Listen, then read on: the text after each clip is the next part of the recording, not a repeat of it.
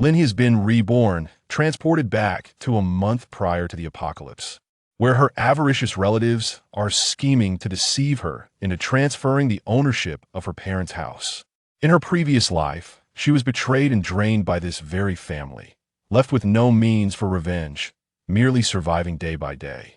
This time, Lin takes up a broom and sweeps them out of her life. Money? Naturally, loans come swiftly. With her newfound abilities, Lin embarks on a frenzied accumulation of vast resources through substantial loans, establishing an indomitable base.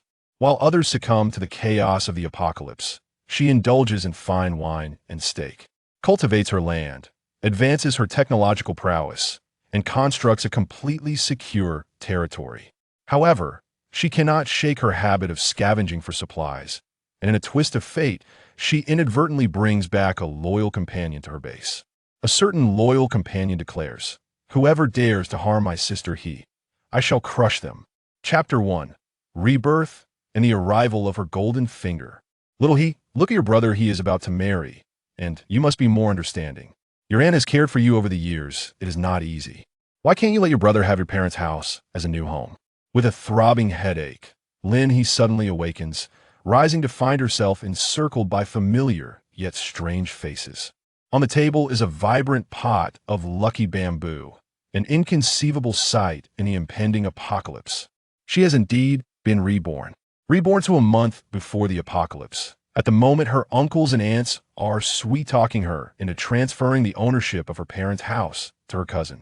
In her past life, with her parents gone, she yearned for familial affection. Despite her unkind treatment by her relatives, she succumbed to their persuasion, transferring the house, longing for her brother's wedding.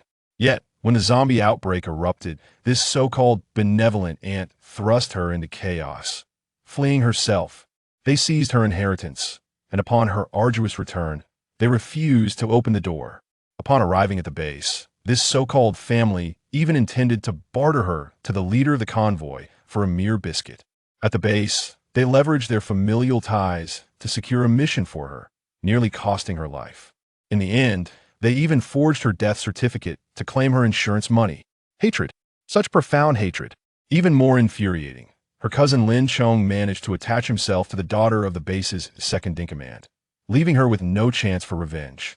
What is it, little Rest assured, although this is your brother's new home, that room will always be yours, and the door will always be open for you. We are family. Aunt Huang, with her self-satisfied smile, could hardly conceal the scheming demeanor and greed in her eyes. Family. Lin gazes coldly at the circle of people. The apocalypse is imminent, and properties in the city center will fall first.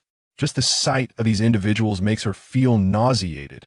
This house is mine, and even if I sell it, I will not give it to you. Lin seizes the broom beside her, declaring, "You think I am easy prey just because I am orphaned?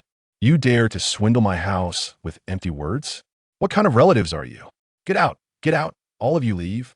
In the desolate aftermath of a decade of struggle, Lin was acutely aware that a fad of composure was utterly futile. When she knelt, pleading for a morsel of food, she was met with derision and scorn. Today, she intended to sell her house. There were plenty of gullible fools willing to buy. Why should she choose these reluctant relatives who wouldn't part with even a fraction of their wealth? "Hey, what are you doing, child? You actually dared strike? Have you lost your mind?" Lin stood firm against 5 adversaries. Her cousin Lin Chong had initially sought to snatch the broom from her grasp, but as she swung it, his wrist swelled instantly, agony coursing through him as though his bones were shattering. Standing resolutely at the door, her expression twisted in rage, she refrained from inflicting mortal harm only due to the constraints of the current legal framework. "If you desire this house, so be it. Its market value is 3,500,000. Offer me 2,500,000, and it is yours." The faces of the assembled relatives shifted dramatically. "Xiao He, what are you doing once more?" Lin brandished the broom. "No money?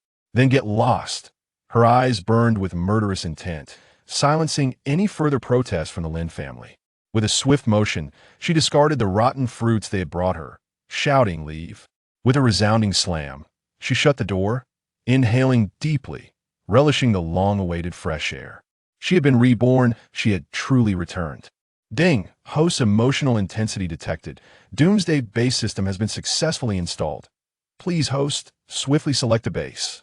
The remnants of her fury had yet to fade when the system's sudden appearance extinguished her emotions in an instant. Trembling, she stammered, "System? Host, the system is here." It was indeed a golden opportunity. Confirming this, tears cascaded down her cheeks. After 10 harrowing years of survival in a world teetering between humanity and monstrosity, she had endured all manner of suffering. Regrettably, her last refuge had succumbed to a horde of zombies, and her demise had been equally gruesome. Wiping her tears away, she swiftly opened her phone. Base. With the apocalypse looming, she knew she could not choose a base in the city. The population was too dense, and zombies lurked everywhere. Fortunately, she recalled a prime location on the outskirts, a natural cave she had previously used to evade the undead, spacious and well-illuminated. Linny opened her map application and searched for Qingfeng Mountain, a journey of an hour and a half by car. Hastily, she rushed to her bedroom and powered up her computer to research warehouses near Qingfeng Mountain. In a post-apocalyptic world, what was most vital? Resources, of course. That was the foundation for survival in such dire circumstances. However, her current funds were woefully inadequate for procuring supplies. After 2 years of work, earning an annual salary of $200,000, supplemented by earnings from part-time jobs during her studies, she had saved over $500,000. Still insufficient. Suddenly struck by inspiration, she opened her phone and scrolled through her chat history to find a familiar contact. Zhang Xiaofei. Xiaohe, if you're venturing into business, you can't be without capital. Trust me, this lending platform is excellent, with only a 5% interest rate. The deceitful Zhang Xiaofei, her college classmate. In the midst of the apocalypse, it was by chance that she encountered Zhang Xiaofei, a figure entwined in the shadowy realm of illicit online lending prior to the world's descent into chaos, leaving many in dire financial ruin. Isn't this the most opportune method to amass wealth? Beep beep. Hello, Zio. Have you made a decision? Lin H tapped on the table, suppressing her excitement. Of course. How much can I secure with my property as collateral? Zhang Xiaofei replied, her voice brimming with enthusiasm.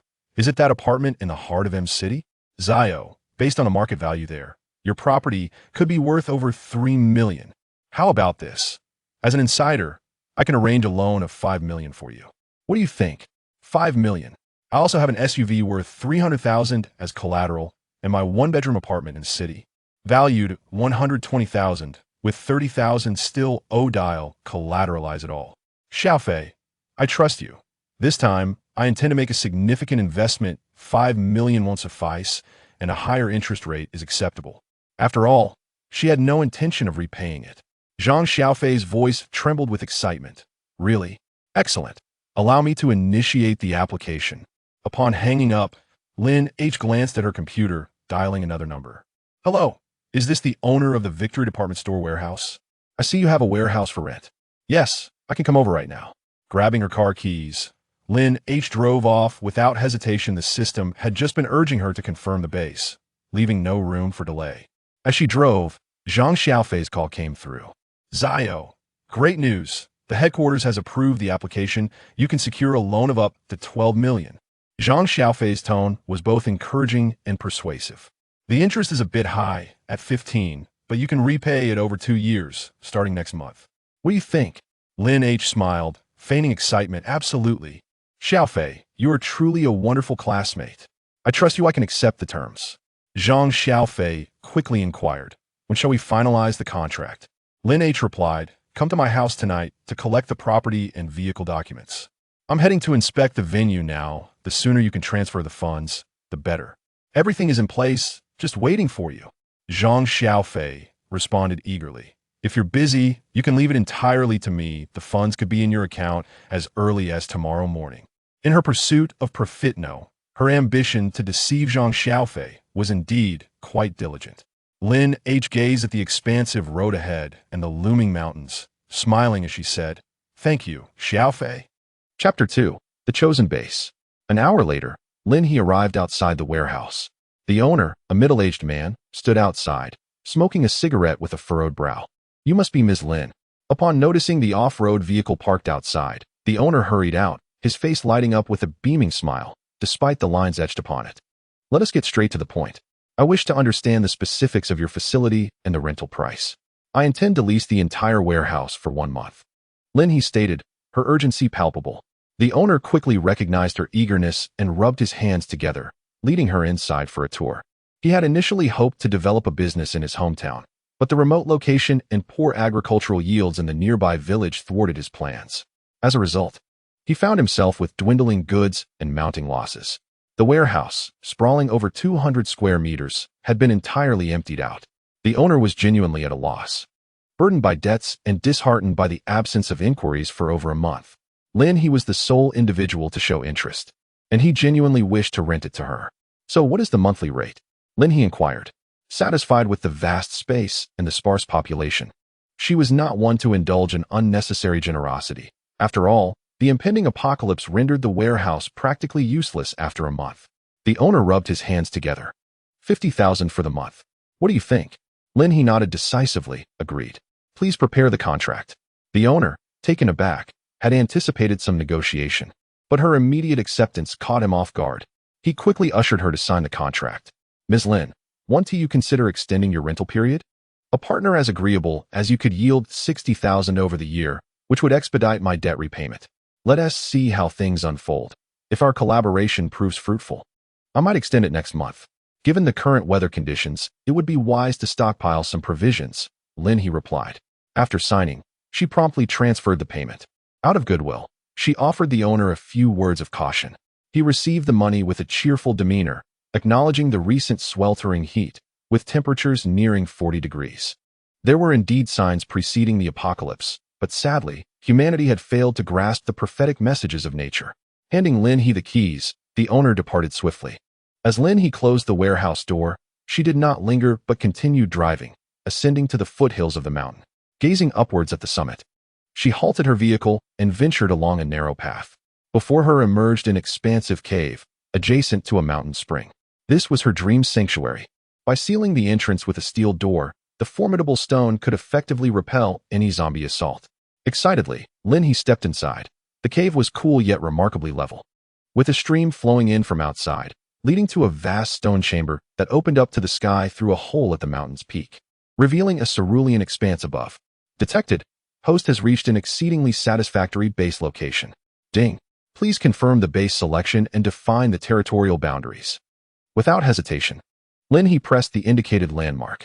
Selection confirmed. Before her eyes, a blue marker suddenly appeared and then vanished into the ground. Ding. Base selection complete. Newbie gift pack distributed. Level 1 base blueprint obtained, 2 medical kits. Task. Please construct a level 1 base within 24 hours. Notice. The system backpack has been activated. Initial backpack. 5 slots. Lin He was taken aback. A backpack. It was a space. A product of the system, undoubtedly exquisite. Each slot in the backpack had a capacity of 10 by 10 by 10. Furthermore, there were no restrictions on the types of items until the space was filled, and whatever was inserted would retain its form upon removal, making it an excellent asset for stockpiling provisions. Lin He, filled with excitement, opened the backpack to examine the blueprints within. Level 1 base blueprint. 1,000 steel, 1,000 wood, 1,000 stone, 500 plastic materials, unlimited types of various metals 100. This outlined the material requirements, and the blueprint would automatically construct her level 1 base. How incredibly convenient. Lin He's hands trembled with exhilaration as she quickly grabbed her phone and scoured through her contacts to make immediate purchases. After all, she was indeed about to establish a factory for business, and she had previously made the acquaintance of numerous suppliers. She could procure steel, wood, stone, plastic, and metals. However, she was uncertain about the units required by the system, so she decided to estimate her own. The cheapest steel was priced at 3 yuan, and she suspected that future upgrades would undoubtedly demand more steel, so, glancing at her balance, she boldly ordered 100 tons, 100,000 kilograms, totaling 300,000. Her savings dwindled significantly in an instant.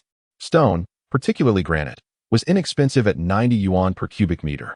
Estimating that the system wouldn't be excessively demanding, she thought that a cubic meter of granite weighed approximately 2,700 kilograms. Thus, for urgent needs, considering the abundance of stone around, she settled on purchasing just 10 cubic meters.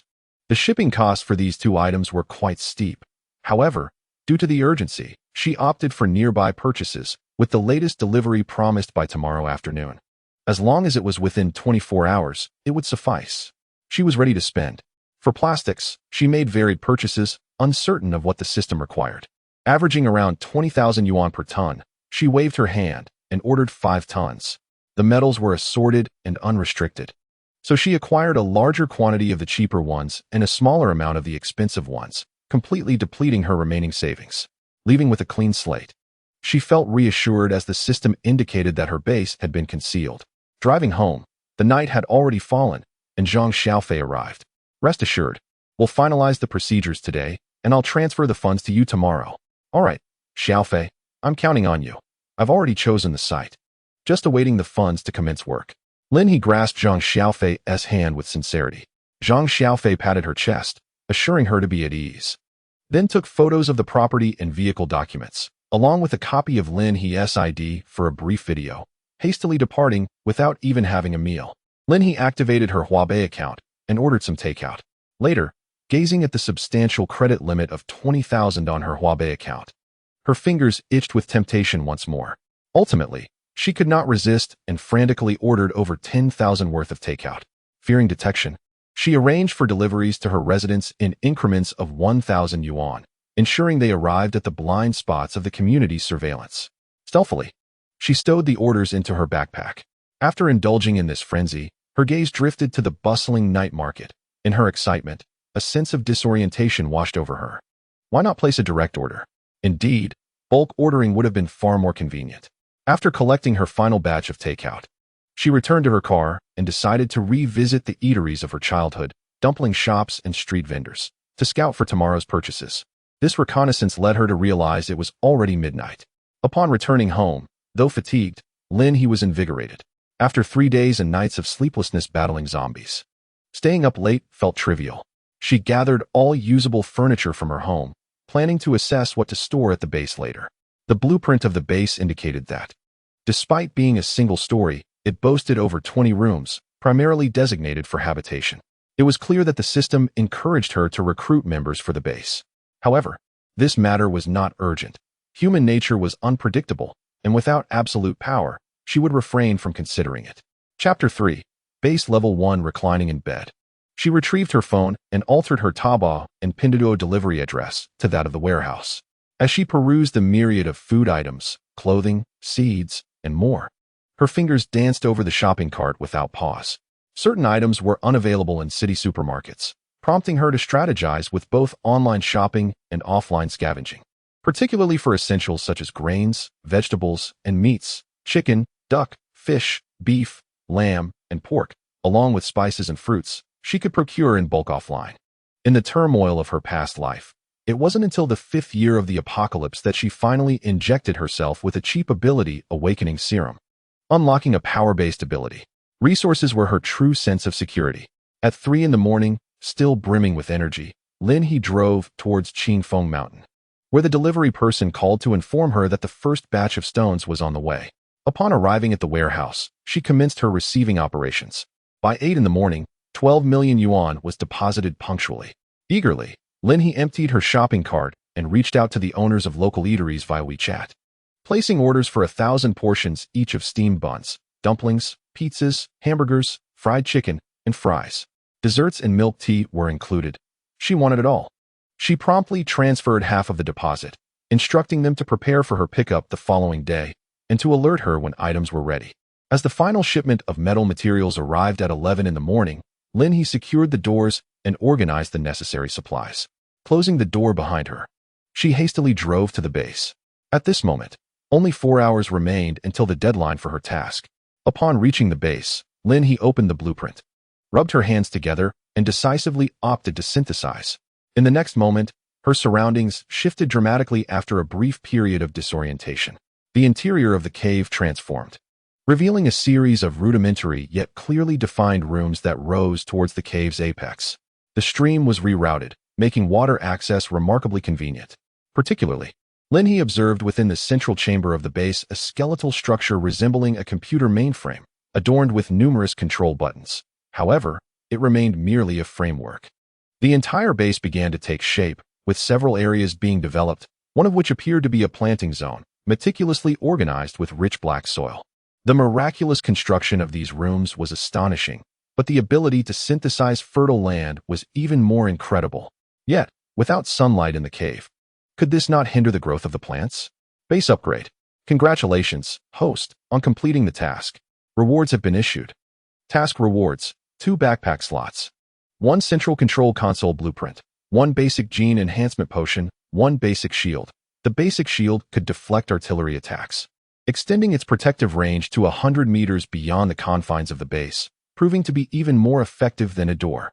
Others would be temporarily barred from entry, with access granted only after the central control was constructed and biometric identification was inputted. Upon opening the blueprint for the central control, Linhe noted that the materials required were similar to those needed for the base, though the specifications for metals differed in both type and quantity. Task 1. Construct the central control console. Task 2. Please name the base. Task 3. Please build a seed storage room and a greenhouse planting room to facilitate cultivation at the base. No time limit. A greenhouse for cultivation? Linhe glanced towards the patch of black soil. Ah, that must be the spot. Coincidentally, during her time in the apocalypse, she had also dabbled in greenhouse planting. And with the right materials, everything would be manageable. The system had presented her with 3 tasks. The first 2 seemed straightforward, and she could certainly handle the greenhouse. Starting with the seed storage room. Now, Linhe retrieved the enhancement potion from her previous task, a smile tugging at her lips. If her assumptions were correct, this was the ability awakening potion from the 5th year post-apocalypse, though the system's version would undoubtedly surpass the quality of the one she had once crafted.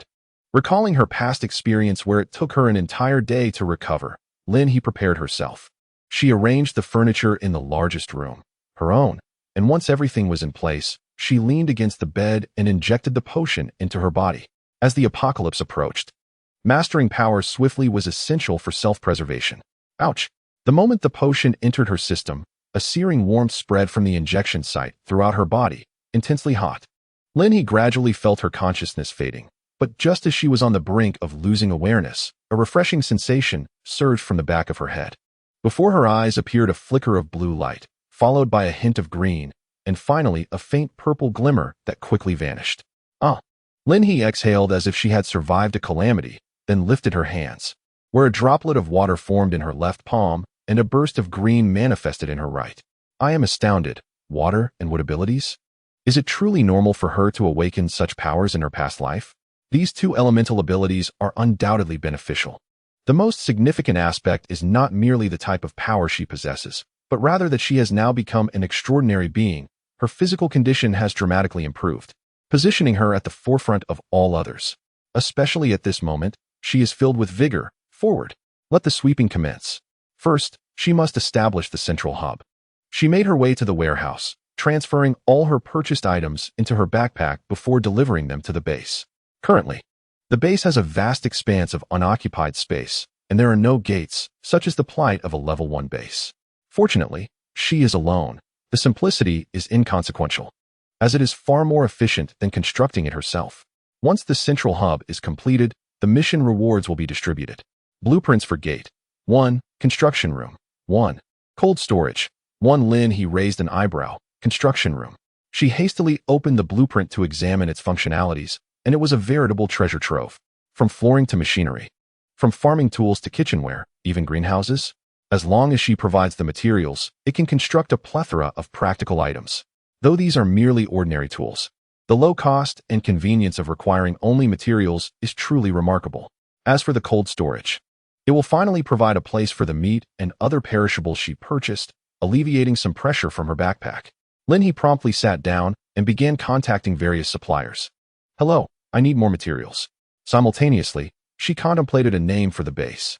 As someone who struggles with naming, she decided that since this base belongs to her, it should reflect her unique flair. System, name the base, Linhe Base. Beep. Base naming successful. Base panel activated. Just after placing her order, Linhe raised an eyebrow and quickly opened the panel. Base. Linhe Base Level. 1 Owner. Linhe Area. 2,000 square meters. Members. 0. Capacity. 30. Host. Linhe Age. 25. Height. 167 centimeters. Ability level. Water ability level 1. Wood ability level 1. Backpack, 7 slots, medical kit. 2. Blueprints. 3 unused, various materials. Lin he sat on her bed, the details somewhat rudimentary. Yet these figures were sufficient for her needs. At 3 p.m., she drove back to the city to commence her procurement spree. She contacted suppliers who deal directly with wholesale warehouses, as her purchasing requirements were extensive. Chapter 4. A frenzied acquisition of supplies. Lin He's first stop was a warehouse for essential grains such as rice and flour. After acquiring 2 million units of materials and spending $200,000 on online purchases, she still had $980,000 remaining. She visited several warehouses in succession, amassing 20 tons of Wuchang rice and 20 tons of flour, while also procuring approximately 10 tons each of various vegetables in bulk. For seasonings, she collected 1 ton of each type. The prices for meats were significantly higher than the rest, and upon reviewing the costs, she decisively opted to purchase large quantities of chicken, followed by pork and beef, leaving the selection of other meats to depend on the cuts available. Due to the substantial volume, after making her payment, she requested the delivery to the warehouse. Following this wave of procurement, her finances dwindled by $3 million.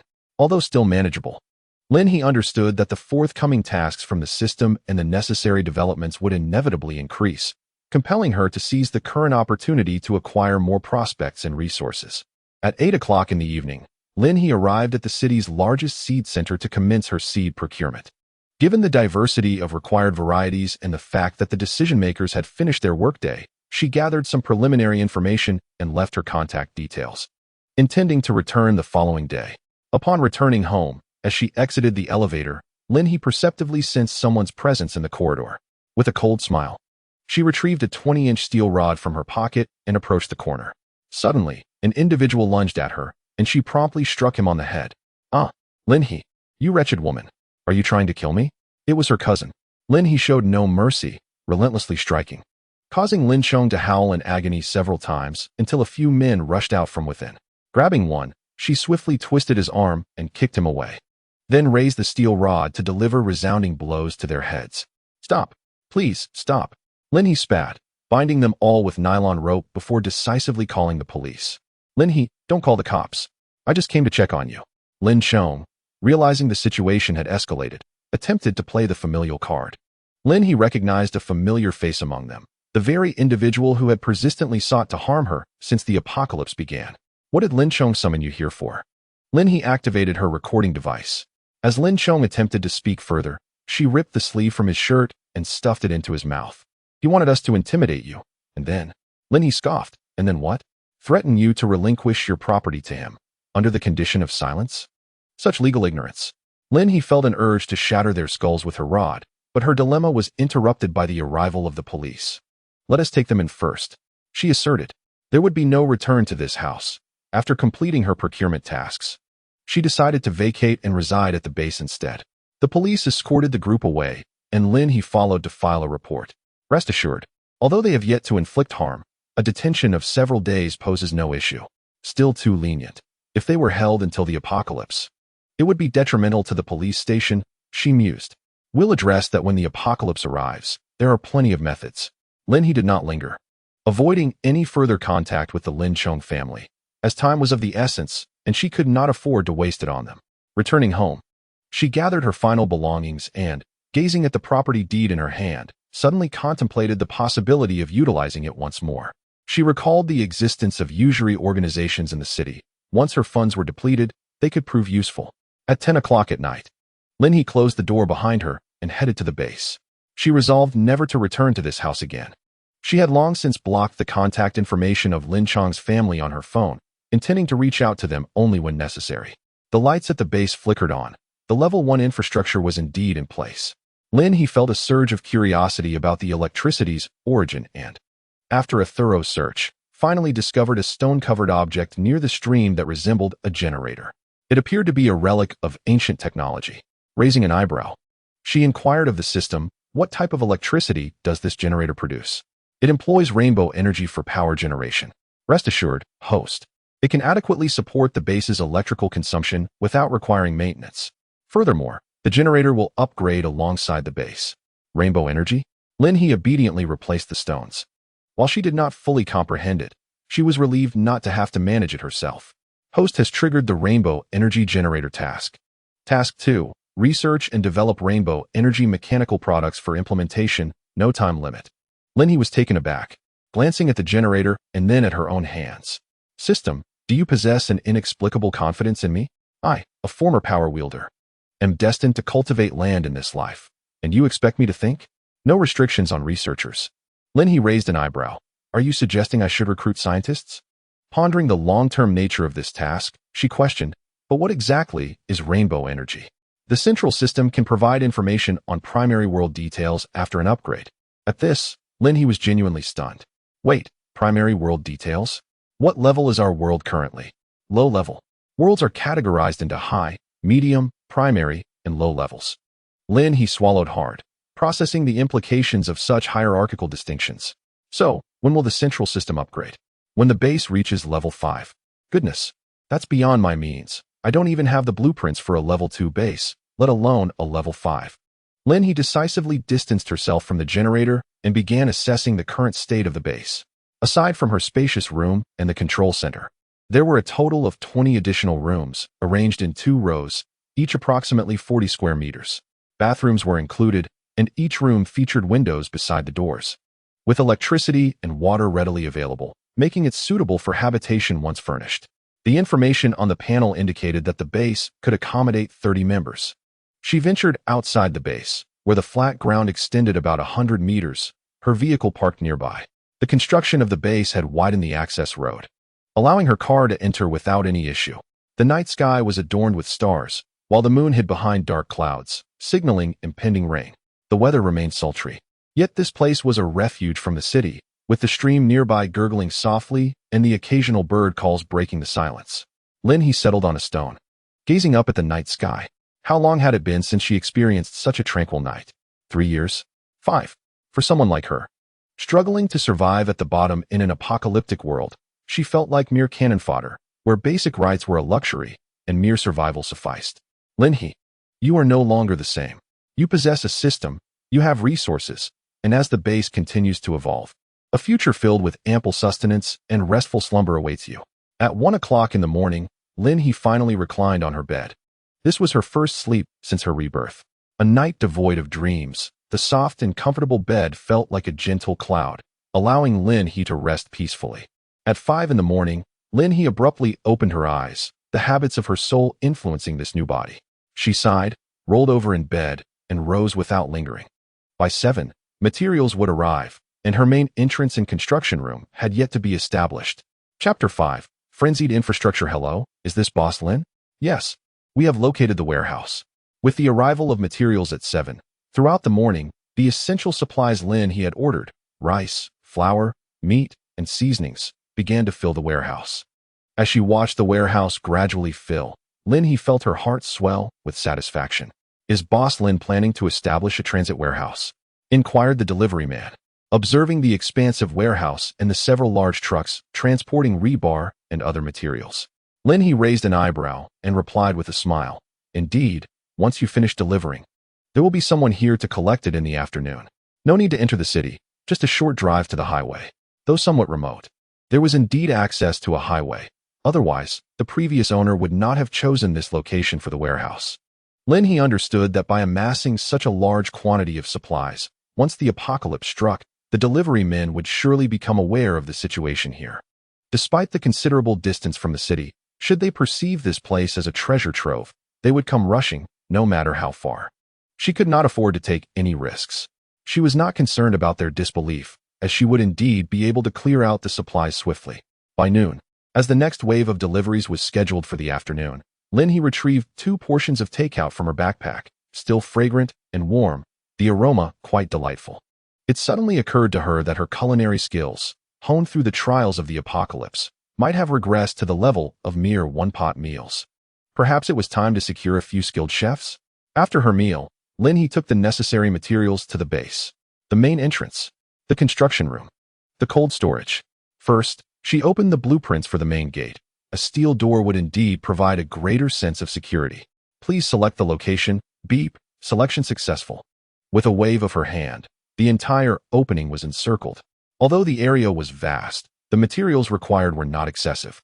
In the next moment, another mosaic appeared, revealing a steel door erupting from the ground, swiftly ascending to the top of the opening and embedding itself deeply into the mountain rock. Click! The lights illuminated, and suddenly, sunlight streamed through a row of open skylights. The handles of the 4 doors turned on the gate, and a series of access control devices emerged. Beep. Main gate construction successful. Rewards dispatched. The reward, access card manufacturing device 1. Please select a location for placement. A truly comprehensive service. Linhee raised her hand to close her wide-open mouth, gazing at the imposing steel door that exuded an overwhelming sense of security. Particularly, the skylight above allowed sunlight to stream through, illuminating the interior without obstruction, creating a truly homely ambience within the base. After some contemplation, she decided to place the manufacturing device in her room.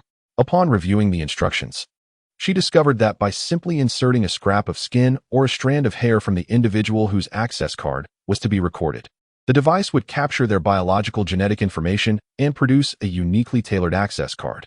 Only with one's own access card could one enter. If the biological information did not match the card, entry would be denied. This effectively thwarted any attempts by others to seize the card and enter the base. Moreover, the protective shield included a filtration procedure, preventing unauthorized individuals from accessing the shielded area. In short, an abundance of security. Next, Linhee designated the locations for the construction room and the cold storage room, and without hesitation, she got to work. To her surprise, the 2 rooms occupied a modest area of only 10 square meters each.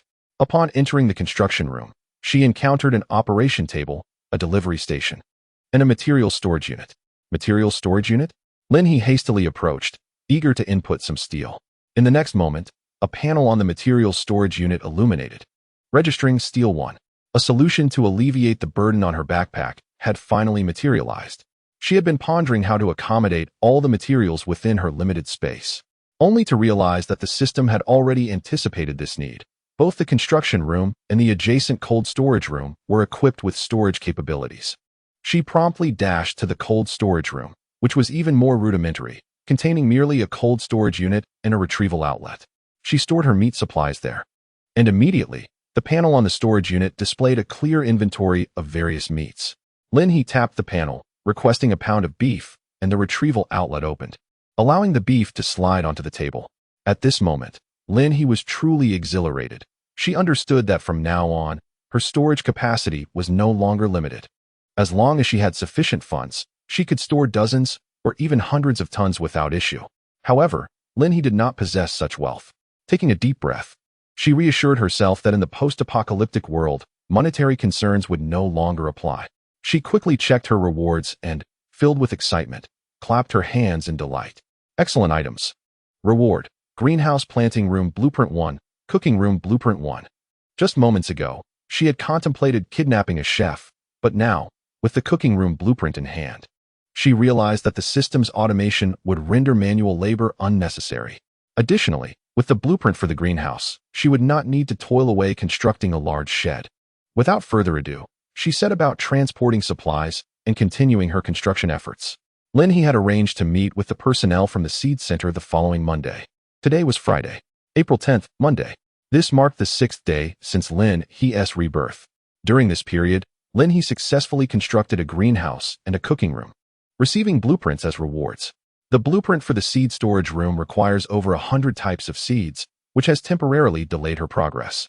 The most delightful surprise in the cooking room is the storage station, where all her food can be stored.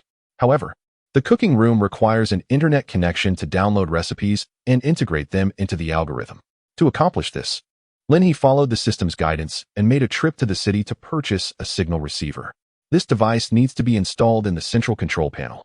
But lacking skills in welding and installation, Linhee found herself at a standstill once more. Nevertheless, she managed to retrieve the food she had previously ordered from the city. She systematically swept through various stores.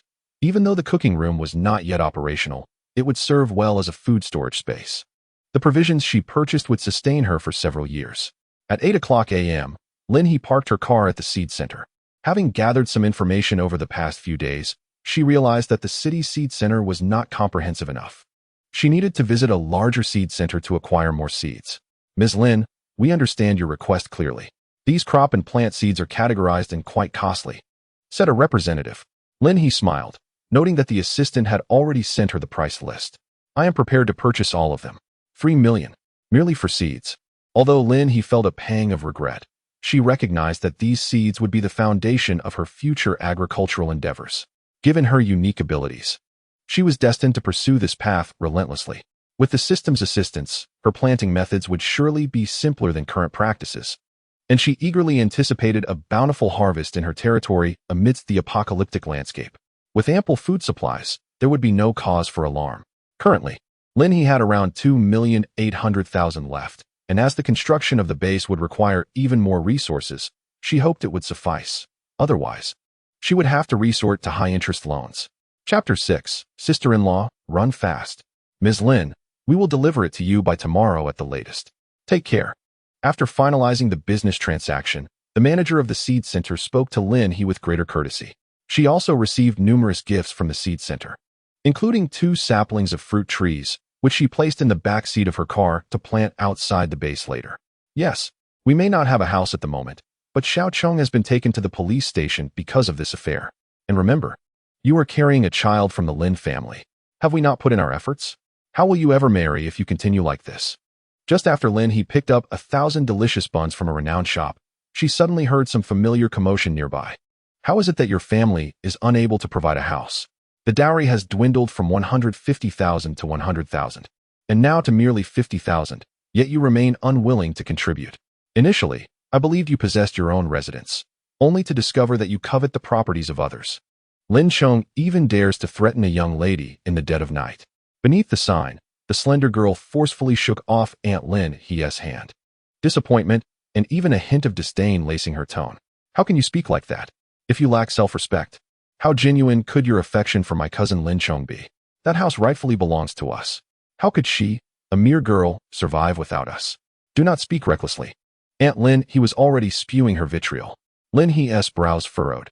Was this Lin Cheng's fiancée? In a previous life, during the wedding banquet, a zombie outbreak occurred, and Lin Cheng's fiancée was pregnant at the time, which made the Lin family cherish her immensely. However, during their escape, she suffered a miscarriage, and the true nature of the Lin family was revealed, leading to her tragic demise at the hands of the undead. The Lin family regarded her as a burden. She was a girl who had lost her child, incapable of going far. The apocalypse had only just begun a few days prior. But alas, that girl lost her life. Lin He's grandfather was remarkably handsome and tall in his youth, which Lin Cheng inherited, endowing him with a deceptively charming visage. It was this very sister-in-law who once opened the door for Lin He, allowing her to continue surviving. Lin He pressed her lips together and donned her sunglasses. Since fate had intertwined their paths, she might as well repay the kindness of that door being opened long ago. Do not pull me. Qin Yu attempted to leave, but Aunt Lin He seized her bag and then her hand, exclaiming, "You shall not escape. The child within you still belongs to the Lin family." Qin Yu was almost amused by their audacity. Do you truly believe a child could bind me? How ridiculous. Yet her strength was no match for Aunt Lin He's. And just as she was about to be dragged away, a pair of hands appeared, grasping Qin Yu's shoulder while the other seized the wrist of that imposing woman. Lin He exerted force, causing Huang Yu to yelp in pain and release her grip. Who are you, Lin He? Huang Yu recognized Lin He, her rage morphing into obsequiousness, only to harden again as she recalled something. You're just in time. Come with me to the police station to retrieve your brother. However, Lin He pulled Qin Yu behind her, a smirk gracing her lips. Huang Yu, I previously stated that when you attempted to seize my house, we are no longer related. Besides, Lin Cheng led an assault against me. What reason do I have to accompany you to such a deranged individual? You Lin He. I am your aunt. Huang Yu's eyes widened, her voice booming with authority as if she possessed some monumental favor over Lin He. Indeed, someone who has coveted my parents' legacy since their passing. How many items have you taken from my family over the years? Shall I enumerate them all? Lin He's expression turned icy. If you still have any semblance of dignity, cease your attempts to entangle me. She turned back, addressing Qin Yu. Would you like to come with me? At this moment, Qin Yu found herself somewhat in a daze. She had met Lin He once before, during a time when Lin He and the Lin Cheng family still shared a close bond. Lin He was a gentle soul, speaking softly, and was generally agreeable to any requests from the Qin family. How could it be that after such a brief separation, Lin He had been driven to such extremes by the Lin family?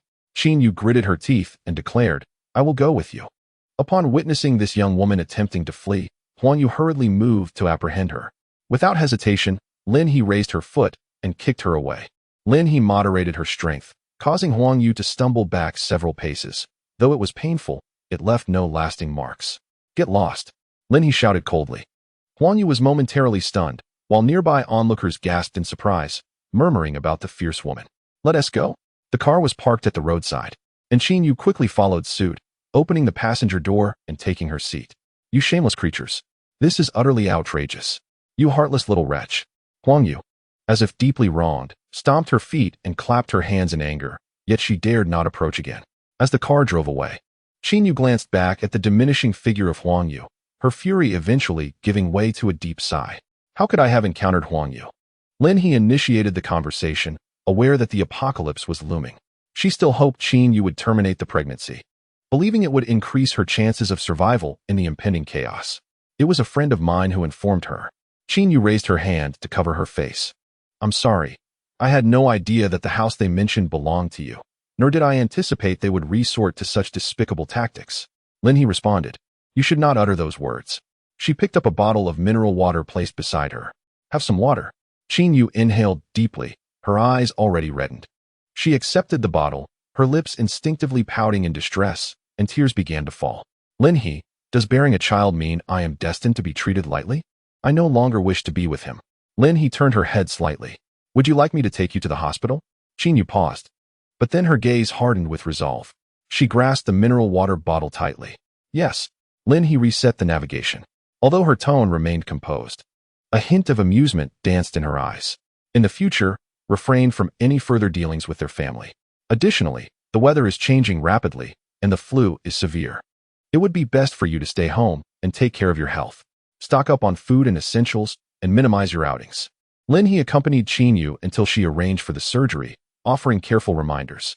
Having just endured the betrayal of a friend, Qin Yu's parents were preoccupied with their business and had little time to support her. Lin He, thank you. Qin Yu's eyes were red as she expressed her gratitude. I troubled you today. I will treat you to a meal in a few days. Lin He paused momentarily before decisively shaking her head. I will be quite busy in the coming days. There's no need for your gratitude. This is simply what I ought to do. Be sure to remember what I said. Do not associate with their family any longer. You need to focus on your health. It's best not to return to your own place. Stay with your parents and have them prepare more food and supplies. Qin Yu seemed to sense something ineffable, and Lin He's earnest demeanor compelled her to nod vigorously, affirming, I understand. Just before Lin He departed, Qin Yu hurried after her, calling out, Lin He. She pressed a stack of money into Lin He's hands, saying, You bought me so many things during our last meeting. I suspect some of what Lin Zhong and the others sent me was also from you. Please take this, and do take care of yourself. Keep going. Lin He quickly attempted to return the money, but Qin Yu turned and ran, glancing back to add, If you encounter any business difficulties, feel free to reach out. My parents have plenty of connections in the city. Lin He stood frozen, watching Qin Yu's receding figure, her grip on the money feeling increasingly burdensome. Sighing, she recalled that Qin Yu's parents were indeed quite successful in business, residing in a villa on the outskirts, where the population was sparse. Lin He thus suggested that Qin Yu stay with her parents. I hope you can survive, she thought as she climbed into her vehicle and drove away. Suddenly, she considered stockpiling some instant noodles and other convenience foods, not for herself, but for future bases, as she couldn't let them discover the secrets of the base too quickly. Onward with the procurement. Chapter 7, Level 2 Base. In the blink of an eye, 10 days had passed. The base had not undergone significant changes.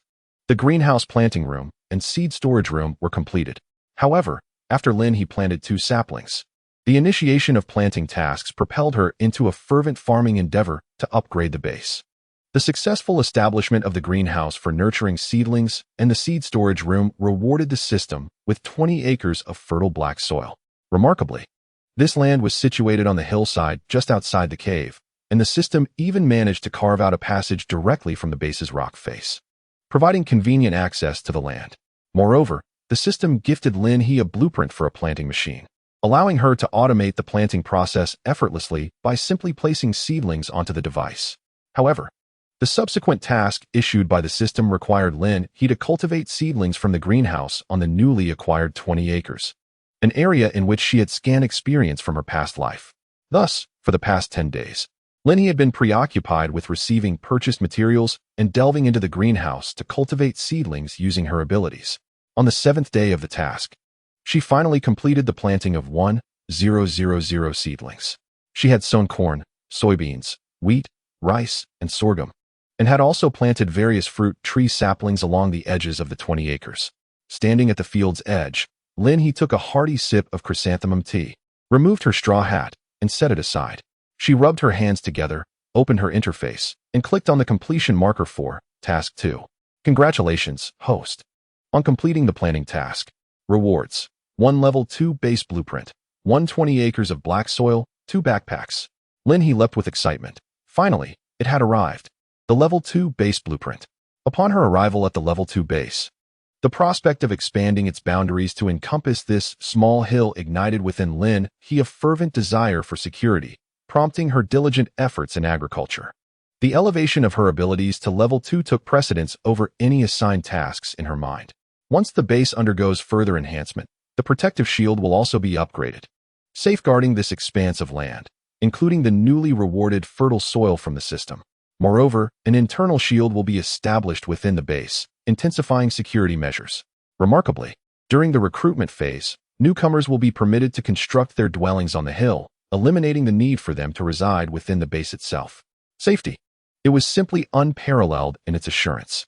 Linhee, momentarily disregarding the newly revealed fertile land, hurried back to the base, her backpack filled with materials specifically prepared for the Level 2 base. Seated beside her central control panel, Linhee pressed the Upgrade button, and in the next instant, the base was enveloped in a mosaic. She heard a distant rumbling, accompanied by the sensation that something above her was steadily ascending. Upon looking up, she witnessed the mosaic encroaching upon the mountaintop, revealing beams and ceilings as it receded. To her astonishment, this upgrade process persisted for a remarkable half-hour. On the control panel, 16 monitor screens flickered to life, displaying continuous images of transformations both within and outside the base, leaving Linhee utterly astounded. Having only glanced at the blueprints earlier, she had not anticipated that the Level 2 base would feature a second floor. The rooms on the second level were more spacious and designed for functional purposes, such as a library. Linhee watched as shelves materialized in the library, followed by tables and chairs, and instinctively pressed her lips together in disbelief. Then opened the blueprints to examine them closely. Beyond the library, the second floor also boasted a gymnasium, a gravity training room, and what else? A laboratory. Marked as not yet open. Linhee looked up and indeed observed one of the 16 screens shrouded in darkness, the monitor for the laboratory. Of the 16 monitors, 6 were dedicated to the second floor, showcasing the aforementioned 4 rooms, along with a medical room and an observation room. An observation room?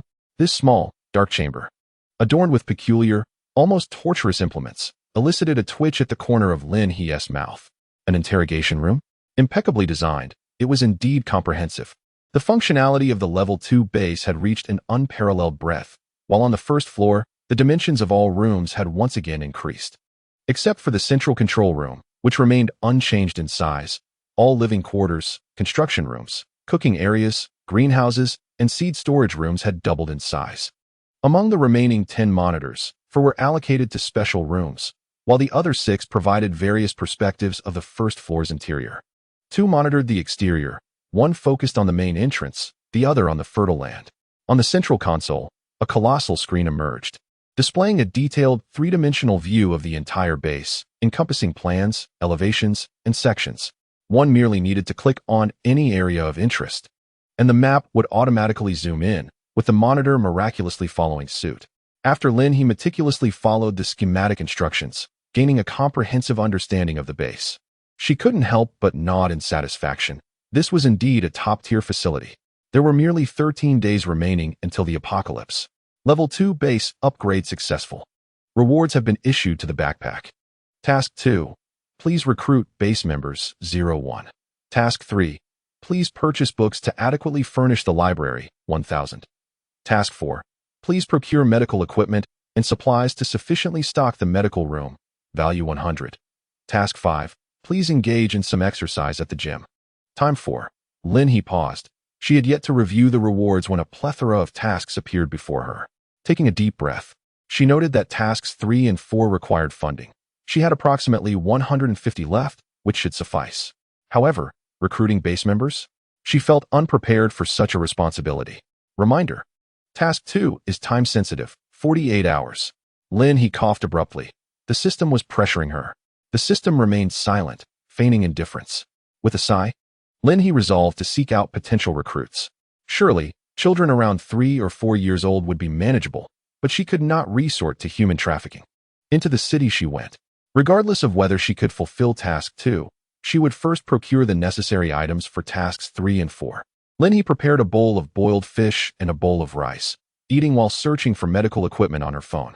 The task stipulation was that any purchase exceeding 100,000 would suffice, so she focused on acquiring discarded equipment from hospitals, which would be more affordable and leave her with funds to procure other medical resources. The remarkable aspect of the system was that even the most dilapidated items could be upgraded upon purchase. Thus, Lin, he harbored little concern regarding quality. On April 20th at noon, Lin, he set out in her vehicle from the base. As she descended the hillside, the once wide road narrowed, signaling that she had exited the confines of the base. It was even larger than she had anticipated. Upon returning, she intended to explore the construction facility to see if they could produce building materials, which would facilitate the members she brought back in constructing their own shelters. She felt it unlikely that she would encounter any toddlers. Even if she did, she could not morally justify abducting them. Her conscience simply would not allow for such an atrocity. Chapter 8. Prosperity. Ms. Lin. Let's negotiate amicably. Previously, Lin, he had settled on a price with a medical equipment processing company, yet the owner unexpectedly sought to raise the price. Lin, he would not tolerate such indignity and promptly moved on to the next vendor. Her funds could not be squandered here. 700,000. The owner, growing desperate, attempted to grasp Lin He's arm, but she nimbly evaded him. Initially, 700,000 was acceptable, but now, she was no longer interested. She would not agree to such terms. Upon hearing this, the boss immediately became enraged. You don't want it? Do you think everyone in my factory is merely idling away? As he spoke, several workers approached with menacing expressions. Lin, he let out a cold laugh, remarking, "This is a society governed by law. What's the matter? If a deal falls through, do you intend to resort to violence?" The boss's tone was laced with threats. You're refusing a toast and instead opting for punishment. Ms. Lin, do you believe you can leave here unscathed? The surrounding workers appeared fierce and intimidating. Lin, he discerned that this was, indeed, a nefarious establishment. These men exuded a sinister aura. Even if they had not taken a life, they were certainly not virtuous individuals. She couldn't help but twist her neck, initially not wishing to waste time with such an unscrupulous factory owner. However, did they truly believe she had come to negotiate without preparation? You're prepared? There's not a soul within 10 miles. The boss, eyeing Lin He's demeanor and figure, could not suppress a lewd lick of his lips. All right, you insolent woman. Reasoning with you is futile. Brothers, let her experience something delightful. Go. Lin, he took a step back, raising a hand. Wait. The boss, hands on his hips, laughed. What's the matter? Are you afraid? Yet, as he watched Lin He place her bag aside and flex her wrists, he questioned, What are you doing? Lin, he merely smiled, beckoning the group with a flick of her fingers. These ruffians could not withstand such provocation and charged forward. The other workers averted their gazes, fearful of what was to unfold. However, contrary to the anticipated screams of a woman, the air was filled with the sickening sound of bones cracking, followed by the anguished howls of the men. The boss was utterly stunned. His eyes wide as he witnessed Lin he deliver a punch to one and a kick that sent another flying until she stood before him. In that moment, he bellowed, Don't hit the face. 10 minutes later, Lin he furrowed her brow as she regarded the factory's concealed entrance. Turning back, she surveyed the bound boss and thugs, incredulous that they dared engage in such illegal activities. The other workers who had reported the incident quickly nodded in agreement. Miss Lin, we did not assist you out of fear of retaliation. Lin he had already contacted the police, and the workers, now resigned to their fates, were eager to serve as informants. Lin he paused. Let us wait for the police. This hidden door led to a basement filled with illegally traded medical resources. A factory repurposing discarded instruments, truly audacious. Was her hand imbued with magic to have uncovered such a clandestine operation? Ms. Lin, thank you for your report. Lin he, slightly embarrassed, accepted the letter of gratitude. I merely sought to purchase medical equipment. As she was about to exit the police station, She spotted an unusually familiar large dog being led by an officer. Is this the one from the factory? She turned her head, and the policewoman nodded. Yes. It was confined in the basement, reduced to a mere skeleton. Dog. Lin He suddenly recalled something and hastily asked the system, does a dog count as a member? Members. Are we not referring to humans? Lin He paused slightly. Well, canines may serve as guardians of the base, yet they do not qualify as members. She scoffed at the notion of not counting them.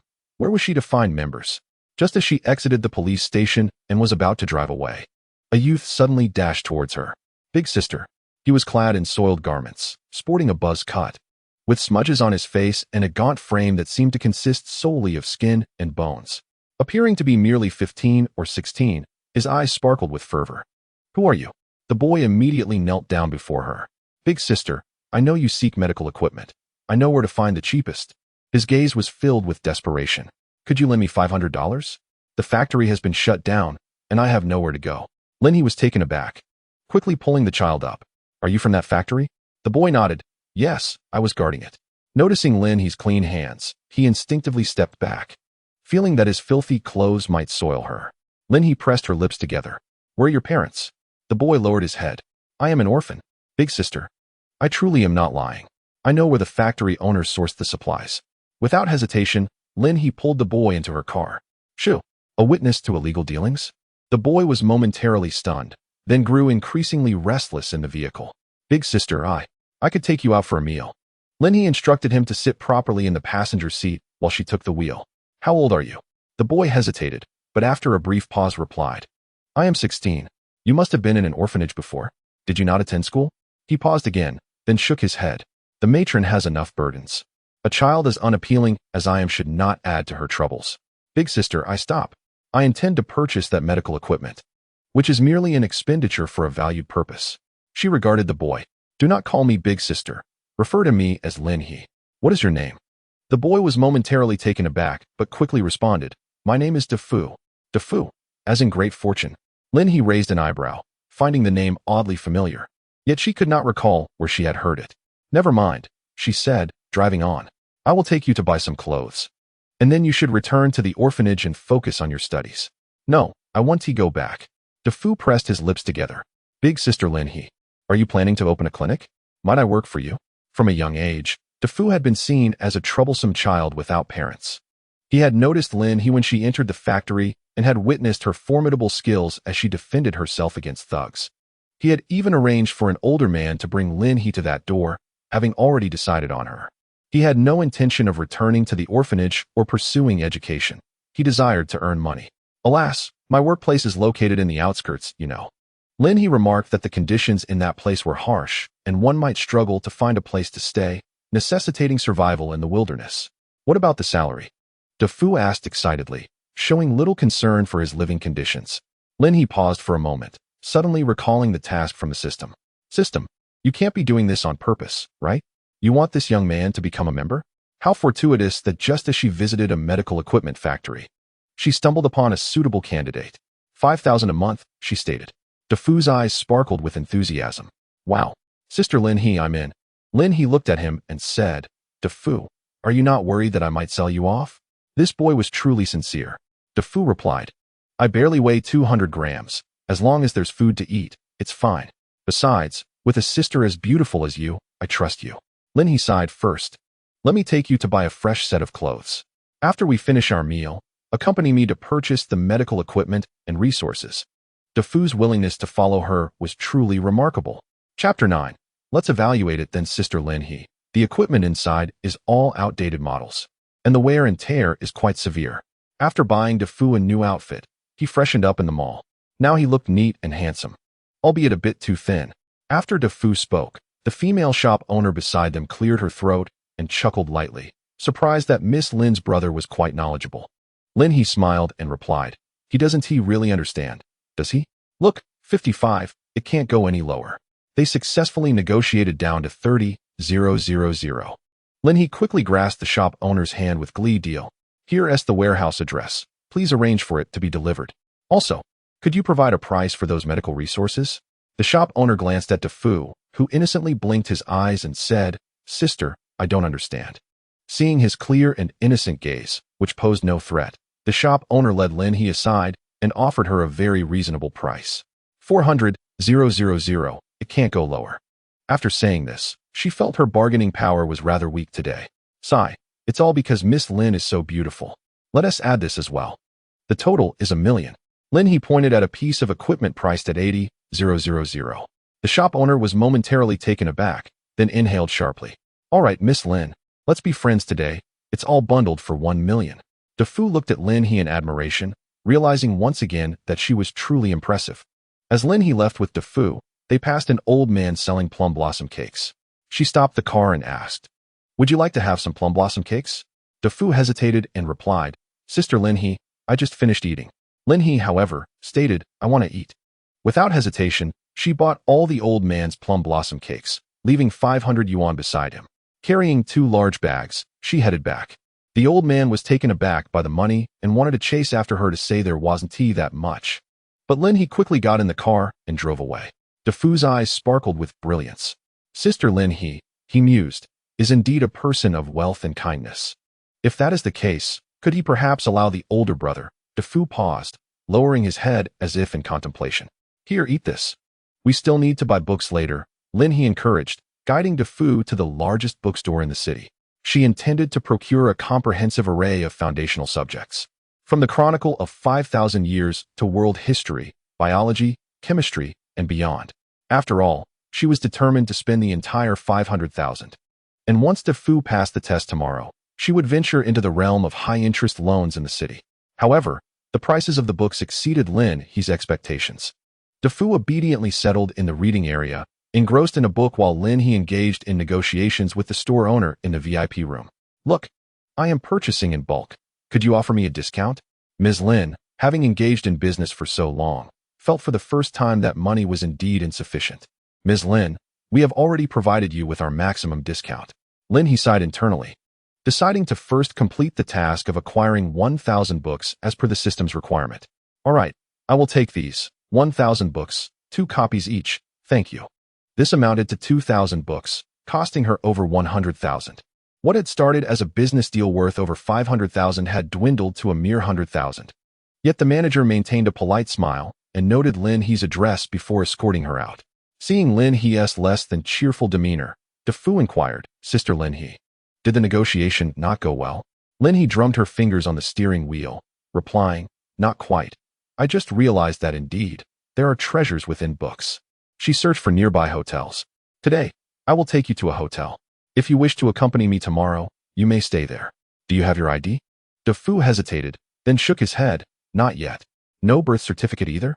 Lin He raised an eyebrow. "Perhaps I should return you to the welfare home. I could donate several thousand to them." DeFu hurriedly waved his hands. No, Sister Lin He. I had a bit of an unpleasant encounter with the people at the welfare home. I prefer not to go back. Please take me to my little house." Lin He nodded in agreement. "Very well.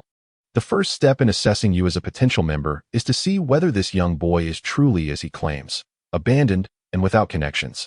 It would be best if no other individuals are involved. This way, even if DeFu remains near the base during the impending apocalypse, there should be no complications. Until that time arrives, I must keep my base concealed." DeFu's little house was a makeshift foam structure, not particularly clean, situated next to a garbage dump. The environment brought Lin He a sense of familiarity. She sighed and set some food inside his dwelling. "DeFu, I must be clear with you. If you choose to come with me, there will be an extended period during which you cannot interact with others. Furthermore, you must not leave without my permission.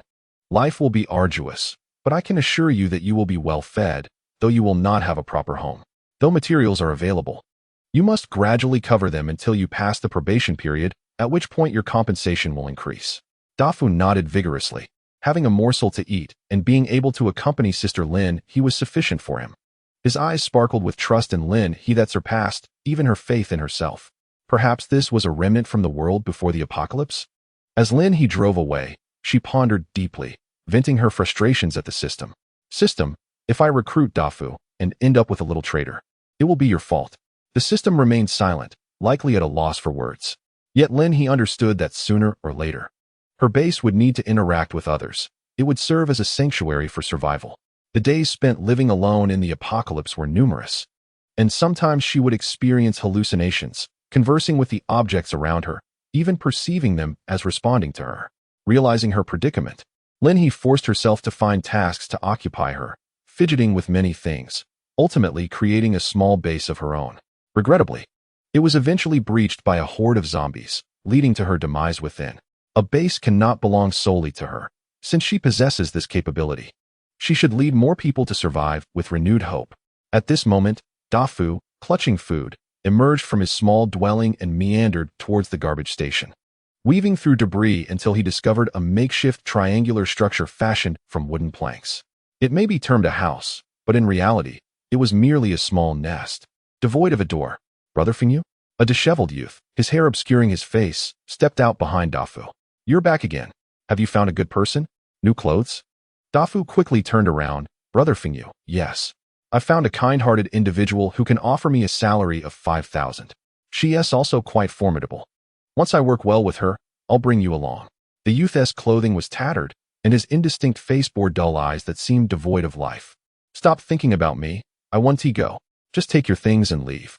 The youth brusquely shoved Dafu aside and retreated to the small nest, turning his back. Dafu's eyes brimmed with tears. Brother, I will always remember your immense kindness. I'll definitely earn a fortune with my boss and learn skills to take care of you in the future. The youth scoffed. What can you do? Just go? Wiping his tears, Dafu set the food down and turned to leave. The youth sat up, and a hint of his handsome features could be discerned between his brows. With a sigh, he muttered, what a fool. How am I still alive? Chapter 10, Training, Medical Room System. Do you have blueprints for rooms? Linhee inquired. As she was genuinely preparing to recruit members. Sitting in the construction room, she propped her chin on her hand, gazing at the building materials. The host may complete tasks first. Linhee raised an eyebrow. What do you mean? Does that imply that if I complete the tasks, I will acquire the blueprints for the houses?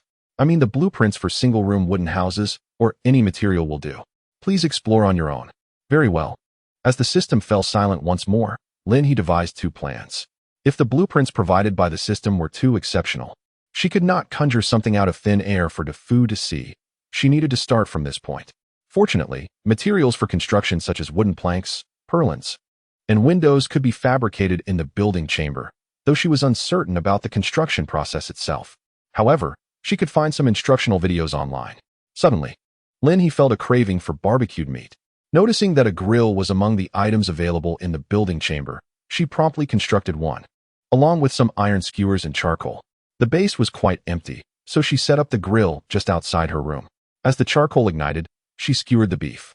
After chopping some vegetables and preparing a sauce, she controlled the heat and looked up at the moonlight streaming through a hole above, a smile gracing her lips. Let the grilling commence. Though alone, the sizzling sounds of the food mingled with the aroma wafting from the charcoal brought her immense joy. No, she needed some music to enhance the atmosphere.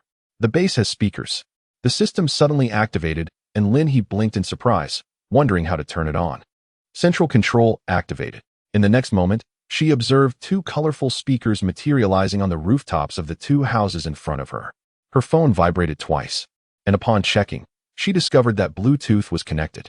How remarkably intelligent. Linhee opened her music app, selecting a soothing melody. Wouldn't this mean she could lead her team in a dance party in the future? She quickly dismissed the bizarre images that flitted through her mind, sprinkling chili powder and cumin over the perfectly grilled meat. One bite, and it was utterly delectable. As she savored her meal, she felt an urge to watch a movie. So she checked the building chamber. Alas, the projector could not be produced. Disheartened, she resolved to complete her tasks after finishing her meal. Sated, Linhee poured herself a glass of orange juice and made her way to the second floor. Among her tasks for the day was a training regimen, and she decided to inspect the gravity chamber as well. Upon opening the door to the gravity chamber, she found 4 rooms. 3 were entirely black, with soft mats on the floor. The button outside controlled the gravity levels in the chamber. There was also a start and stop button inside. Not wanting to test it just yet, she opted for a brief tour of this advanced technology, as her task did not pertain to the gravity chamber. Her assignment required her to exercise for 4 hours in the gym. Linhee set an alarm and placed it nearby. The gym equipment appeared quite ordinary, but as she lifted a piece, she immediately realized its considerable weight. It didn't seem to be made of any special material, yet it felt significantly heavier than usual. Taking a deep breath, She understood that this gym was of utmost importance and utility. For hours, just 4 hours, she sprinted forward, sweat pouring down, as her physical fitness was crucial in this post-apocalyptic world. Currently, she was not a strength-based character, but rather aligned with nature. Thus, her physical prowess had not been comprehensively developed. However, even a level 2 ability user possesses a physique significantly stronger than that of an ordinary person. While an average individual might struggle to endure for even half an hour, Linhee grit her teeth and persevered for 2 hours. The system stipulated a duration of 4 hours. Linhee felt her vision fading. Reluctantly, she paused and silenced the alarm. This was not a task she could complete in one go, nor is it required to be completed in one attempt. The system interjected. Linhee couldn't help but exhale deeply in relief. Thank you, truly, thank you. However, I believe such tasks could be more frequent. The system ought to commend the host's diligence, right? Linhee took a shower, unable to withstand any longer, and collapsed into bed without even drying her hair. She slept soundly until 6 the next morning. During this period, her biological clock underwent some alterations. At the very least, she no longer awoke promptly at 5. After freshening up, Linhee stretched, admiring her plump skin, rich in collagen. In the decade of the apocalypse, her clean visage had been a rarity, with scarce water resources. Even drinking was a challenge, let alone bathing or washing clothes. Now, however, circumstances had changed. With her water manipulation abilities, even if the base's water supply dwindled due to high temperatures, she could create water herself. The grim existence of her past life would not resurface. After patting her face, she indulged in a delicious breakfast of custard buns accompanied by sweet soy milk. Feeling somewhat unsatisfied, she consumed a few more buns before finally feeling full. The enhancement of her abilities had come with the side effect of increased appetite. Without the zombie crystal cores, one would need to compensate for the energy required by their abilities with food. Thus, in the apocalypse, sustenance became even more crucial for ability users. For a prolonged period, she had scavenged for insects and spoiled food. During that time, she gazed at those mutated animals with envy. Yet, mutated creatures were inedible. Only those unaffected by the zombie virus and growing normally could be consumed. Linhee received a delivery notification. Her medical equipment and resources had arrived. Within half an hour, she reached the warehouse, watching the unloading process. Once they departed, she swiftly packed the items into her backpack and drove off. The library had informed her that the books would arrive the next day, and she wasn't overly anxious. Her immediate concern was the team members. Upon opening the door to the medical room, Linhee arranged the equipment inside and neatly organized the medical supplies. Task completed. In the next instant, the medical room transformed dramatically. The once slightly rusted instruments had morphed into an extensive array of specialized tools, while the other medical resources had transformed into unfamiliar crystalline potions. Labeled as basic healing potions, with a flourish, they promised swift healing. The system thoughtfully provided a tip. These potions were remarkably effective for common external injuries and internal ailments. Though they could not cure the zombie virus, still, their ability to alleviate symptoms was nothing short of miraculous. After all, as long as one can endure the corrosive effects of the zombie toxin, one can obtain extraordinary abilities. The alleviating potion is already quite remarkable. With a swift motion, Linhee administered the injection to herself, for her body had its own minor ailments. In the next moment, she felt an exhilarating lightness in her body, her mind sharpened, and her spirit invigorated. What a splendid remedy! Turning her gaze towards the equipment, she noticed the requirements for usage. Zombie crystal core? To create a basic healing potion. Linhee clapped her hands in delight. This meant an endless supply of potions in the future. She glanced around the medical room, which still bore vast expanses of emptiness, much like the other functional rooms, indicating a significant need for upgrades. After securing the medical room's door, which was still locked by a biological mechanism accessible only to her, she resolved to prevent any unauthorized entries, for the potions were of utmost importance. Chapter 11. Buy one. Get one free for lunch. Linhee quickly devoured 7 or 8 flatbreads and savored a bowl of mutton soup before driving off to find Defoe. She sincerely hoped that the child's words from yesterday were genuine. If she arrived and could not locate him, she might just resort to kidnapping. Meanwhile, within the bubble house, Defoe anxiously clutched all his belongings. He had no mobile phone, only a tattered watch with a cracked face, yet it still displayed the time. His stomach grumbled. He wiped his mouth and decided to hold on a little longer. Sister Lin, he would soon arrive. Perhaps it was the memory of the delicious food she had treated him to yesterday that made his mouth water at the mere thought. Did you see that? A woman actually brought this kid food yesterday. Suddenly, a group of men's voices pierced the air outside, and Defu's expression stiffened. He stood up, clutching his possessions, ready to hide. But fear gripped him. What if he ran away, and Sister Lin he couldn't find him? Bang! The frail door was kicked open. You little brat, come out. Defu darted beneath the bed, but as he squeezed in, he froze at the sight of the new clothes Sister Lin he had bought for him. His eyes turned red upon noticing the dust that had settled on the garments. Had he finally acquired a new outfit? Bang! The door burst open. A group of scruffy men stormed in. Hey, where is he? Under the bed, boss. These ruffians were the type that elicited disdain from all. Defu had always evaded their excessive exploitation by relying on his poverty, yet his situation had not improved significantly. Lin he had been spotted by their informants yesterday, and today, they dragged Defu out without mercy. Oh, this kid has some nice new clothes. They look good on him. Seeing their hands reach towards him, Defu cried out in panic. This is my only outfit. Get away. Leave me alone. He was exceedingly thin and pinned down by two individuals, unable to break free. In desperation, he bit down, directly sinking his teeth into the face of the man attempting to strip him of his clothing. Ouch! The man exclaimed, and the other man, enraged, delivered a vicious kick to Defu's abdomen. You little brat, do you want to live? Defu was sent sprawling, blood filling his mouth, while the anguished cries of the other man echoed. My face. Defu had actually torn a piece of flesh from the man's face. Hit him. Just as they were about to strike, a loud crash resonated as a stone was hurled, striking the leader squarely on the back of his head. Ouch! The leader staggered, stars dancing before his eyes, momentarily forgetting about Defu. Who was that? He turned to see a scruffy young man brandishing a brick, his hair obscuring his face, revealing only a pair of lifeless eyes. I have no food left, the young man stated nonchalantly. Defu, sensing the urgency, shouted, Brother, run, run. One thug stomped on Defu, while the others rushed to confront the young man.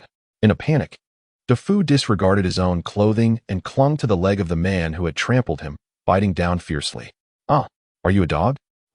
Seizing the opportunity, Defu scrambled to his feet, pushing the thug aside and fleeing.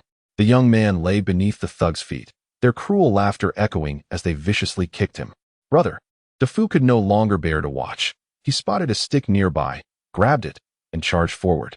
Soon, he and the young man were sprawled on the ground, resembling a ball as they were kicked.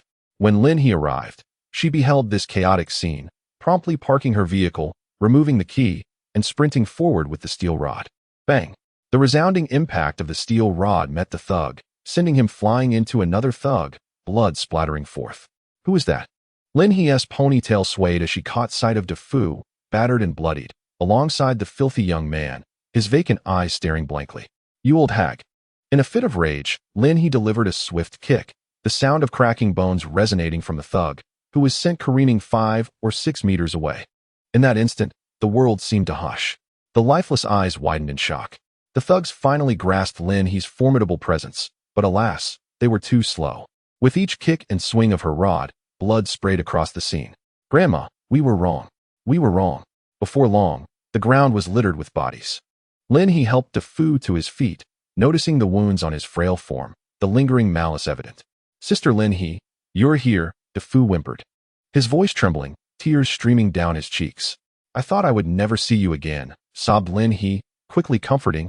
All right, dear sister has avenged you. No more tears.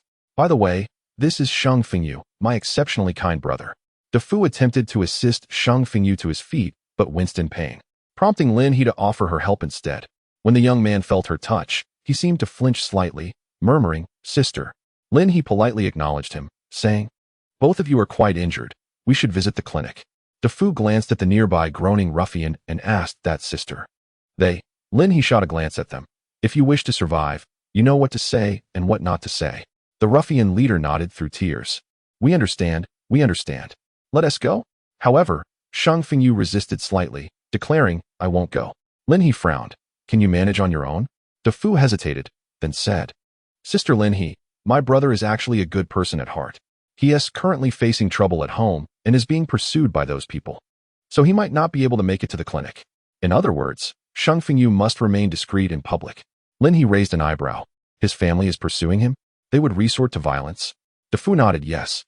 Sheng Fengyu lowered his head. I don't need your help. Lin He interjected, so?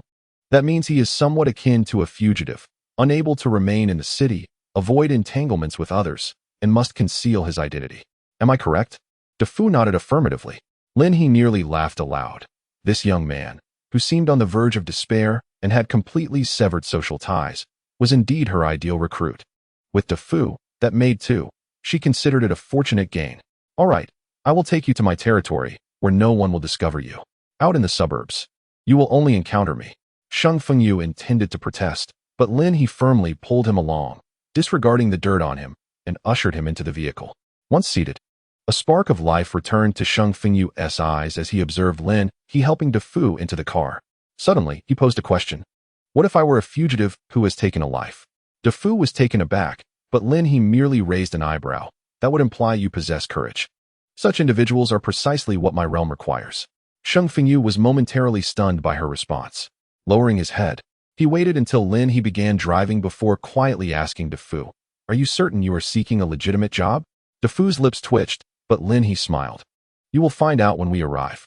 I cannot vouch for its legitimacy, but rest assured, you both will have ample food, albeit you might tire a bit. Sheng Fengyu bowed his head. Oh. Ultimately, he felt powerless to resist. Following Lin He was primarily for DeFu's sake. Life had lost much of its meaning. If it were indeed a shady operation, he could sacrifice himself for DeFu. Chapter 12, Successful Settlement. You too, pluck a strand of hair for me.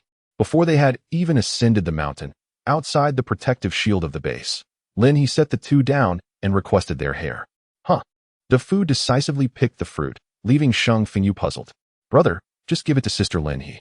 Without hesitation, DeFu took action while Sheng Fengyu was distracted. Sheng Fengyu, already injured, winced in pain. Are you all right, brother? DeFu quickly turned to him, noticing the flicker of discomfort in Sheng Fengyu's eyes. A clear sign of his exasperation. Lin He chuckled softly, placing the fruit into a plastic bag. Wait for my return. I need to record this first. Only then can you both enter the base.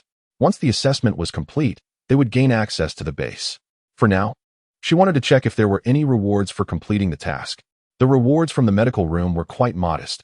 A backpack, 1 unit of medical resources, which consisted of a basic healing potion. Sheng Fengyu, supported by DeFu, sat to the side, watching the off-road vehicle disappear into the distance. He glanced around and asked, DeFu, you really found a legitimate place, right? This was already the 3rd time he had questioned it, especially after seeing Lin He drive out of the city and continue deeper into the dense forest. Sheng Fengyu couldn't help but wonder if they were being sold off. However, DeFu's eyes sparkled with optimism. I don't know, but Sister Lin He seems like a good person. The injuries she bore appeared to be more severe than Sheng Fengyu's. Likely because this young lad had clung to his brother during the chaos, preventing the ruffians from landing blows. Suddenly, DeFu's stomach growled, making him lick his lips, only to inadvertently touch his wound. There was nothing to eat in the vehicle, and Lin He wouldn't dare take anything from her backpack in such an obvious manner. Let's just wait. Let them remain hungry for now. Lin He entered the base, placing their hair into a machine, and soon after, their biological information was successfully recorded. Task completed, rewards granted. Lin He hurriedly clicked to reveal the rewards, and 2 plaques appeared on the machine. Rewards: 1 basic wooden cabin blueprint, 1 rainbow energy generator, 1 basic motor vehicle blueprint. Wow. A wooden cabin was now theirs, but the generator was intended for that cabin, as it was not connected to the base and lacked electricity. However, the motor vehicle? The blueprint depicted a vehicle resembling a motorcycle that consumed rainbow energy instead of fuel. This meant no concerns over fuel supplies. Such treasures indeed. Lin He first tucked away the entry keys, which were the tokens for DeFu and Sheng Fengyu, planning to grant them access to the base after they passed the test. She then hurried outside to the nearby black soil, pinpointed a location, and immediately began constructing a basic wooden cabin. Before long, a single-story wooden cabin spanning over 80 square meters appeared, featuring 2 bedrooms, a bathroom, a kitchen, and a living room. The layout was mostly complete, though it lacked furniture, and with a water channel running outside, water supply was not an issue at all. She placed the generator behind the house, ensuring it would remain unharmed, as no one else could move it. After a satisfied clap of her hands, she declared, Excellent. We now have electricity. The blueprint, now in a state of obsolescence, caught Lin He's eye, prompting her to ponder a second click. Blueprint has cooled. Reuse time, 15 days. After 15 days, the apocalypse would have commenced, allowing her to prepare for the influx of refugees and the responsibilities towards the base members. Once they entered, they could discuss the matter of furniture. Construction could proceed in the building area, yet she harbored concerns that these two might face peril below. Returning to the base, she retrieved 2 vials of medicine, along with some ordinary remedies, instructing them to consume them thrice daily. At last, Lin He returned. While Shang Fengyu felt a heaviness in his eyelids, though De Fu remained exuberant. Sister Lin He. As Lin He's vehicle halted, she reversed and made a turn to enter the car. De Fu assisted Shang Fengyu once more. Lin He began to outline the situation. For now, I require your assistance in farming. My laboratory will cultivate numerous seedlings that you will need to plant. Lin He also possessed 20 acres of fertile black soil that needed tending, along with the task of watering and other chores that both could manage. Following this, she would assign them to fell trees, as those materials would be essential for her future needs. Great. De Fu eagerly inquired, Sister Lin He, aren't you involved in medicine? Lin He shook her head. No, that's merely a requirement for our base's medical equipment. Ah. Shang Fengyu pursed his lips. Do we have a place to stay? Lin He nodded. Of course, though it lacks furniture. You two will need to drive with me to the base to transport some. By the way, the place where you will reside is not the same as my base, but it is not far.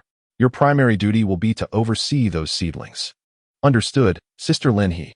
De Fu was the most delightful of employees, brimming with enthusiasm and vigor. Lin He regarded the second member of the base, nodding. It's all right. At least you dare to kill, so you shall face zombies.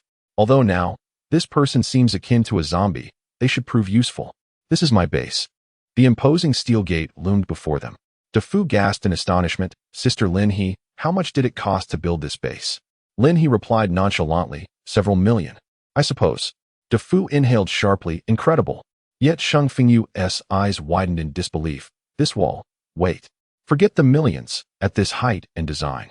The construction cost must be even higher. Who exactly is Lin He? However, he slumped back, resigned. Well, at least they wouldn't sell him and De Fu, as the value of their bodies might not even be worth a piece of steel from this base. Here we are. The off-road vehicle came to a halt outside the wooden cabin, and the expansive stretch of dark soil filled De Fu with anticipation. Sister Lin He, your seedlings are thriving splendidly, he remarked, bending down to observe the lush greenery on the left, clearly differentiated and labeled to indicate their respective varieties. Come on. Step inside and take a look at your rooms, Shang Fengyu suggested, making his way inside, with De Fu quickly following suit. As he pushed the door open, he discovered a pristine interior devoid of clutter, save for a single blanket laid on the ground, just placed there by Lin He. She gestured towards the rooms, saying, You each have your own bedroom, along with a kitchen and a bathroom.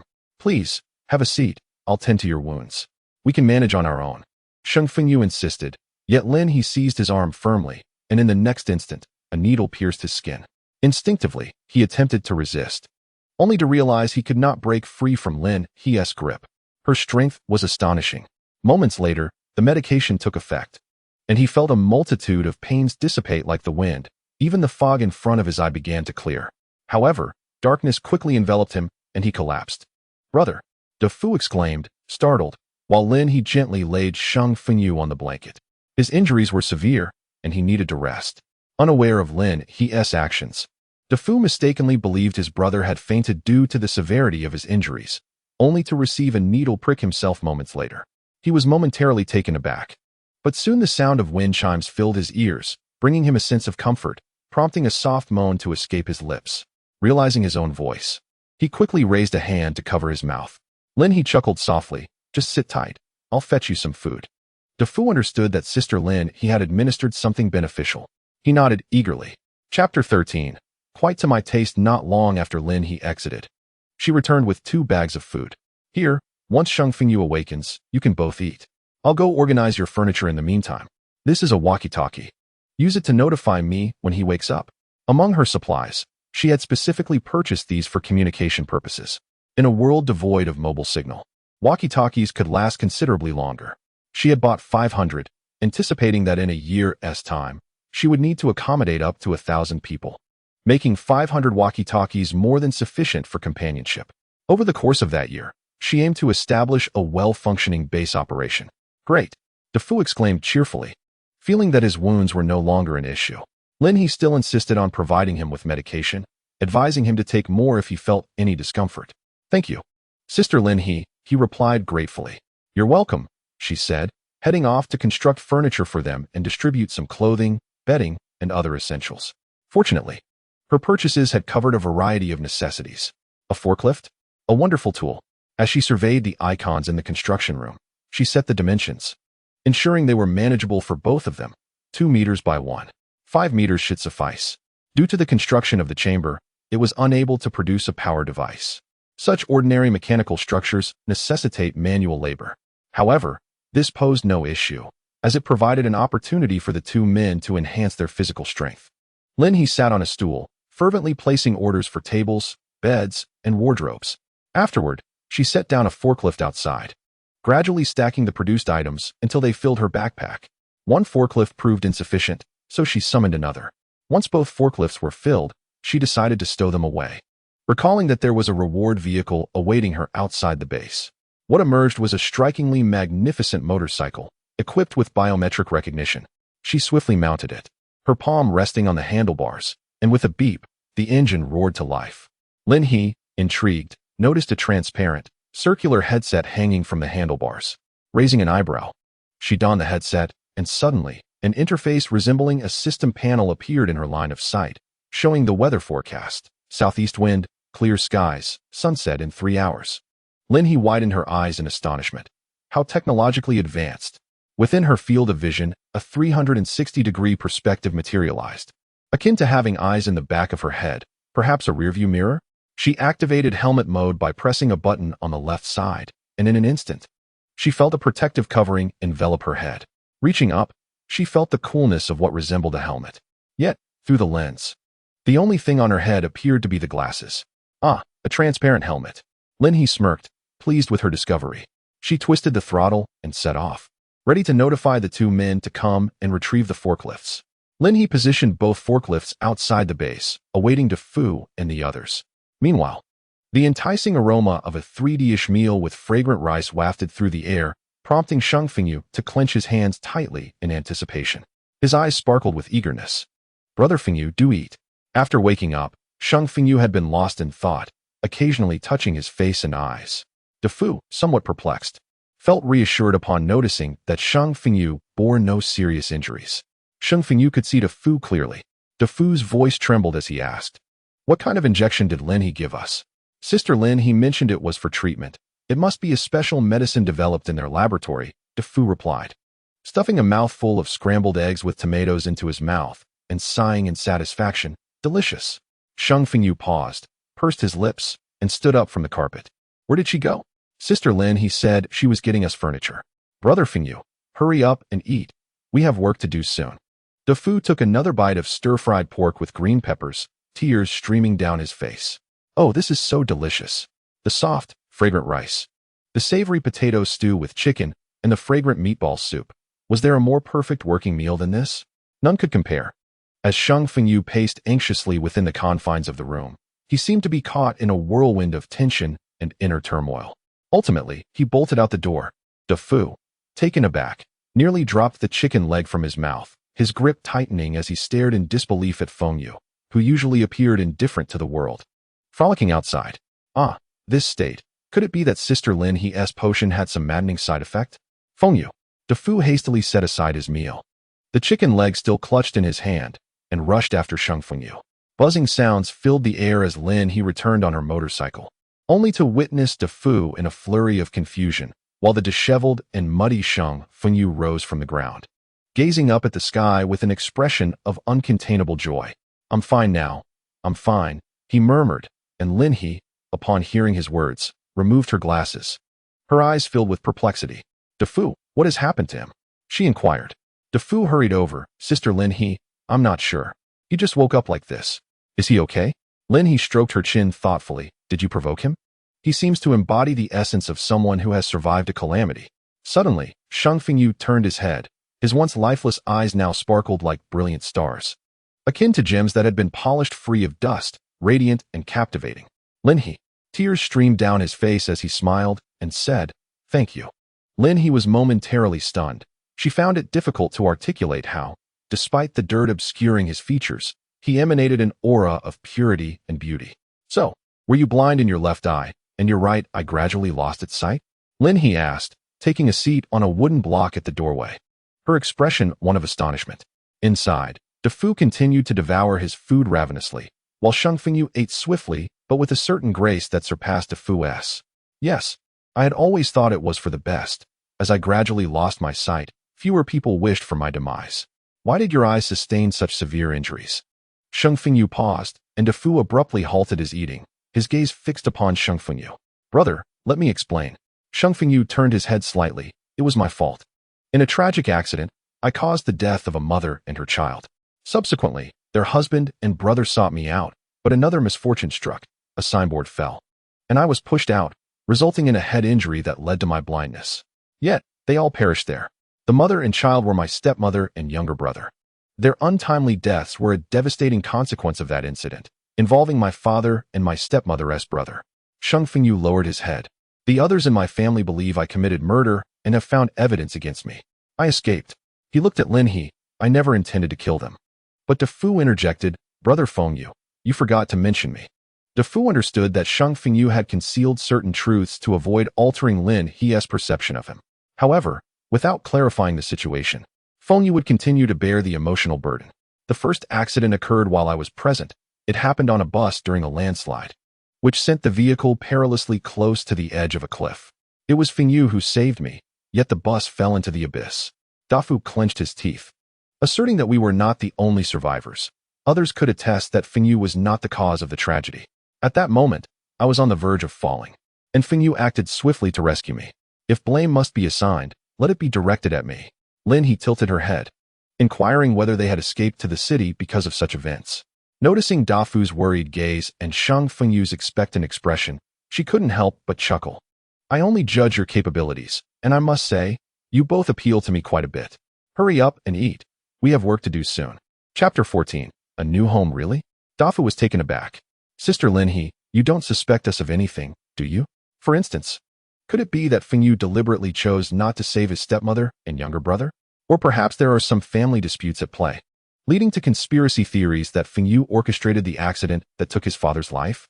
The Shang family has been viciously slandering him, almost like dogs fighting over scraps. He fled with Fengyu out of fear that one day, Fengyu would be falsely accused of murder, which would spell his doom. Why the suspicion?" Lin He retorted. "Given your current predicament, could you have orchestrated such events and still ended up in this state? Besides, he has quite captivating eyes." Lin He placed her hands on her hips, urging them to finish their meal promptly so they could retrieve their furniture from the base. "If you two Haven Tea moved everything by nightfall, prepare to sleep on the floor." Shang Fengyu quickly raised his bowl, though his eyes were already reddened. Bowing his head to conceal his tears from the others, he hastily consumed his food. Lin He stepped outside to inspect the seedlings in the field, which were thriving. Crouching down, she discreetly used her wood-based abilities to accelerate their growth. However, due to their sheer number, the progress was modest and unlikely to be noticed by the two boys. Yet, with each passing day, they grew a little more, significantly reducing the time required for maturation. When the apocalypse eventually arrived and they learned of her abilities, she would no longer need to conceal her powers. DeFu had finished his meal, but upon seeing his brother still eating, he obediently sat by, sipping soup. "All right," Shang Fengyu said, swiftly cleaning up every morsel and discarding the trash. Lin He remarked, "We don't have a trash bin yet. Just place it aside for now. I'll dispose of it when I head to the city." Lin He pondered, tilting her head. "Right, what about the trash? Especially since most of the food I bought comes in packaging." "Follow me, let us go," Lin He called, revealing her sizable motorcycle, which could comfortably seat two. However, she lacked the habit of carrying passengers. Upon reaching the entrance of the base, Lin He instructed them to attempt moving the forklift, but soon realized that one person was insufficient. Her brow furrowed. "Could it be that one of the forklifts is meant for me?" She sighed. "Wait for me a moment."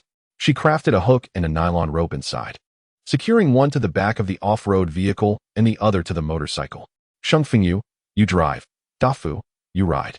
I'll handle the motorcycle and make swift work of it." The forklift was remarkably stable. They unloaded the items, leaving DeFu to tidy up while Lin He and Shang Fengyu continued with the transport. The furniture was nearly complete. Lin He ventured inside to move just a few more essentials, arranging everyday items neatly. The bedding was filled with goose down, providing exceptional comfort. Is there a fan as well? Sheng Fengyu watched Lin He as she busily brought out an array of goods, inhaling sharply in surprise. The base was meant to accommodate residents, naturally stocked with more provisions. However, since their arrival, Lin He realized that they were still lacking many items. Her purchases had been insufficient and would soon be depleted. The construction of the base required further diligence. By the time all items were transported, it was already 8 in the evening. She prepared dinner for the two of them, encouraging them to eat first. If they couldn't finish tidying up tonight, they could rest and continue tomorrow. She could afford them a day of respite. Dafu, however, confidently patted his chest, assuring that they would certainly arrange all the furniture tonight. Sheng Fengyu silently worked, washing his hands and face before donning the work uniform Lin He had provided. He tied back his hair, revealing a handsome, sunny visage, only lifting his gaze and smiling brightly when Lin He spoke to him. Lin He raised an eyebrow, surprised by Sheng Fengyu's striking features.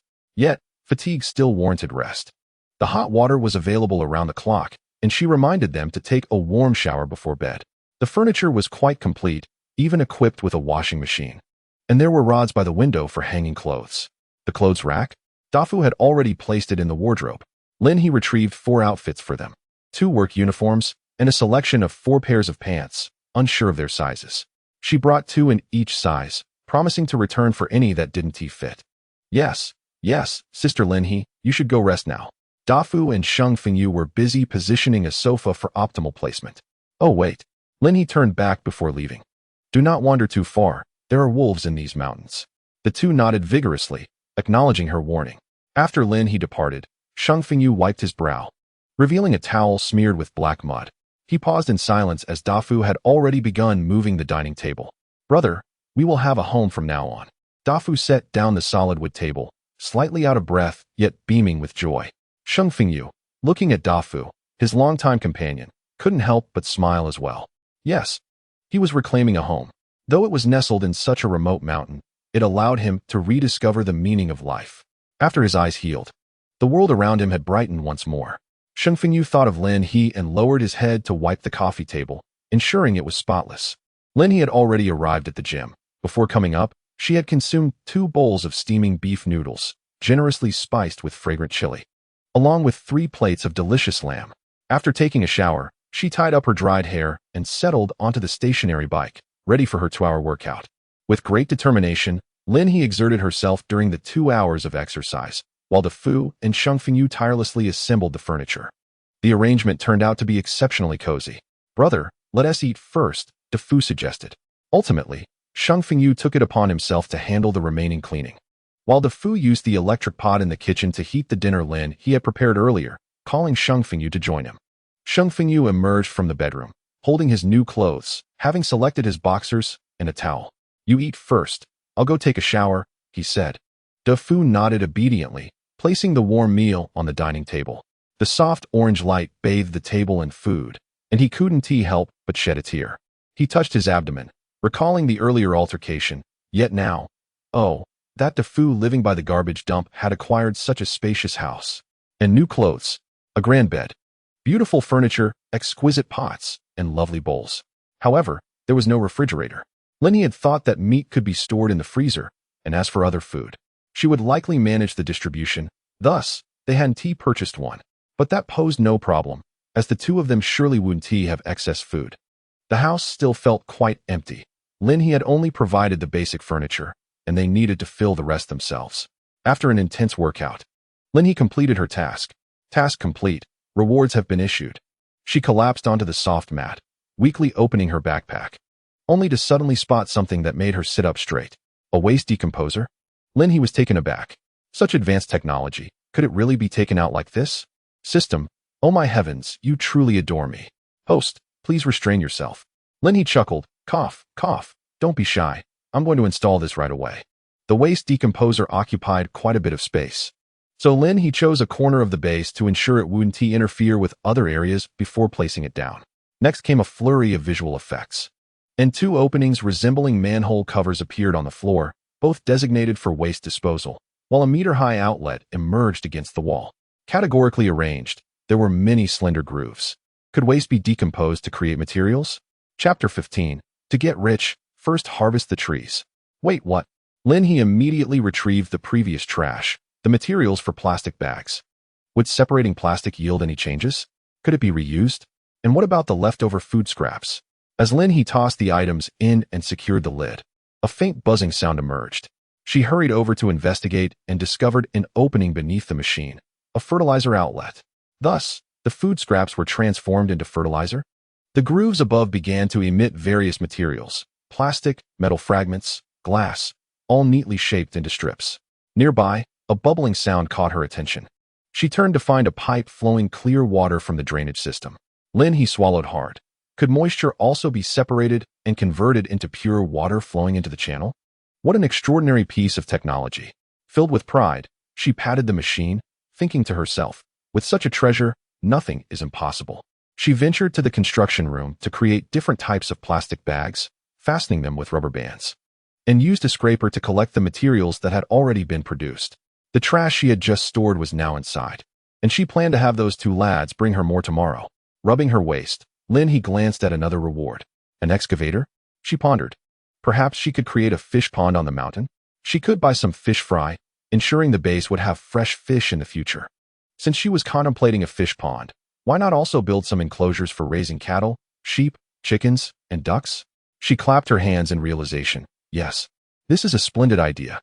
Excitedly, she opened her phone to search for breeds of cattle, sheep, and pigs.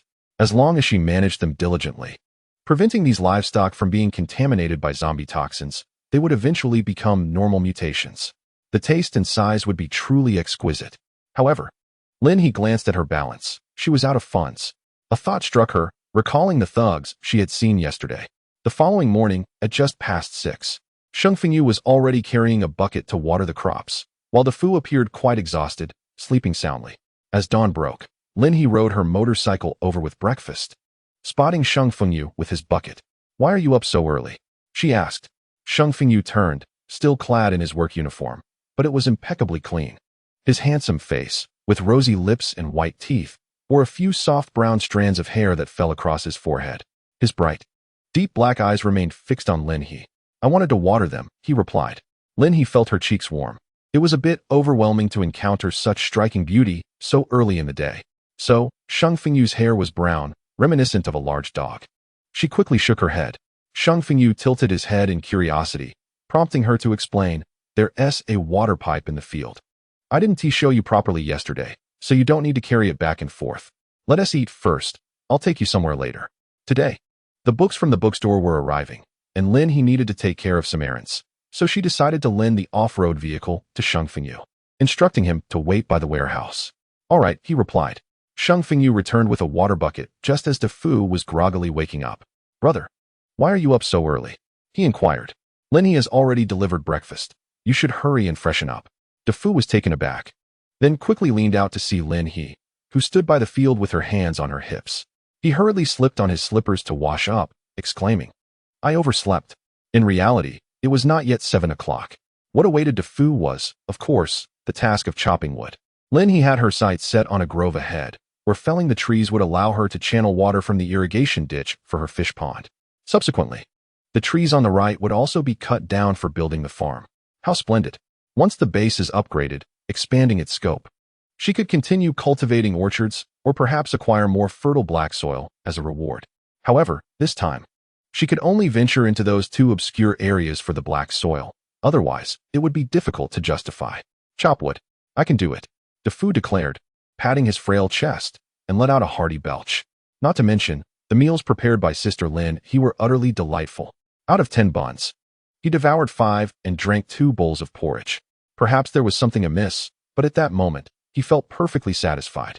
In contrast, Sheng Fengyu had only eaten 3 buns and saved the rest, telling the Fu to take them along for when he grew hungry while working in the morning. "Let us go. I'll take you there first." Lin He handed the Fu a few pairs of gloves and 2 axes, advising him not to exert himself too much and to take it slow. If he managed to fell even 1 tree by noon, it would be quite an accomplishment. This particular tree had a diameter of half a meter, and those inexperienced in tree felling lacked the necessary technique, especially someone like the Fu. who had always been malnourished and quite slender. Yet, DeFu brimmed with confidence. Lin He, not wanting to discourage him, allowed Sheng Fengyu to drive while she rode her motorcycle ahead, leading the way to the warehouse.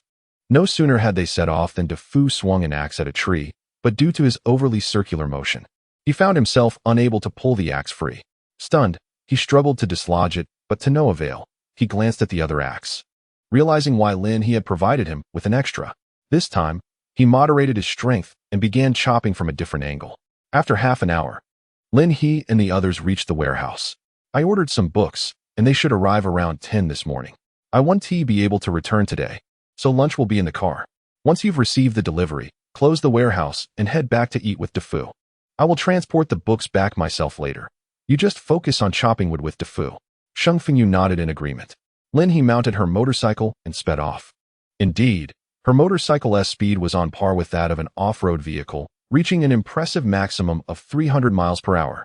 Were it not for Lin He's caution, she might have pushed the limits, significantly reducing travel time.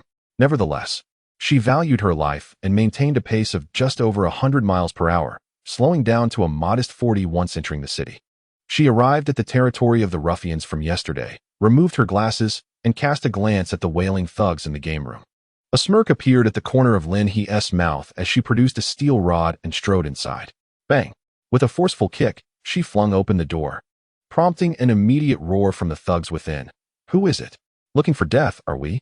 Lin He tilted her head, and in an instant, all the thugs stood frozen in shock. Their leader, paralyzed by fear, slid off his chair and knelt on the ground. Goodness! Lin He chuckled. Behave yourselves, my dears. I merely wish to inquire about some individuals. As the thugs hobbled to pour her the precious tea leaves they typically reserved for special occasions, their expressions turned to bewilderment upon hearing Lin He's intention to seek a loan from a usurer. Huh. One of them hesitantly ventured. Are you a police officer? Is this a crackdown on criminal enterprises? Lin He raised an eyebrow. Do I appear so righteous to you? Just tell me, where is the largest usury company in the city? How can I borrow from them?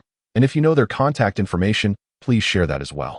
Though these ruffians were of low caliber, often resorting to petty theft and bullying beggars, they had established a semblance of stability here and clearly had some connections. The leader swallowed hard and proposed, how about this? Let us assist you in your endeavors. His eyes lit up. We will surely follow you, with unwavering loyalty. Leaning against the sofa, Lin He replied, you all should focus on recovering first. One of the yellow-haired thugs interjected, I know where the person you seek is. I can take you there. Lin He shot him a glance, and he quickly added, my uncle works there. He can help you secure a better loan. Lin He smiled and stood up. Then what are you waiting for? Let us go. Chapter 16. The Farmer's Progress. Is your name Lin He? In the vast expanse of the usurer's building, with only a couple of sofas and a tea table, the drafty windows rattled ominously. Lin He crossed her legs and smiled at the burly man across from her. Does it matter who I am? Fine, since you're also in this line of work. You must understand the rules here. The man scrutinized Lin He's figure and her strikingly beautiful face, grinning slyly. If you want to borrow money, you must leave something behind. Lin He pointed at the property deed on the table. I have already left that. Huh, do you think we are unaware? That property has long been mortgaged. The man suddenly stood up, towering over her at over 6 feet tall, radiating an imposing aura. Do you dare attempt to deceive us for a loan? Lin He sighed, initially hoping for a businesslike discussion without resorting to violence, but now, she grinned, swiftly drawing the steel rod from her sleeve and rising to her feet. It seems that a peaceful resolution is no longer an option. The yellow-haired thug's uncle, eager to join the fray, was immediately halted by the yellow-haired one. Uncle, don't. Trembling with a bruised face, he warned, she is not an ordinary person. Before he could add that they were not ordinary either, the next moment, their leader flew past him. A robust figure with an expression of disbelief seemingly captured in slow motion. Bang! He collided directly with the wall. Uncle stiffly turned his head and beheld the most brutal scene of combat he had ever witnessed. In the next instant, he decisively pulled his nephew into a corner, shielding their heads with both hands. Is this even human? 10 minutes later, the burly man respectfully presented the contract. Oh, Grandma Lin, you are far too gracious. We merely need to take a photo of our ID. You may take the property deed back. He attempted to smile, but the motion tugged at his wound. Well, I shall return to you for the first repayment in a week. Lin He rose and collected the contract. These loan sharks would lend as long as one was alive and could demonstrate the possession of assets. Thereafter, interest would compound, and the repayment phase would reveal their true strength. As for Lin He repaying, utter nonsense. With less than 10 days until the apocalypse, Lin He would be holed up at the base for construction just 7 days later. Who would venture outside? Upon exiting the building, Lin He received a notification. 7 million yuan had been deposited. There was no more to be had from this branch. It was merely a subsidiary, and the available funds were limited. Lin He essentially took it all. Satisfied, he donned his glasses and headed straight to the farm he had discussed yesterday, ready to place orders for livestock. Yes, let us acquire 2 breeding bulls and 10 heifers.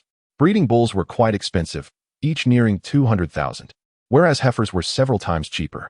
What about calves, Boss Lin? They are quite affordable. Lin He glanced at them and replied, all right, let us take 5. Now, he needed to hasten the tree cutting. The delivery was scheduled for the day after tomorrow. Lin He paid 70% of the total cost and proceeded to visit other farms, sheep, pigs, and even donkeys, ordering sufficient feed for half a year. After this whirlwind of transactions, Lin He found himself seated in McDonald's, devouring fried chicken, having already spent nearly 3 million of the 7 million he had just acquired. Next on the agenda were chickens, ducks, and geese. Leaning on his hand, Lin He took a bite of his burger and suddenly spotted a familiar figure outside the window. Qin Yu? She seemed to have just exited the mall, flanked by bodyguards carrying numerous shopping bags, having bought quite a haul. She realized Qin Yu had taken note of her. After swiftly finishing lunch, Lin He revved up his motorcycle and headed to the poultry farm. He ordered 200 chicks, ducklings, and goslings, along with 50 hens, mother ducks, and mother geese, and 5 male of each species. This was indeed cheaper compared to other livestock. He also purchased enough feed for 6 months, arranging a delivery time before moving on to examine fish fry. Prioritizing taste, she opted for fish known for their delicate flavor and minimal bones, ordering several thousand fry with a promise of delivery in 4 days. In the coming days, Lin He was tasked with bringing along 2 workers to chop wood, construct greenhouses, dig ponds, and build fish tanks. None of these tasks were easy.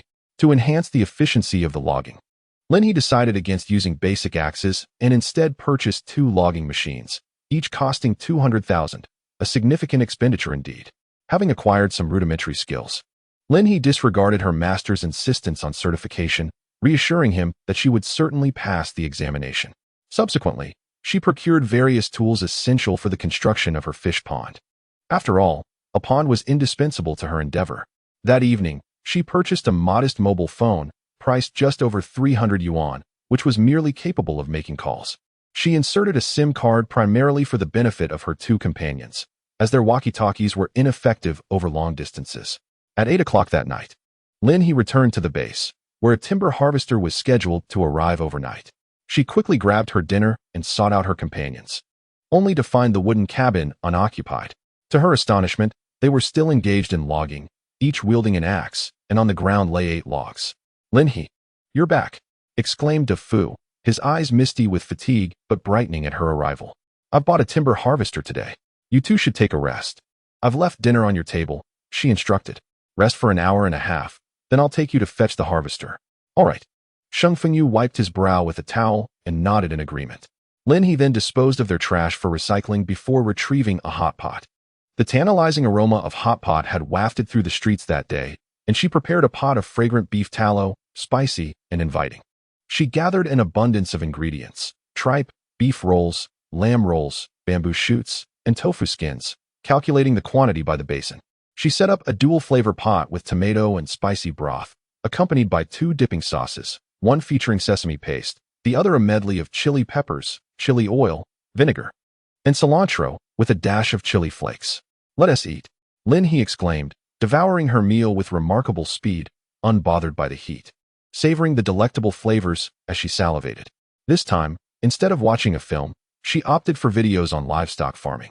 As the soon-to-be owner of a burgeoning farm, she recognized the importance of such knowledge. Her companions, lacking experience and equipped with phones that could only make calls, had no means to learn. An hour and a half swiftly passed. Lin He employed her water-based abilities to cleanse the dishes and disposed of the refuse for recycling before driving to pick up her companions. Lin He, what if I can't drive? De Fu asked excitedly as he climbed into the vehicle, eager but inexperienced. Don't worry, I'll teach you, she reassured him, handing them some water. If you're still tired, feel free to rest for a bit. It's still a ways to the warehouse. Lin He, what are we going to do next with the timber? Sheng Fengyu inquired, noting the shift in Lin He's plans from farming alone to a broader vision. We'll construct a fish pond and a farm to raise livestock and poultry, Lin He explained. DeFu clapped his hands in delight, exclaiming, great. We can raise chickens and ducks. Lin He chuckled as she drove, and cows and sheep too, which are quite a handful and require diligent care. That's all right. My brother and I can manage. DeFu replied, showcasing his youthful innocence. Lin He chuckled to herself. Once the construction was complete and the livestock settled, she would have to decide whether to recruit more people or focus on enhancing the brothers' abilities. 3 days after the apocalypse arrived would be the time for awakening supernatural powers. If these two brothers could awaken naturally, that would be ideal.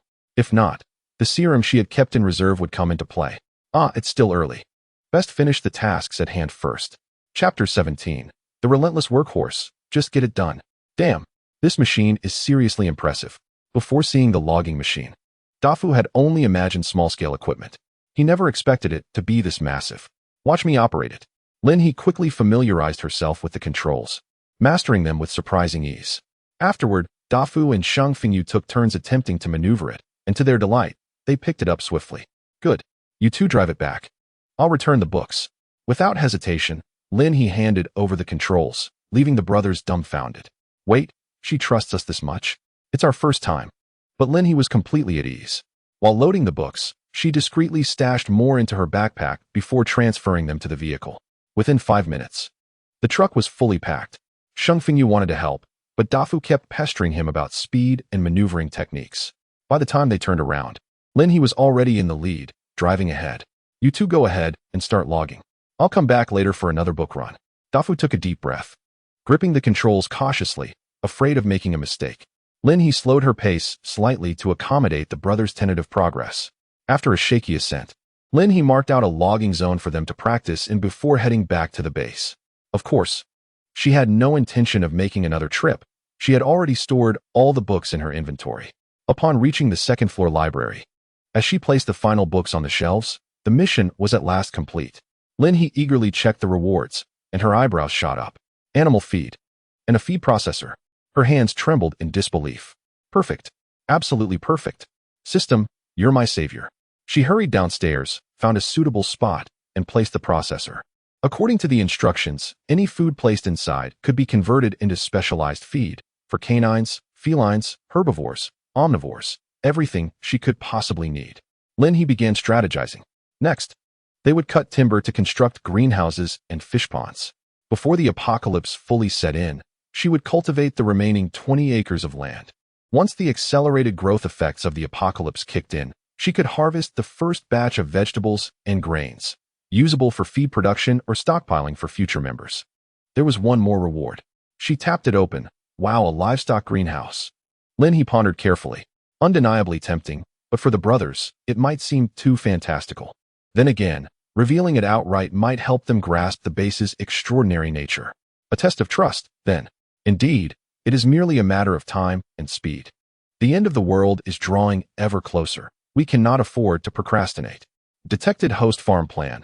Task issuance. Task 2. Successfully construct a breeding area. Raising at least 4 types of animals. Task 3. Build a fish pond. Nurturing fish fry. 02000. Task 4. Harvest crops. Varieties. 05. Suddenly, 3 tasks emerged. Lin He placed her hands on her hips and remarked, System, let us negotiate for greater rewards this time. Perhaps something like a level 3 base blueprint? Host, please remain grounded. Lin He pouted. How am I not grounded? Never mind, let us get to work. Lin He rode her motorcycle to find the 2 brothers. At that moment, DeFu observed Feng Yu deftly chopping wood, stacking the logs aside, while his own progress was sluggish. He took a deep breath. DeFu. Lin He called out. DeFu quickly responded, Sister, I'm here. Let me take over. You both look exhausted. You should rest. DeFu dismounted. What about that, brother? Feng Yu replied, I'll stay with Sister He. Lin He took the driver's seat. No need. You can rest by noon. You'll have plenty of time to chop wood tomorrow. By then, she would start digging, while the 2 brothers continued their lumbering tasks. All right, Feng Yu said, saying little more, and resumed his work. After DeFu returned, He boiled a kettle of water, glancing at the cups belonging to himself and Feng Yu, one for each. But none for Lin He. "I didn't grab an extra cup," he mused, pulling out a bowl and placing it on the table. The searchlight illuminated the scene as the lumberjack operated skillfully and swiftly under Lin He and Feng Yu's guidance. By midnight, Lin He persuaded Feng Yu to return to sleep while she revved up her efforts, determined to finish clearing the area today, digging out tree roots and constructing greenhouses. Thus, when dawn broke the following day, and Feng Yu rose shortly after 5 to freshen up before heading into the woods, he beheld only a small stack of trees and a vast expanse of roots. The area Lin He had marked was nearly empty, save for a few remaining stumps. "Feng Yu, you're awake? Just a moment while I finish this," Lin He said, her energy unabated, her hands moving swiftly and efficiently. Feng Yu was astonished. It was not just the sheer volume of work she accomplished overnight, but also that she had transported the felled trees. "Of course, I just packed them away," Lin He replied. However, Feng Yu was unaware of this. He merely felt that with Lin He's industriousness and efficiency, he and DeFu truly could not keep pace. "All right, let me guide you to another area to mark. Today, you and DeFu will work their chopping wood." Lin He instructed Feng Yu to drive another vehicle, leading them to the fish pond site. "From here to here, let us see if we can finish it today." Feng Yu nodded. "We can. Even if they couldn't, they would have to keep up with Lin He. Indeed, it was quite embarrassing." "All right, I'll go fetch breakfast for you too." "Hey, Sister He, why don't you rest first?" Having toiled through the night, Sheng Fengyu had never encountered anyone as dedicated as Lin He. "It's nothing. Do I appear fatigued?" she quipped. "While you all engaged in logging during the day, I busied myself with excavating, ensuring the tree roots were unearthed for the greenhouse construction." Sheng Fengyu's lips curled slightly in a smirk as he observed Lin He's fervent determination, inhaling deeply, exclaiming, "Let us risk our lives for the noble cause. Let us get to it." After breakfast, Lin He took to the excavator, while DeFu and Sheng Fengyu commenced logging on the opposite side. Produced by the system, it was undoubtedly a masterpiece. Seated in the cockpit, Lin He expertly unearthed the roots and leveled the soil with precision. She even collected the roots as she worked. Given her status as a level 2 ability user, her mental acuity was certainly present. She could sense whether the two men had come to check on her. However, it seemed they were so inspired by her that they worked diligently all morning without even a trip to the restroom. By noon, Lin He surveyed the land. Now more than a third completed, and nodded in satisfaction, confident they could finish today. Time flew by, and 2 days swiftly passed. Today, the greenhouse was successfully established, and Lin He had sent DeFu to retrieve supplies. The fish pond, which Lin He had excavated the previous day, remained unfinished as she had worked through the night with the two men to apply cement. Thus, Lin He and Sheng Fengyu continued their cementing work. Lin He had excavated 4 fish ponds, ensuring they were perfectly sized, requiring significantly less water, and allowing for easier observation of the fish. Chapter 18. Guide to the Aquaculture Zone. As Sheng Fengyu casually passed through the aquaculture area, a fleeting glance turned into sheer astonishment. His hands trembled at the sight of so many greenhouses. Where had they come from? Despite his mental preparations, he found himself unable to step inside and instead returned to Lin He's side. Without needing to ask, Lin He could tell he had witnessed the transformation. Sitting by the pond, clad in work attire with her hair tied in a bun, she was sipping water. "Did you manage to complete all of this by yourself?" Sheng Fengyu hesitated for a moment before finally inquiring. Lin He blinked, affirming his question. Sheng Fengyu was once again taken aback. He had suspected as much. She had just leveled the ground, and Lin He had been awake for 2 days and nights. How could she have accomplished so much in such a short span of time? Did she possess the ability to create clones? Quickly, smooth it out. DeFu just called. The fish fry have arrived. After she finished establishing the aquaculture zone, rewards appeared once more, 2 blueprints. One was for the nighttime spotlight system, and the other, quite unexpectedly for Lin He, was the infinite wall construction blueprint. It was nothing short of remarkable. The former addressed nighttime illumination, extending from the base to this location, illuminating the fertile land, the aquaculture zone, and the fish ponds. Even as the base upgraded and expanded, this system would evolve alongside it. The subsequent blueprint is nothing short of extraordinary. With ample materials, it can construct any wall imaginable, not merely those formed from the amalgamation of earth and metal abilities. The essence of this design emanates a mere 3 words: cutting-edge technology. This marvel boasts fireproof, waterproof, and a defense capability that mitigates 50% of physical attacks, embodying an unparalleled level of protection. Wherever she may be, she can effortlessly erect a fortress of steel. This marks her third extraordinary ability, with unlimited potential for utilization. How could such an exceptional blueprint exist? However, she remains observant of Shang Fengyu. He has begun to labor with increased fervor. A wise individual need not inquire excessively. He must have already discerned Lin He's extraordinary nature. Lin He can't help but elevate her assessment of him further. Yet there remains a distance before she considers him for the base. Time swiftly passes, and by 5 in the afternoon, Lin He and DeFu drive to transport the fish fry. After properly applying the cement, Lin He decisively dries it, ensuring that it absorbs nearly all moisture to prevent leaks, before opening the valve to connect the water channel. With the 4 fish ponds filled, she completes her task, not rushing to check her rewards, as there remains the breeding area. Although Shang Fengyu has noticed, DeFu remains unaware. Once they ascertain that the fish pond is in order, Lin He prepares dinner for the two, intending to show them the marvel of the breeding area post-meal. Not to mention, the automatic feeding and cleaning functions are nothing short of her dream come true.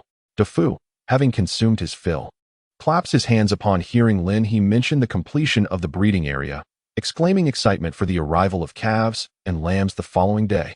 Shang Fengyu pauses, questioning whether DeFu fails to perceive anything amiss. Lin He, you are remarkable. How did you manage to complete the breeding area so swiftly? He inquires. Yes, that is exactly what I want to know. Shang Fengyu's curiosity bubbles within him, akin to a restless kitten. DeFu, the good younger brother, is essentially a parasite of his thoughts. Lin He chuckles, suggesting perhaps an engineering team worked tirelessly overnight. Shang Fengyu coughs lightly, while DeFu blinks, realizing he may not be as eager for the answer, yet wonders if Lin He is trivializing him. Let us take those items and label each area today. When the livestock arrives, it will still be a significant undertaking, Lin He states. DeFu promptly nudges Shang Fengyu, urging him to speak to Lin He. Sister He, are you truly all right not resting? Shang Fengyu queries. Lin He, holding the signs, reassures him, rest assured, I am not so reckless as to jeopardize my health over work.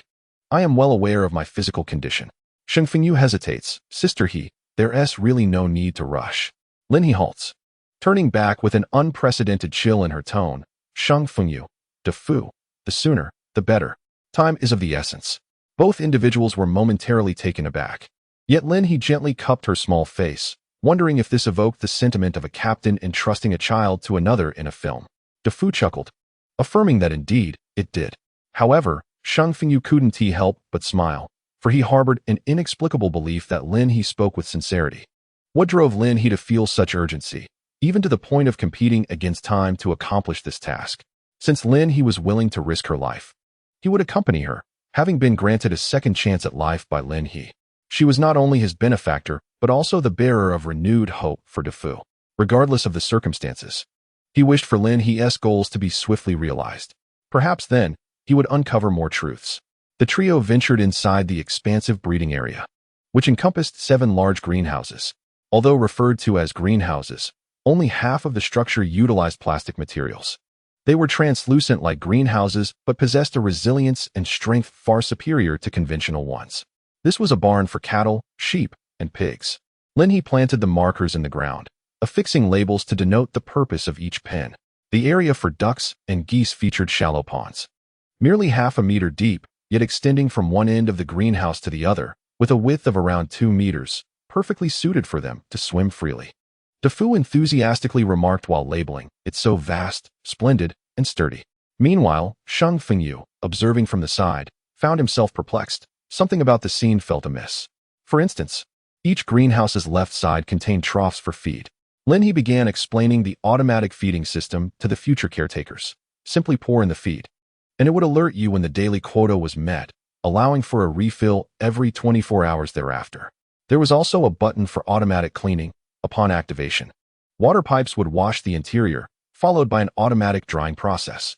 The true labor involved was not in feeding and cleaning, but in regularly checking on the livestock and poultry to ensure their well-being. Most critically, these animals must not be exposed to the zombie virus. Yet, the virus lingered in the air, and Lin He was uncertain whether the system's protective shield could withstand it. The day the apocalypse struck was devoid of any warning. Over half the population mutated instantaneously, granting no time for a reaction from others or animals. Following that, calamity ensued. Should any issues arise, immediate isolation was necessary. This was the isolation chamber. Behold, crafted by the system, it must be of the highest quality, she noted, as even the isolation rooms were subdivided into individual sealed compartments. Indeed, DeFu and Sheng Fengyu diligently took notes, growing increasingly impressed. They had never witnessed such an extraordinary breeding greenhouse. However, they understood that replicating such structures elsewhere would cost no less than 10 million. Chapter 19. The self-sufficient farm begins to take shape. Sister Lin He, you can rest assured that we will take care of this. DeFu, now brimming with enthusiasm, saw no issue in tackling such a formidable workload for a mere 5,000 a month. However, Shang Fengyu was slightly older than him and possessed a wealth of experience. He sensed that Lin He's motives might extend beyond her stated laboratory project, particularly in such a comprehensive endeavor towards self-sufficiency. Even remaining on the mountain as a recluse seemed acceptable. Yet, given Lin He's considerable wealth, why would she choose to reside in this remote mountainous region? Far from the city? It was perplexing, and he found himself unable to comprehend it. Well then, today should be a day of rest. Tomorrow would bring new challenges. After completing a circuit with the two of them, Lin He finally stifled a yawn, clearly reaching her limit. Sister He, make sure to rest well, DeFu quickly remarked. It was already past 11 at night when Sheng Fengyu asked, will it just be the three of us here from now on? Lin He's brows furrowed momentarily before she smiled and replied, of course not. Sheng Fengyu nodded. Should we build some houses then? After all, apart from the base, the only structures left are the two wooden cabins. Lin He calculated the freezing time indicated on the blueprints and contemplated, there's no rush. Let us focus on this side first. It was evident that some rudimentary shelters were necessary, simple square constructions made of wooden planks that would suffice for habitation. This would enable them to gather those struggling in the post-apocalyptic world for easier settlement. It seemed she would also require some scientists. After the onset of the apocalypse, she would undoubtedly need to drive into the city or nearby towns, armed for a reconnaissance mission to eliminate zombies and collect crystal stones, vital resources indeed. Furthermore, during the initial 3 days of the apocalypse, zombies were at their most sluggish and easy to dispatch. A plan must be devised. Additionally, both Sheng Fengyu and DeFu needed to possess some combat capability. Lin He suddenly recalled a weapons factory that had been scavenged in her past life, and her eyes brightened. In the aftermath of the apocalypse, that would serve as a source of weaponry. She walked off excitedly, prompting DeFu to exclaim, are today as scientists truly this impressive? Sheng Fengyu paused. Why do you assume she is a scientist? DeFu tilted his head. With such advanced technology. Isn't Sister He one?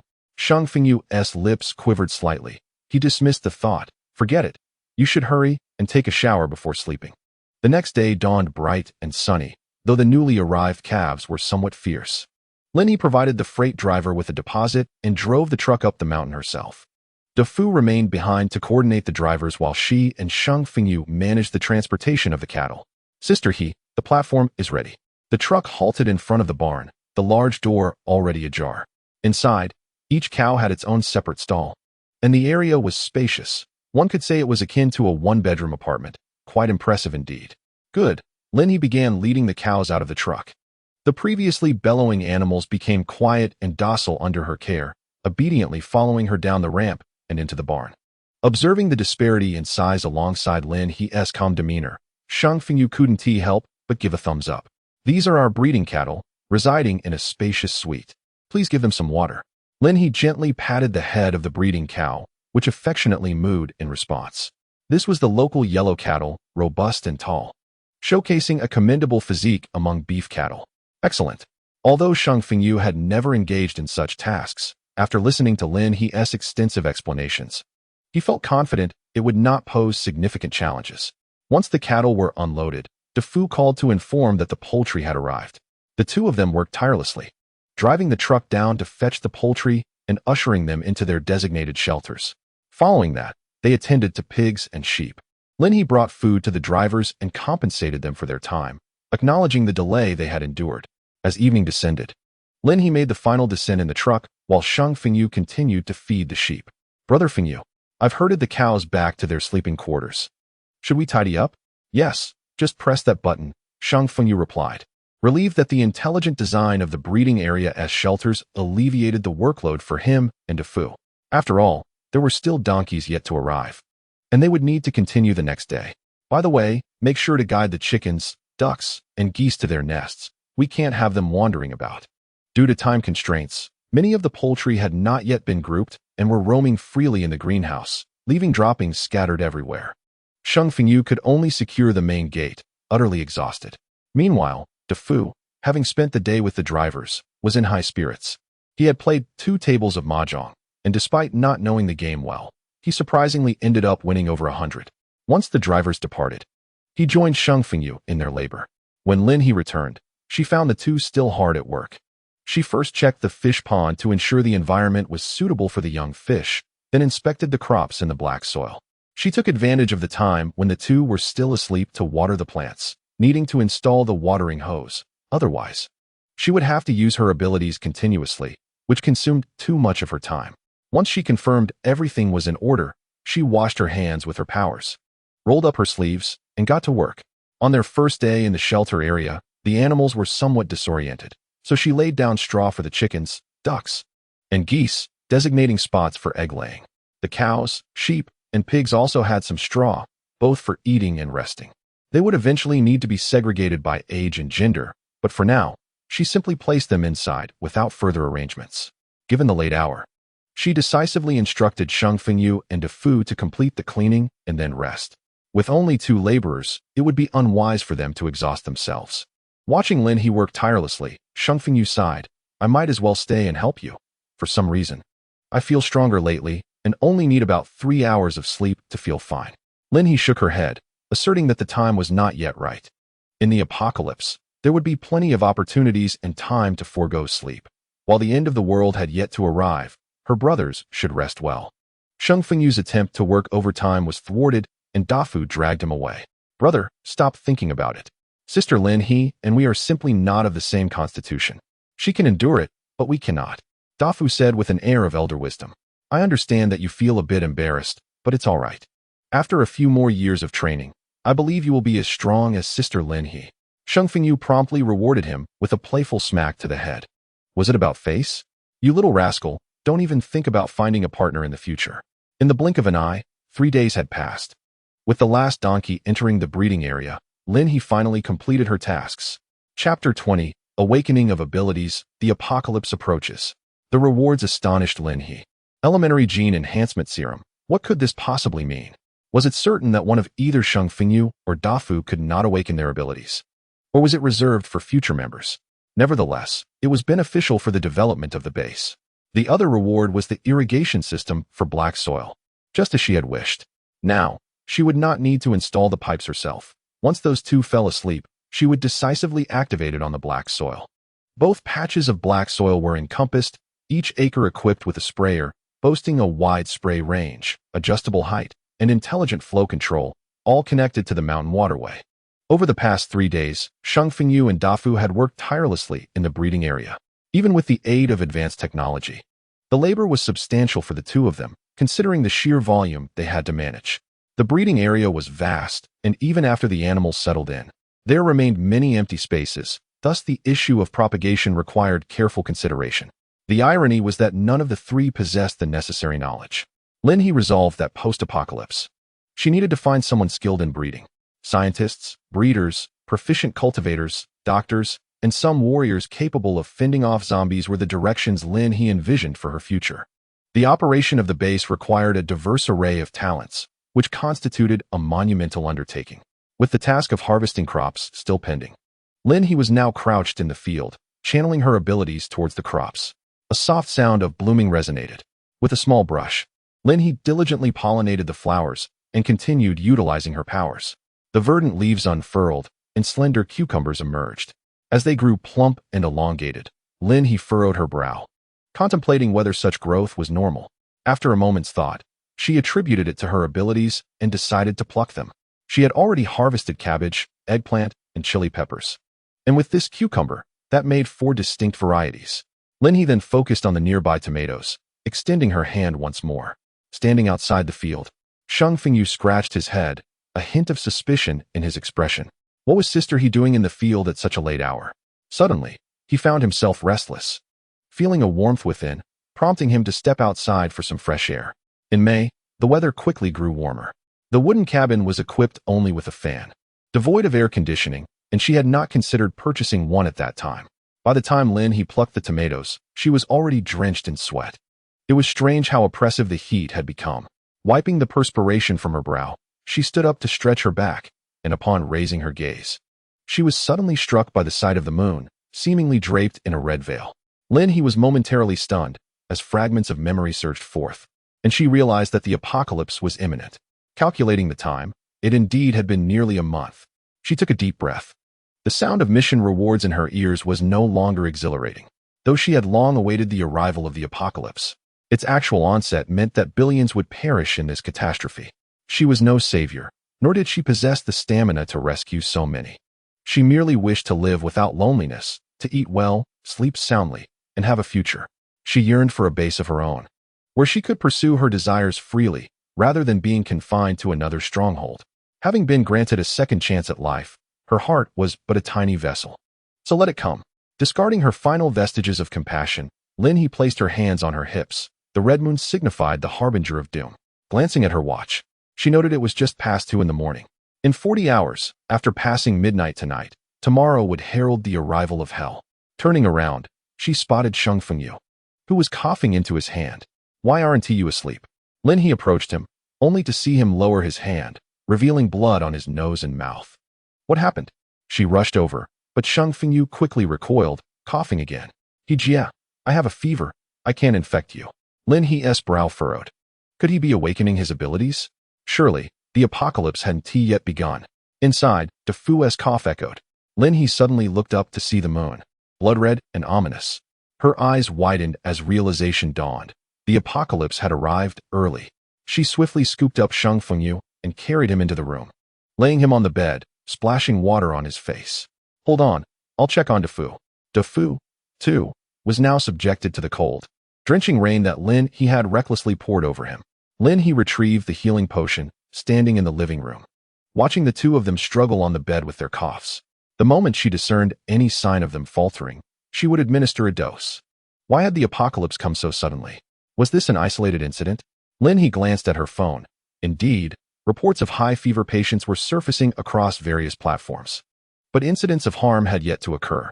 No, it was not that the apocalypse had arrived early. Rather, she had miscalculated the timing, which coincided with the outbreak of the zombie virus. At this moment, most people remained uninfected, while a small fraction had contracted the illness, suffering only from high fevers. Still able to endure, those who could not hold on would inevitably become zombies, and for them, she would have no choice but to end their suffering.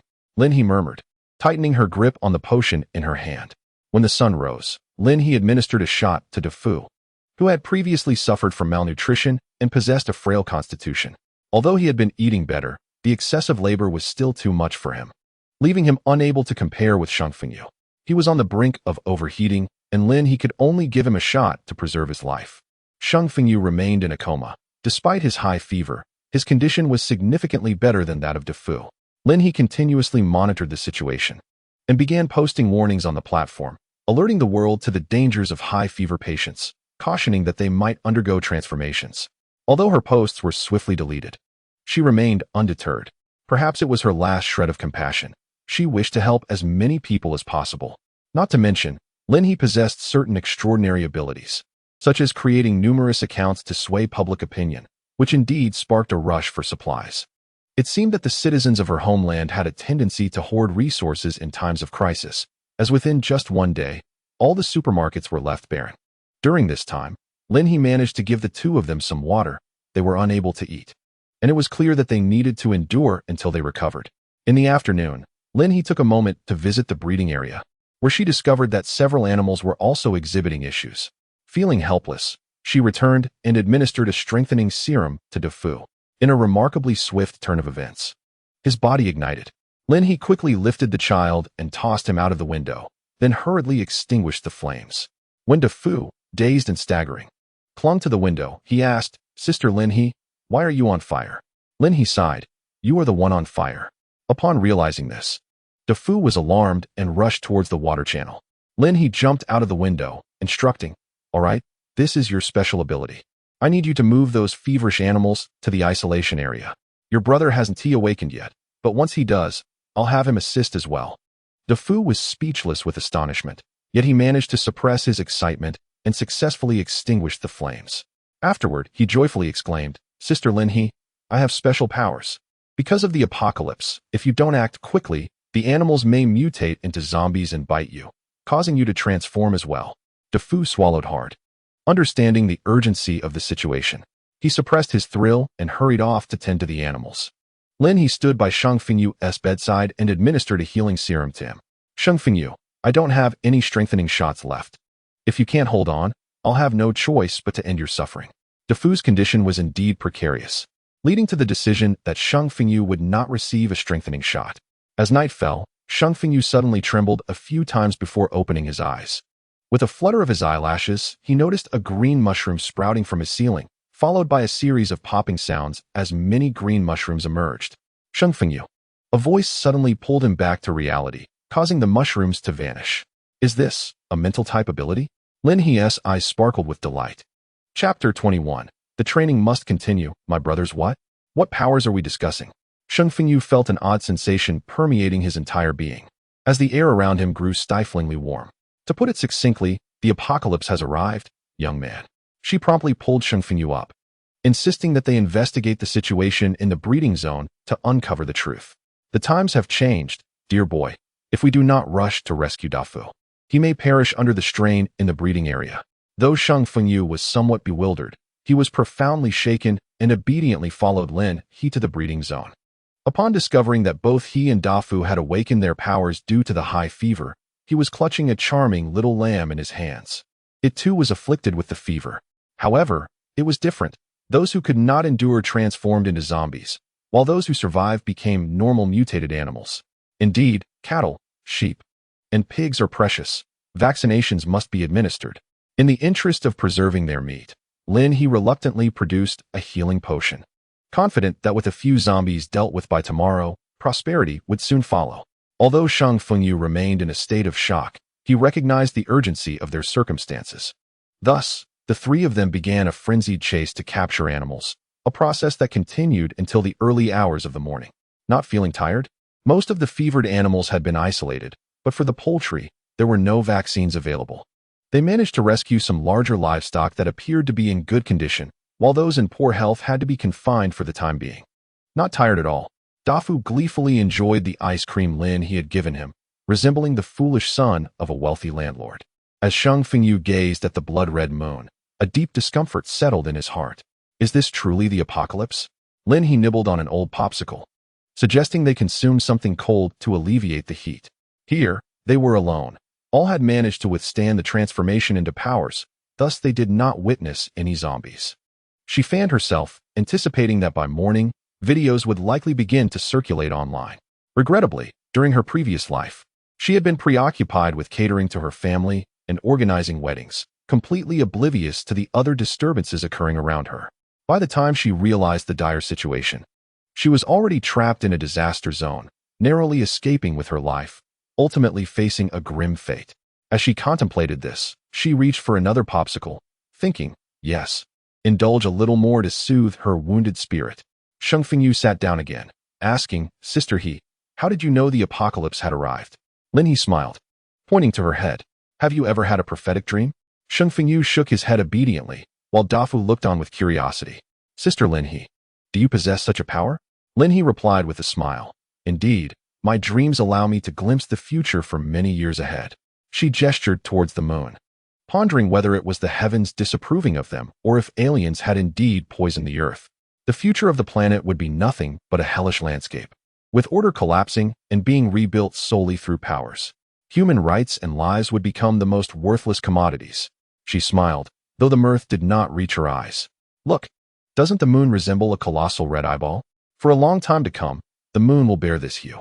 Shang Fingyu's brows had furrowed, while Dafu licked his ice cream, remarking how it reminded him of pomegranates from his hometown, which were delightfully sweet, large, and juicy. He turned around, laughing, only to find Shang Fingyu wearing a grave expression. Dafu paused, and then Linhee chimed in with a smile.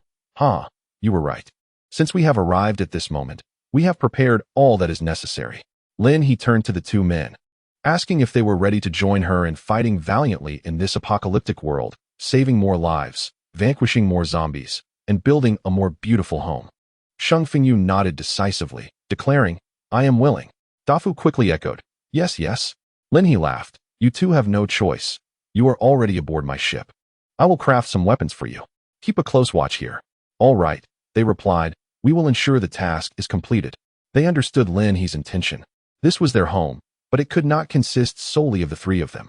Lin He was not just preparing weapons. She was also engaging in some small-scale advertising. Indeed, she aimed to attract people to her base after entering the city. Apart from waiting for other bases to be established post-apocalypse, she aspired to build a reputation that would draw others in. The effectiveness of such widespread advertisements remained uncertain. She promptly accessed the construction interface to select melee weapons, decisively opting for a sturdy and sharp machete, ensuring it would not dull easily. Next, she chose a tang sword, but most importantly, she acquired crossbows. Lacking firearms, these crossbows would prove most useful. She resolved that each person should have one, producing ample bolts so that everyone would possess at least 100. Once crafted, they would all be stored in their backpacks, allowing for the rightful use of space. Each person would wield 2 knives, ideal for cutting.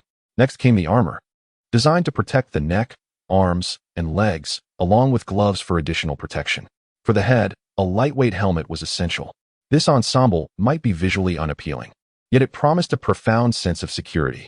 She even contemplated crafting iron shorts, but considering mobility, she dismissed the idea, reasoning that they might not be unfortunate enough to have zombies targeting their lower garments. Additionally, she prepared some strips of cloth for binding. Lin He worked swiftly, and time flew by. As the sun rose, somewhere in the world, a patient who had succumbed to the heat suddenly emitted a terrifying, guttural scream. Its skin turned a sickly gray, with dark veins rapidly spreading across its body, distorting its form grotesquely, and its nails elongated into sharp claws. A copious amount of viscous fluid dripped from its gaping mouth. Upon opening its eyes, the ashen gaze immediately locked onto a nearby human companion. With a chilling hiss, the zombie lunged forward. "Help! Hell has descended. The end of the world has truly begun." At 7 in the morning, Lin He's breeding farm witnessed a mutation among several livestock. It remains uncertain whether it was due to the serum or some other cause, but thankfully none of them transformed into zombie creatures. However, the poultry did show signs of infection, prompting Lin He to instruct his 2 fully armed companions to enter the pen and eliminate the zombies. As they opened the door, they swiftly drew their blades, executing their task with alarming efficiency. Lin He heard Dafu let out a loud shout before he charged forward, aiming directly at a zombie creature with his weapon. The ensuing commotion was marked by the splattering of thick black blood as he delivered several decisive blows. Meanwhile, Shang Fengyu maintained a calm demeanor, swiftly dispatching one zombie after another as though he had been gutting fish at a market for years. Dafu seemed to quickly acclimate to the chaos, following in his brother's footsteps and ferociously slaying the infected birds. "Not bad. You two haven't been scared to tears," Lin He remarked with a smile. But before he could finish, both of them suddenly bent over, retching. Lin He turned away, acknowledging that they still needed to toughen up. The fish, on the other hand, posed no issues. Lin He utilized his powers to change their water, leaving Shang Fengyu and Dafu astonished. Just how many abilities does Lin He possess? Chapter 22. The Freedom to Hunt. Water, wood, space? Lin He chuckled softly, then reiterated the day's primary objectives to the two. The first goal was to eliminate zombies. The second was still to eradicate the undead, and the final objective was to gather resources. By around 9 in the morning, the entire city would be overrun with zombies, and the night would see an even deeper descent into chaos. Such a terrifying calamity, yet in Lin He's eyes, it represented nothing short of resources, crystal stones, and potential allies. Understood. Shang Fengyu and Dafu simultaneously raised their tang swords and crossbows, appearing particularly astute under the protection of their gear. "Let us go." Dafu was bubbling with excitement, seemingly forgetting the fear that had gripped him earlier that morning. Lin He cautioned him that the zombies would only become more horrific, but Dafu brushed off the warning, convinced of his newfound growth. Lin He could only say that seeing is believing. "Let us take a nap. I will wake you when we arrive."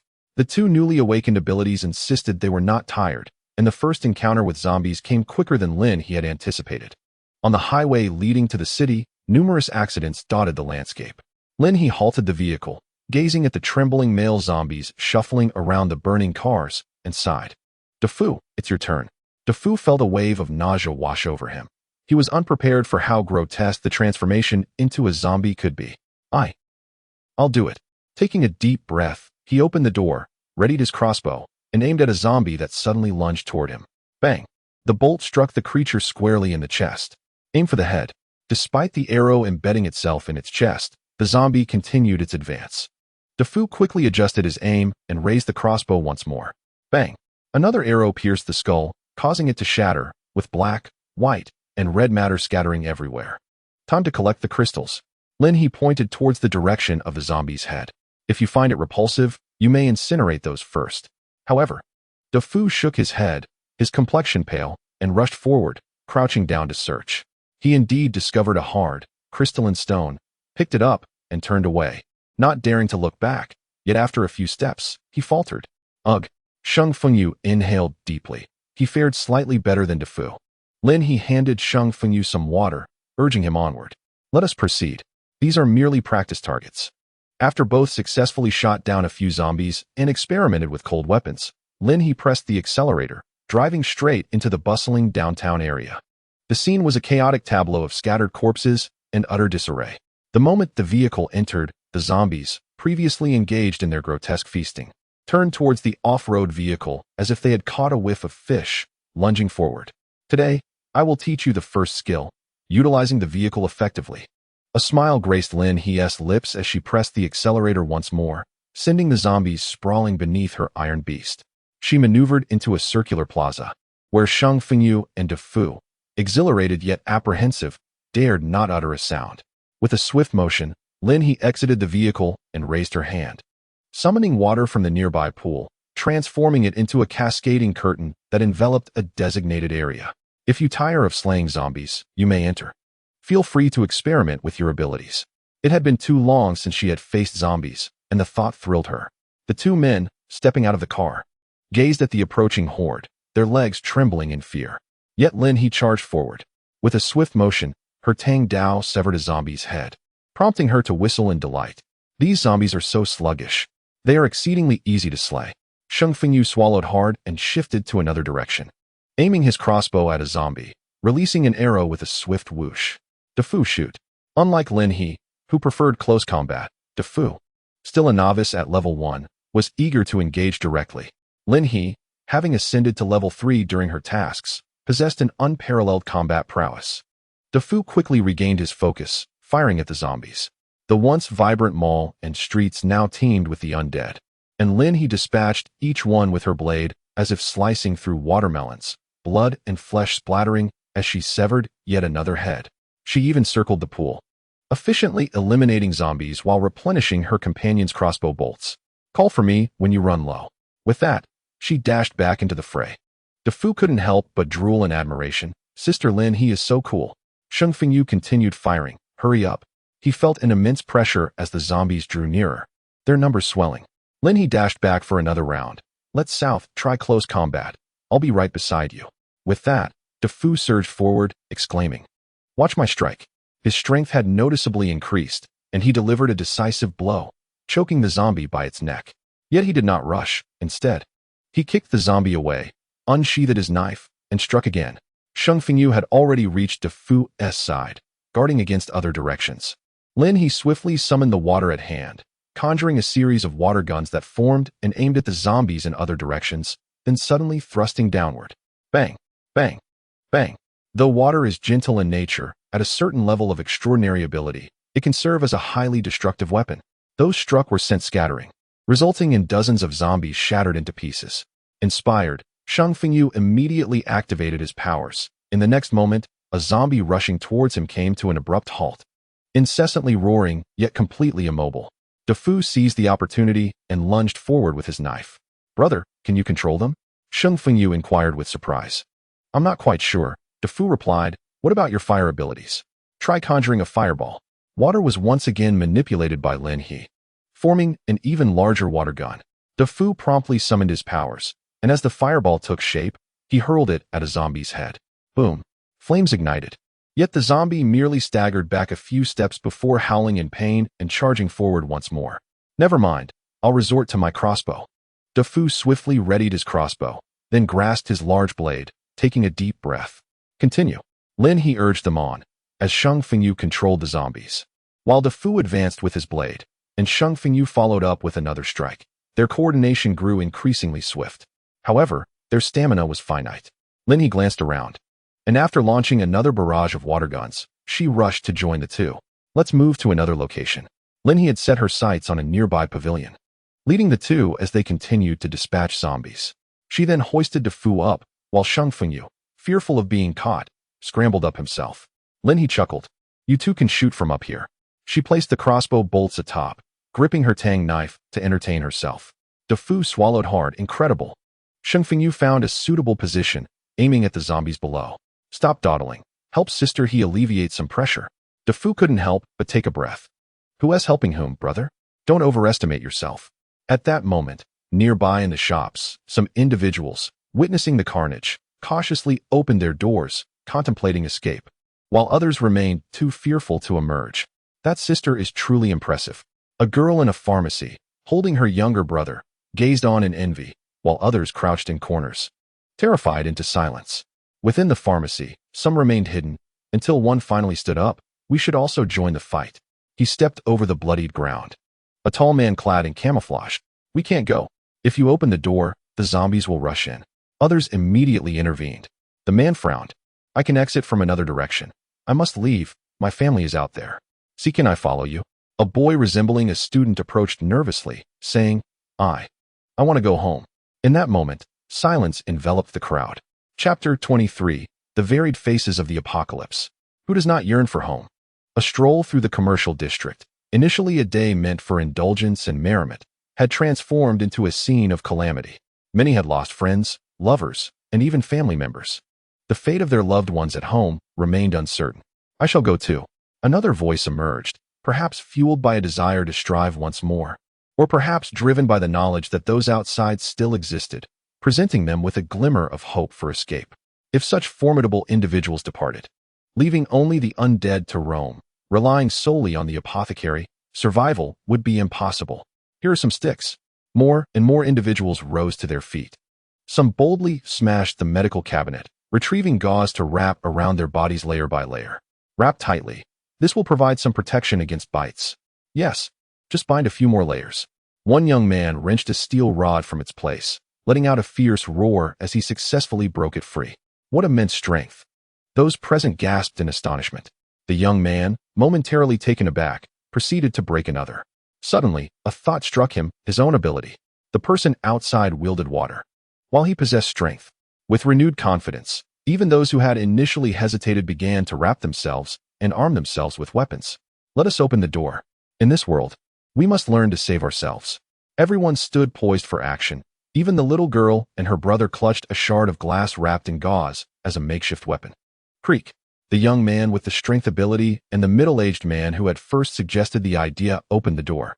At that moment, Lin He was perched atop her vehicle, bow and crossbow aimed at the oncoming small zombies, joyfully picking them off one by one. They roared below, yet none managed to ascend. Lin He sighed. How pitiable you are, truly Na'vi. Contemplating the grotesque and more intelligent zombies that lurked behind, along with the swift and psychically adept abominations that formed waves of undead, her heart trembled. Thus, she wielded her tang knife, severing a head cleanly, soothing her anxious spirit.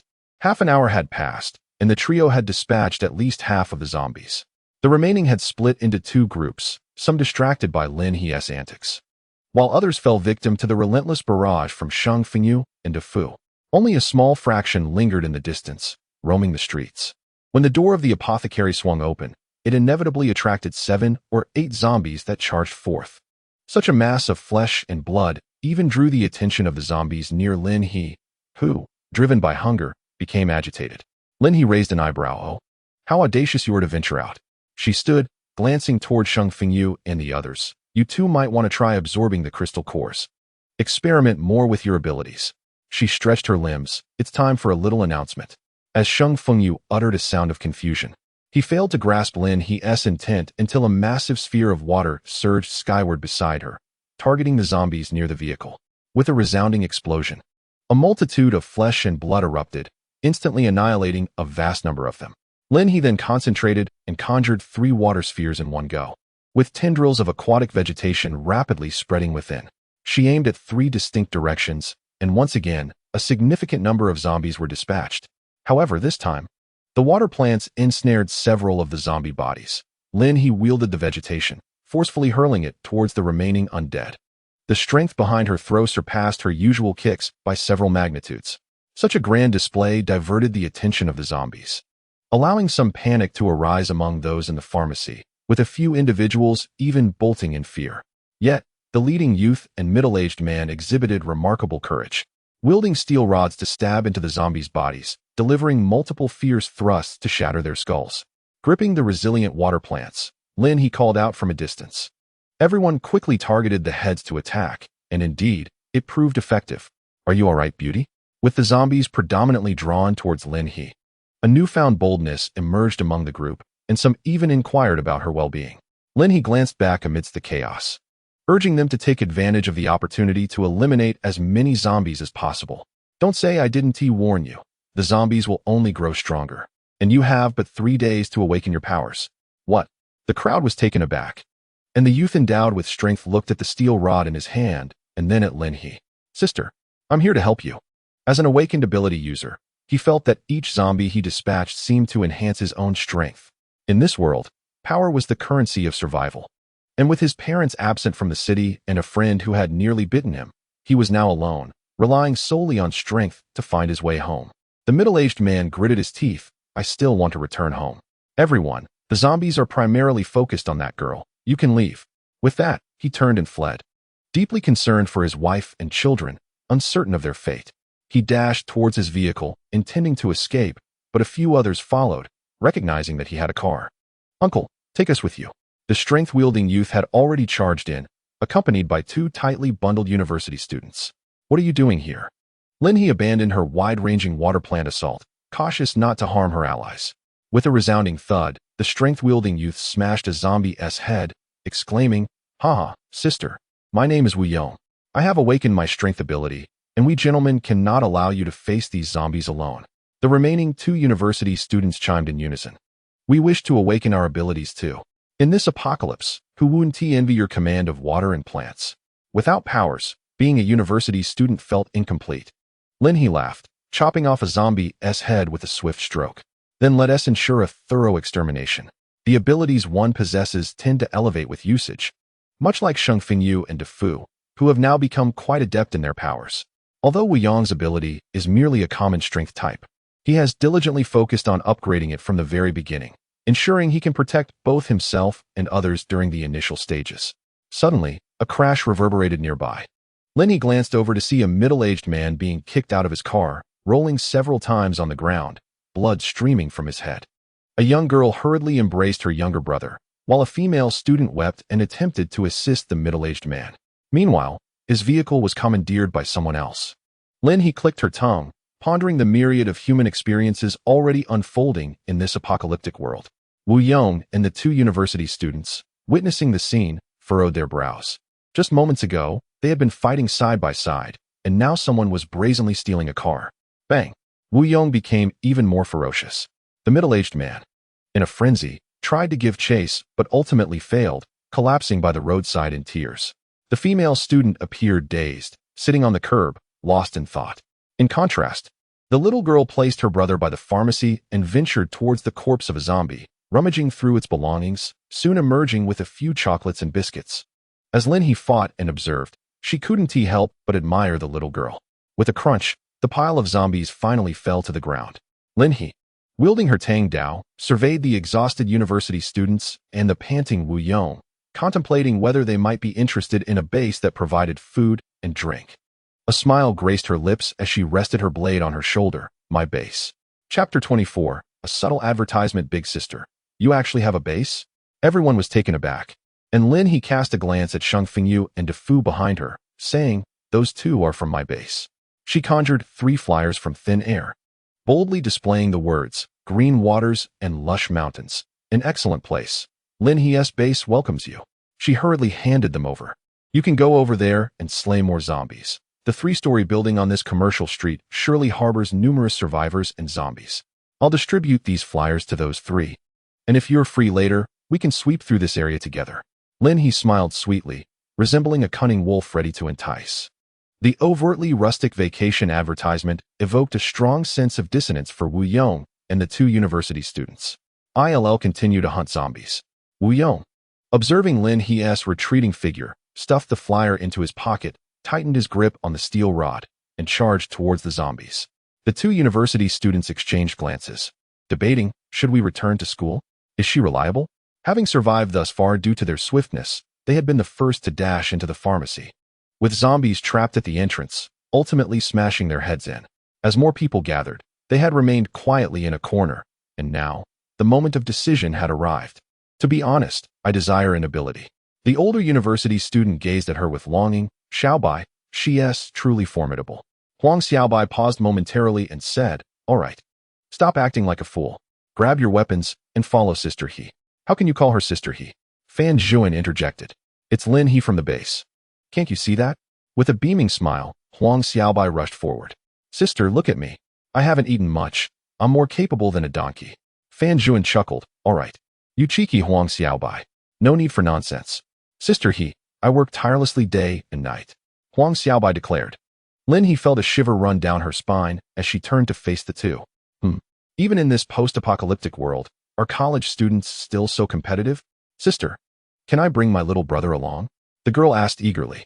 Lin He turned back and smiled warmly. Of course. The little girl beamed. Sister, my name is Mu Tong and my brother is Mu Xiaoqiu. We will follow you from now on. What about your family? Lin He inquired. Mu Tong paused, then pointed to a pile of zombie corpses not far away. They are with my dad and mom. Lin He hesitated for a moment before embracing the little girl. From now on, sister will protect you. She then approached the nearby female college student and middle-aged man, handing out flyers. If you have nowhere else to go, consider my base.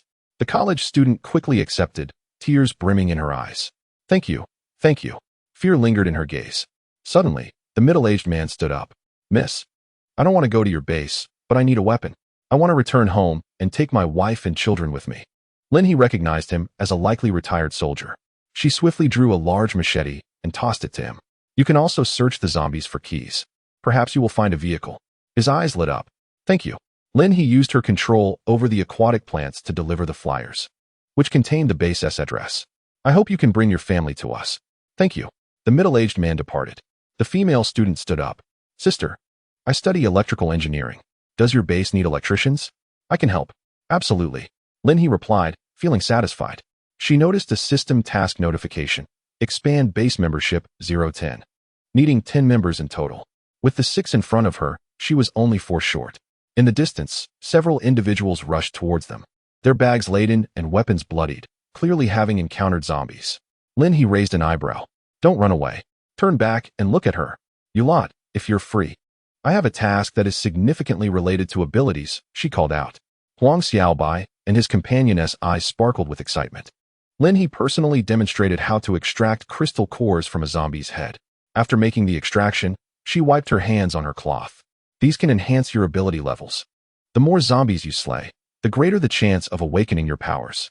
Furthermore, these cores can be exchanged for food and resources at my base in the future. Mu Tong had already dashed out, daring to excavate with her bare hands. Here, take the dagger, she said. Lin He recognized the fierce spirit of this little girl. Yet she was astonished by her audacity. After receiving the dagger, Mu Tong declared, Sister Lord, I will compensate for the dagger with crystal cores. She waved the dazzling crystal core in her hand and smiled. Lin He was taken aback, while the 3 university students behind her were invigorated. Seizing the dagger Lin He had given them to dig fervently. At that moment, Wu Yong had already reunited with Sheng Fengyu, and they were enthusiastically battling the zombies. Thus, the two descended from the pavilion. Otherwise, with Wu Yong's fervor, what would they be slaying? Lin He had already visited the pharmacy, collecting all the medicinal supplies. The commercial street still had several people peering out from the upper floors, but the pharmacy was deserted, devoid of both people and zombies. After a brief search, Lin He took all that was useful. Upon descending, she found the ground littered with individuals excavating crystal cores, and some even rushed down from the upper floors. Eager to join in, Lin He raised an eyebrow, standing before them with a smile. observing their eagerness. Having witnessed Lin He's combat prowess, they ultimately retreated. Mu Tong was the fastest in her digging, yet her small stature made it challenging. The two male university students were fervently competing, increasing their pace, leaving the female student distraught. She tried to accelerate, but fell behind. Gather everything. When Wu Yong and the others arrive, we shall commence clearing the floors. Mu Tong's brother was remarkably well-behaved, silently watching Lin He. Lin He had noticed the child squatting in a corner during her visit to the pharmacy and greeted him, but he seemed unable to speak. It dawned on her that the child might be autistic. Lin He then understood why Mu Tong was so mature, capable of bringing her brother to this place even after their parents had turned into zombies, and daring enough to touch things on the zombies.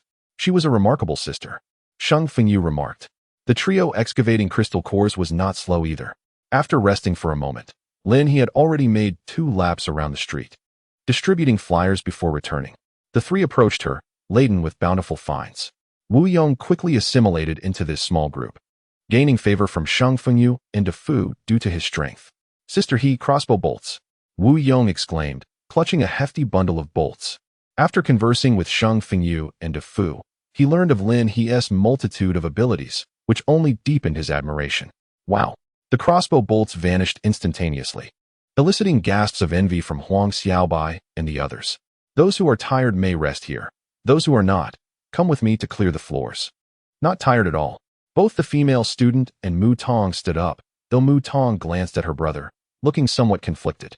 Lin He noticed and said to Fu, "You accompany Mu Tong and her brother on the first floor. We will head upstairs." De Fu nodded, "No problem." Thus, the nascent team embarked on their inaugural collaboration. Lin He forged ahead, her eyes aflame with determination. Crystal cores, supplies, all our resources. Today has brought great harvests. Chapter 25 features her, Lord Lin He. Open the door. The water meter inspectors have arrived. Huang Xiaobai and 2 university students cheerfully cleared the way, as a team had already swept through a third of the commercial street, eliminating numerous zombies and rescuing several people. Lin He was responsible for distributing food and flyers, allowing individuals to choose their own paths. The majority opted to leave, while a small group, upon reaching the ground floor and seeing Mu Tong, sat by the roadside in a state of confusion. They had just witnessed their loved ones transform into zombies or had suffered bites themselves. Some still held hopes of following Lin He, while others were uncertain about their futures in this world teeming with the undead. Could they truly survive?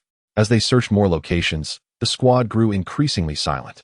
They encountered more bodies, not merely those who had succumbed to zombie attacks, but rather victims of suicide. At the moment the apocalypse struck, too many lost hope for survival, witnessing their companions turn into zombies. In their terror, they chose the swiftest route to death, perhaps to escape some pain. Lin He gradually returned to the forefront, and by the time a street was cleared, her backpack was brimming. And the team had gained 2 new ability users, a girl with a metal affinity and a graduate student with a wood affinity. Upon witnessing Lin He's combat prowess and her abilities, they decided to accompany her. Now, only 2 more members were needed to fulfill their quota. With 7 or 8 shops remaining, Lin He glanced at the sky, realizing it was time to return and feed the little animals. I will go eliminate the zombies over there. Let the others search for supplies. Lin He had already taken most of the valuables. The remaining shops primarily offered snacks and milk tea, which could be left for those who followed. Sheng Fengyu, go below and look for individuals skilled in livestock management or farming who would be willing to return to the base with us. Make a note of them. Understood. Lin He ventured ahead to clear more areas while the others descended. Aside from those who had already departed, about a dozen remained, eagerly watching them as they came down. Sheng Fengyu pulled out a small notebook from his chest and encouraged others to inquire as well. I grew up raising pigs and ducks. I can do all that. The inquiries began, and everyone understood that competition was imminent, for Lin He's base could not accommodate too many newcomers. I can shoe cows and donkeys. I'm also an electrician and can dig wells. I can farm too. I've grown quite a few vegetables on my balcony. Is that acceptable? Upon her return, Lin He noticed Sheng Fengyu hastily approaching her. Sister He, it seems they all want to join us. Lin He's formidable strength, especially as highlighted in her flyers, promising food, drink, and shelter, made every individual feel valued. Their desperation for belonging peaked at this moment. Since that is the case, what are we waiting for? Let us pick the locks. We cannot transport so many people in our vehicle. Sheng Fengyu was momentarily taken aback, then turned to Lin He and asked, "Are we taking them all?" Lin He, her small hands rubbing together with excitement, replied, "Do you think we have ample land?" Sheng Fengyu pondered over the 40 acres they possessed. In recent days, Lin He had cultivated some seedlings, and together with Dafu, they had worked tirelessly for a day, planting 7 or 8 acres, yet there was still much to be done. In truth, it was not an excessive amount. "Are there many houses?" he inquired. "Not many," she responded. "Then that settles it. We will need them to work. The more people there are, the more hunters we will have venturing out, and the more individuals will remain at the base to tend to the fields." A smile curled at the corners of Lin He's lips. "Our base operates under the principle that as long as one wishes to survive, is honest, and possesses skills, they shall be welcomed. They would not allow those individuals to enter the base immediately.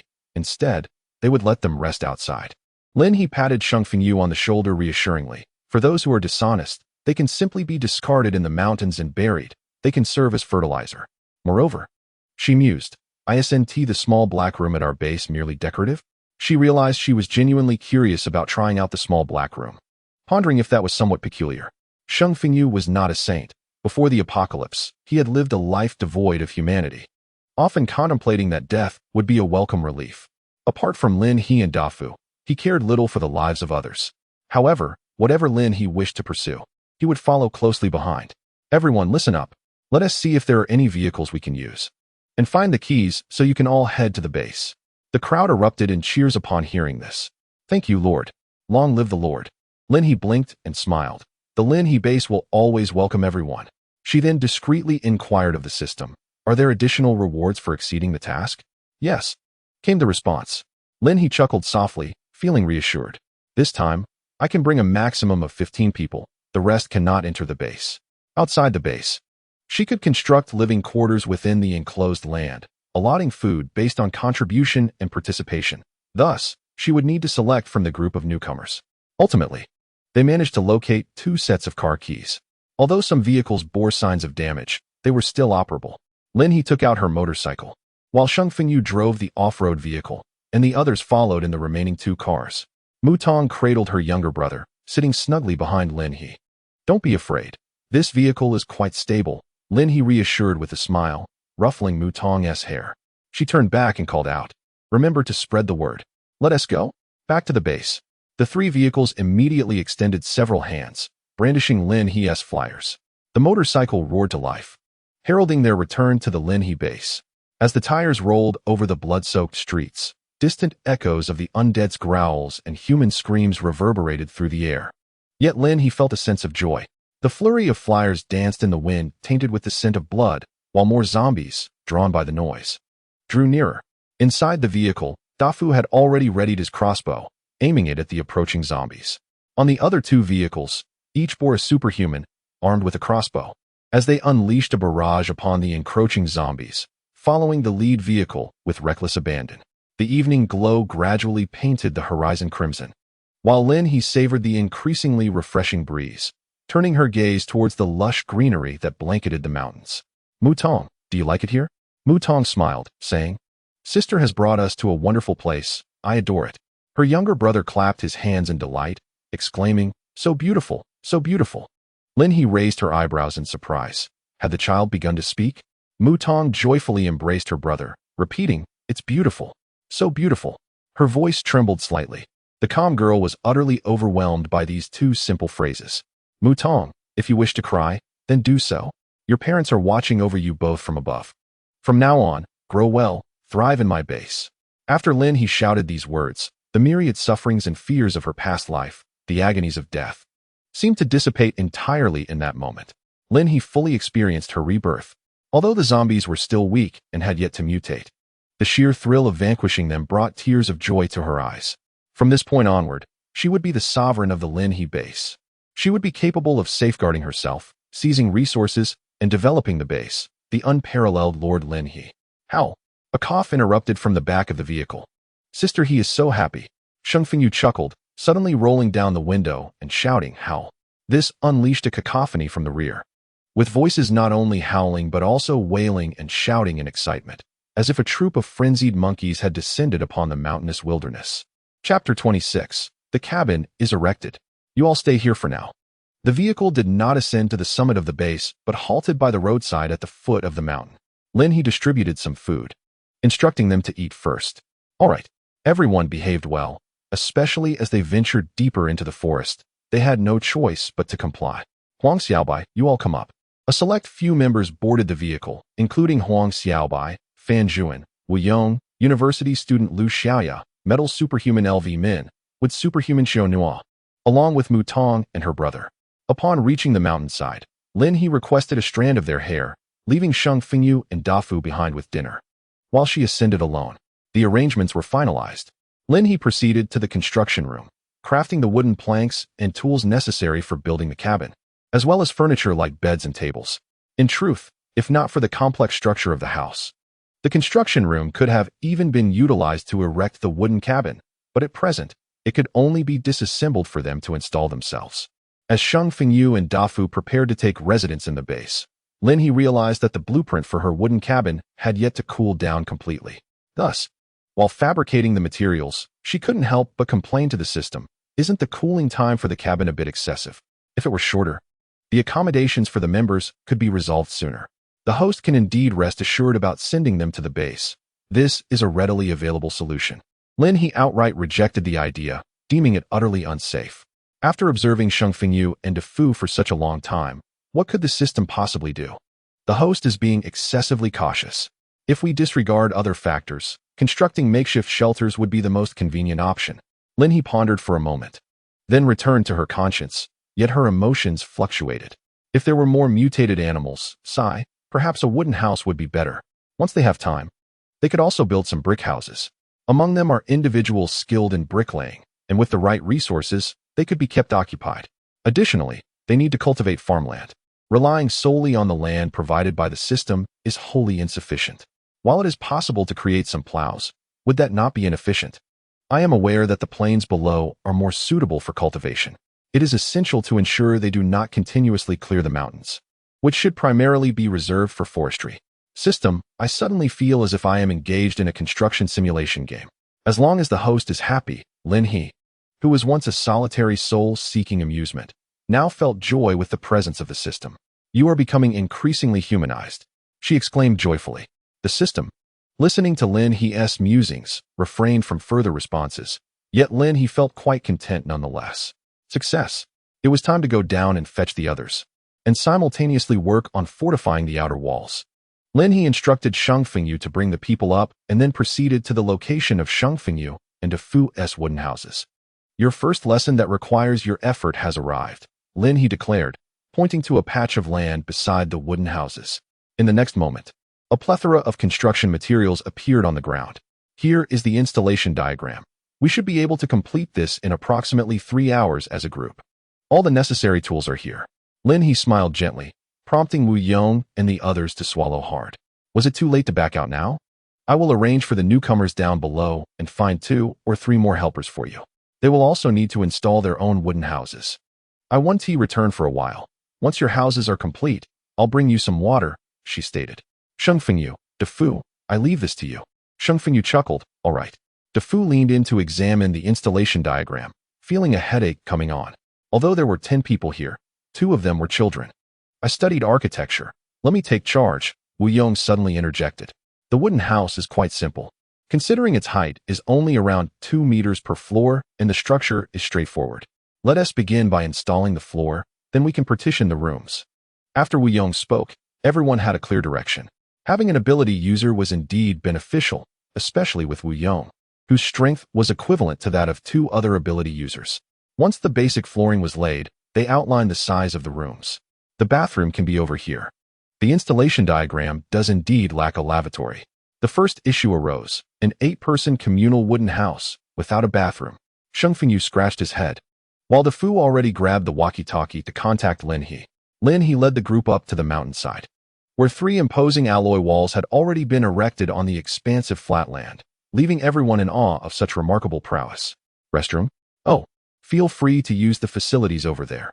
I shall return shortly to construct one," Lin He casually remarked, making a wish to the system. "System, did you hear that? Good." With that, she set aside her concerns, continuing the installation of wooden cabins within the confines of the base. She completed the 4 walls, leaving a 4-meter wide opening for the entrance. The interior spanned approximately 500 square meters, ample space for constructing residences. Next, I will collaborate with you all. Is there anyone knowledgeable in architecture? Please take a look at the installation plans. Lin He set down the materials for the cabins, and 2 young men stepped forward, declaring, "We can help." These 2 were colleagues who had ventured out for business, only to find themselves caught in an unfortunate incident on the commercial street, leaving them as the sole survivors. With their 996 work lives abruptly halted, they found themselves without a collective dormitory as well. The distance made returning impossible, and the dormitory offered little more than hunger and exhaustion. They exchanged glances with Lin He, contemplating their situation, and then clapped their hands in agreement to follow her, eager for a new employer. After all, in this post-apocalyptic world, demands could not be too high. It's quite simple, and there's no need for nails or gels. The flooring features grooves, utilizing a mortise and tenon structure. You merely need to insert the pieces directly. Yes, and it is detachable. How convenient. The 2 civil engineers gazed at her, eyes gleaming with excitement. Lin He clapped her hands together, declaring, "Perfect. You 2 will take charge.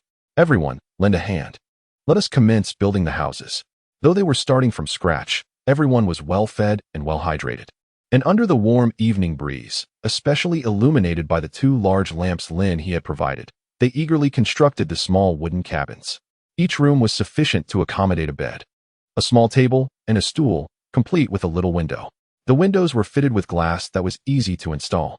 As for the curtains, Lin He provided fabric that was simply tacked up with nails, quite unpretentious, and could be drawn aside to reveal the windows. Around 10 o'clock in the evening, the 18 members of the group completed the construction of 18 small wooden cabins, each furnished with beds, tables, and stools. Lin He distributed bedding sets and once again recorded names and skills. The 2 civil engineers were promptly included in the recruitment roster. Subsequently, she selected 5 more individuals, all brimming with enthusiasm and promising potential. "Please hand over your hair." "Very well. Everyone, bring water here." Once everything was prepared, Lin He allowed them to rest, having placed water in 4 wooden barrels, and she took the hair to the base. Mission accomplished. Rewards have been dispensed.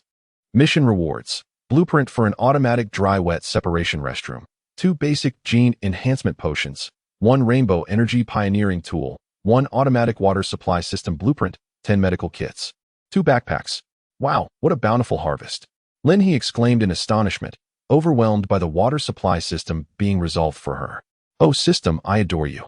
The system remained unresponsive, prompting Lin He to descend and address the concerns of the children outside the base, ensuring their access to water, bathing, and sanitation.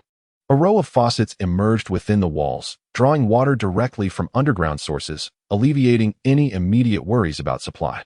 Although the mountain spring water within the base was available, it was uncertain if future replenishments would require the assistance of water-based abilities. The restrooms are ready. There are 2 for each gender. Everyone can queue to wash up before heading off to sleep. I will return tomorrow morning at 6 to assign tasks, so please rest well. Lin He appointed one of the brothers from the construction team as the class monitor, primarily to coordinate any arising issues. If anyone feels unwell or has a fever, please seek out Monitor Zhao. After he informs me, I will address the situation promptly. Take your time, Lord. Despite being deep in the mountains, with food and drink secured and no zombie threats, the lights in the living quarters shone brightly. Lin He had directly utilized the generator blueprint awarded by the system for the power supply, entrusting those skilled in wiring to install it. Chapter 27. Contribution Value Setting. The small cabins within the base were now repaired. Upon returning, Lin He ensured the restrooms were operational and improved the water supply system. Everyone, take a shower and rest well. Lin He distributed bedding and new clothes, standing outside with a beaming smile and hands on her hips, filled with a sense of accomplishment. "Sister He, are we moving?" Sheng Fengyu suddenly inquired. Lin He paused. "Oh, you 2 can rest for the night and discuss it tomorrow." "It's fine, Sister Lin He. We're not tired." Dafu chuckled, then shyly scratched his chin. With no other option, Lin He gathered their belongings, stating, "As for the rooms within the base, you 2 can choose for yourselves. The spaces are quite ample, and the furniture is complete." After reminding everyone to rest well, Lin He, along with Sheng Fengyu and Dafu, proceeded to the entrance of the base. "Here are your keys. Don't mix them up. Each corresponds to a specific room, and using someone else's will prevent entry." Lin He explained, swiping her card to enter. Dafu inhaled excitedly and swiped his card. Ding. Verification successful. Dafu hurried inside, immediately captivated by the brightly lit base and the rows of attractive rooms, especially the second floor. Sheng Fengyu followed suit, and Lin He began to introduce the various rooms, encouraging them to select. I'll take room 1, Sheng Fengyu declared, opting for the room closest to Lin He, while Dafu quickly chose room 2, adhering to the established order. All right, I'll set my things down, and you two can tidy up. I'll grab some late-night snacks, and we can discuss our future plans outside later. Understood. As Sheng Fengyu and his companion tidied up their belongings, Lin He ventured into the cold storage to retrieve beef and lamb. She brought out her grill, swiftly diced the meat, skewered it, and marinated it with flavorful spices, including barbecue sauce and chili powder. She also grabbed 4 buckets of cola, but feeling it insufficient, she ordered some fried chicken as takeout. Sheng Fengyu, working efficiently, emerged to find Lin He preparing the skewers and hurried over to assist. It seemed that Sister He frequently indulged in such culinary delights. Lin He detected a hint of envy in his tone as he remarked, "Indeed, but I usually enjoy this alone. Now that you two are here, I made sure to prepare extra. In the future, we shall accompany you," Sheng Fengyu replied, to which Lin He smiled and nodded. Dafu joined them, and the trio finished skewering the meat. Dafu promptly ignited the grill, proclaiming, "Leave it to me. The king of barbecue is here." Though Dafu was adept with fire, he struggled to control the heat, risking the meal turning to charcoal. Concerned about wasting food, especially Lin He's efforts, Sheng Fengyu suggested, "You two handle the grilling. I'll outline our main objectives moving forward." Lin He, taking on the role of a manager, pulled out a board to begin recording. First, regarding the crystal core resources, they are currently held by each of us. We need to establish a contribution system. 1 first-level crystal core can be exchanged for 10 contribution points, with higher levels doubling the points. These points can be utilized for procuring supplies, or even for potions that awaken supernatural abilities. Such potions exist? Dafu exclaimed in astonishment. Lin He sighed. Of course they do. Your abilities stem from such injections. Really? Dafu was taken aback, and Sheng Fengyu interjected, "These potions are quite precious, Sister He. We cannot allow Dafu to use them frivolously. How about 1,000 contribution points?" Lin He suggested, her eyes gleaming. Sheng Fengyu immediately shook his head. "That's merely 100 zombies. Far too little. I already have amassed over 100 crystal cores from yesterday's collection." After contemplating, Sheng Fengyu proposed 3,000 contribution points. "Brother, I don't possess that much." Dafu lamented, his eyes brimming with despair. Lin He chuckled, 300 crystal cores? How long would that take to gather? Furthermore, accumulating powers solely for others makes me fear my potions will gather dust. Sheng Fengyu paused, prompting Dafu to quickly interject, 2,000. 2,000. I beg of you. Sheng Fengyu turned back, questioning, "Why plead with me?" Dafu hurriedly glanced at Lin He, who nodded in agreement. "All right, 2,000 it is. In addition to crystal cores, tasks completed at the base also yield contribution points. For instance, caring for livestock, managing farmland, and harvesting crops can all contribute. Furthermore, construction efforts, such as land cultivation and building houses, are also valid for earning points." Lin He continued to jot down notes, including resource collection, logging, and quarrying, emphasizing that submitting materials would also yield contribution points. While we encourage everyone to venture forth and engage in battles for crystal cores and supplies, we must not overlook the fundamental infrastructure of our base. In Lin He's mind, a short-term plan gradually took shape. Sheng Fengyu swiftly prepared some food and brought it over for Lin He to enjoy. "Dafu, let's start with this. Come and take a seat." As Lin He observed the ample spread, she suggested that the brothers take a moment to rest. She then retrieved a whiteboard, propped it up beside her, and began to inscribe with a black marker, Lin He's base yearly plan. "First and foremost, we must ensure our combat readiness. We cannot afford to be disconnected from the world. Therefore, daily trips to the city for distributing flyers are essential to enhance our abilities. Furthermore, we must safeguard our productivity. Although we currently have sufficient food supplies, relying solely on them will hinder our growth. The surrounding mountains should not be neglected, especially the plains beneath them, which are perfectly suited for wood and earth ability users to cultivate." Sheng Fengyu approached, suggesting that they implement a contribution value system for task assignments, assuring that food concerns would be managed by them. "I believe we should form a small team," Dafu interjected, munching on a meat skewer. Lin He nodded in agreement, emphasizing the necessity of teamwork. as she could not entrust solo expeditions to anyone. Every member of the base was indispensable. After a brief pause, Shang Fengyu grinned. Very well. Everyone in the base can freely form teams, with a minimum of 4 members per group. Additionally, we must ensure that their personal property remains protected. Wait a moment. Lin He said, heading to the central room. System, please provide me with a contribution value recording system. Task, complete 6 fitness exercises. Lin He raised her eyebrows in delight. I adore this. She dashed back, continuing to establish the tasks and their corresponding contributions, aiming for consistency without the need for further adjustments. Let us delineate the steps and their values, Shang Fengyu suggested, jotting down on the whiteboard. Construction, scavenging, hunting. We can categorize these into 3 types of tasks. Lin He's eyes sparkled. She suddenly recognized Shang Fengyu's knack for organization. Excellent, continue. She settled back, savoring her skewers while watching Shang Fengyu set things up. Shang Fengyu did not pause in his writing, detailing the processes of construction from land cultivation to harvesting and building, clearly recording the levels of contribution value. In essence, it was a system of equivalent labor value exchange, akin to working for wages. Chapter 28. What a high probability. Little Shang, this is already quite perfect, Lin He exclaimed, clapping her hands in excitement as she admired the clearly defined daily task contribution setup that addressed the current situation and needs. She offered ample praise to Shang Fengyu. DeFu, nearby, clapped and grinned foolishly, as he was intent on battling zombies to repay his debts. His stock of crystal cores barely amounted to 2,000 contribution points. It's 11:30. You two can join me for some exercise before heading to bed. If you're too fatigued, feel free to rest first. Lin He gathered all her notes, whispering to the system, remember to keep these settings. The system remained silent, and Lin He assumed it had understood.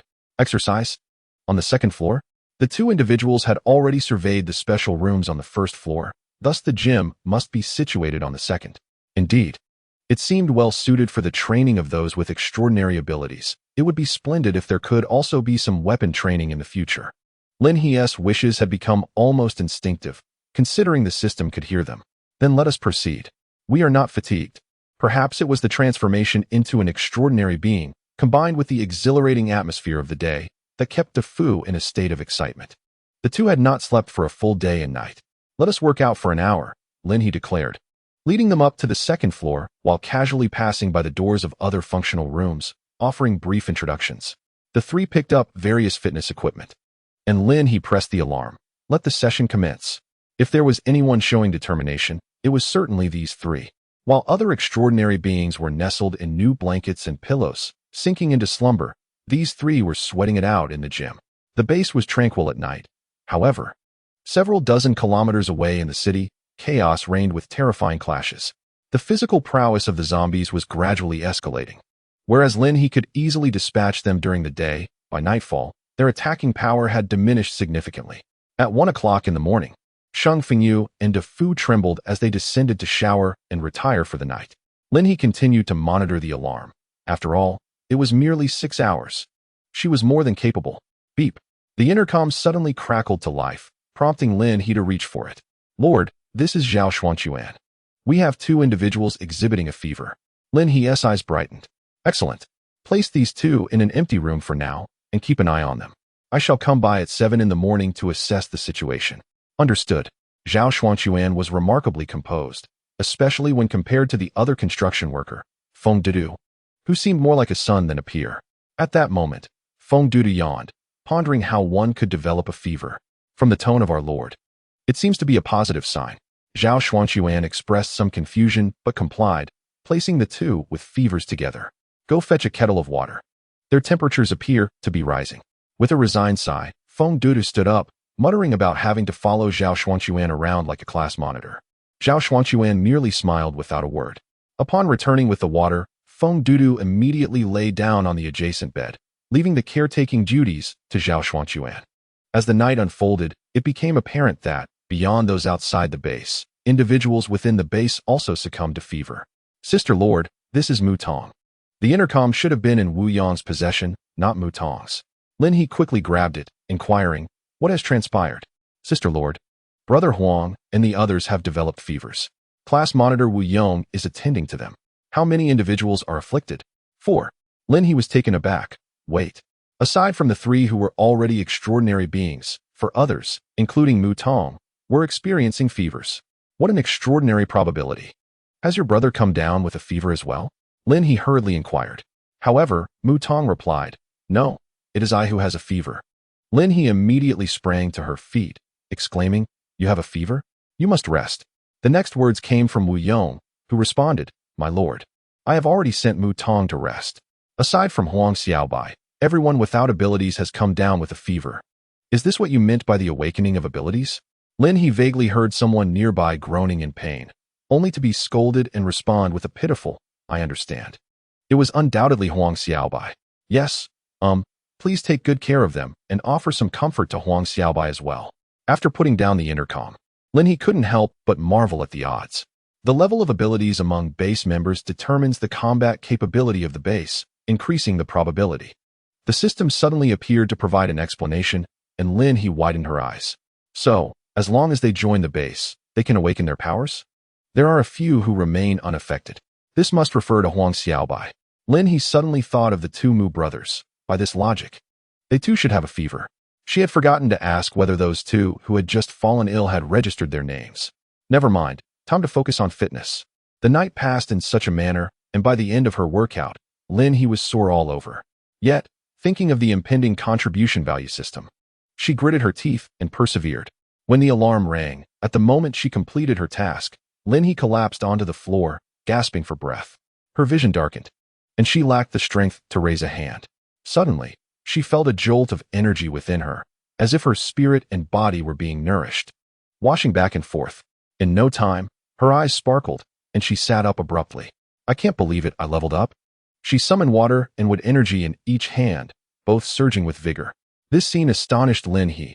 After all, in her previous life, it had taken her 5 years to reach level 7 after awakening her powers. Yet, at that time, level 7 was merely considered average cannon fodder in the apocalypse.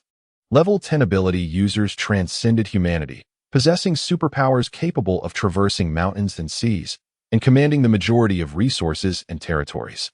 Above level 10 were those who transcended the mortal realm, legends, and the only few among the entirety of Huaxia who reached demigod status. Throughout the 10 years of the apocalypse, there had been only 100. In contrast, the zombies had nearly 1,000 of the same level. How could one possibly combat that?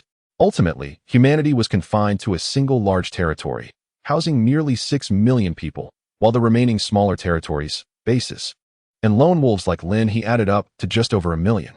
The demigod zombies led vast hordes of elite and transcendent level zombies into battle. If Lin He was not mistaken, they would surely not withstand the onslaught. In just 10 years, humanity was annihilated. Lin He shook her head, thinking, this is only the beginning. There is still hope. If her base possesses such a heightened probability of awakening extraordinary abilities, then it is only prudent to continue recruiting. Lin He rose, feeling the latent power within her, and couldn't help but feel a twinge of emotion. Level 4, after 3 years of relentless effort, and now, in just over a month, the system, are you exceptionally powerful, or do I truly possess this innate talent? Everything is as the host deserves.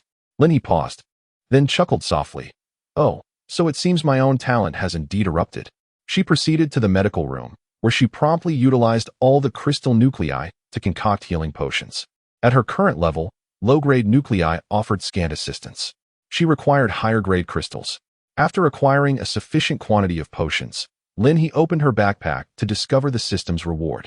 Reward: Blueprint for Contribution Value Hall 1. My goodness. Lin He was taken aback, having anticipated something mundane, perhaps machinery, yet the system bestowed upon her an automated hall. Her hands trembled with gratitude. System, I truly adore you. Chapter 29, The Hall. Oh heavens, what kind of divine father is this system? Lin He noted the materials required for constructing the hall, gathered them up, and descended. Sheng Fengyu and DeFu had just awakened. Coincidentally, Lin He had brought breakfast. DeFu, please drive down to deliver breakfast to the others shortly. Certainly. Lin He arranged the breakfast neatly, then handed DeFu the potions, assessing the 2 individuals below who were running a fever. If their condition worsened, a shot would be administered.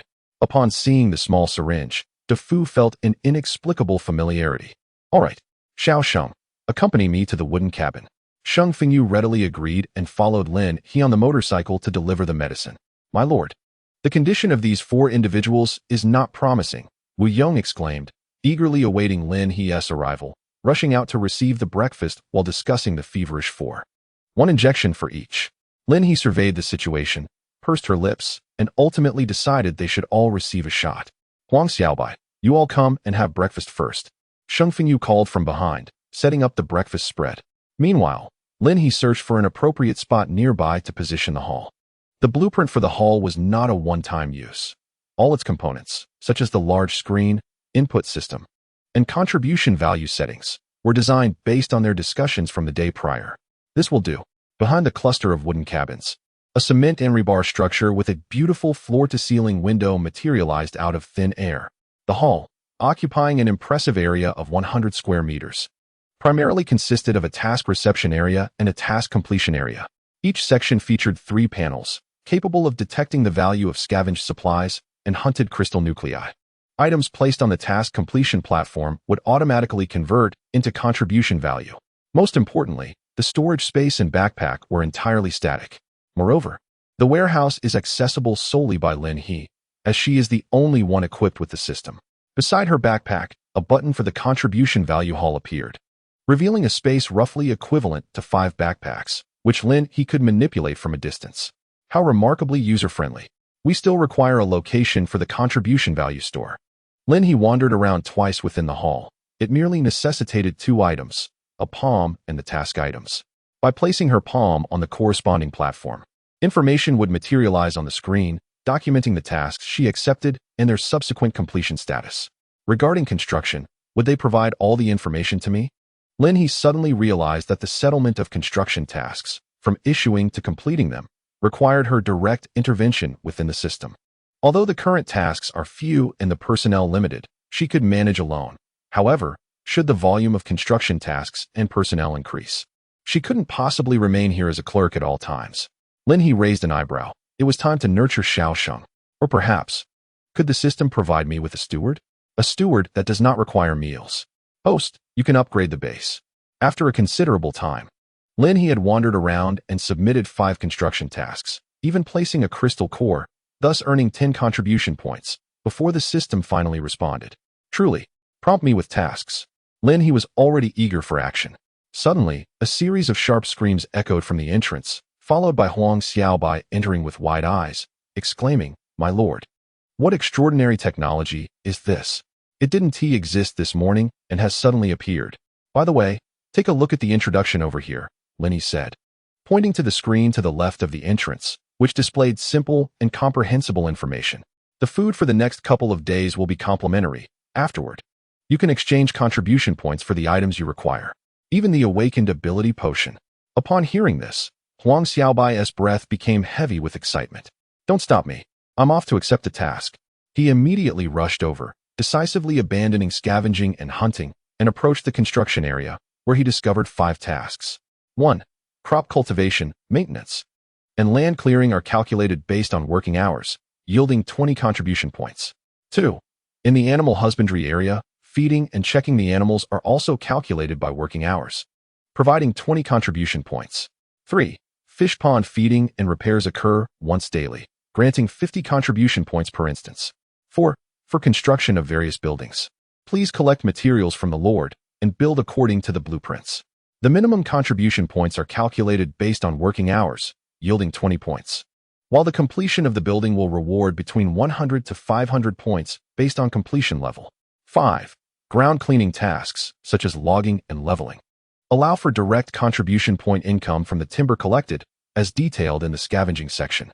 This is calculated based on working hours, providing 30 contribution points. Note: skills such as logging and excavation machinery are required. If one lacks these skills, they can learn for 100 contribution points. Huang Xiaobai widened his eyes, feeling a sense of deja vu reminiscent of the grueling 996 work schedule. I shall first accept task 3, and then proceed to take on task 1 or 2. Energized, Huang Xiaobai glanced at the screen displaying the enhancement needle, marked at 2,000 contribution points. A thought flashed through his mind.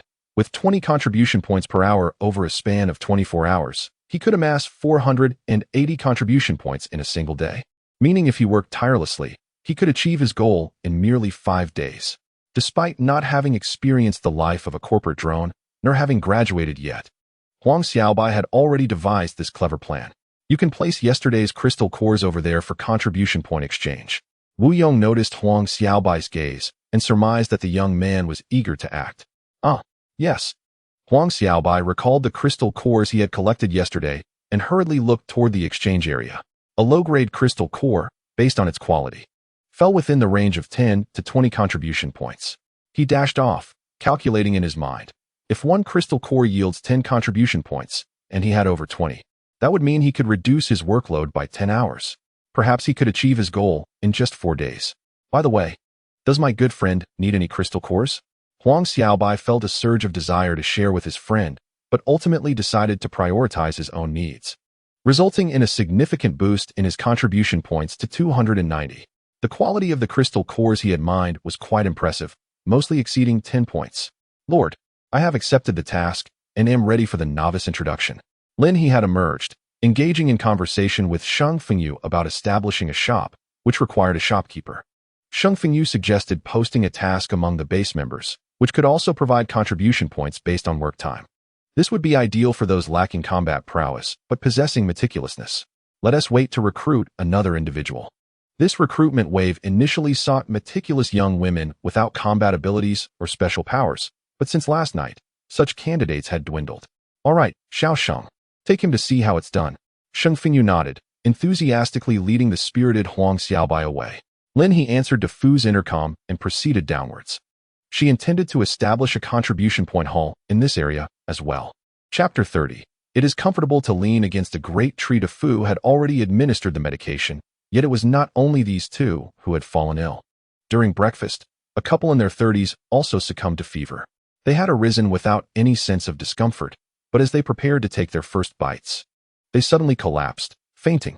De Fu was alarmed, fearing the worst, that they might have undergone some mutation. Upon feeling their foreheads, he discovered they were burning with fever. He promptly rushed over to administer 2 more injections. Most individuals were aware that this was, in fact, a precursor to awakening their extraordinary abilities, which elicited a sense of envy among them. However, De Fu and Zhao Xuanquan could only feel the intense heat and wondered if everyone was at risk of losing their sanity due to the fever. When Lin He arrived, Zhao Xuanquan was busy patting Feng Dudu's back as he coughed. I am fine, he insisted. Zhao Xuanquan then took Feng Dudu's temperature. His face was slightly flushed, yet he felt no discomfort, merely asserting that he was all right. My lord, Zhao Xuanquan called out, noticing Lin He approaching. Lin He smiled as she walked over. Feng Dudu quickly stood up, exclaiming, my lord. Despite not having rested well, he still possessed sufficient energy. Have you come down with a fever? Lin He inquired, noticing the redness on Feng Dudu's face. I am not, Feng Dudu began, but Zhao Xuanquan interrupted him, swiftly aiming the thermometer at him. A beep sounded, revealing a temperature of 37.3 degrees, indicative of a mild fever. Zhao Xuanquan regarded Feng Dudu, advising, you should lie down. Feng Dudu hesitated, glancing anxiously at Lin He. My lord, am I all right? It depends on individual constitution. Some may not experience a severe fever, she reassured him. Generally, the milder the reaction and the earlier it occurs, the greater the potential talent. However, certain unique abilities can provoke significant reactions, and only those who endure it can successfully awaken, which suggests a high potential. In the later years of the apocalypse, Long City even developed a talent-level detector. It was used to identify children born to ability users, and the first batch of children had already begun utilizing these detectors, all to concentrate resources for cultivation. Some children, due to their weaker talents, were destined to be mere pawns from birth. Yet, Lin He remained uncertain about how long these children would survive. The ordinary ability users who received awakening injections were the first to experience the basic resources necessary for the territory's functioning. While some had indeed been tested and shown to possess strong talents, by then it was often too late. They lacked connections, and their status was nearly impossible to change. For instance, after years of hard work, she had exchanged all her savings for an injection, only to awaken the most mundane strength ability. She subsequently wandered as a lone wolf during the apocalypse, ultimately finding a semblance of stability for less than a year before being overwhelmed by the zombie tide. Those like her, who survived by sheer luck, faced an over 80% mortality rate. In contrast, even those without status in Long City managed to thrive. albeit each carrying their own burdens. You are Feng Dudu, correct? Lin He remarked with a warm smile. You may also lie down for a while. It would be beneficial. I am fine, he insisted. The Lord has spoken, and Feng Duo obediently lay down. After guarding for half the night, he finally fell asleep as soon as his head touched the pillow. Lin He, having assessed the physical condition of everyone present, instructed Zhao Xuanquan to ensure everything was in order before seeking him out. He then ventured outside to find a level area, gauging the expanse below and deeming it sufficient before promptly placing the hull down. As the mosaic vanished, the small trees occupying the adjacent space disappeared as well, creating a perfectly aligned structure. Lin He entered and commenced designing the tasks ahead. This area lay beyond the base's confines, primarily aimed at those reluctant to venture out and combat zombies, directing them to cultivate the land at the foot of the mountain. Construction remained a paramount concern, as future members would require living quarters. The establishment of essential infrastructure was to commence anew. The teams for scavenging and zombie hunting also necessitated formation, prompting Lin He to adjust the contribution values for these two sectors, exceeding half of the construction portion. However, those devoid of abilities still showed a willingness to engage in construction. Lord, Zhao Xuanquan exclaimed, emerging from a conversation with Dafu only to be taken aback by the sight of the hall outside. Dafu rushed over, and Zhao hurried to join him. Upon witnessing Lin He adjusting the screen inside, Zhao's jaw nearly dropped. Squad leader Zhao has arrived. Come, there are some matters you need to pay attention to. The vehicles we returned with yesterday, despite their considerable damage, remain operational. These next 3 days mark the prime hunting phase. The base's ability users will venture out to hunt and will take the others along. Subsequently, we will exchange resources according to the contribution values. For the next couple of days, the resources will be free of charge. Lin He briefly acquainted Zhao Xuanquan with the upcoming situation. This was the optimal time for development. He should clarify things with the others when he returned, inviting them to observe the hall's condition. Some individuals had yet to join the base, and should they wish to accept tasks, they would need to register with him. Lin He then produced 2 tables for chairs and several notebooks and pens intended for registration, emphasizing that while they were embarking on this entrepreneurial venture, considerable effort would be required in the early stages of construction, although you have yet to awaken any abilities. Look here, besides resources, we also have the healing injection I just mentioned. It can heal injuries with just 1 shot, and it's quite affordable at 100 contribution points each. 1 crystal core can produce a single injection, but if Lin He sells it, it would cost 10 crystal cores for 1 injection. Even though it's direct from the manufacturer, rarity lends value. There is also the awakening injection, which is pricier but guarantees the awakening of abilities. Zhao Xuanquan, overwhelmed by the information, accepted the notebook and sat down to record numerous details. In these coming days, it would be wise to encourage everyone to go out, join the teams in combating zombies, and gather some supplies, as the zombies would soon mutate. Lin He paused, noting that it would be even more challenging then. At the onset of the apocalypse, if half of the Earth's population perished, the precipitous decline to under 1 billion within 5 days was attributable to the mutation of zombies. They seemed to have collectively awakened latent abilities, enhancing their speed, defense, and significantly increasing their attacking prowess. Lin He reflected on the harrowing experiences of her past life, letting out a sigh. Very well, I shall remember all of this. Zhao Xuanquan demonstrated remarkable capability, and before long, the remaining dozen individuals were apprised of the situation. Aside from 5 who were either feverish and unconscious or dozing with mild fevers, the rest were split evenly in their decisions. Surprisingly, only 1 person opted to stay behind, while the others were divided, half wishing to join the hunting team and the other half intending to engage in scavenging.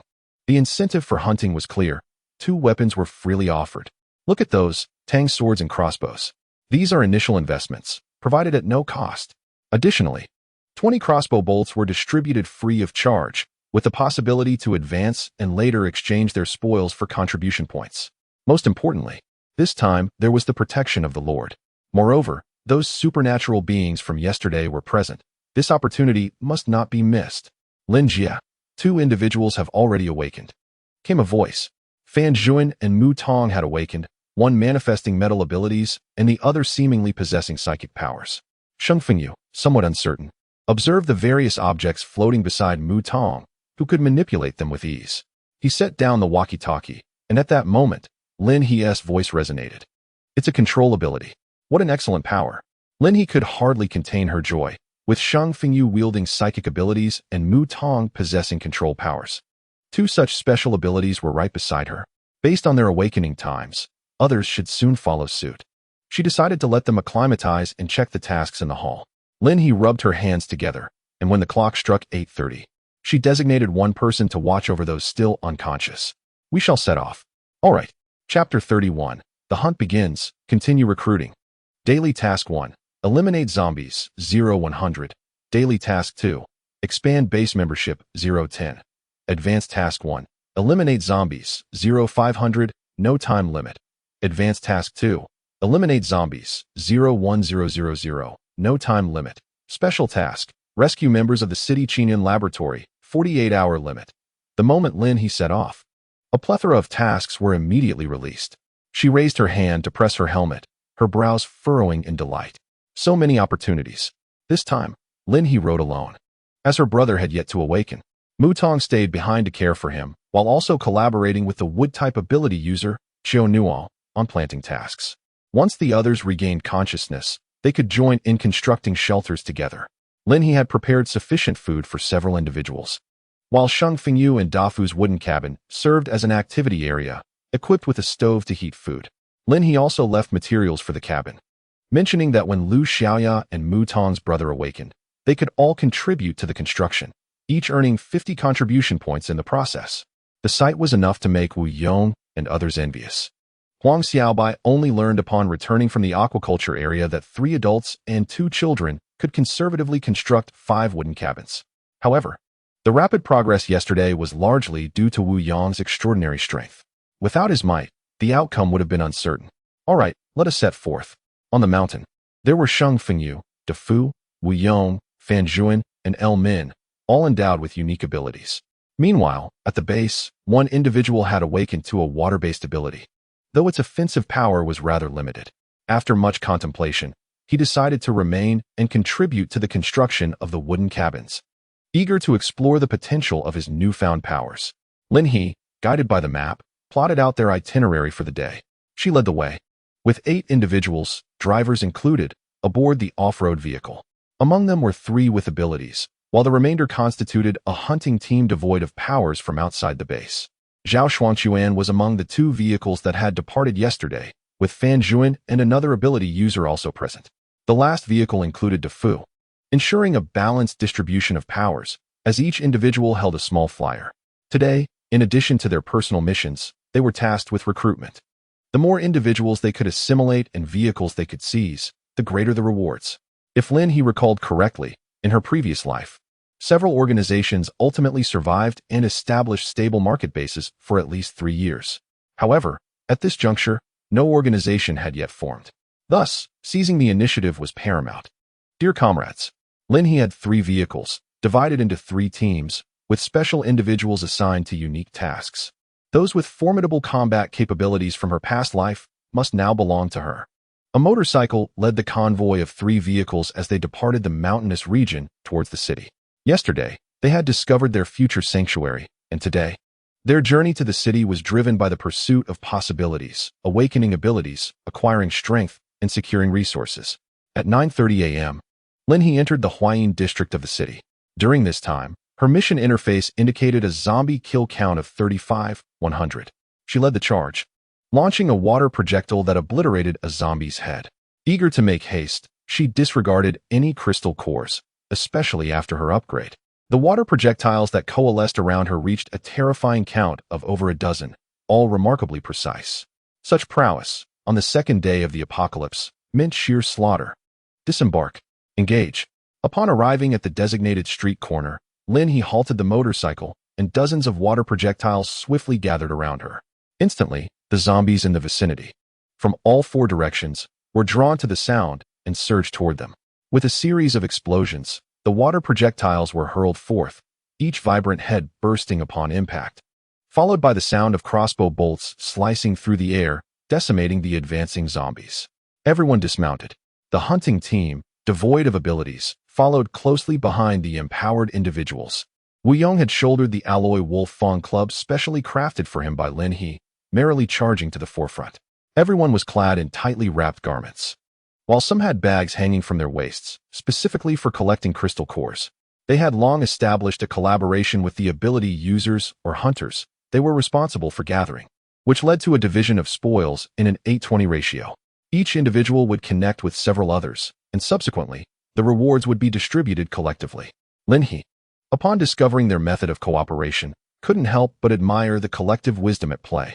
She took the opportunity to make a wish to the system, hoping for an intelligent wristwatch, one capable of receiving tasks and recording contribution points.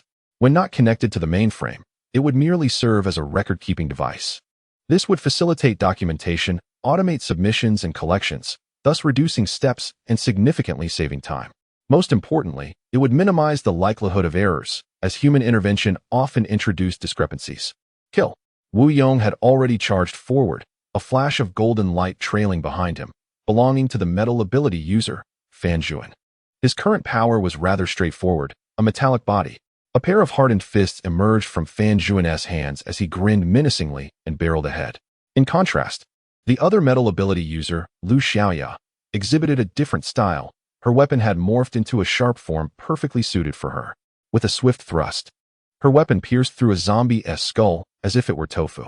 The slaughter commenced with an attack power of 111, and Lin He was at the forefront, making a beeline for a convenience store on the street. She had already sensed the presence of 7 individuals within the store using her mental faculties. Time to distribute some flyers. Just as Lin He and her group passed by the street, a blood-soaked hand suddenly grasped a fluttering flyer. At the moment he read its contents, an eerie laugh escaped him. Ha ha! He chuckled, tears streaming down his face, as if washing away the bloodstains while also cleansing the pain that lingered in his heart. Behind him stood a large shopping mall, where the floors were littered with the shattered remnants of zombies and human limbs splattered against the walls. The youth looked up at the sky. The distant green mountains seemed to beckon him, precisely where he yearned to be. He did not turn back, limping onward, tightly clutching a piece of paper that read Lin He Base. Welcome to you, step by step towards the north. Everything he cared about lay buried in the slaughterhouse behind him, each step leaving a bloody footprint.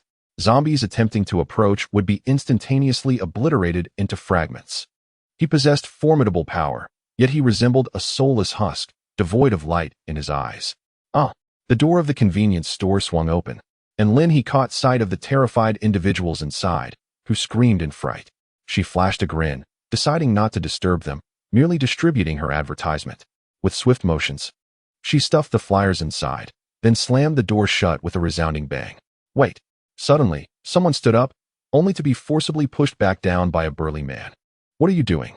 The burly man bellowed fiercely, the knife in his hand pressed menacingly against the woman's waist. She trembled, recalling the fate of those who had resisted him yesterday, all mercilessly slain by him and his accomplices. Today, those who disobeyed would surely be thrown to the zombies. Reluctantly, she submitted. Brother, this woman is about to betray us. A scrawny man lewdly groped the woman. Brother, allow me to teach her a lesson. Before he could finish his sentence, the door burst open, and a stream of water pierced through the man's chest, blood erupting before the eyes of the onlookers. Lin He turned around, smiling brightly at the intruders. Oh, I momentarily forgot that you operate a convenience store here. I still need to gather some supplies, and perhaps deal with a bit of refuse. In the next instant, the stream of water ensnared the burly man's neck.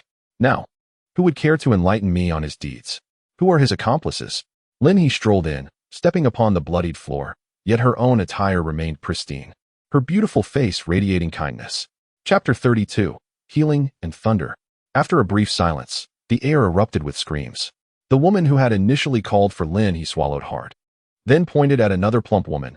She forced a girl yesterday to serve them both, and that poor girl chose to leap out the window to fight the zombies. Her hands and feet were icy, yet she now felt an exhilarating sense of release. It wasn't me. It wasn't me, the frightened plump woman shouted. I didn't do it. Yet others stood up. It was those 3. They even pushed out 2 boys. Anyone who disobeys them is doomed. Finally, others found the courage to speak, but like yesterday and this morning, they had not dared to resist, choosing instead to be passive observers. Lin He remained unfazed, smiling gently. Do not fear, I am here to avenge you. She seized the burly man and the plump woman, both struggling in her grasp but utterly unable to escape, and effortlessly tossed them aside. At that moment, zombies surged forward, and the hunters sought to join the fray. Lin He commanded, "Let them come." The burly man and the plump woman, terrified, screamed and attempted to flee back, but Lin He stepped forward, her water projectiles poised and ready. The two, too frightened to approach, turned and were immediately overwhelmed by the zombies. Lin He turned back, smiling, "Would anyone be interested in joining my base? If you work diligently, you shall never go hungry. Oh, by the way, step aside, I need to collect some supplies." With a wave of her hand, a shelf vanished, leaving the onlookers wide-eyed. A spatial ability. Lin He chuckled, "I want to take the remainder. It's all yours. Farewell."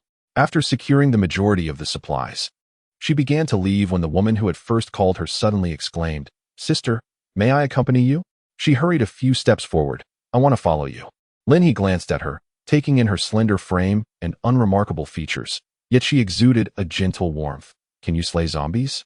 The woman paused for a moment, then glanced at the nearby shelf, swiftly seizing a convenient kitchen knife. It seemed she possessed more courage than anyone else present. Outside, the air was pierced by chilling screams.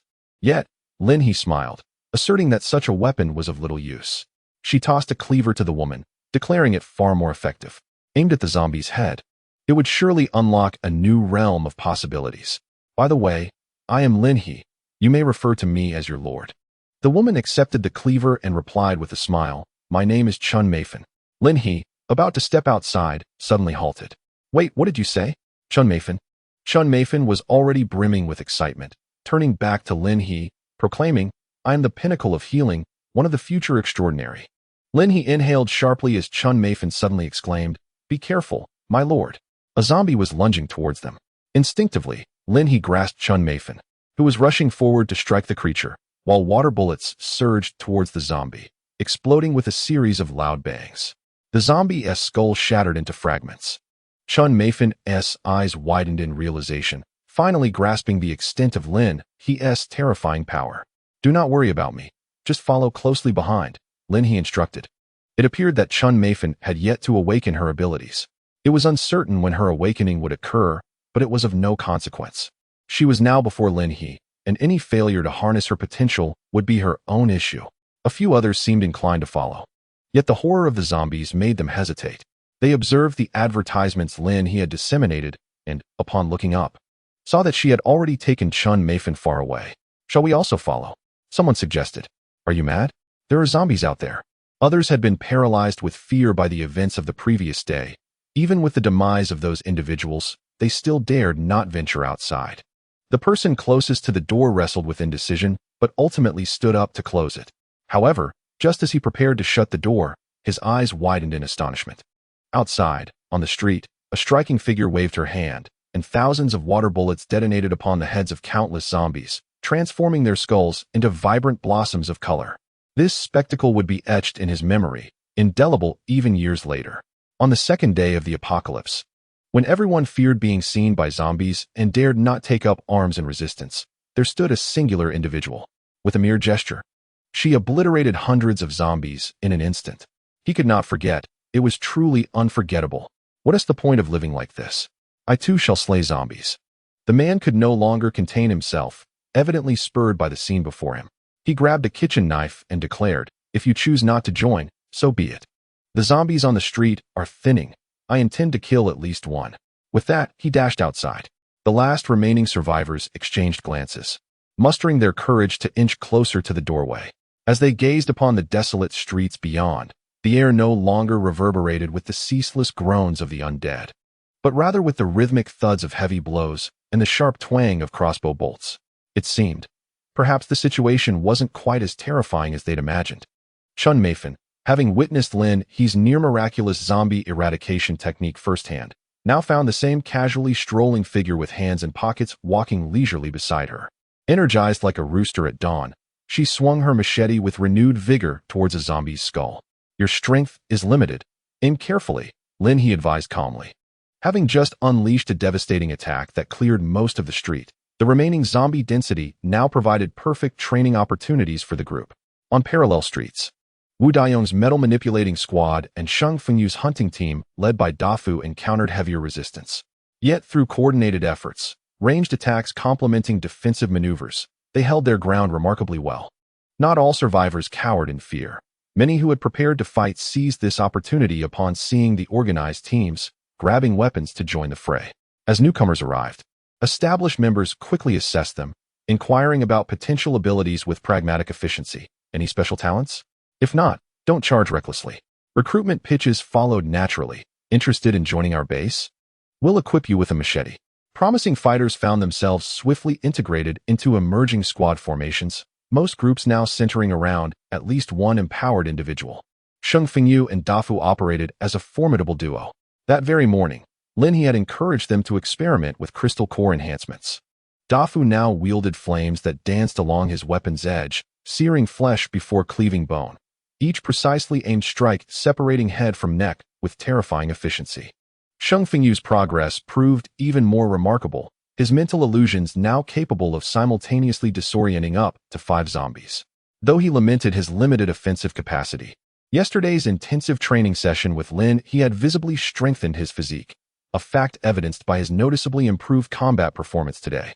Real people.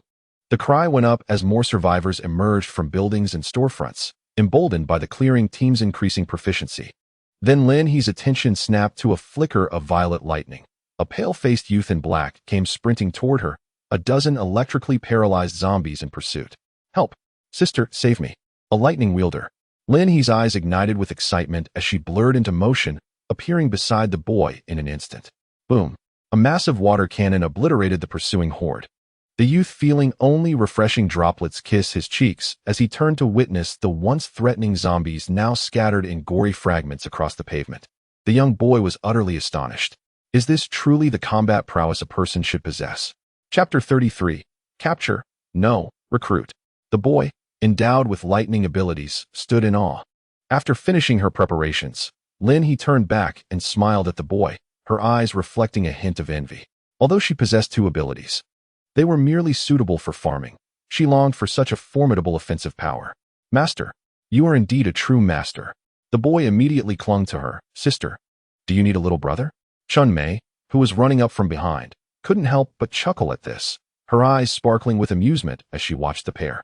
Indeed, young man, I am Lin He, and I have a base under my command, she declared while handing him a small flyer. She then produced a large machete, saying, this will suit you well. Your ability should primarily target the zombies' heads. Striking elsewhere is futile. The boy's eyes lit up. Sister Lin He, I am Baitamen. From now on, I shall follow you. He accepted the weapon without reservation, having transitioned from frantically fleeing for his life to confidently trailing behind Lin He, ready to hunt. Chun Mei couldn't help but feel a twinge of envy. She still lacked any powers. Meanwhile, on the other side, a beautiful girl descended from the heavens. She appeared to have been cornered by zombies inside the building and screamed as she leapt from the 3rd floor. Sheng Fengyu glanced over but remained still, while Dafu rushed forward like the wind. Ouch! Although Dafu managed to catch her, the impact sent him tumbling to the ground. Sheng Fengyu hurried over, pulling the shaken girl to her feet and helping Dafu up as well. Have you lost your mind? Sheng Fengyu scolded fiercely, although Dafu was in pain. He replied, if I hadn't caught her, she would have fallen and been injured. Thank you, thank you. The girl finally regained her composure. Her pale yet beautiful face now streaked with tears as she clutched her head, crying out in anguish. A zombie followed her from above, a female zombie dressed in loungewear, complete with an apron. Ah! The girl screamed, and in the next moment, Sheng Fengyu swiftly dispatched the creature with a decisive blow, separating its head from its body. Mom! The girl attempted to rush towards the corpse, but Dafu, with a hand that felt like it might break, grabbed her. She's not your mother anymore. Do you want to survive? Stop crying. Sheng Fengyu turned back, looking at Dafu with a hint of exasperation. The girl was both beautiful and pitiable, yet Dafu was still so young. Enough, Sheng Fengyu said.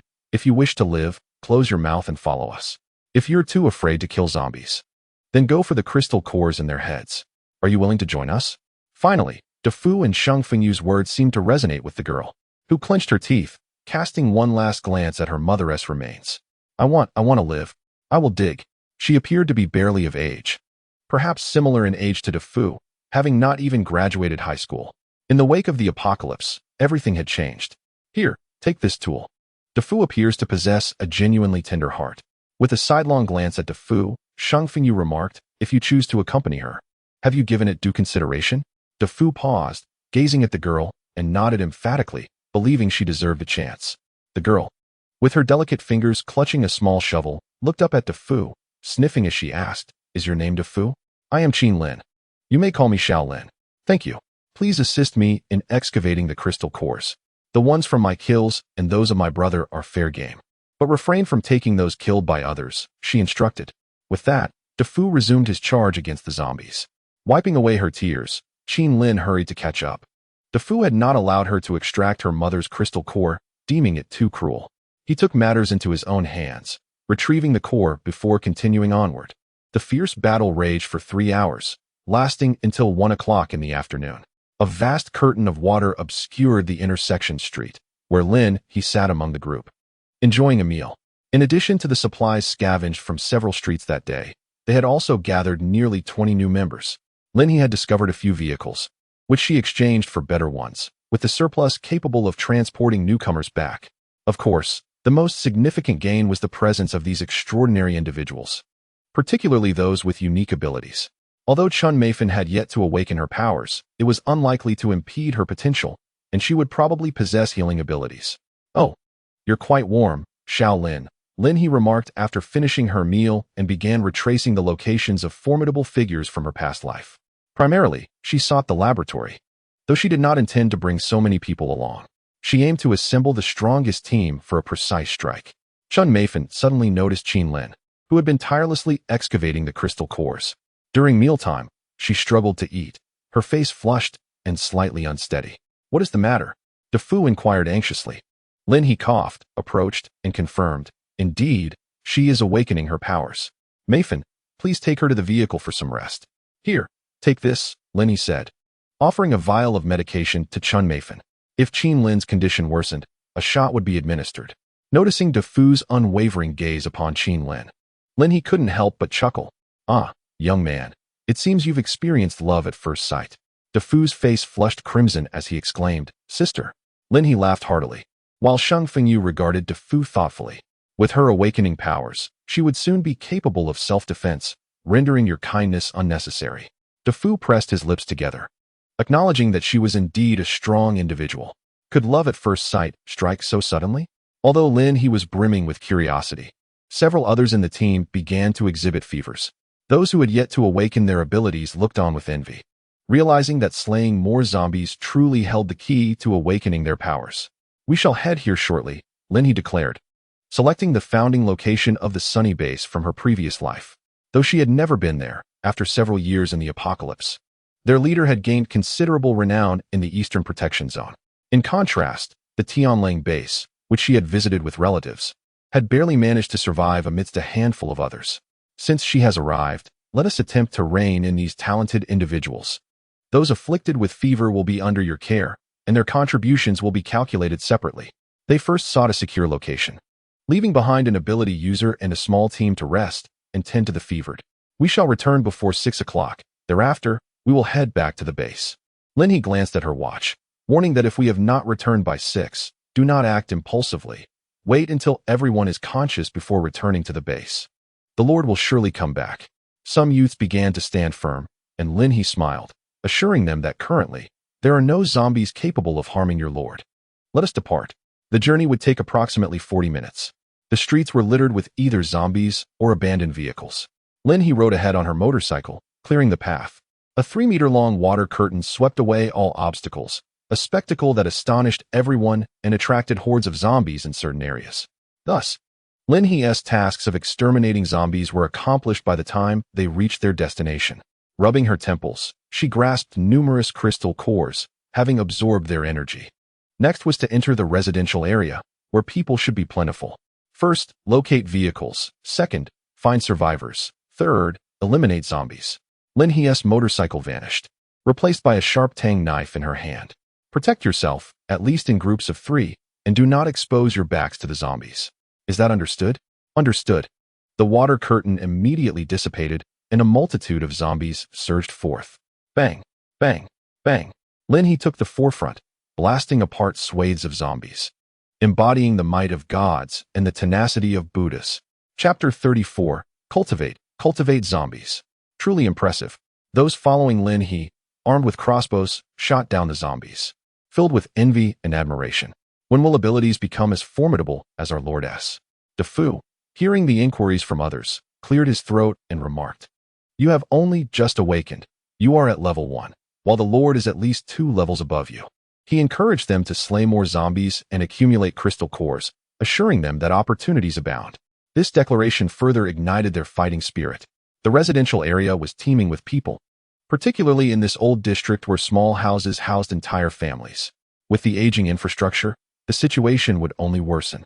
A massive horde of zombies charged forward, and Lin He swiftly maneuvered through them, her knife and water bullets ruthlessly reaping the undead, her gaze fixated on the rooftop of a certain apartment building.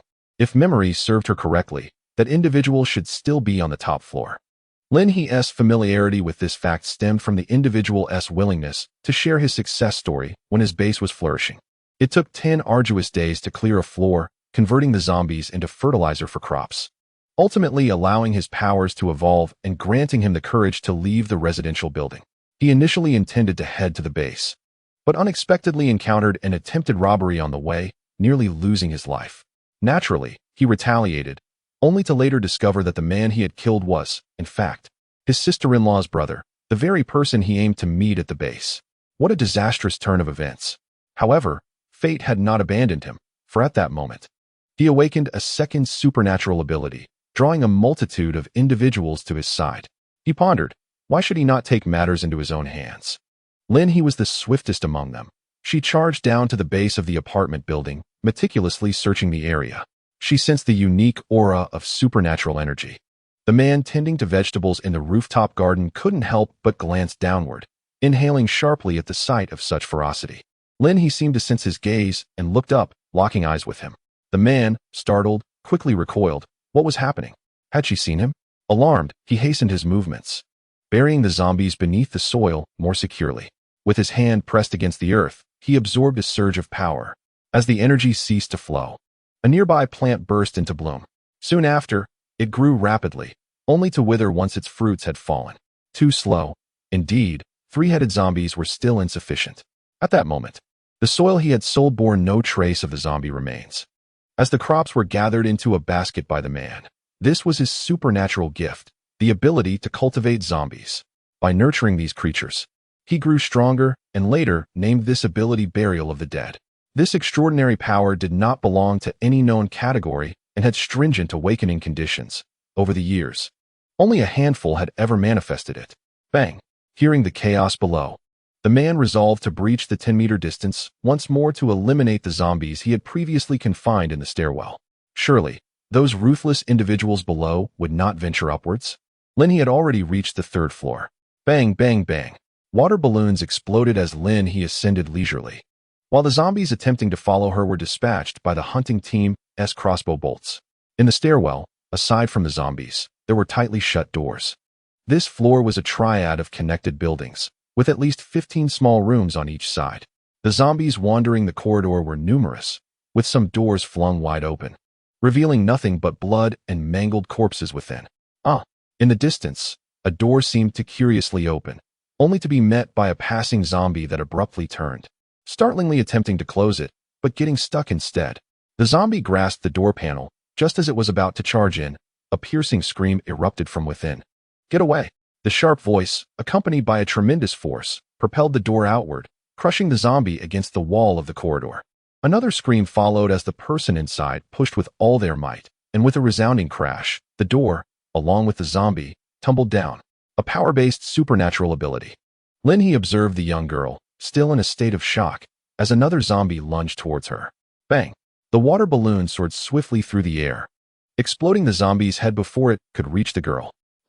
The girl screamed again. Lin He rushed forward, seizing her weapon to counterattack. She tossed the girl a spiked club akin to Wu Yong's, and once more, water balloons flew from her hand, taking down the zombies that lurked nearby. The girl caught the spiked club, still trembling with fear, but upon seeing the zombie, her instinct triumphed over her terror. With a fierce strike, she shattered the zombie from head to toe. Lin He was taken aback. "Have you just awakened?" The girl seemed to realize her own strength. But before she could respond to Lin He, she suddenly heaved. Lin He swiftly cleared away the nearby zombie, retrieving a tissue to offer the girl. "You are remarkable." The girl, with tear-filled eyes, replied, "Sister, thank you." Her round little face, clad in fluffy pajamas, was petite, perhaps only 5 feet tall, exuding both cuteness and strength. Pick up your weapon, don't be afraid. With your abilities, the zombies here cannot harm you. Would you care to join me? My name is Lin He, and I am the leader of a base. If you join, I can assure you that you will not have to worry about food and shelter. With your skills, you will achieve even more. Lin He, Sister Lin He, I will follow you, the girl exclaimed. I was already an orphan. My name is Xiao Fei. Clutching the spiked club, she seemed to have adapted quickly. Lin He couldn't help but feel a sense of wonder. This girl truly was a chosen warrior of strength. Come, let us slay the zombies. Gurgle. Before the little girl could lift her leg, her stomach grumbled. Her face flushed with embarrassment, and Lin He chuckled, producing some bread. You're bound to be hungry after such a sudden awakening. Here, have some bread, and once you've eaten, we can continue our hunt. The people below are ours. After you finish, you can join them. Xiao Fei accepted the bread and curiously asked, Sister Lin He, are you of the water and space element? Lin He smiled softly. Something like that. Just take care of yourself. Gaining a gifted warrior of strength, Lin He ascended the stairs with renewed vigor. Xiao Fei soon gathered with the hunting team. Having filled her belly, in this transformed world, she had to learn to adapt. Now that she had become one of Lin He's, she was determined to slay zombies. With Xiao Fei's presence, Shang Fengyu felt a significant reduction in pressure. However, Wu Yong sensed a deep threat. This young girl seemed to possess strength surpassing his own. He had already absorbed a crystal core, and calculating his level, he should at least be at mid-level 1, yet somehow, it felt as if this girl was even stronger. Xiao Fei grew increasingly exhilarated with each zombie she defeated, her earlier nausea a distant memory. In fact, her power seemed to swell with each kill. Lin He reached the top floor. Upon arriving, she spotted a young man struggling to move while dragging a corpse. Their eyes met in a brief moment of recognition. What the heck? The young man immediately stood up, surprised by her swift arrival. There are zombies coming from downstairs, he exclaimed, stepping back in fright. Without looking back, Lin He unleashed a water bomb that exploded, then smiled at him. Xiao Ruyun, follow me. The young man was taken aback. How do you know my name? As a reclusive individual who took pleasure in gardening, Xiao Ruyun believed his only companions were his plants. How could this beautiful woman possibly know him? Stay with me, and I can provide you with countless zombie corpses to bury, enabling you to grow stronger, Lin He said with a smile. And I assure you, your freedom of food and lodging will be guaranteed. Xiao Ruyun was already frightened. She seemed to know everything. How could she be aware of his newly awakened abilities? All right. Xiao Ruyun thought no further. There was no room for hesitation. This woman could easily blow her own head off with a mere gesture. Who would dare defy her? You said it. You must provide me with plenty of zombie corpses. Very well. Lin He raised an eyebrow. Of course. Chapter 35. Scavenging completed. Take everything. However, it seemed the boy knelt far too quickly. Lin He placed all the zombies he had slain into his backpack, having specifically cleared a space for the zombie bodies. What a remarkable concept. Complete utilization of zombies. Xiao Ruyun was of a caliber that, as long as he had enough zombie corpses, he could become infinitely stronger. Unlike others who had to absorb crystal cores and gradually improve, if he could cultivate a mountain of zombies, just imagine the crops he could grow, easily elevating himself to level 3 without any bottlenecks. Especially since Xiao Ruyun had awakened another ability that not only benefited himself, but could also aid others. However, after bringing Xiao Ruyun into the fold, the individuals originally belonging to their base might not survive. Therefore, Lin He still needed to strive harder. She required a significant recruitment effort. The entrance to the residential building had been secured by the team, not out of fear of zombies escaping, but because the zombies outside had indeed been lured in. With a gate blocking the way, they could simply shoot them down. Nevertheless, some injuries were unavoidable among the team members. Thankfully, they were well protected, avoiding any scratches or infections from the zombies. Otherwise, they would have faced true casualties. Lin He swiftly eliminated all the zombies on the top floor and discovered other survivors on the highest level. I will follow you. Even before Lin He could extend an invitation, the initial reaction of everyone was to cling to her. Having witnessed the cruelty of the apocalypse, those who had previously resigned themselves to starvation after consuming their food were now reignited with a glimmer of hope for life. Lin He was, of course, overjoyed. Welcome. Everyone is welcome. She directed the people on the top floor to pry open doors for supplies while she descended to assist in dealing with the zombies. The team continued to grow, and by around 4 o'clock, They had nearly cleared the zombies from the residential area. With such speed, who among them would not commend their efforts? The number of personnel had surged from the original 20 or so to over 100. Yet, this figure still fell short of Lin He's expectations. Uncertain whether others have fled or for some other reason, in a residential building housing at least thousands, only these few souls remain. The lethality of the zombies is not particularly high. A significant number of people have likely gone to work and have yet to return.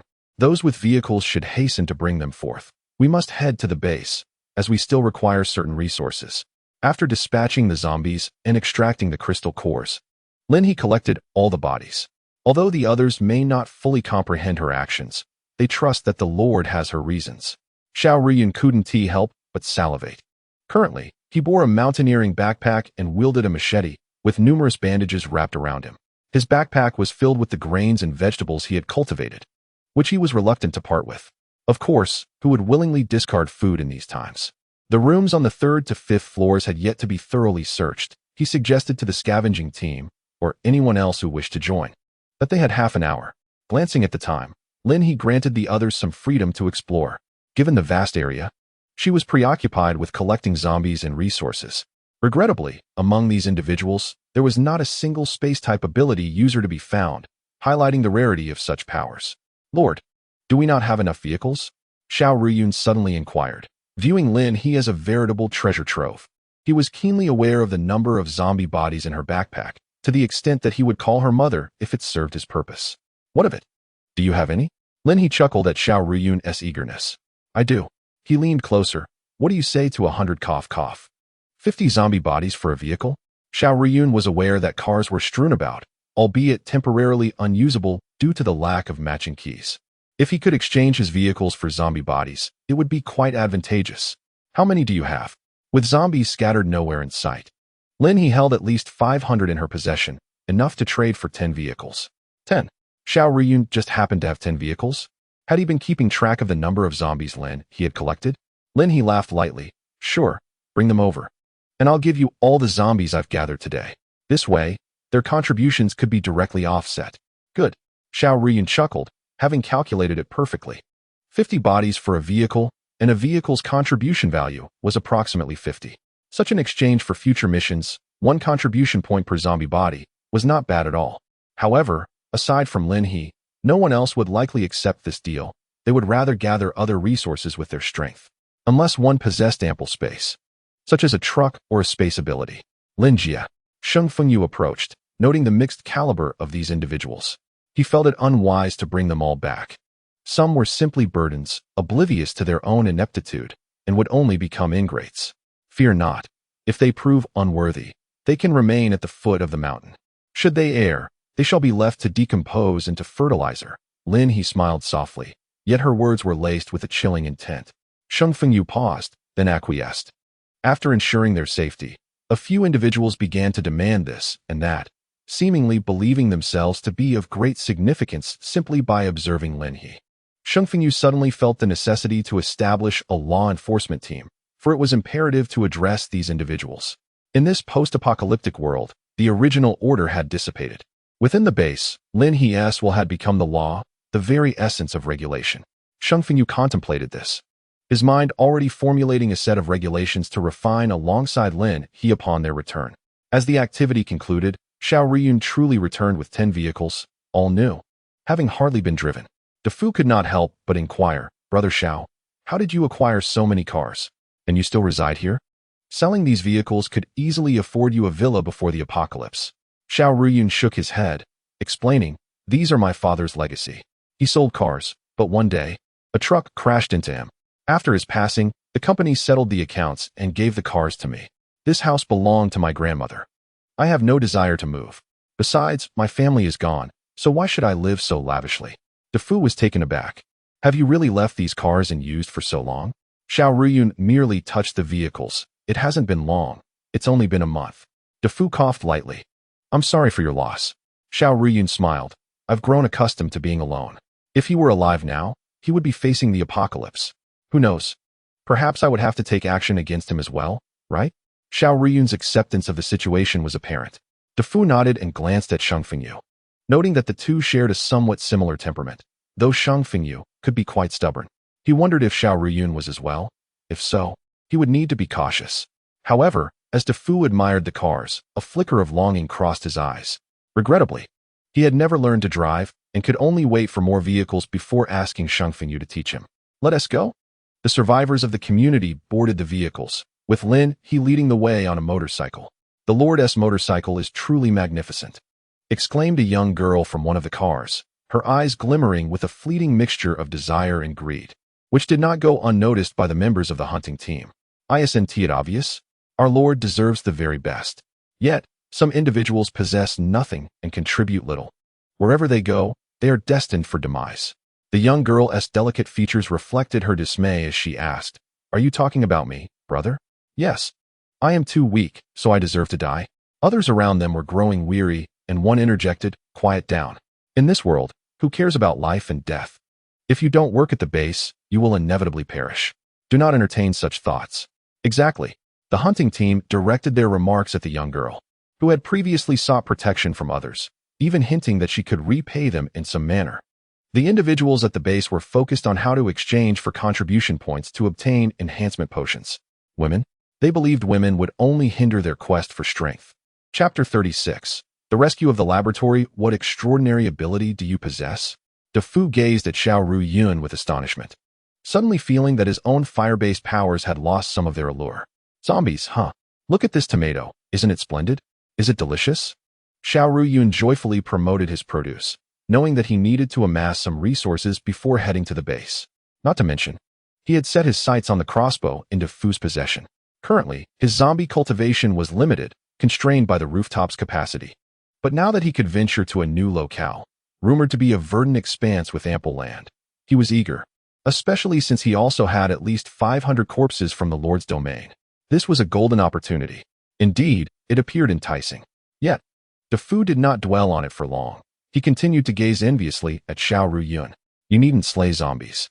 Merely collect their corpses and bury them to grow stronger. I envy you so much. Shang Fengyu, who was driving ahead, chuckled. You are not weak yourself. DeFu shook his head. That cannot compare. It was a pity that the lightning-wielding youth, Bai Te Man, was absent. Otherwise, DeFu would have envied him even more. For lightning was far grander than fire. Regarding your fire abilities, I believe you could delve into various techniques such as fireball spells, whips of flame, or even fire golems, remarked Xiao Ruyun, an avid gamer and reader, now speaking with the assurance of someone well-versed in these matters. Shang Fengyu perked up his ears, enjoying the lively conversation among them. As they continued along the road, Lin He led the way, effortlessly dispatching zombies with a mere flick of her hand, as the challenge was rather trivial. Unfortunately, time was of the essence, and she could not linger to collect the corpses. At 5:30, they all returned to the original crossroads. The guards stationed there hurried out, visibly relieved to see Lin He and her companions. Fengyu, you will escort them back. I will assemble a few individuals. We have a mission to execute tonight, Lin He said, leaning against her motorcycle as she spoke to Shang Fengyu. Also, regarding the equipment in the base. The device I introduced to you yesterday can integrate human tissue or hair to join the base. Once I select the individuals, I will provide you with some hair for input. Lin He could not return, so this task required Shang Fengyu's assistance. DeFu and Lin He felt a twinge of concern. Shang Fengyu paused and replied, understood. He recognized that he was more suitable than DeFu for this responsibility. Let us select those who will accompany me, alongside others who can join the base. I wonder how the cabins are progressing for those within the base. Upon learning about the mission, especially after hearing that a single trip could yield a contribution value of 500, an immense undertaking, excitement surged among them. Sister He, I want in. Lin He clarified, selecting individuals for this mission entails considerable risk. The target laboratory is heavily fortified, and if my memory serves me right, it is the very site where the first advanced zombie manifested in my previous life. Our visit tonight may not be as fortunate if the zombies have mutated. All right. Note down the names. Lin He crossed her arms, observing the eager abilities of the awakened individuals. I want to join, a young girl exclaimed, raising her hand. Lin He paused momentarily but shook her head, saying, You have just awakened. It's far too dangerous. The girl was the one saved by DeFu, having awakened a unique ice-type ability, yet her offensive power remained insufficient. Lin He would not allow her to take such risks.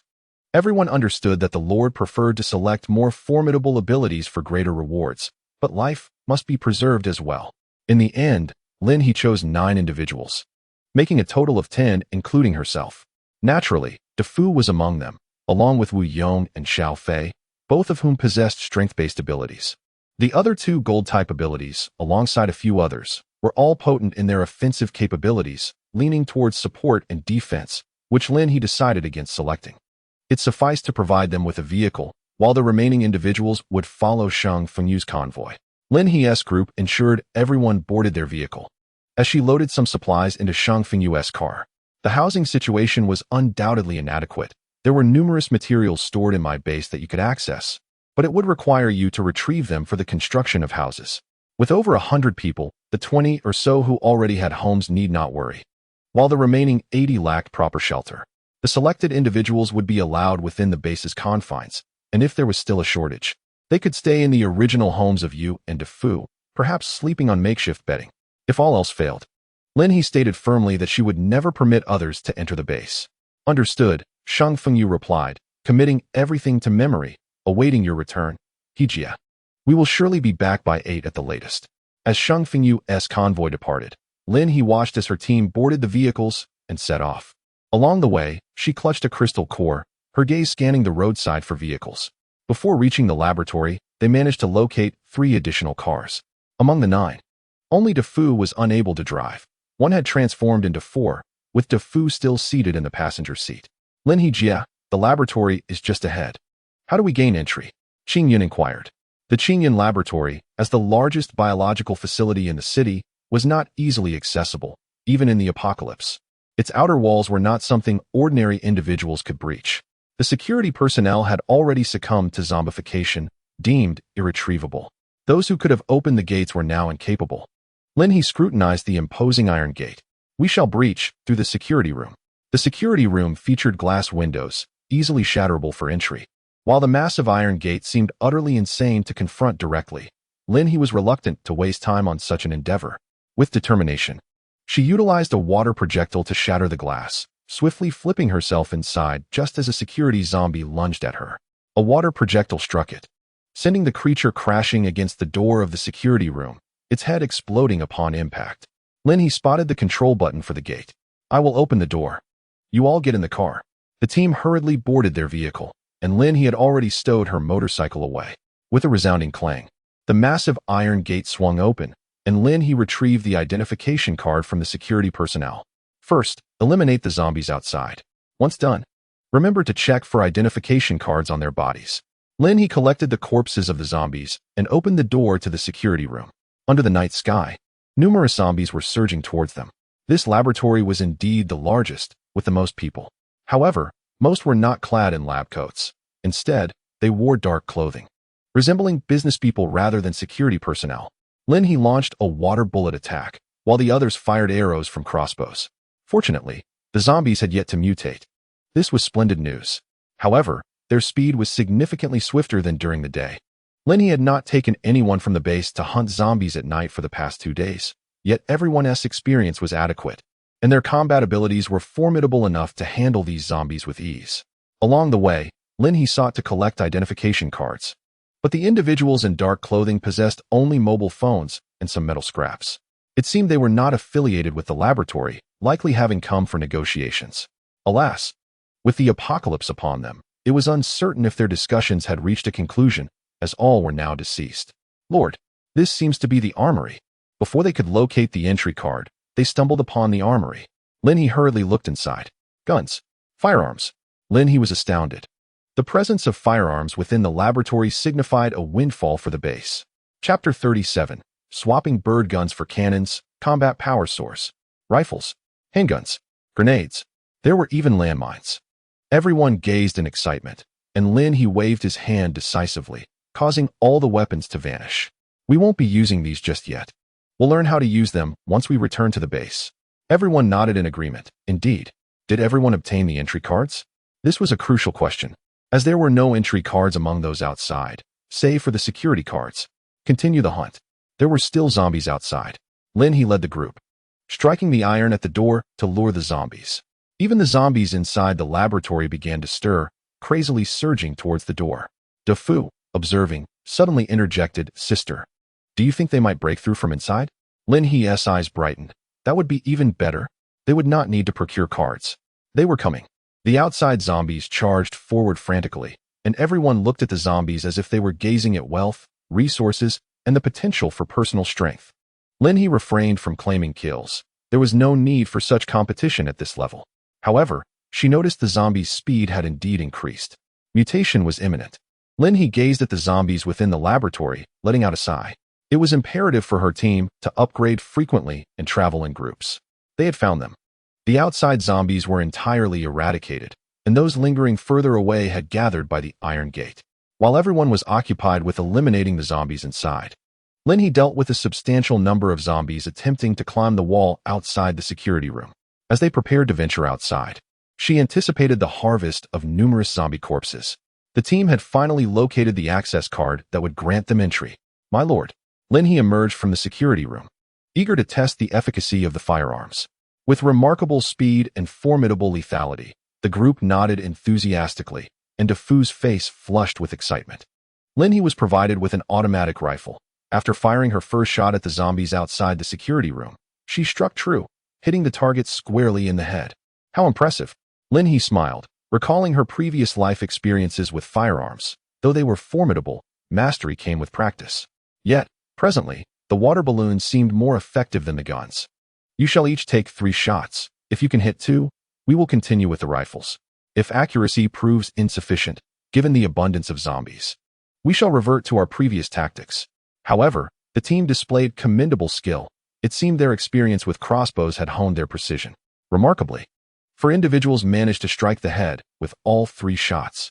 "Very well, let us exchange the bird guns for cannons and employ the firearms." Lin He led the way, asking, "Are you ready?" She opened the door, and a throng of zombies surged forth.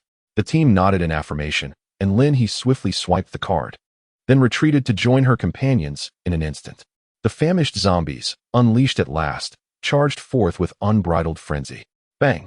Bang! Bang! The intense sound of gunfire erupted as Lin He unleashed a barrage of water balloons, displaying formidable firepower. She advanced, and under the overwhelming onslaught, the zombies were swiftly dispatched. The team hastily searched for their cards. They were now part of the laboratory personnel. "My lord, here is the map." Upon entering the first floor, they encountered not only bloodstains, but also corpses. In the grand hall lay a large map detailing the layout of the laboratory. This is the surveillance room. The laboratory comprises 6 levels. No, the 6th level is the basement. There are still 5 levels above. The area was vast. Lin He collected the zombies outside, including those within, with great care, ensuring that Xiao Ruyun would have ample corpses. "DeFu, take your team to the surveillance room and meticulously search for any survivors. We shall proceed upward." Understood. The surveillance room was conveniently located on the 1st floor, and DeFu, accompanied by another, kicked the door open, finding it devoid of zombies, as they had already fled. Up to the 2nd floor. Although Lin He had come to rescue, she also prioritized the safety of her team. They needed to cleanse each level thoroughly, leaving no room for concern. The basement required the use of an elevator, which posed a safety risk due to potential zombie encounters upon opening. DeFu and his companions secured the door and observed the surveillance feed. "Sister, there are few zombies on the 2nd floor, but many on the 3rd, and the 4th and 5th floors are virtually silent." Understood. Lin He pressed the intercom, and gunshots reverberated through the 2nd floor. Zombies had already been encountered ahead. She had meticulously noted the layout of the laboratory and, upon reaching the archives, took everything, including the equipment, as her backpack now had ample space. There was no other reason. Today's mission was fully accomplished, and she had also successfully recruited new members for the base. With the rewards received, her inventory increased by 5 backpacks, indicating that the system required her to transport the data and equipment from this place. A piercing scream echoed from the archives. "Don't kill me. Don't kill me." Lin He's eyes brightened. At last, she had encountered a living person. "We will not harm you. We are here to rescue you." The woman in the white lab coat hesitated before responding. "You're here to save us?" The basement. Our team is in the basement." She was stained with blood, suggesting she had endured a struggle. "We are aware," Lin He reassured her, approaching and gazing into the woman's delicate features. "Do not be afraid. We are here to save all of you." Coincidentally, She needed to transfer the laboratory's belongings and construct a new laboratory for them. Can you guide us? The woman, momentarily taken aback, soon realized she had no choice but to lead them. In this apocalyptic world, she disregarded any confidentiality agreements and nodded vigorously. All right. While the operation in the laboratory proceeded smoothly, Shang Fengyu was busy transporting piles of materials.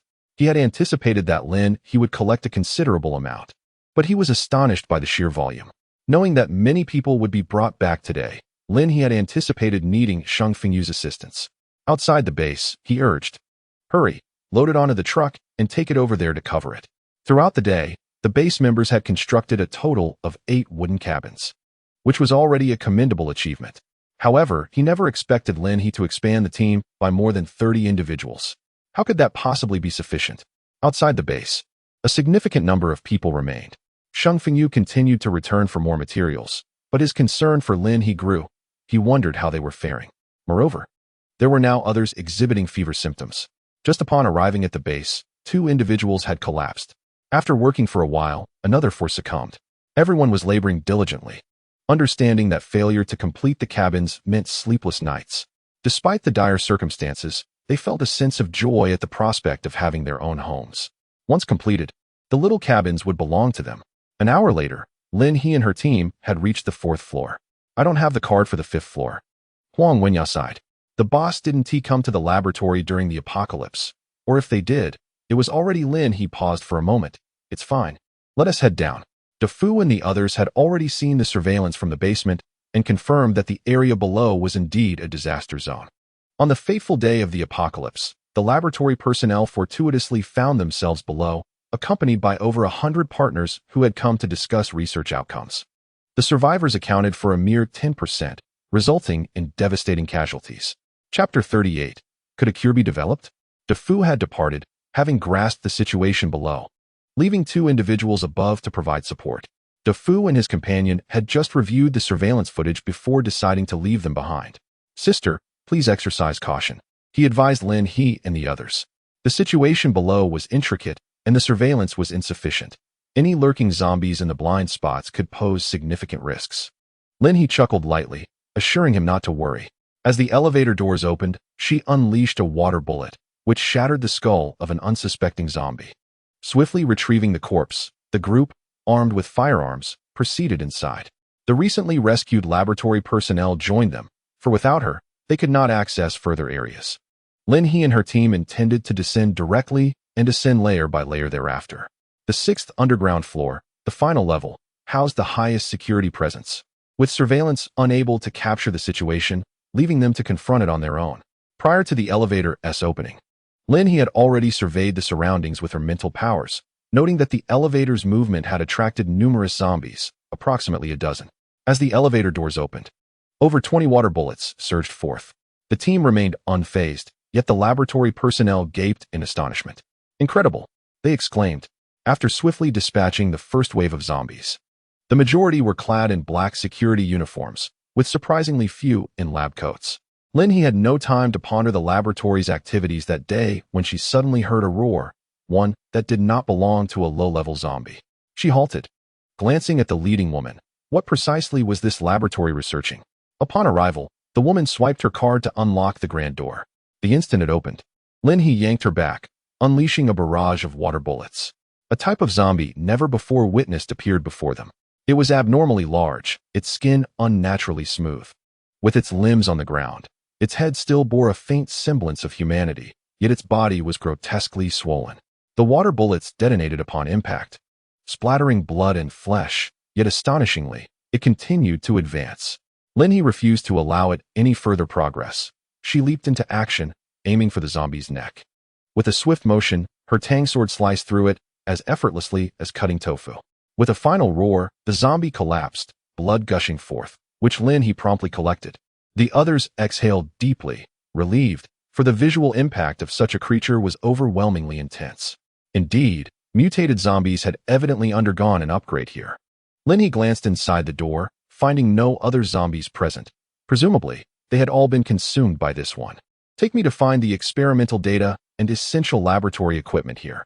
Upon hearing this, the woman quickly nodded, eager to follow He. Whatever He desired.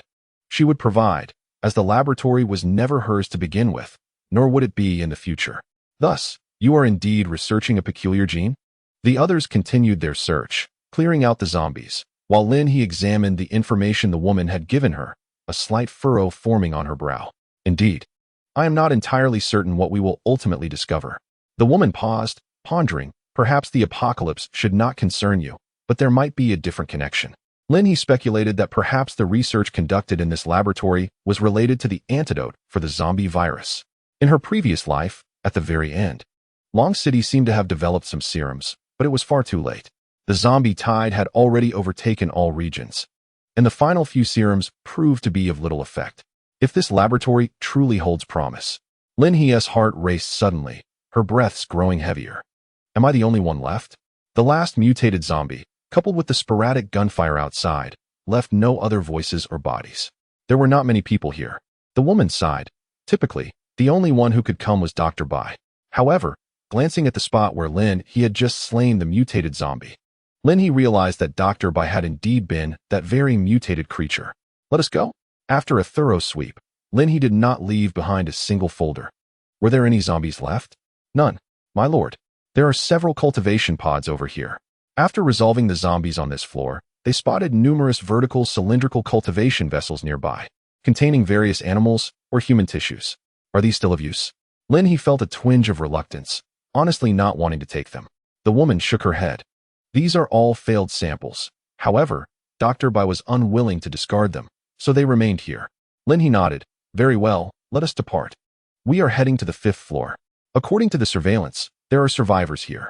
Meanwhile, at the base, Shang Fengyu took a deep breath, observing a few individuals sleeping on the floor in the hall.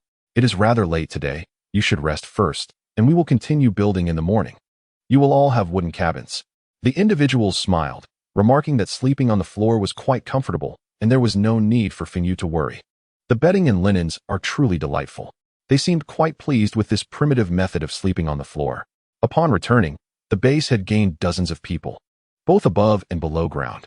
With more people below and the fact that they had not joined the base, Shang Fengyu contemplated and decided to allocate more wooden materials to those beneath. They were already teetering on the brink of insufficient combat power and awakening. If their food and shelter were not assured, trouble was bound to arise. Zhao Xuanquan continues to serve as the squad leader below. His close friend, Feng Dedudu, has awakened, and astonishingly, he possesses a spatial ability. Upon learning this, Shang Fengyu was quite elated, though Feng Dedudu's spatial capacity is merely 5 cubic meters. While this space is not insignificant, it is hardly expansive. Especially now, at a crucial moment for resource acquisition, a few vehicles can fill it up, leaving little room for anything else. Shang Fengyu took a moment to check Feng Dedudu's contribution value, which was rather low. In contrast, Zhao Xuanquan's value was high. Although he had not awakened any abilities, his precision and decisiveness yielded substantial gains today. Once Lin He returns, Shang Fengyu plans to inquire whether to allow Feng Dedudu to take a loan for an upgrade, subsequently joining the scavenging team, where he would undoubtedly recoup his investment. After all, spatial abilities are exceedingly rare. By nightfall, 7 individuals within the base had collapsed, while 3 outside succumbed as well. All were promising candidates with awakened abilities.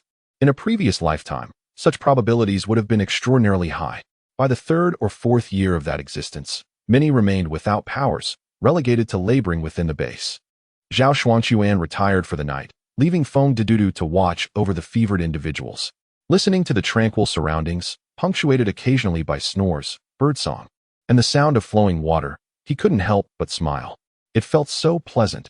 Number 996 grind. No being shackled to a corporate life. It was a pastoral existence. Utterly different. If only he had not refrained from hunting. Tomorrow, he would venture out to discover that this base was indeed a secluded paradise in a harsh world. Beyond its confines lay the dark realities of survival, rife with malevolence, betrayal, greed, and desire, the true colors of a post-apocalyptic world. Chapter 39, Rescue. Hurry to rescue. Boom. A gunshot shattered the main door, and Lin He and her companions charged in like wolves. The researchers in the laboratory screamed in terror, crouching on the ground with their heads covered. Do not kill us. Please, do not kill us. Lin He paused, glancing at the relatively youthful researchers. We are here to save you. She cleared her throat, and the members of her team quickly composed themselves, Perhaps their expressions were a bit fierce, and they bore more blood than they would have liked. Teacher Huang. At that moment, a young woman inside suddenly recognized the figure behind Lin He, brandishing a rifle. Bandages wrapped around her, and her white coat stained with blood. If not for her still gentle visage, the researchers would hardly have believed it. Xiao Tian. Huang Wenyaz recognized the girl immediately, her eyes welling with tears as she rushed forward. You are safe. You are alive. That is wonderful. Teacher Huang. Teacher Huang. The researchers around them had found their guardian and all embraced Huang Wenyaz, weeping uncontrollably. Lin He cleared her throat again. Ladies and gentlemen, we are only on the 5th floor. There are still 4 more levels to go. Will you choose to follow us? Or would you prefer to wait on the 1st floor? Lin He was reluctant to let them follow, primarily because they were all exceptionally talented individuals. In the realm of scientific research, she felt utterly inadequate, knowing little to nothing. Let us proceed, she urged. The group was acutely aware of their circumstances. Their survival depended solely on the compressed biscuits in the laboratory, and they were now quite famished. Lin He instructed Huang Wenyue to escort them to the 1st floor, generously providing the children with ample food. Dafu, send up a wave of people immediately and ensure they are settled, she directed. Dafu responded promptly, understood, sister. Teacher Huang. Who is that remarkable girl? She is truly impressive. In the elevator, the researchers, clutching a plethora of food, curiously inquired. Having escaped the clutches of danger, their curiosity flourished. She is the leader of the Lin He base, exceedingly powerful. In addition to her prowess with firearms, her abilities are formidable. She has come to re-establish the laboratory and rescue us, hoping that we can discover a cure for the zombie virus. Indeed, we, the children, all undergraduates or graduates, mourn the loss of their elder peers who had perished at the hands of zombies while trying to protect them. Yes, we, Huang Wenyue's resolve solidified. Their sacrifices must not be in vain. Upon reaching the 1st floor, Dafu, armed with a gun, stood ready. Teacher Huang, he acknowledged. Huang Wenyue nodded and entrusted the students to Dafu, requesting him to provide them with a safe space while she descended. Dafu nodded in agreement, reminding her to remain cautious. The researchers looked at Dafu with curiosity. He appeared younger than they were, leaving them puzzled about how he could hold such a position of responsibility. Everyone, gather around. Dafu urged, fully committed to his task, aware that Lin He had gone to great lengths to save them. The 4th floor was a hot spot for zombies, teeming with the most individuals. This level focused on herbal gene research, representing the pinnacle of Qingyun Laboratories' endeavors. Prepare your weapons, Lin He signaled, and as the elevator doors opened, she charged forward. A barrage of water balloons erupted, followed by the sharp crack of gunfire. At that moment, within the heavily fortified laboratory on the 4th floor, an elderly man with white hair handed medication to another aged companion. The frail friend, yet to take the medicine, abruptly knocked it away. Someone is coming. The old friend's murky eyes flickered with a glimmer of hope, but then he turned his gaze toward another room. Let the children have the chance to survive. The two had resolved to end their lives due to the scarcity of food. Trembling, the elderly man picked up the medicine from the floor, realizing that even with the arrival of others, not many could be saved.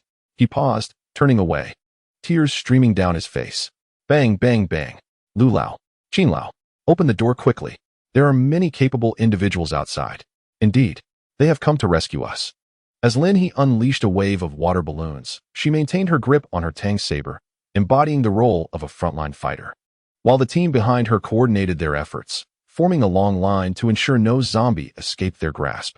She was tasked with patrolling the wilderness, swiftly striking wherever the undead were most abundant. Her impressive display of skill caught the attention of those within the laboratory. How remarkable she was. Yet, where were Elder Lu and Elder Qin? After being trapped for 2 days, many had lost colleagues and comrades, and despite the scarcity of food, they were still seeking solutions. Unbeknownst to them, just a door away, the 2 elders were not engaged in research but rather in a desperate act of self-destruction. Lin He heard a commotion and promptly whistled, signaling that there were people present. Hurry over and assist. With a swift motion, she leapt from the table to the other side, where dozens of water orbs materialized around her, shooting in all directions. Bang, bang, bang. Good heavens. What is that? Is it a supernatural ability? The attacking power of water can reach such magnitude? Should we open the door for her?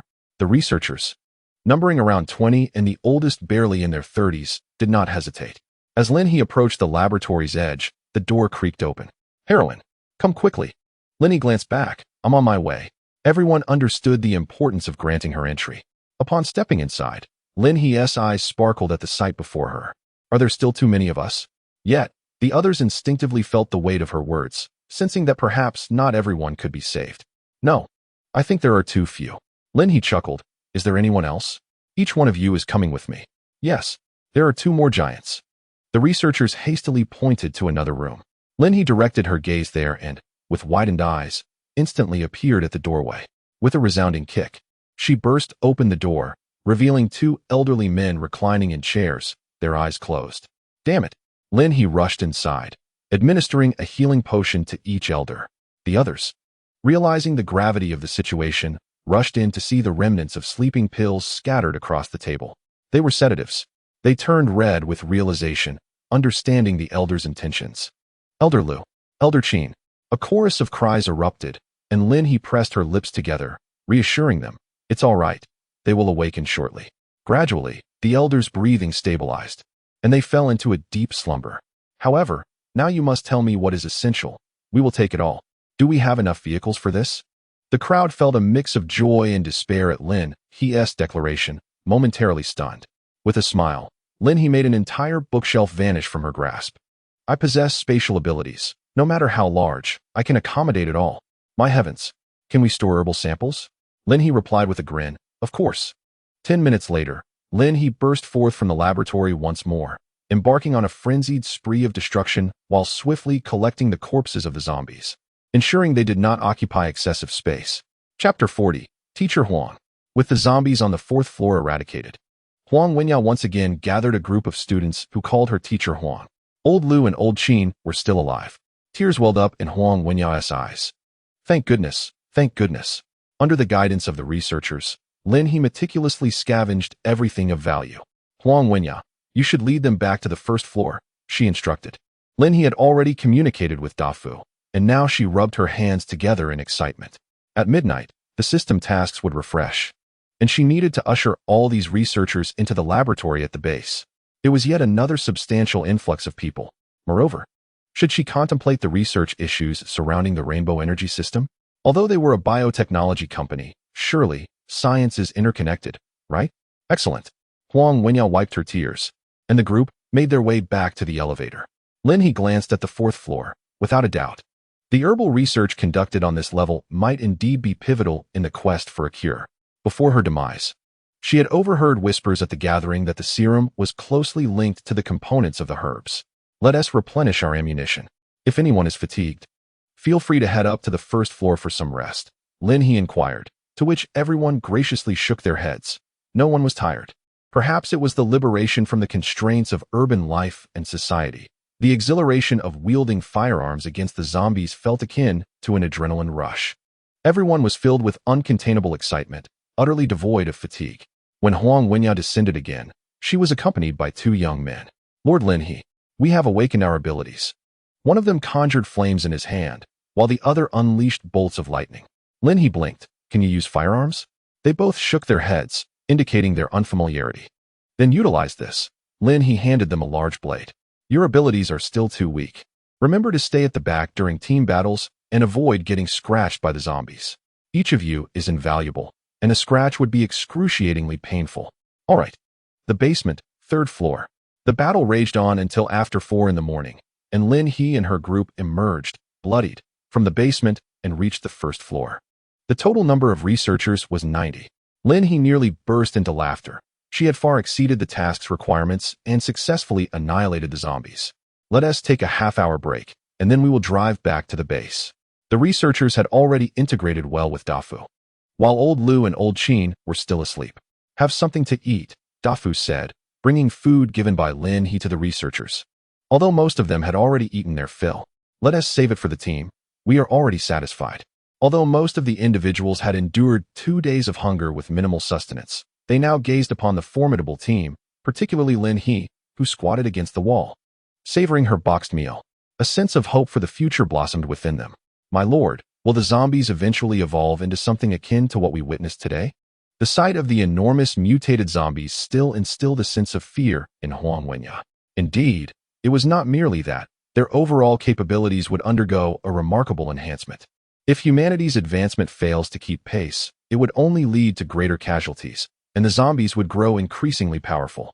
Huang Wenyao paused, took a sip of water, and managed a wry smile, grateful for her lord's presence. However, such strength in her lord was exceptional. Observing the researchers and team members around her, she steeled herself. At least, there was still hope. My base is situated far from the city, free from zombie disturbances. You may conduct your experiments there without undertaking missions. Your sole focus will be research, Lin He assured. I will ensure everything is well taken care of. Huang Wenyao hesitated for a moment, then declared, My lord, we will not disappoint you. Lin He had essentially transported the entire building.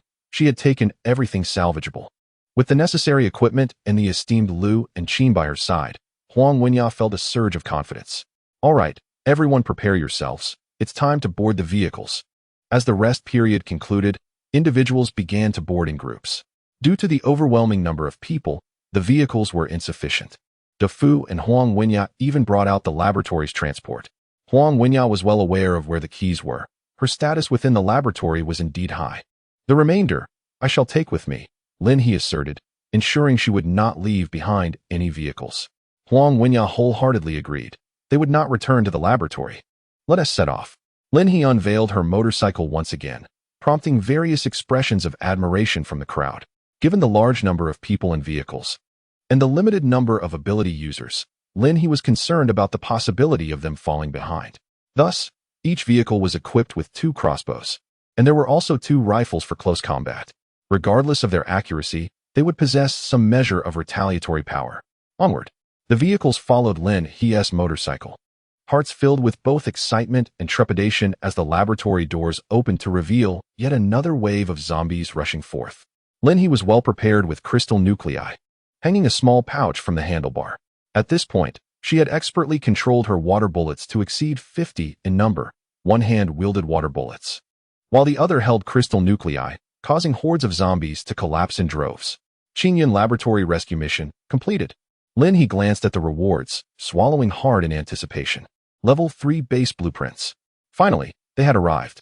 2 hours later, the convoy had exited the city and reached the highway. The vehicles bore the scars of their perilous journey, marred with splattered blood, a testament to the countless dangers faced along the way. The city was teeming with people, and consequently, the zombies were abundant. They seemed endless, an insatiable tide. A figure of Lin He's caliber would inevitably succumb without sufficient crystal core support. Fortunately, with ample reserves, her water bullets never ceased their relentless barrage. How magnificent! Having escaped the perilous environment, everyone finally relaxed. Lin He drove leisurely, watching the dawn's rosy hues paint the sky as the sun prepared to rise. Yet, just then, a slow-moving figure abruptly appeared in her line of sight. Her brow twitched slightly as she observed the stranger's silhouette. The person ahead, his energy level was anything but weak. The walking figure seemed oblivious to the approaching sound, his gaze fixed ahead even as Lin He's motorcycle pulled alongside him. In his hand, he clutched a flyer. Of course, Lin He recognized it instantly. It was a recruitment leaflet from her base. Hello? She slowed to a halt, heading to Lin He's base. Only then did the man react, turning his head slowly. Lin He met a pair of striking eyes, shimmering as if dusted with gold, and a face smeared with blood and grime. Yes, his voice was hoarse. I'm going there too, Lin He said quickly. What is your name? The young man hesitated, then lowered his head. I. He faltered, utterly unable to speak. Frowning, Lin He suspected severe psychological trauma. Yet her instincts screamed that this man was formidable, too valuable to pass up as a potential ally, or, more accurately, a capable subordinate. It's fine if you don't remember. Hop on, we'll take you there. Behind them, idle chatter rose from the parked vehicles. But the stranger kept staring at Lin He before finally pointing at her back seat. Can I sit there? Du Fu, in the lead car, raised an eyebrow. He dares to ride pillion. Chapter 41, Return to Base. Fine, get on. Lin He was lenient toward gifted energy wielders. Well, not just that. Her gaze had caught the glint of a violet gold gourd hanging from the man's waist. Wasn't he that the signature artifact of Yun Can, the Dragon City's deputy commander and one of the future transcendents in her past life? Are you sure you don't remember your name? She asked casually as he settled behind her. After a pause, he murmured, You name me.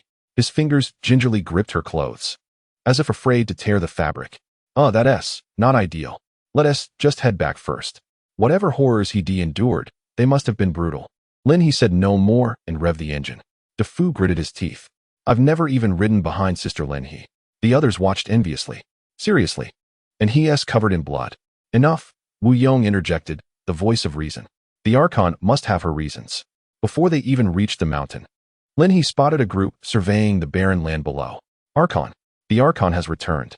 Lin He glanced over and indeed recognized the personnel from the base. What time was it? They were already up and preparing for the fields? Have you eaten?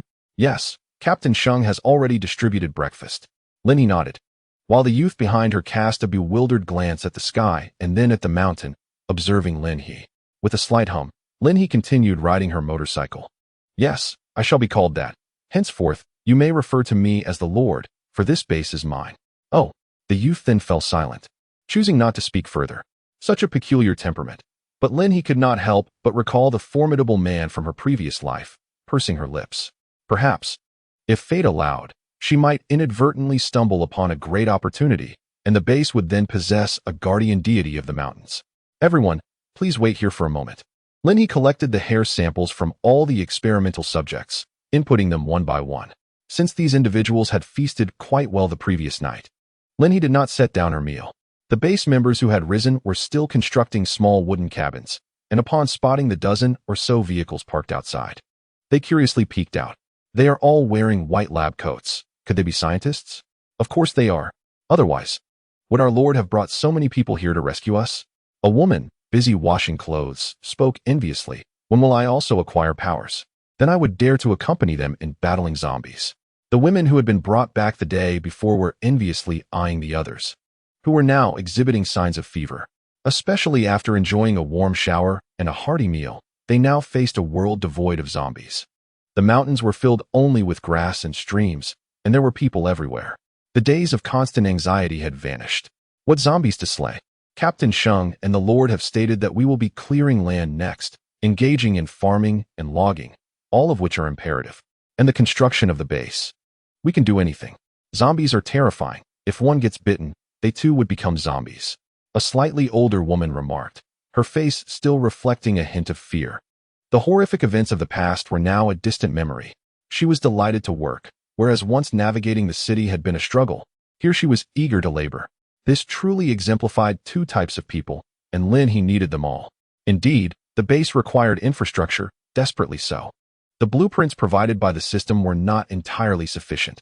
Lin He had to assemble a construction team. Only then could they build homes for the base members, stretching from the base down to the mountain and beyond. Sooner or later, this place would transform into a grand city. Though it may not surpass the former Dragon City, it would certainly come close. With the system at her disposal and a second chance at life, Lin He was determined to wrestle with the zombies. Hey Jia. Who is he? Sheng Fengyu, aware of Lin He's return, sprinted from the wooden cabin area to the base, coincidentally witnessing Lin He inputting data. The youth squatted beside Lin He, deeply engrossed in the floor. He was found along the way. His abilities are quite remarkable, but he must have endured severe trauma. You arrived just in time. Please look after him and strive to help him recover. The youth raised his head upon hearing the words, proclaiming, I am fine. Each word escaped his lips slowly, and Shun Fengyu paused, as if he had glimpsed his former self. What is your name? Shun Fengyu inquired, directly squatting down to communicate with the youth as Lin He had requested. The youth turned his head away, seemingly indifferent. However, Shun Fengyu suddenly noticed something stitched onto the nape of the youth's neck. He reached out, but the youth recoiled sharply, a surge of crimson flashing in his eyes. Do not be afraid. I merely wish to inspect your attire. It is far too filthy. Allow me to take you for a bath. Shun Fengyu had indeed made considerable progress, transforming from a lifeless figure, merely awaiting demise, into a nurturing caretaker within the burgeoning base. He had grown gentler in demeanor. The youth glanced at Lin He, uncertainly voicing a bath. Lin He nodded, smiling. Let us change into clean clothes first, and then I shall treat you to a meal. Shun Fengyu stepped forward slightly, subtly obstructing Lin He's line of sight, asserting, I will take him. Lin He continued to input data, and when Shun Fengyu finally retrieved the youth's clothing, he discerned that the stitched name read, Yun Can. Having completed her input, Lin He summoned DeFu to bring Feng Du along, casually instructing him to prepare the supplies for transport. Upon witnessing Feng Du's spatial abilities manifest, Lin He felt an urge to confine him within a room, urging him to absorb crystal cores and expedite his evolution. Yet, aware of the pitfalls of such hasty cultivation, she merely entertained the thought. She handed Feng Du his token, advising him to find her once he had finished moving the supplies. Feng Du glanced at the mountain of supplies piled at the base entrance, his lips twitching slightly. DeFu looked on enviously, exclaiming, "Feng Gu, your spatial ability is truly convenient." Feng Du, while gathering the items, replied with resignation, "DeFu, do you not have an enviable ability of your own?" DeFu blinked innocently. "Perhaps hydrokinesis?" Feng Du raised an eyebrow. "Are you suggesting I should be the Lord?" DeFu hurriedly waved his hands. "No, Feng Gu." Feng Du chuckled, and as they filled their arms with supplies, he inquired, "Do you think it would be permissible for me to advance a portion of my contribution points to procure a reinforcement potion for our old Zhao?" Zhao Xuanquan had yet to awaken his powers. Although their friend remained busy, seemingly unaffected by the circumstances, Feng Du felt a growing anxiety. Though their friend was undeniably the leader, managing all affairs and distributing resources, he feared that should others gain strength while Zhao remained dormant, it might lead to unforeseen repercussions. "Why not?"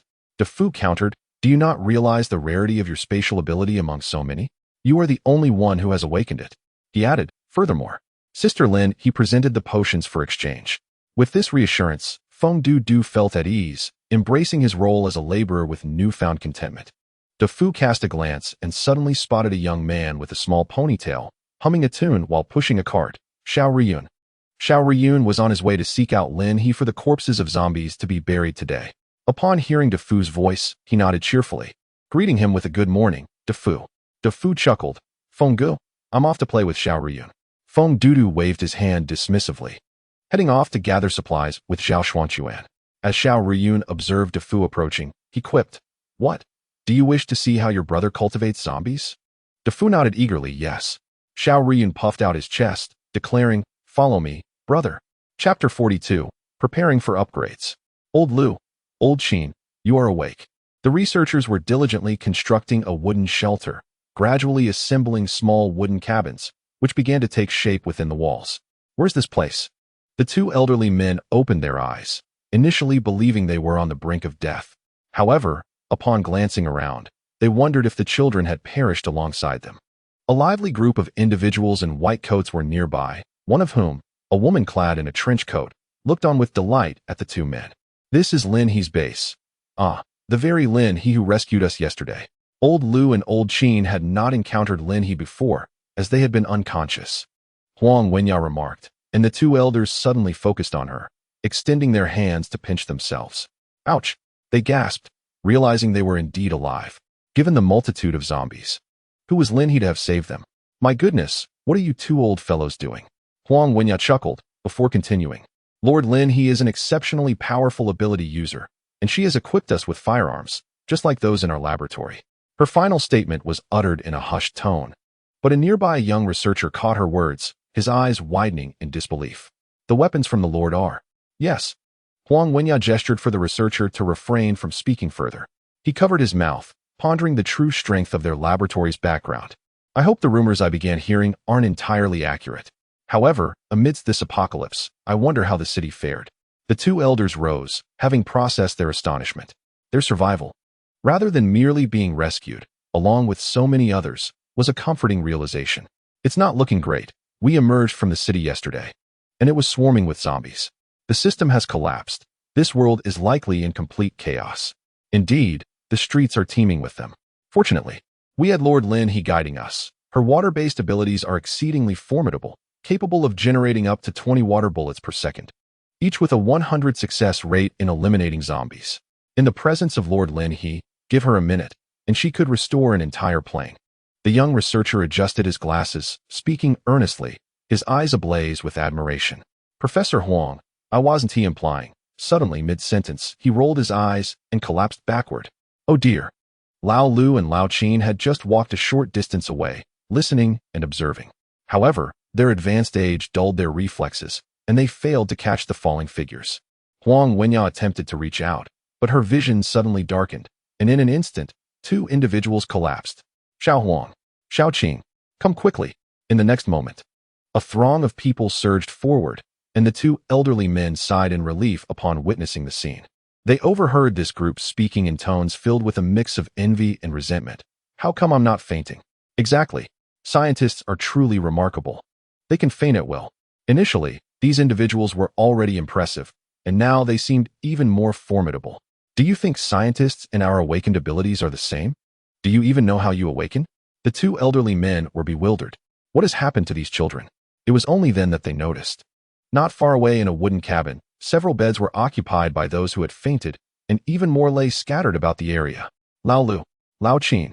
They fainted because of their awakened abilities. Let me take you to the base. Feng Dudu, having received a new directive from Lin He, hurried over as the two elders regained consciousness. Who are you? I am Feng Dudu, a transporter from our base. What about them? The elderly men remained concerned for their students, knowing they would search for them once the wooden cabin was secured. Feng Dudu held a deep respect for individuals who dedicated their lives to science, and seeing these two elders, who were willing to sacrifice for the younger generation, reminded him of his own grandfather, who had passed away early in his life. Very well, my old friends, let us meet the Lord Lin He. We must understand her motives for saving us. Having arrived at the enemy's stronghold and owing their lives to her, the two elders felt compelled to negotiate on behalf of the young people behind them. As for Lin He, she sat dazedly watching a young man across from her, who was consuming noodles, swallowing hard. When Sheng Fengyu entered and noticed Lin He's expression, he furrowed his brow, but upon her glance, he smiled. Everything is arranged outside. Lin He intended to upgrade the base, but prior to that, she was uncertain about the situation of outsiders within the base and whether anyone idling around would notice the astonishing transformations taking place. She examined the level 3 blueprints. The base had expanded threefold. The number of rooms had increased, and their sizes enlarged, now boasting 3 additional floors. The former second-floor laboratories and gymnasiums now occupied an entire floor on their own.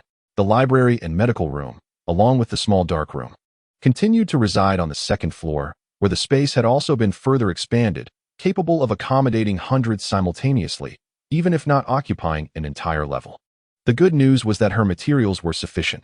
The bad news was that if further upgrades were desired, the scavenging team would need to exert every ounce of effort to gather materials. Yuncan, have you finished your meal? Since confirming that this individual was indeed the person in question, Lin He had softened considerably in her demeanor towards Yuncan. She began to ponder the gravity of her actions, having effectively lured away the vice commander of Long City, thereby irrevocably altering the course of history. Was it truly without consequence?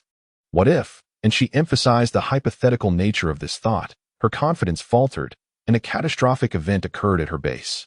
What if she failed to establish a stronghold in Long City comparable to that of her previous life, resulting in the loss of Yuncan and the potential collapse of the city?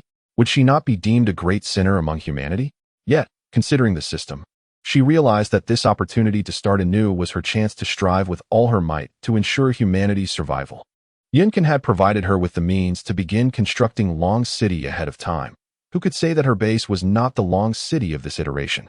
Having contemplated all of this, Lin He, especially recalling Yuncan's formidable abilities from her past life, felt an urge to draw him into her plans. If she did not seize the opportunity to recruit Yuncan, it would be a disservice to herself. Should Yuncan ever choose to leave, she would undoubtedly extract every ounce of his potential before allowing that to happen. Do you need me to step outside? Yuncan asked after emerging from a shower, his handsome visage seemingly empowering his words. Lin He nodded. I need to procure some items for the base. It's not suitable for others to be present. Yuncan acquiesced with a nod, lifting his bowl. I'll go eat outside. Sheng Fengyu pursed his lips, then turned to Lin He. I'll keep an eye on him. Lin He agreed. Keep your distance, preferably at least a mile away. Outside the level 3 base, there were indeed areas spacious enough for helicopter landings, although to Lin He, it currently resembled a vast parking lot. Understood.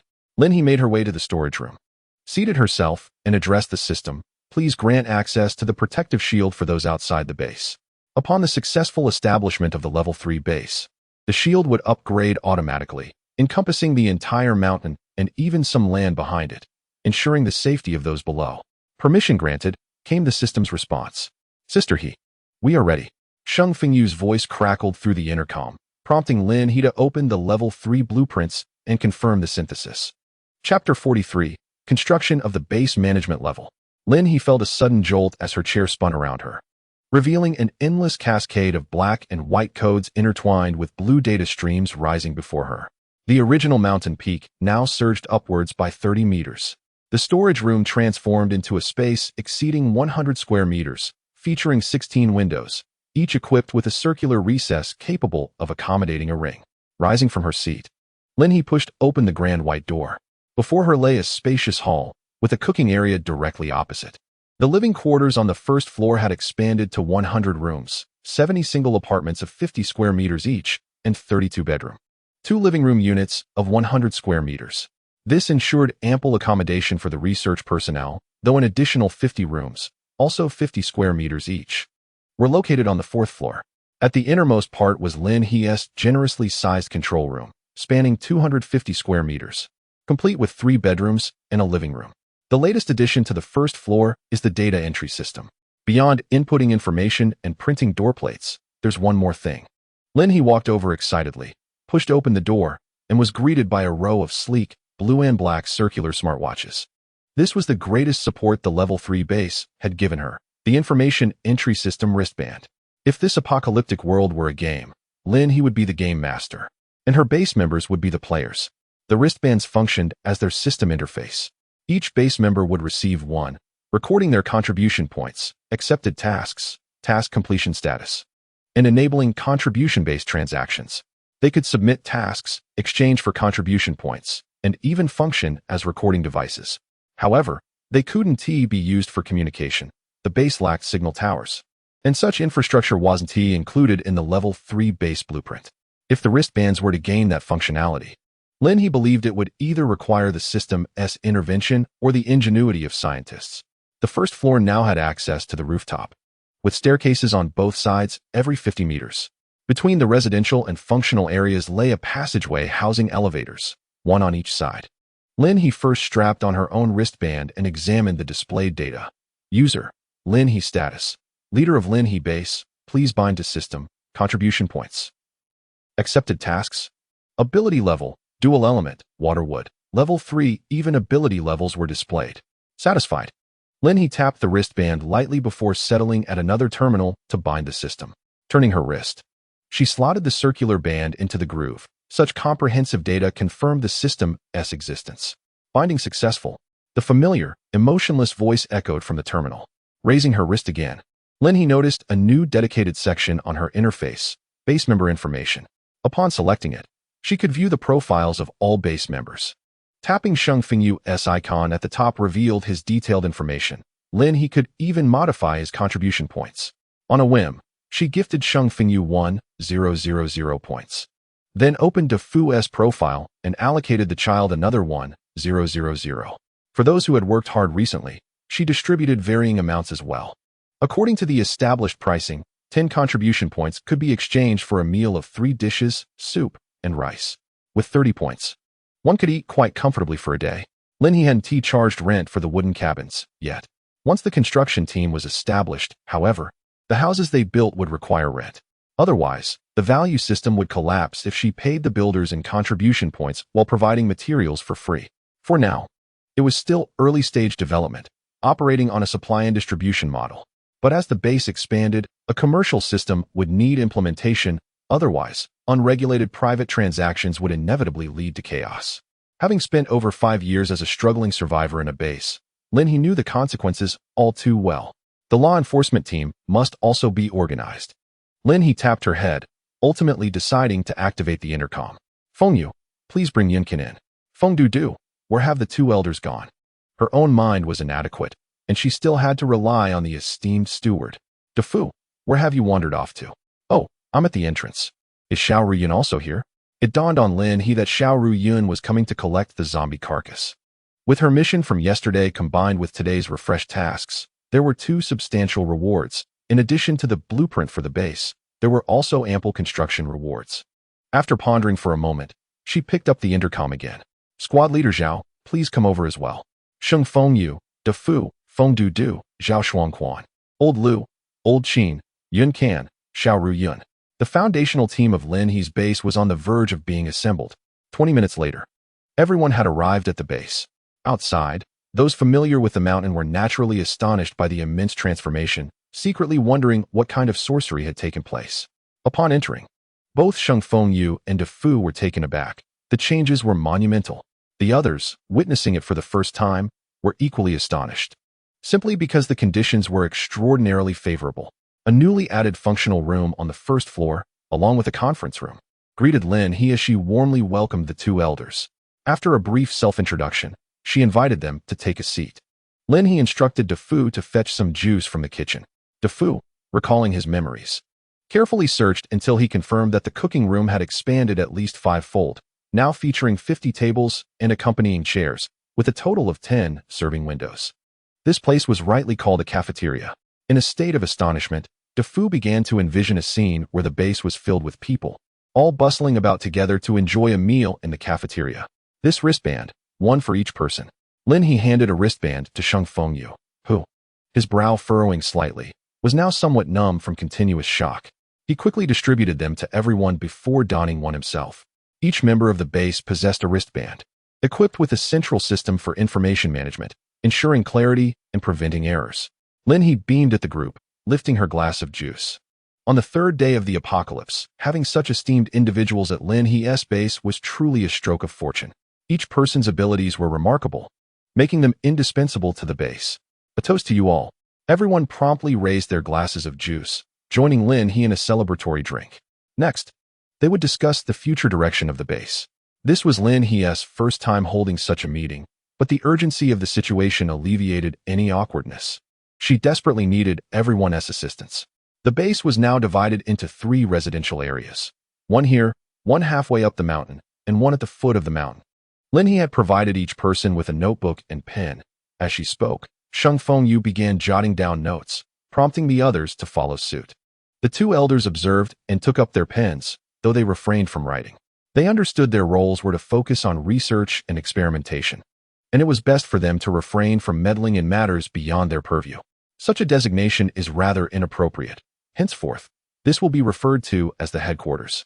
The mid-mountain area shall be known as the basic base, and the lower area will be termed the basic gathering place.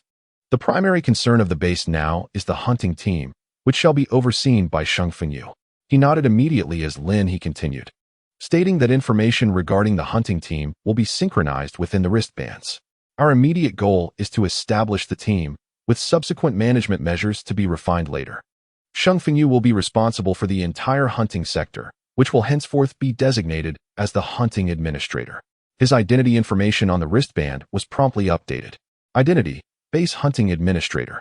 Lin He then turned his attention to Zhao Xuanquan, noting that the gathering place will inevitably accommodate a greater number of individuals. However, we must maintain stringent entry requirements for the base. You will be the administrator of the gathering place, orchestrating all matters, regardless of the sector. All affairs related to the gathering place will fall under your purview.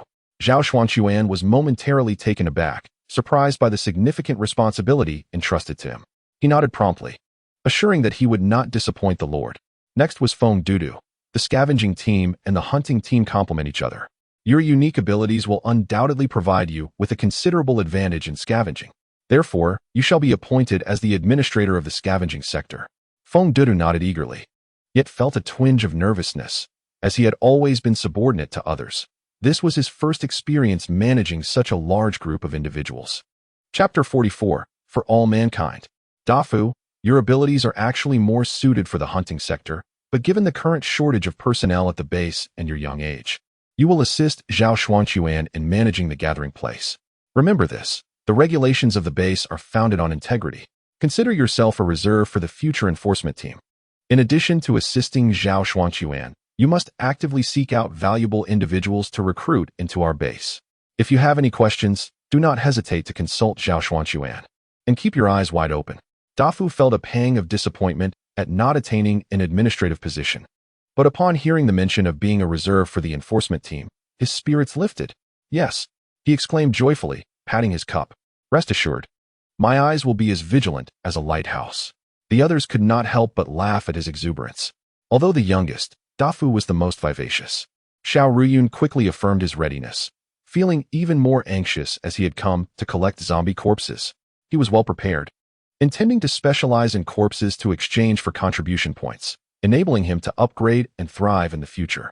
However, he had not anticipated sitting among the base's management. Lord, would you reconsider this assignment? He pondered, lacking confidence in himself.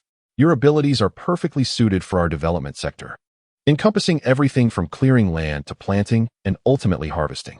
Lin He smiled, stating that you would oversee the development sector, temporarily grouping land clearing and planting together for future differentiation. Upon hearing this, Xiao Riyun resolved not to hold back any longer. As long as the Lord had faith in him, he would strive to excel. Of course, he believed in him. After all, he had been the leader of a base in his previous life, undoubtedly capable. Later, she would uncover Xiao Riyun's opportunities and awaken new abilities. The base's strength would skyrocket. All right. Next, Yun Can, you'll follow Sheng Fengyu in the hunting division, understood? Like Dafu, you'll be a reserve for the future law enforcement team. Yun Can's mind wasn't entirely clear at the moment.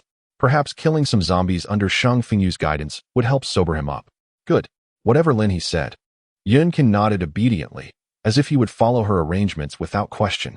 Now, there's one more critical division, and Zhao Shuangquan, I need you to handle it.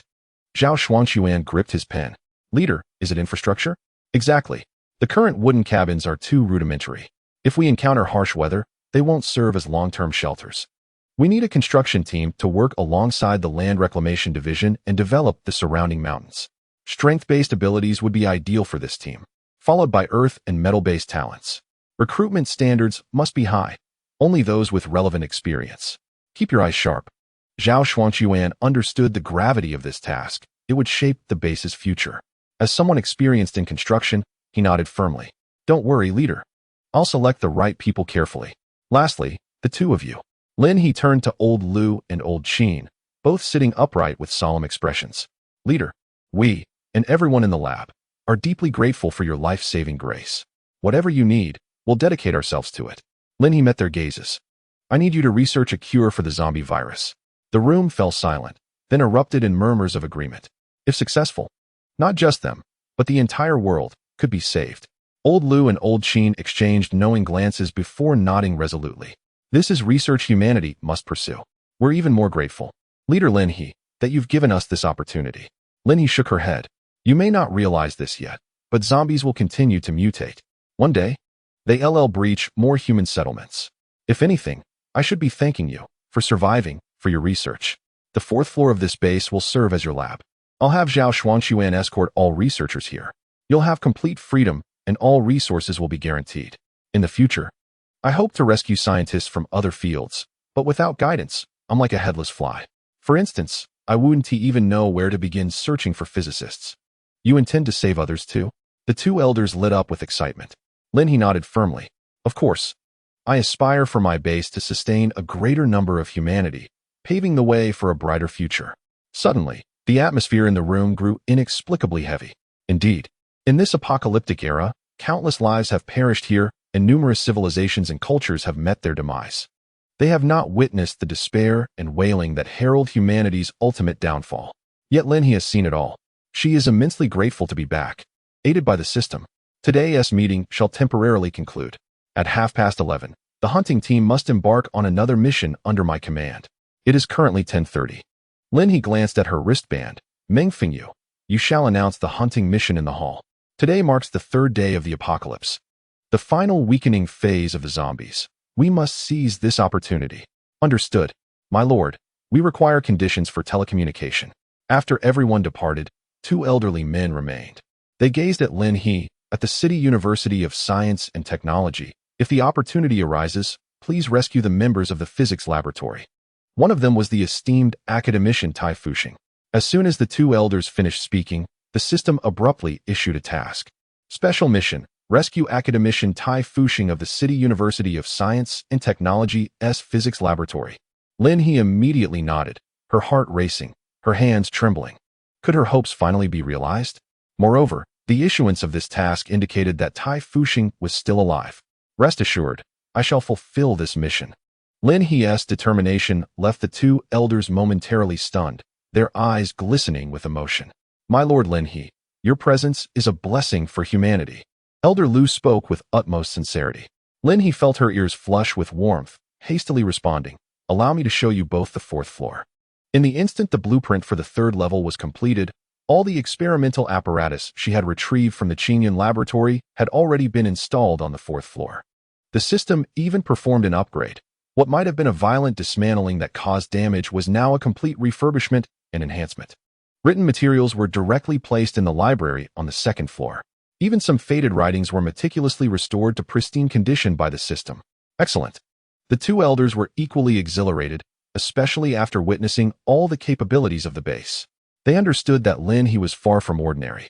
She possessed resources that likely surpassed even current technological standards. However, upon ascending the elevator to the fourth floor and swiping her wristband to unlock the laboratory door, they were still taken aback. Everything was impeccably arranged, as if it had been meant to exist from the very beginning. Were it not for the familiarity of some equipment, they would hardly believe that these had once been their experimental tools. Please take a moment to explore. I am not well versed in these matters, Lin He said with a smile. Seeing the two elders pleased brought her joy, and she took the opportunity to extol the merits of the system. As the researchers arrived, a truly astonishing spectacle unfolded, the cacophony reminiscent of a bustling poultry shed during breakfast time. Huang Wenyang, overwhelmed with tears and snot, could hardly believe that such a complete laboratory had re-emerged before her eyes so swiftly after the apocalypse. Lin He hastily pulled Huang Wenyang aside, instructing her that in the future, under the guidance of the two elders, she would manage the researchers. The specific areas of study would be addressed in meetings led by Old Lu and Old Qin. For now, she was to distribute wristbands to everyone and assist in selecting accommodations. Huang Wenyang's eyes sparkled with excitement as she assured, "Rest assured, my lord. I will make the necessary arrangements." Chapter 45, Setting Off Again. Wow, what cutting-edge technology is this? Exclamations of astonishment echoed from the members at the base. After chatting with Sheng Fengyu and Wu Yong, observing that everyone had received their wristbands, he clapped his hands and called out, "Everyone, gather around." Most members were now awakened abilities users, and our base is set to form hunting teams. Each team will consist of no more than 10 members. And we are opening 5 captain positions, one of which is mine. The remaining 4 are available for those interested. Please come to me. While the base is offering 5 captain positions, the gathering site is only providing 2. Those who have not joined the base will not receive wristbands. They must rely on personnel records to track their contribution values. Therefore, when Zhao Shuangquan announced the formation of hunting teams, he also mentioned that we needed individuals with skills in land reclamation and construction who could directly join the base, leading to an immediate influx of applicants. Before the meeting concluded, Lin He advised all administrators to recruit 1 or 2 assistants to enhance their management capabilities. Sheng Fengyu chose Wu Yong and Fan Zhuan as his assistants. Zhao Shuangquan, having a capable subordinate in DeFu, selected another power-type ability user named Chao Hong, a tall and handsome young man standing at 185 meters. However, his greatest asset was his exceptional charm. With him on board, Zhao Shuangquan felt assured in disseminating information and organizing activities. Lin He also established the daily wage for each administrator at 100 contribution points. This was due to the nascent stage of the base's development. A higher wage would complicate the value system in the long run.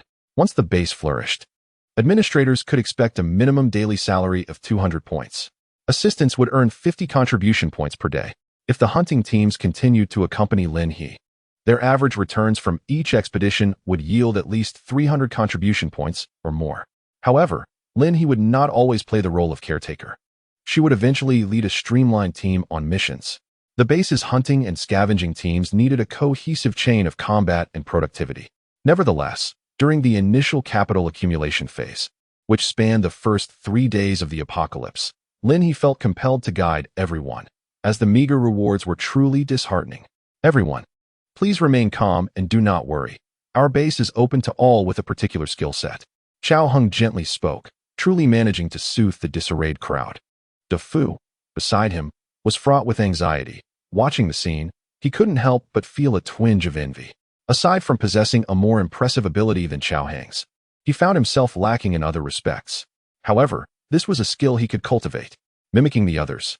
DeFu noticed Zhao Shuangquan glance at the pressure that had diminished significantly due to the influx of people toward Feng Dudu's side.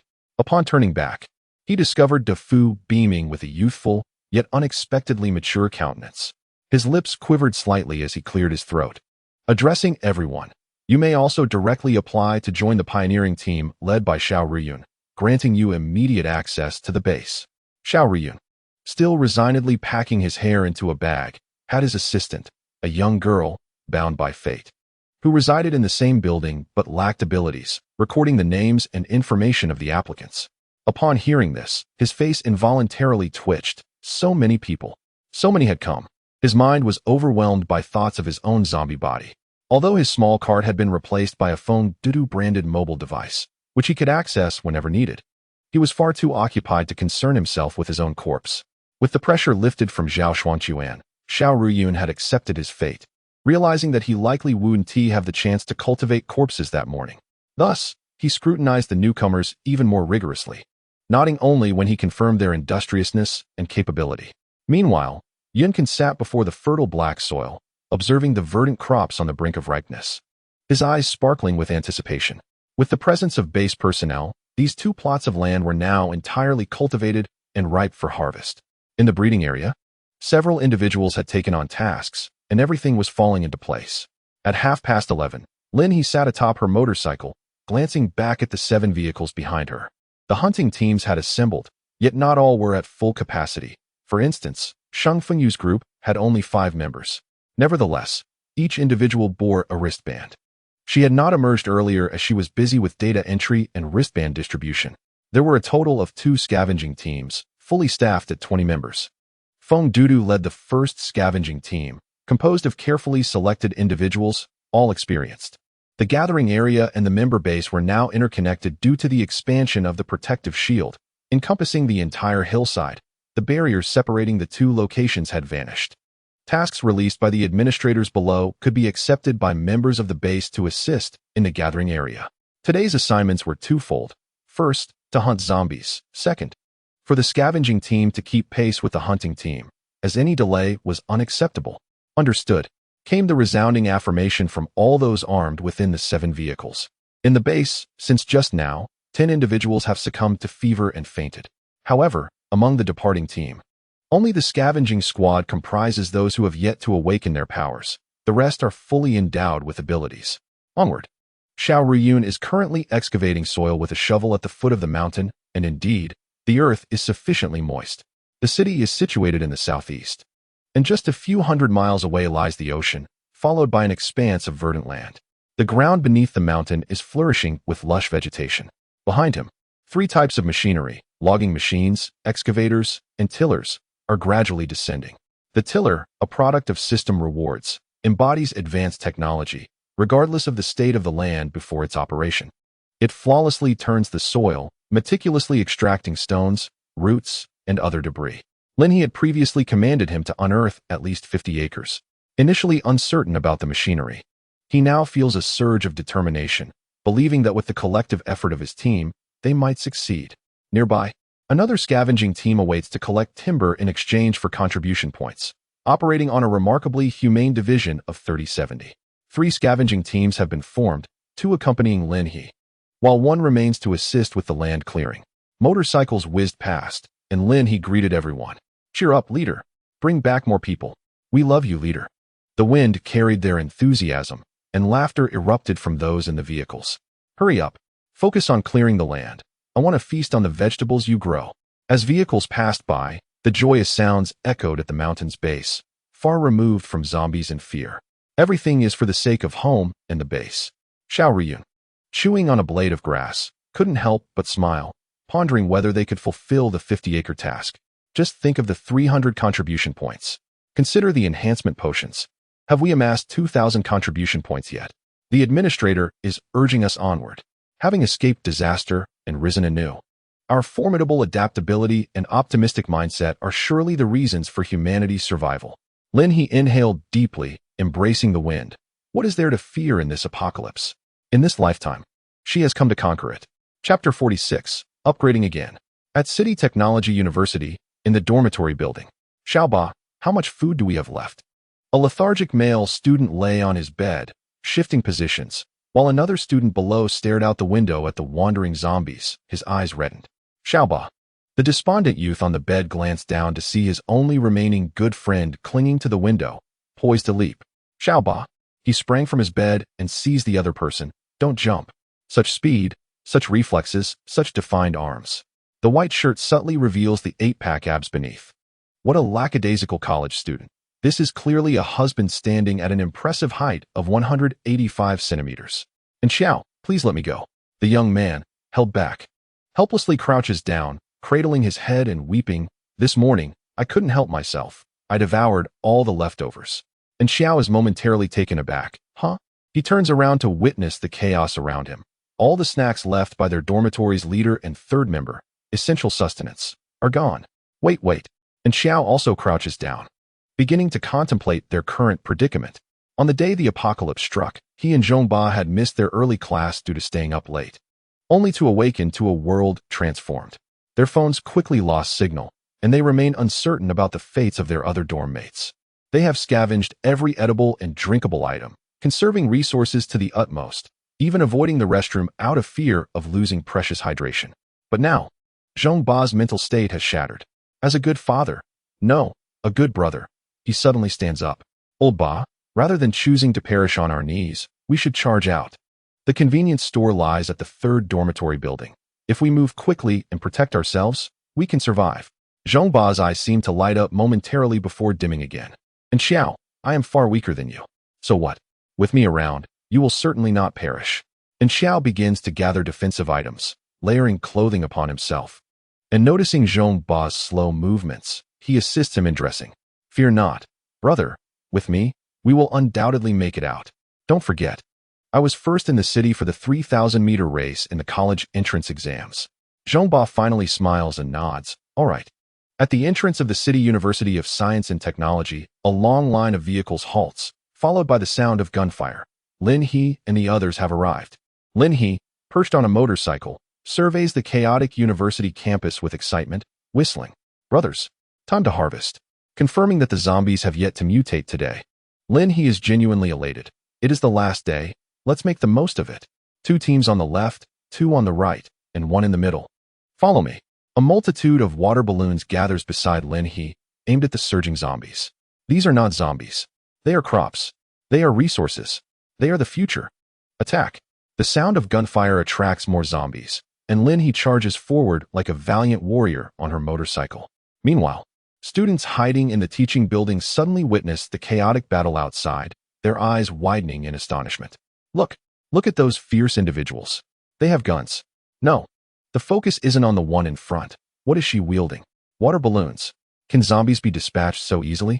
Those students, who had barely survived in the teaching building and dared not explore the outside world for 2 days, at most, navigating a single floor, are plunged into profound shock and disbelief. In truth, I too possessed the powers of hydrokinesis. Who knew my abilities could be so invaluable? The boy, who had been the class's water source since his awakening, now gazed incredulously at his hands, a brilliant light gradually igniting in his eyes. Thus, he could transcend the role of mere support. Let us rest and refresh ourselves. Her hydrokinesis is unlike yours. Quickly, everyone, shed your garments. Let us create a symbol to announce our presence. The others began to react as well. Cease your astonishment and seize the opportunity. For university students, nothing is more enticing than a formidable ally. Indeed, Lin He casually extracted a crystal core, consuming it until only powder remained in mere moments. Then, a surge of energy coursed through her, a refreshing sensation radiating from her mind outward. She had leveled up. How many days had it been? 3, 4? A level 4 dual-element ability. The most apparent manifestation of her advancement was that Lin He was no longer surrounded by water bullets, but by 10 majestic water dragons. She could not help but chuckle, her eyes gleaming green as she beheld the oncoming horde of zombies. The intense utilization of her powers, coupled with ample crystal core replenishment, demanded her advancement. Who else would upgrade if not her? In just 3 days, she had dispatched thousands, perhaps even 10,000 zombies. Such intensity without an upgrade would be absurd. What on earth is that? A water dragon king. This sister has truly exceeded all expectations. Have we entered a new realm? Enough chatter. Hurry, remove more clothing. We must make a grand display for all to see. The university students, now invigorated, rallied together, while the members of Lin He's base, after their initial astonishment, became even more motivated. Lin He's water dragons roared forth, effortlessly shattering the skulls of zombies, sweeping through the masses with devastating force. Thankfully, upon their arrival, the system had activated new advancement missions. 5,000 zombies. This is merely a sprinkle of water. There are students in the teaching building. The university students had cleverly tied colorful cloths and waved them outside the windows, wisely refraining from shouting, lest they attract the zombies' attention. I must assist. Lin He realized that saving the living was paramount. She aimed her left hand at a nearby tree. Her wood-based abilities surged to life, causing the tree to grow at an astonishing rate, sweeping away zombies with wild abandon. Do not approach the tree. I shall head to the teaching building. You all should breach the siege cautiously. This almost magical wood ability left everyone astonished, for their understanding had been that wood powers merely accelerated plant growth. Yet, Lin He's wood abilities transformed these once benign plants into formidable tree warriors. What caliber of powers is this? Lin He, I must certainly express my gratitude to the system. When her wood-based supernatural ability first manifested its unique power, it was during her initial encounter with aquatic plants. She discovered that these plants were surprisingly obedient, exhibiting a remarkable aggression. The stronger the innate talent, the more diverse the effects of the supernatural abilities. Some leaned towards cultivation, while others inclined towards offense. Although she was uncertain as to why she possessed such formidable powers, she was grateful for the system.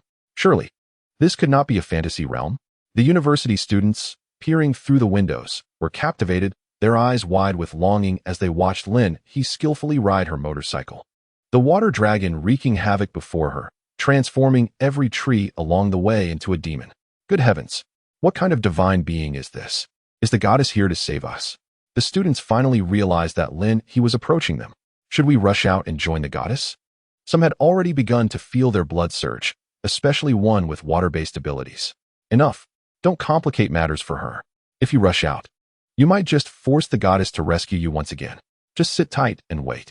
A handsome boy with light orange hair sat at the podium, his gaze shifting constantly towards Lin He, his demeanor gentle, yet his words were sharp as a dagger. No one dared to rebut him. Indeed, the divine being speaks wisely. Chapter 47. The mission to save the teaching building is complete. Bang! The motorcycle vanished in an instant, and Lin He somersaulted to the ground, her rifle aimed at the approaching zombies. Space. The master possesses spatial abilities. There were survivors on more than one floor of the teaching building, but the fourth floor held the most.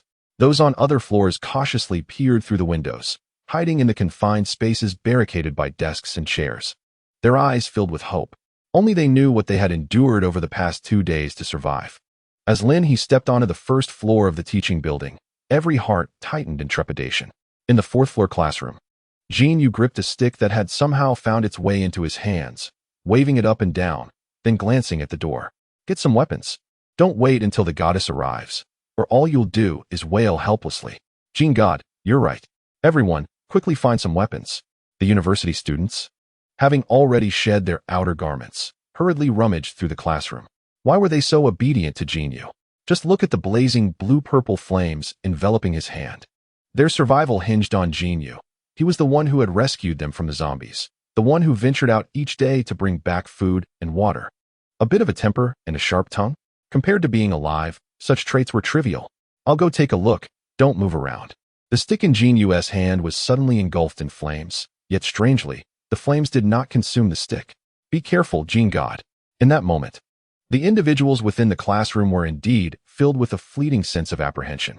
However, the thought of their goddess descending from above swiftly alleviated their worries. Jin Yu, with a mischievous grin, opened the door, stepped outside, and with a resounding bang, closed it behind him, ensuring that not a trace of humanity would alert the zombies lurking outside. Yet, due to the tremendous commotion below, the zombies were now frantically rushing downward. Seizing this opportunity, Jin Yu unleashed a relentless assault. Previously, he had been concerned that the noise would attract even more zombies, but now, no matter how loud he fought, it paled in comparison to the allure Lin He held for the undead. They surged forward in a desperate frenzy, as if a mere bite could elevate their existence. In contrast, Jin Yu was far less enticing to the zombies. Taking advantage of the chaos, he swiftly accumulated a considerable number of crystal cores, wielding his club to crush the skulls of the zombies. The blue and violet flames enveloped their heads, incinerating their brains within mere seconds. resulting in the emergence of crystal cores. This level of efficiency was remarkably formidable for a level 1 fire-based ability user. Meanwhile, the hunting squad outside. Having just dispatched a Water Dragon King, Lin He suddenly noticed Yun Can from the Sheng Fengyu squad, a veritable cutting machine. His ability allowed him to dismember all zombies within a radius of several meters. Initially unnoticed, Yun Can had inexplicably surged to the forefront as he raised his hands. A vast array of zombies erupted into fragments. Sheng Fengyu, still armed, comprehended in an instant why Lin He held Yun Can in such high regard. What sort of ability is this? At this moment, Yun Can was consumed by the thrill of battle, having taken Lin He's place as the vanguard. Just moments before, he had been casually following the group, but now he was drenched in blood. Wu Yong from Sheng Fengyu's squad quickly turned to their leader, Captain. What just happened with Yun Can? With zombies nearly colliding with him, Sheng Fengyu urged, stay close. Without provocation, he would not unleash his full power. If one disregarded Lin He's unique attention towards Yun Can, Sheng Fengyu truly believed that Yun Can was an exceptionally valuable team member. Yet, as Yun Can grew stronger, Sheng Fengyu remained tight-lipped, his silence deepening with each kill. Wow, this person is truly impressive.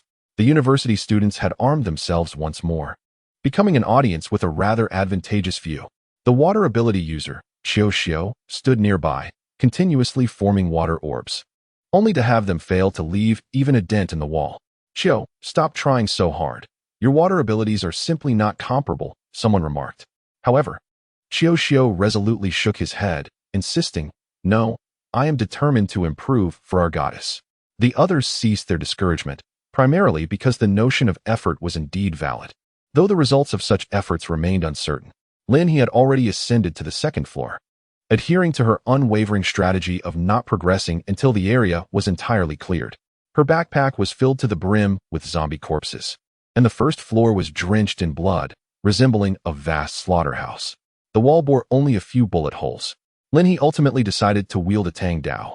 After her abilities reached level 4, she finally discovered a strength akin to that of a powerhouse from her past life as a force-based ability user. With the Tang Dao in hand, she sliced through the zombies effortlessly, as if chopping vegetables. Naturally, such a method of killing would result in her being smeared with blood.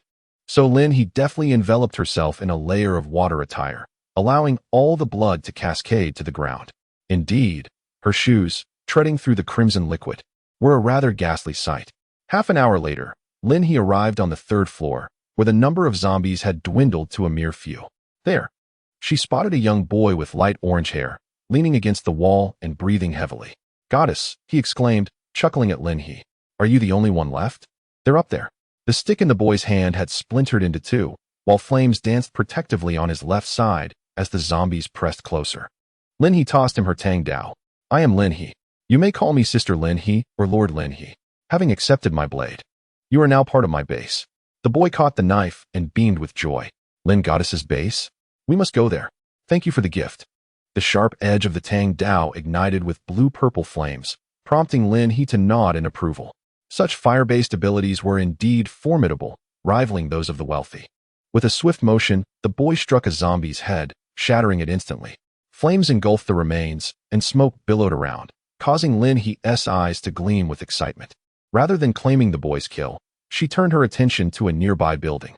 Suddenly, the door burst open, and a young man wielding a stool rushed out, shouting in alarm, followed by two identical figures mimicking his actions. The trio unleashed a barrage upon the sluggish zombies. Big shot, take us with you, they cried, delivering a thorough beating to the unfortunate zombie before gazing up at Lin He with tear-filled eyes. Lin He quickly approached them, handing out a stack of flyers. Of course, I'll take you along. We have a task at hand. Whoever we encounter next, deliver this. The more people we gather, the better. At that moment, Jinyu, who had just felled the last zombie, caught sight of the scene and couldn't help but chuckle. Everyone upstairs is waiting for the goddess. You needn't distribute these. The other 3 university students quickly chimed in, but we want to share. We must share. They promptly reclaimed the flyers, fearing abandonment due to a lack of tasks. Lin He smiled. All right, I'll gather some supplies. Under the watchful eyes of the 4, she collected every zombie carcass, reserving the crystal cores for Jinyu, while the cores from the zombies slain by the 3 students were rightfully theirs. Let us head upstairs and see. The rescue mission for the teaching building is nearly complete. The main force has now traversed the teaching building and is commencing their advance towards the dormitory. Lin He wasted no time, efficiently organizing provisions of food and water within 10 minutes, allowing them to rest in the classrooms on the first floor until the others could be rescued and join them here. Goddess Lin, I will accompany you, Jinyu declared. Aware of Lin He's intent to continue the fight, his combat prowess indeed surpassed that of others. Lin He pondered for a moment before nodding in agreement. However, when she assessed the abilities of the others, she ultimately shook her head, deeming them unfit to follow. Chapter 48. Convenience Store Yun Can. Would you like to take a break? After an hour of relentless combat, the other ability users in the hunting team were beginning to falter. Yet Yun Can remained steadfast at the forefront. Sheng Fengyu called out to him. Yun Can merely turned his head, his bloodied visage reflecting a rare moment of human contemplation. I will shield you, he stated calmly, then turned back as over 20 zombies erupted before him. Sheng Fengyu stood in stunned silence, staring at Yun Can, before reluctantly picking up his Tang Dao. His abilities were on the verge of an upgrade. Team 1 and Team 2, follow me into battle. The rest of you, take a breather, we will rotate. Understood. Upon their return, the hunting team was assuredly poised to reap substantial rewards, especially with Lin He recently unveiling a new offering, a single suite at the main base for 2,000 contribution points. That was the main base. Those who entered were exclusively administrators and researchers. The advantages they could enjoy were immense if they gained access. A room in the main base was equivalent in value to an awakening potion. In truth, aside from the hunting team, the scavenging team accompanying them, and a few others, most lacked the qualifications to join. Even if they managed to enter, the rent of 1,000 contribution points per month was no small feat to acquire. They all understood that post this day, zombies would undergo mutations, becoming increasingly formidable. Only those at the forefront would be able to secure their place. Otherwise, it would be those remaining at the base to engage in infrastructure development. Those neither here nor there would find little favor anywhere. Ah, the Lord has arrived. The others resting beneath the tree noticed Lin He approaching with a young man and promptly raised their hands in greeting. Lin He observed their fatigue and glanced towards the team slaying zombies. Rest well, this is Jinyu, a fire ability user. Everyone belongs to either the hunting team or the scavenging team. Hunting team? Jinyu raised an eyebrow. Goddess, does that mean I can be the captain? The others exchanged glances. It was indeed youthful audacity to propose such a thing. After all, among the 5 captains, each had already dispatched at least 100 zombies. It's best to start as a team member, Lin He replied, casting a glance at Sheng Fengyu. Let us head over to Team 1 and take a look. Jinyu did not perceive that the goddess underestimated him. He observed the ferocity of Sheng Fengyu, Wu Yong, and Yun Can, and smiled, agreeing to heed the goddess's words. As the two of them moved ahead, others could not help but stroke their chins, pondering the young man's infatuation with the goddess. Was he perhaps coveting their lord? Their lord was undeniably handsome, and it was quite natural to have admirers. However, was their lord not paired with Captain Sheng? Surely not. Did their lord appear to have a crush on anyone? Might it not be that Captain Sheng harbored feelings for their lord? Each individual, while idly resting, began to indulge in gossip. Jinyu stepped into the hunting grounds of Team 1, boldly moving forward to seize a target. Sheng Fengyu glanced over and saw Lin He, his expression lighting up with a smile. Hijia, you have arrived. Yes, has Yun Can not taken a break? Lin He's gaze fell upon Yun Can, particularly noting the state of the child, who was smeared with blood and dirt, prompting a sigh from her. Indeed, Sheng Fengyu paused before nodding. His ability was spatial manipulation, but not of the supportive kind. It was spatial slicing, with formidable offensive power. As he advanced in levels, Yun Can even mastered spatial leaps. She had once witnessed a video of Yun Can battling zombies, where he effortlessly appeared among a horde of undead thousands of meters away. Such a formidable ability was indeed worthy of his title as vice leader of Longqing. I see, Sheng Fengyu remarked with a hint of envy. He is still at level 1? Lin He nodded affirmatively. Ahead lies the dormitory building, and the number of zombies inside will only increase. I shall first check for any surviving students and ensure they take cover. Although their entrance to the school was loud, the sprawling campus of a technological university meant not every sound would be heard, and the students might not realize they were there for rescue.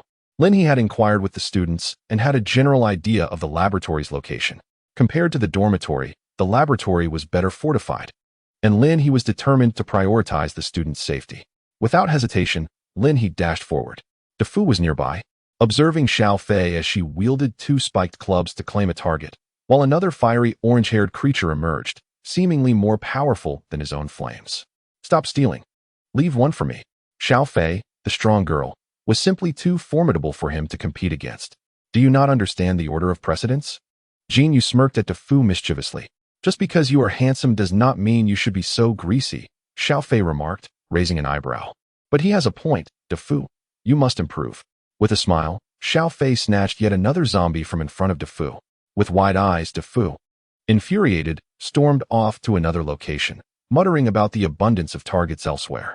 Lin He had reached the dormitory building, her mental energy scanning the vicinity, when she suddenly noticed fierce combat occurring in the nearby convenience store.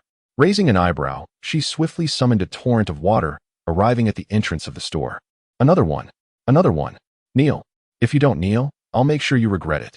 Two university students found themselves pinned beneath a burly man, one of them struggling desperately, covered in injuries, shouting, "Old 8. No." After a long and arduous descent from their dormitory, they had hoped to find solace in a convenience store. Little did they know that in this apocalyptic world, the true terror lay not in the zombies, but in the hearts of men. Nearby, several other injured students crouched by the shelves, their eyes vacant, seemingly having endured immense suffering. "I kneel," cried Zhong Ba, bloodied and battered. Upon entering, and Xiao had fought valiantly to protect him, but the hulking man had awakened a power-oriented ability. After seizing control of the convenience store, he had callously tossed those awakened students into the throngs of zombies. With his newfound strength, he and his band of rogues ruled the convenience store with impunity, doing as they pleased. And Xiao, devoid of any abilities, was forced to witness his dear friend kneel before these brutal men. Zhongba. And Xiao's eyes burned with fury, and in a sudden surge of strength, he broke free from the man's grasp and rolled to stand before Zhongba. "You shall pay for this." Zhongba was taken aback, gazing at his friend who had once again placed himself in harm's way, and could not hold back his tears. As he wept, the other hidden students began to weep softly as well. "Do you dare to run?" The man, enraged, had initially sought to torment them, but now wished only for their demise. "Get them." Before he could finish his command, a gleaming tang knife appeared, its sharp blade reminiscent of a full moon, slicing through the air with lethal precision. In an instant, the powerful man's head was severed from his body, and his corpse collapsed to the ground. Lin He, eyes ablaze with murderous intent, surveyed the remaining thugs, his fury at its zenith. Oh! The students finally reacted, screaming in terror, while Zhongba suddenly broke into laughter. And Xiao seized the stick he had brought with him, exclaiming, "Someone is here to rescue us. Will you continue to hide?" He aimed it fiercely at the rogues, declaring, "I will make you pay." Lin He raised an eyebrow, intrigued. "Oh, there's some spirit in you." Chapter 49, Preparations for Rescue in the Laboratory. This scene felt familiar to Lin He, as he had encountered similar situations before. Yet, and Xiao was the first to boldly retaliate. Lin He charged forward, swiftly dispatching anyone who dared to attack Xiao by severing their heads. Having grown accustomed to fighting zombies, he knew that if the heads didn't fall, it wasn't safe. Consequently, screams erupted within the convenience store. The outside zombies, drawn by the commotion and scent, approached. Lin He paused for a moment, asking, "What is your name?" And Xiao, vigilant, responded, "Big Boss, my name isn't Xiao." "A fine name, and Xiao. Now, help me distribute this," Lin He said, handing him a large stack of advertisements. Lin He Base, featuring picturesque mountain scenery, a safe haven far from the city. She beamed with a radiant smile, declaring, "Leave the zombies to me. You handle the rest." And Xiao was momentarily taken aback, intending to utter a response, when he suddenly noticed 5 water dragons coalesce instantaneously beside Lin He, surging forth with a deafening roar. His eyes widened in disbelief, fixated on the spectacle of the water dragons. The others stood in stunned silence, fear momentarily forgotten, suspecting they might be ensnared in an illusion. Yet, as the zombies fell in droves and the metallic scent of blood permeated the air, they were reminded that this was no mere mirage. It was all too real. And Xiao first helped Zhong Ba to her feet, saying, "Old 8, wait a moment. I'll search for the medical kit." However, Zhong Ba chuckled, "I'm fine. You should go and assist her." "She's incredible." His gaze followed Lin He, who, after a tumultuous struggle filled with despair, had unexpectedly emerged as their savior. She had rescued them all. "There is a medical kit here." The others seemed to regain their senses, rising to their feet and willingly offering assistance to Zhong Ba and Xiao. And Xiao glanced at Lin He, fiercely engaged in combat. Then at the tang knife in his grasp. She is Lin He, the leader. If you wish to survive, follow her. Gripping the tang knife tightly, he expressed gratitude to a classmate who fetched the medical kit for Zhong Ba.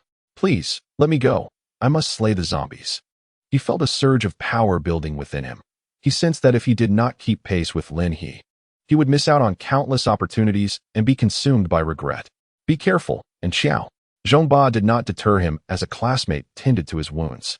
He smiled brightly, blood still staining his lips. With resolve, and Xiao charged forth, and at that moment, as Lin He faced the zombies pouring out of the dormitory, she caught sight of him and smiled knowingly. You truly have a bold spirit. With a decisive swing, and Xiao severed a zombie's neck. The force of his strike caused Lin He to raise an eyebrow. Had he awakened? He lifted the tang knife, declaring, Leader Lin, you will lead us to safety, won't you? Lin He chuckled softly, the crystal core in her hand flickering out of existence, her complexion glowing with vitality. Of course. And Xiao, invigorated, wielded the tang knife with fervor, executing powerful slashes. Lin He noticed the peculiar changes in the knife he held, as it began to emit a faint purple hue. Is this a branch of metal-based abilities? Intriguing. He is a promising talent. In less than half an hour, the hunting team, having rested briefly, rejoined Lin He and the others. Lin He, now accompanied by the fully awakened Xiao, stormed into the corridor of the dormitory. Meanwhile, the classmates from the convenience store bravely took the first step, activating the loudspeakers they had retrieved and calling out into the world. Lin He's base is recruiting. Lin He's base is recruiting. Survivors, please remain calm and await rescue in your hiding spots. Lin He's base is recruiting. Lin He's base is recruiting. We have specialized rescue personnel and adept hunters. The surviving students must take refuge and await rescue. Lin He chuckled while absorbing crystal cores, affirming that they were indeed university students. Sister He. It's already 4:30 p.m. The clearing of zombies in the dormitory building was proceeding remarkably well under Lin He's relentless onslaught. The hunting team had ascended to the upper floors to assist the students, and it was time for Lin He to head to the laboratory. Once the area was cleared, the students mentioned that there was a bus behind the teaching building. Lin He splashed water on the dazed Yun Can, who was covered in grime. Before 5:30 p.m., they had to evacuate all students from the Science and Technology University.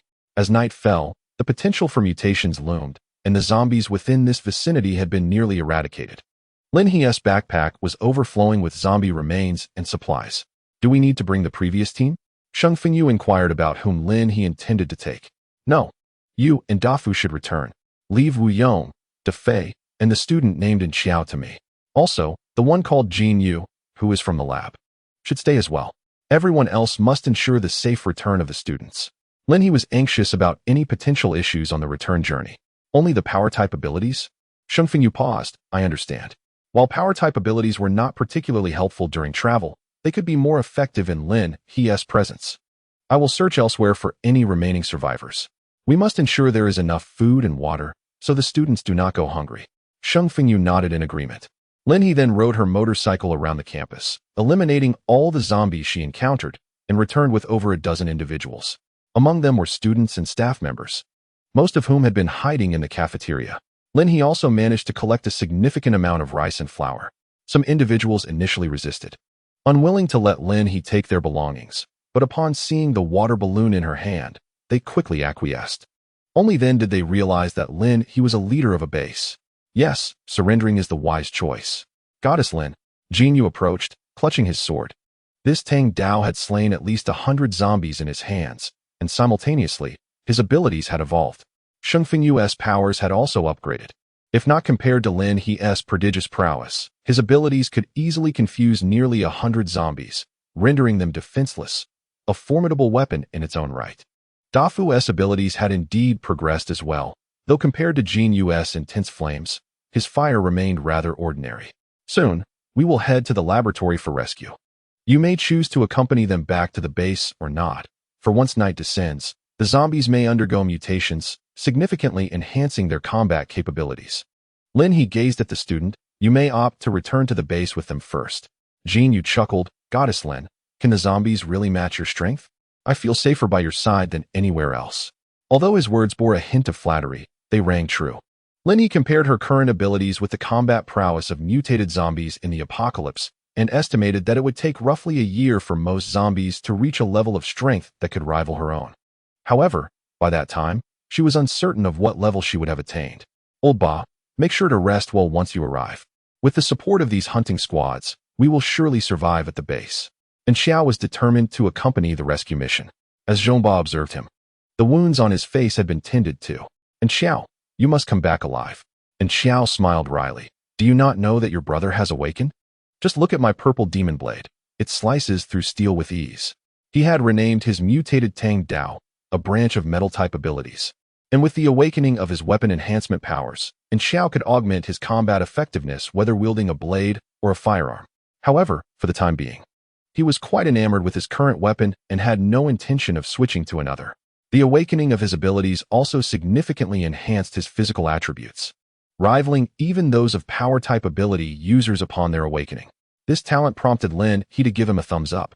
This kid was no less impressive than Yun Can. Chapter 50, Laboratory Rescue. Lord, please ensure your safety. As the bus departed, Lin He, leaning against her motorcycle, heard the concerned shouts from the hundreds aboard. She chuckled softly. What a bountiful harvest this was. On this grand technological expedition, there were over 100 students alone, among whom several possessed abilities, contributing to an expansion of the base's population. Goddess Lin, it seems you take great pleasure in gathering people. Jean, you noted Lin He's joy and approached her, blade in hand, to engage in conversation. Indeed, in the apocalypse, people were the most vital resource. Jean, you paused. However, during such resource-scarce times, bases typically streamline their population, selecting only the strongest.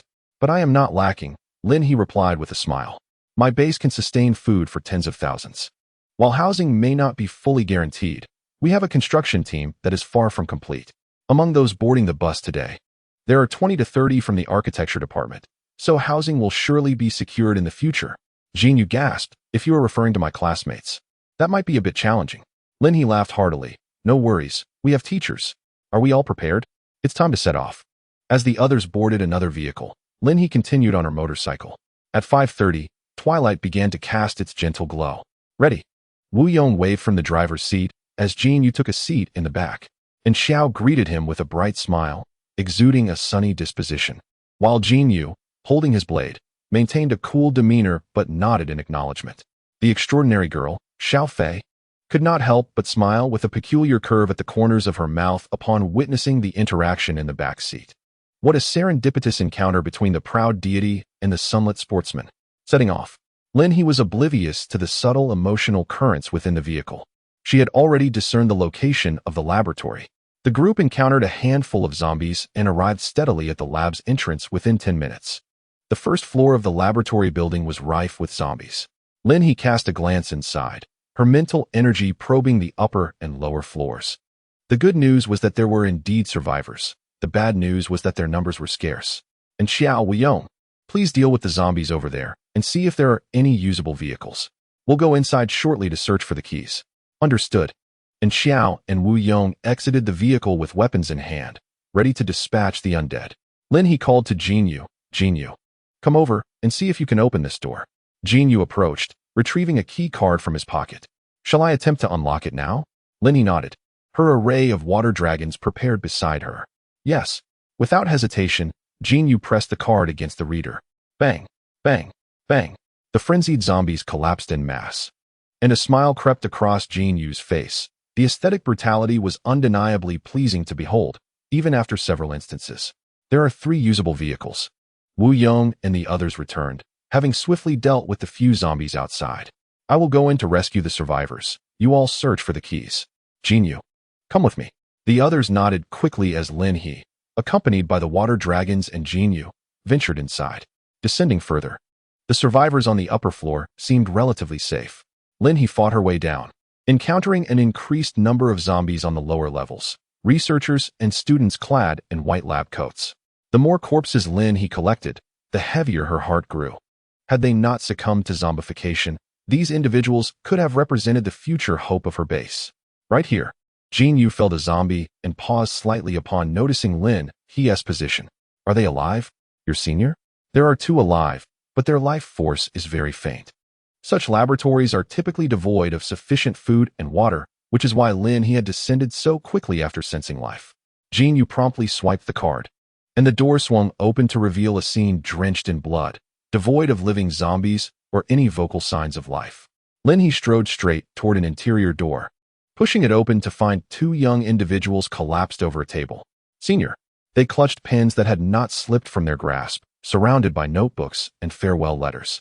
Administer a shot. This one had fainted from hunger. Lin He tossed a vial of medication to Jin Yu, then injected the other. Jin Yu's typically unruly demeanor momentarily shifted, revealing an unmistakable wave of emotion as he hurried to administer the injection to the other senior. Water. Let us give them some. I'll step outside to retrieve whatever can be salvaged. Lin He handed Jin Yu a bottle of mineral water. He nodded appreciatively. Thank you, Lin Goddess. It was evident that these two held a unique and significant place in Jin Yu's heart, more so than others. The young man must have felt as if life had lost its meaning before encountering them. Otherwise, the stark contrast in his demeanor would not be so pronounced. Lin He scavenged thoroughly, taking everything that could be carried from this floor, including the remains of the zombies, from which she managed to retrieve 2 car keys. Though their functionality remained uncertain. Carry them with you. You head upstairs while I check downstairs. The experimental building had only 2 basement levels, connected by a staircase. Jin Yu, shouldering 2 of his seniors, nodded at Lin He. All right. He took the elevator up. Only after he entered did Lin He descend to the 2nd floor. As she opened the door, she was met with a sudden zombie attack. With a swift stroke, she severed its head, acutely aware that the strike lacked the previous fluidity. Crouching down to inspect the zombie, she noted that its bones emitted a faint glow. Is the mutation beginning? Lin He furrowed her brow and hastened her movements. On the 2nd floor, she discovered only corpses and zombies, devoid of any living souls, exactly as her psychic perception had indicated. She sighed, swiftly dispatching the remaining zombies and collecting whatever could be salvaged before quickly ascending to the 1st floor. At this moment, the main entrance was shut, and the zombies on the 2nd floor could not descend, as they were yet to master the use of elevators. If her observations were correct, 2 offices on the 2nd floor housed survivors. Xiaofei, keep watch over Jin Yu's seniors. The rest of us, let us move upstairs. Lin He efficiently gathered the zombie corpses, while Wu Yu and the others rummaged through the remains on the 1st floor, uncovering several car keys. After testing them, only 1 vehicle responded. Xiaofei, clutching a rifle, flashed a sweet smile. Jin Yu looked at her, entrusting her with the task. Xiaofei nodded reassuringly, and Xiao also encouraged Xiaofei with a fist bump, and the 4 of them entered the elevator, reaching the 2nd floor. Cough, cough. From the furthest office on the 2nd floor, a weak cough resonated. The frail researchers were meticulously dividing the remaining food, uncertain whether the rescue team had arrived at the campus today. It seemed they would not be able to wait for the next wave of assistance. They could hear gunfire echoing from within the campus. However, Lin He and her group had not fired a shot on the 1st floor, so the researchers had not heard anything. One speaker, unkempt and wearing gray-framed glasses, nibbled on a piece of bread. Their firearms were swift and professional. Perhaps there was still hope associated with this team. Unfortunately, those who had escaped had not returned. They clung to the results of their experiments, hesitant to take a single step outside. The researchers spoke among themselves, yet all bowed their heads. They had considered breaking free, but they could not abandon their work. If they fled just like that, what would become of their data and equipment? Generations of effort. Were they truly willing to forfeit it all? Chapter 51. For the experiment. Among the researchers, thoughts swirled. Fate must ultimately favor them. There would surely be another opportunity for revival and research. But if there were none, what then? As everyone nibbled on the last remnants of their bread, their sustenance had reached its limit. If salvation did not arrive this time, there would be no further opportunity. To perish alongside the outcome would at least justify their efforts. You are indeed correct. The toil of these years has not been in vain. What does it matter if it was in vain? Just give me a sip of water. They found themselves in a state of resignation, accepting that if death were to come, it would be in the presence of their research accomplishments, which somehow honored their years of labor. More than the desire to survive, they yearned for their findings to be recognized by the world, to be immortalized in history. Wait, did you hear something? Someone suddenly perked up, listening intently to the outside world. Perhaps it was merely an auditory hallucination. After all, it had been so long since anyone came to rescue them. So, do you know where the doctor has gone? Which doctor are you referring to? The student of Academician Tai? He should be with Academician Tai. They are likely in a better situation than us. I recall they had quite a bit of food over there. The researchers began to converse, their spirits slightly lifted as they still had some provisions left. With a flicker of energy, they wished to leave something behind for the future, sharing their thoughts as a form of final solace. That's good, at least this way. They would be able to await rescue, and they were far more useful than we are. The researchers exchanged words, yet each sighed deeply, reflecting on how their work, while not particularly promising on a global scale, still held significance after so many years of effort. It felt unjust to diminish their importance. Bang! No, wait. Listen. Initially, they thought it was a figment of their imagination, but a sudden, thunderous sound from the second floor caused everyone to leap to their feet. Did you hear that? The researcher who first detected the noise had tears welling in his eyes. They heard it. Now, it dawned upon them that it was not an illusion. It must be the people on campus today. Quickly, let us prepare our belongings, grab our flash drives and data. Let us take everything we can carry. Do we need to lighten our load? Amidst their joy, thoughts of carrying more lingered. Let us take the essentials. As the lead researcher pressed his lips together, he felt a pang of reluctance. Many of their instruments contained crucial research data, yet now, they could only take back the most vital items. Bang, bang, bang. Intense gunfire erupted from the second floor, and they understood it was real. Someone had indeed come to rescue them. Bang. Shortly after, their door was violently kicked open, revealing a girl dressed simply yet strikingly beautiful, wielding a tang sword. She appeared pristine, save for a few bloodstains on her shoes, and upon seeing their faces, a radiant smile spread across her own. Hello, everyone. I am Lin He. I'm so glad you're all alive. Her youthful and exquisite visage astonished everyone.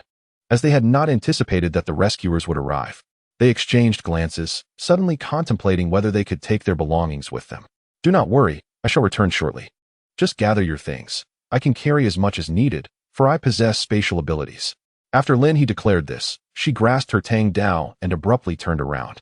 Two torrents of water surged forth from her sides, leaving all the researchers present wide-eyed with astonishment. This is an ability related to water. How formidable! They exclaimed. Are zombies truly so easily dispatched? The researchers were both excited and incredulous, but recalling Lin He's mention of her spatial powers, they quickly began to survey their possessions, realizing there was no need for careful selection. Is this all? They wondered. Unbeknownst to them, after Lin He dealt with the zombies at the entrance, she swiftly collected their belongings, her gaze still fixed on the facilities within the room, as if she intended to strip the very ground bare. Lin He, can you really carry that much? They gasped in astonishment. What kind of spatial ability allows for such capacity? My ability is quite advanced, you need not worry. I can manage whatever you have, she assured them. By the way, I have some items in the adjacent office. Seeing the unfolding situation, the researchers dropped the pretense. Precious data and materials were at stake. If they could retrieve them all, it would be a tremendous boon. Lord Lin, are you searching for Academician Tai? He should be on the 4th floor. I recall he was giving a lecture there. Does that mean there are still many survivors above? Lin He inquired, her spirits lifting. Indeed. However, Lord Lin, can we truly evacuate so many people? Some researchers began to express concern, for in such apocalyptic times, the value of resources dictated that rescue was paramount. The scarcity of resources would inevitably lead to survival of the fittest. Rest assured in our base, we possess unparalleled strength, or we would not have come here, Lin He reassured them. Anxiao, guide everyone to the 1st floor. As they descended, the researchers encountered colleagues from other offices, exchanging greetings amidst tears that had fallen unnoticed.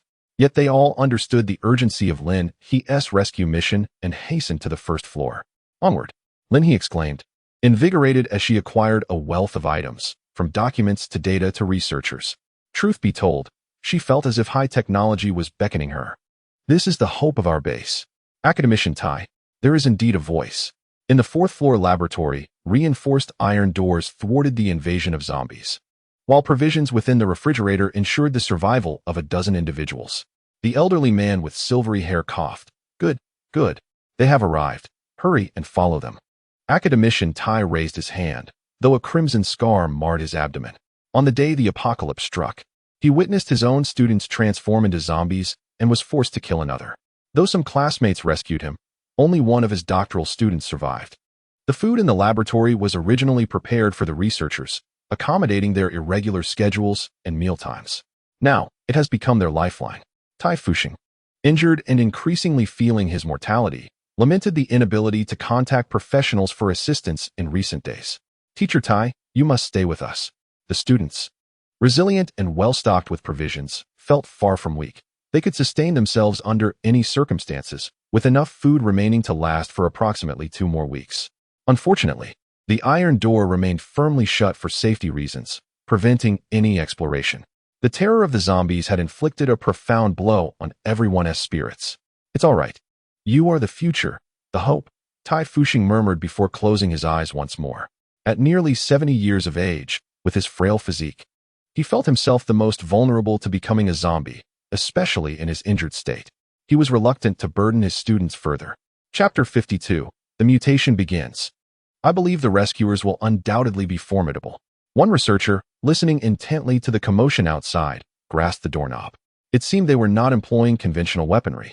The sounds of conflict were swift, indicating that the assailants were quite powerful. But could any human truly surpass those zombies? They had witnessed too many individuals succumbing to the undead during their attempts to hide, especially with Professor Tai severely injured. The horror of it all made them hesitant to venture outside. We can only place our faith in them. They exchanged glances, ultimately sighing in resignation. Indeed, Tai Fuxing observed his students, pursing his lips. As long as they survived, that was sufficient. Cough, cough. You carry the weight of our generation's research. Promise me, regardless of what lies ahead, do not forget your initial aspirations. His gaze was gentle yet tinged with sorrow. He did not wish to prolong his existence if it meant squandering the opportunities and resources of his students. Having uttered these words, he closed his eyes, already resigned to his fate.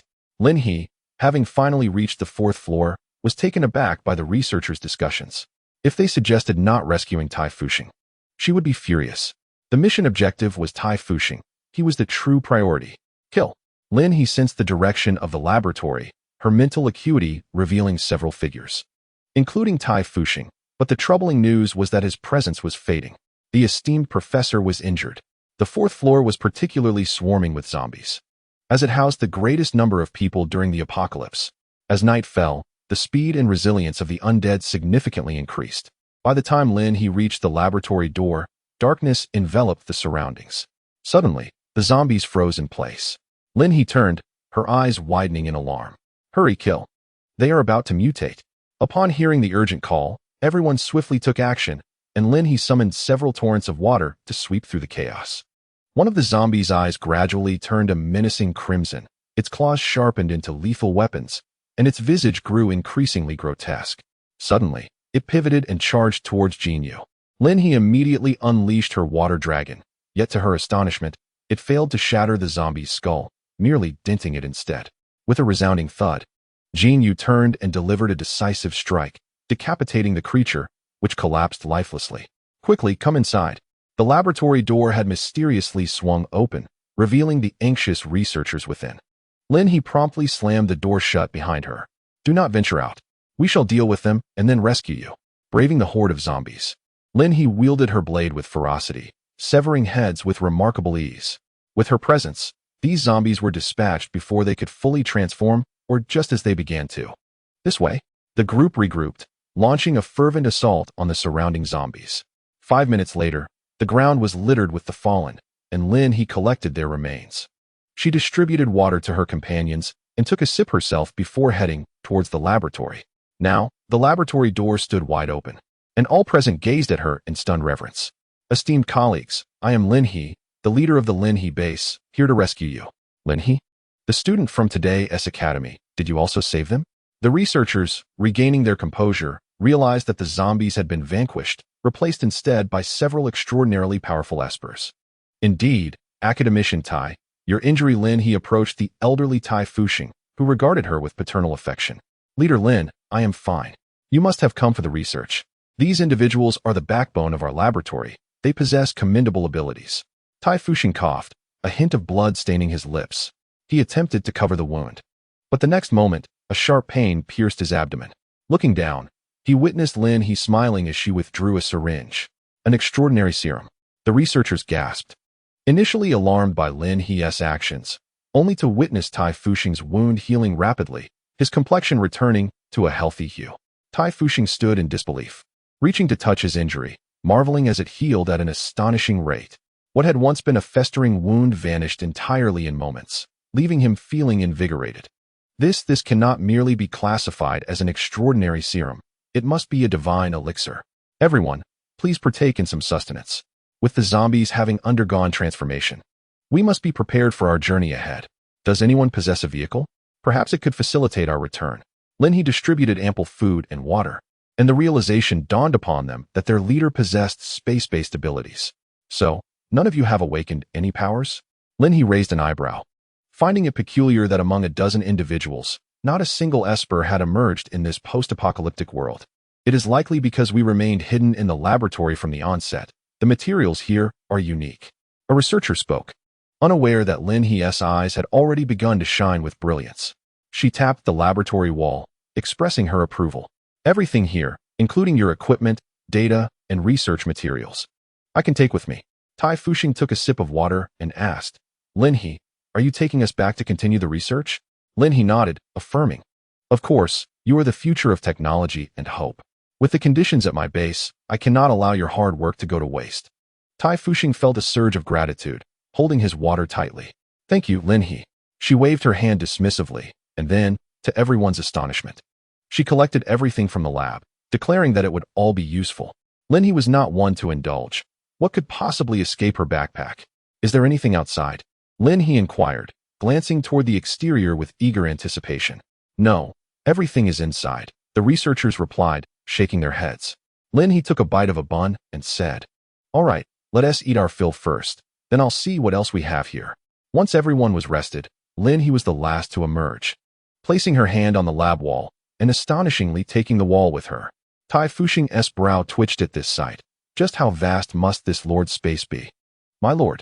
Xiao Fei and the others saw Lin He descend, accompanied by numerous researchers, and joyfully exclaimed, What about the zombies outside? It was nearly 7 o'clock, and the night had fully enveloped the area, with the occasional terrifying roar of zombies echoing. Wu Yong had just stepped out to assess the situation, having dispatched a few, stating that although the zombies had mutated, he could still handle them. Wu Yong nodded, I believe I have also leveled up. During the process of the zombies' mutation, Wu Yong's abilities had advanced. This was splendid news. Lin He smiled. Very well, everyone wait here for a moment. We will clear the zombies outside before we proceed. She now possessed several vehicles, ample enough to accommodate everyone, but given the circumstances, she had to be prepared for vigilant protection throughout the journey. Only her capabilities could ensure the safety of the entire convoy. Chapter 53, Escape. As night fell, the howls of zombies in the city showed no signs of abating. Sitting in the vehicle, Tai Fuxing felt a wave of anxiety gripping his hand around his pocket watch, the most precious possession he had cherished throughout the years, while other valuables had already been secured by Lin He. Teacher, don't worry, the Lord is out there. A student observed Tai Fuxing's tension and gently reassured him, pointing to Lin He, who was patrolling on a motorcycle. Tai Fuxing shook his head, although he recognized Lin He's formidable strength. She had also remarked that the final novice phase of the apocalypse had passed, and the zombies would only grow stronger. He tightened his grip on his firearm, hoping he wouldn't find himself unable to fend off even a single zombie. The student could not help but chuckle, then turn sideways, gripping the gun tightly in his hand. With such a formidable weapon at his disposal, should the zombies attempt to breach the line and reach the teacher, they would only tread upon the student's lifeless body. Tai Fuxing paused, bewildered by the nonsense being uttered. Stop speaking foolishly. Does this child understand the concept of standing firm? Even an old man like me comprehends such a principle, yet here he is, prattling away. The student quickly cleared his throat, while Wu Yong, at the wheel, chuckled. Even if the zombies have mutated, such a short span of time would not lead to drastic changes. As they conversed, gunfire erupted ahead, followed by a torrent of water sweeping past. The trees lining the roadside seemed to claw at the air, and the occupants of the vehicle fell silent, not daring to make a sound. After approximately 10 minutes, the convoy accelerated once more, leaving the recently devastated area behind. Lin He's motorcycle reappeared alongside Tai Fuxing's vehicle, enveloped in a veil of mist, poised for an imminent attack. See, it's still the leader, Wu Yong remarked with a grin as he drove. Lin He, astride her motorcycle, gazed up at the blood-red moon. Their convoy had lengthened somewhat, yet it paled in comparison to the convoy led by Sheng Fengyu. She wondered if they had exited the city by now. Most of the ability users were situated there, equipped with vehicles and firearms, so they should be able to return safely. Lin He tightened her grip on the motorcycle's handlebars, her gaze sharpening once more as another wave of zombies approached. Bang! Bang! Bang! Sheng Fengyu's main force came to a halt, the path ahead obstructed by the undead. Engage. Those with area attacks, move quickly. The hunting squad, each member armed with a bag of crystal cores, maintained a heightened state of focus. From the moment night fell, the zombies had become swifter and more ferocious, their prowess seemingly enhanced by at least twofold compared to before. With a roar, a massive fireball surged forth. DeFu perched atop the SUV, directing his fireball spell at the distant zombies. Sheng Fengyu manipulated dozens of zombies, and in the next instant, a 5-meter-long blade sliced through the undead as effortlessly as one would cut a watermelon. Fan Juan, a metal ability user, exhaled a breath of relief as he retracted his long blade, the crystal core in his hand thoroughly drained. Kill. A throng of ability users leaped from the vehicle, while the students aboard the bus gripped their crossbows, cautiously aiming at the zombies outside, fearful of hitting their comrades instead. As long as the zombies did not approach their bus, they refrained from firing excessively, lest they inadvertently injure a teammate while attempting to slay the undead. Fortunately, everything remained within manageable limits. This night was destined to be anything but quiet. By 10 o'clock, the main convoy finally reached the outskirts, the vehicles ahead appearing somewhat battered. The exteriors had been patched together by the metal ability users, otherwise they would be leaking air. DeFu sprawled atop the vehicle, having found no zombies in sight. He promptly fell asleep. Thankfully, the driving skills were commendable, and the roof was spacious enough. Otherwise, whether he would fall off was another matter entirely. Those injured were administered with a couple of injections. Sheng Fengyu bestowed healing potions upon those in his vehicle, a generous gesture that Lin He had often witnessed during their separation. Indeed, it was the miraculous elixir. The injured members of the hunting squad received it gratefully, exhaling contented sighs. These zombies were evolving at an alarming rate, becoming increasingly formidable. They were far tougher than before. Now, should an ordinary person attempt to vanquish them, it would be utterly futile. It is no wonder that even we, as level 1 abilities users, none of whom possess strength-based powers, find it challenging. A wave of agreement swept through the group. Now distanced from the brink of life and death, they felt a sense of relaxation. Sheng Fengyu cast a glance at the blood-red moon outside. The zombies would only continue to mutate, and if our ability levels failed to keep pace with their evolution, it would only be a matter of time. He did not need to finish his thought. Everyone understood the implication. With a leader present, there would undoubtedly be no issue. Moreover, had not most of us already attained level 2? We were not falling behind the zombies. They possessed crystal cores, and each brutal conflict led to their enhancement, rendering them even more powerful. But could others, in different locales, match our speed? Someone voiced the question, plunging the group into a moment of silence. In this apocalyptic era, humanity has always been pressed for time, and those who lagged behind were destined to be abandoned. Even if someone clung to them, their survival would be fleeting. Then let us urge the leader to recruit more individuals. Let us expand our territory, gather more resources, and engage in further extermination. One team member spoke up, thumping his chest with conviction. Surely, the zombies cannot match my strength, nor can they rival us. If we slay more, there will be fewer of them. Our base will only grow in numbers, enabling us to shelter even more individuals in the future. Sheng Fengyu nodded in agreement. Yes, the leader shares this sentiment. Humanity has endured countless hardships. The apocalypse presents both peril and opportunity. His gaze was serene as he regarded the blood moon. In due time, this world shall belong to humanity. The blood moon remained unmoved, hanging high and indifferent, oblivious to the affairs of the world. At 11 o'clock, Lin He and her companions burst forth from the city. With her as the vanguard, their speed surpassed that of the main force by a considerable margin.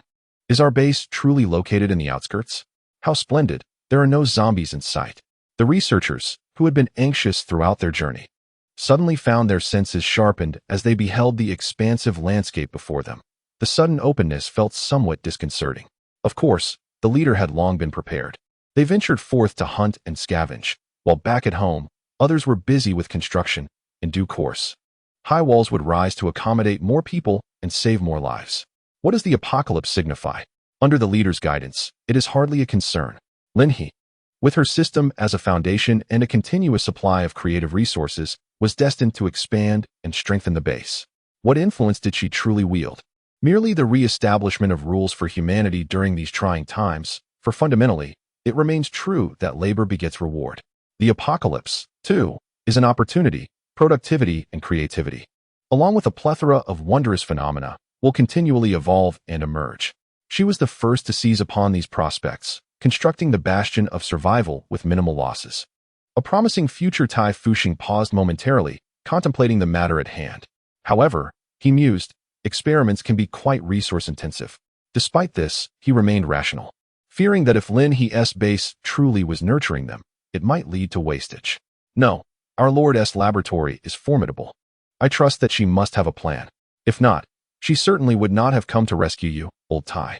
Wu Yong, now an ardent admirer of Lin He, believed in her strategic prowess. Tai Fuxing reflected on his research achievements and nodded in agreement. Lin He is genuinely sincere towards us. We cannot conceal anything. What is meant for our Lord, we shall certainly provide. Wu Yong raised an eyebrow, although he did not fully grasp the conversation. He was certain that anything designated for the Lord must be of great value. Chapter 54. The construction of the living sector is underway. What did you say? Academician Tai. What have you discovered? Tai Fuxing regarded Lin He with earnest intent. Conductive robots, he articulated clearly, which, by definition, can respond according to commands and external conditions. Intelligent robots? Which type? Can they be used for construction?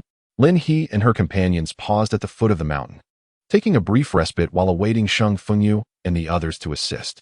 After all, accommodating so many individuals at once was quite a challenge. As long as the materials are adequate, our sensors can execute operations promptly, he continued. The boxes that you took, my lord, contain the chips we developed. Unfortunately, our robot models are stored in the basement.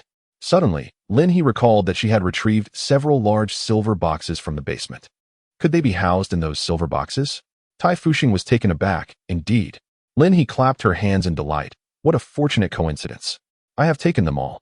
Tai Fuxing chuckled. Truly, you are our lord. Lin He proceeded to collaborate with Tai Fuxing on how to manufacture these robots and achieve an era-defining advancement for the construction team. Skilled builders were indeed scarce. Unless Lin He were to rescue a construction site, it was uncertain if any could be found. Yet, if these robots could be created to work tirelessly, complemented by the system's energy output, it would be nothing short of perfection. In terms of materials, Lin He fervently wished upon the system for superlative extensibility, unparalleled hardness, and exceptional materials. Hurry, grant me this. Lady He, it is done. The students have been properly settled. Shang Fengyu reported upon their swift return. After ensuring everyone was arranged at the gathering point, Zhao Shuangquan found himself overwhelmed by the sheer number of people. Although they had not been idle that day, continuing the construction of small wooden cabins, their progress lagged far behind. The students, brimming with excitement during their journey, greeted everyone warmly upon arriving at the gathering point. Before being assigned to construct their own cabins, each one remained spirited and invigorated, as if imbued with a surge of vitality, brimming with enthusiasm. The beauty of this scenery is beyond description. Combined with a touch of kindness and aspirations for a brighter future, this becomes the greatest motivation for the university students. Very well, I will guide them up. The researchers will stay at the gathering point for a while Lin He goes to the base to input the information for them. When Academician Tai and Shang Fengyu encountered Tai Fuxing and his team, the students were astonished to behold them. It was indeed Academician Tai. Truly, they are from the Research Institute, and their leader is formidable, having rescued them. This is our school's pride. The university students busily carried boards, chattering excitedly. Tai Fuxing, feeling rejuvenated after receiving the healing injection, smiled and greeted the students. He rolled up his sleeves, eager to join them in building a small wooden cabin. No. Professor Tai, let us do it. Indeed, Professor Tai, we can manage. Oh, Dr. Shun. No. We university students are quite strong. Observing this lively scene, others in the gathering place couldn't help but chuckle. With so many people here, we should gather more robust individuals for our team. Indeed, they are all very enthusiastic. Just look at them.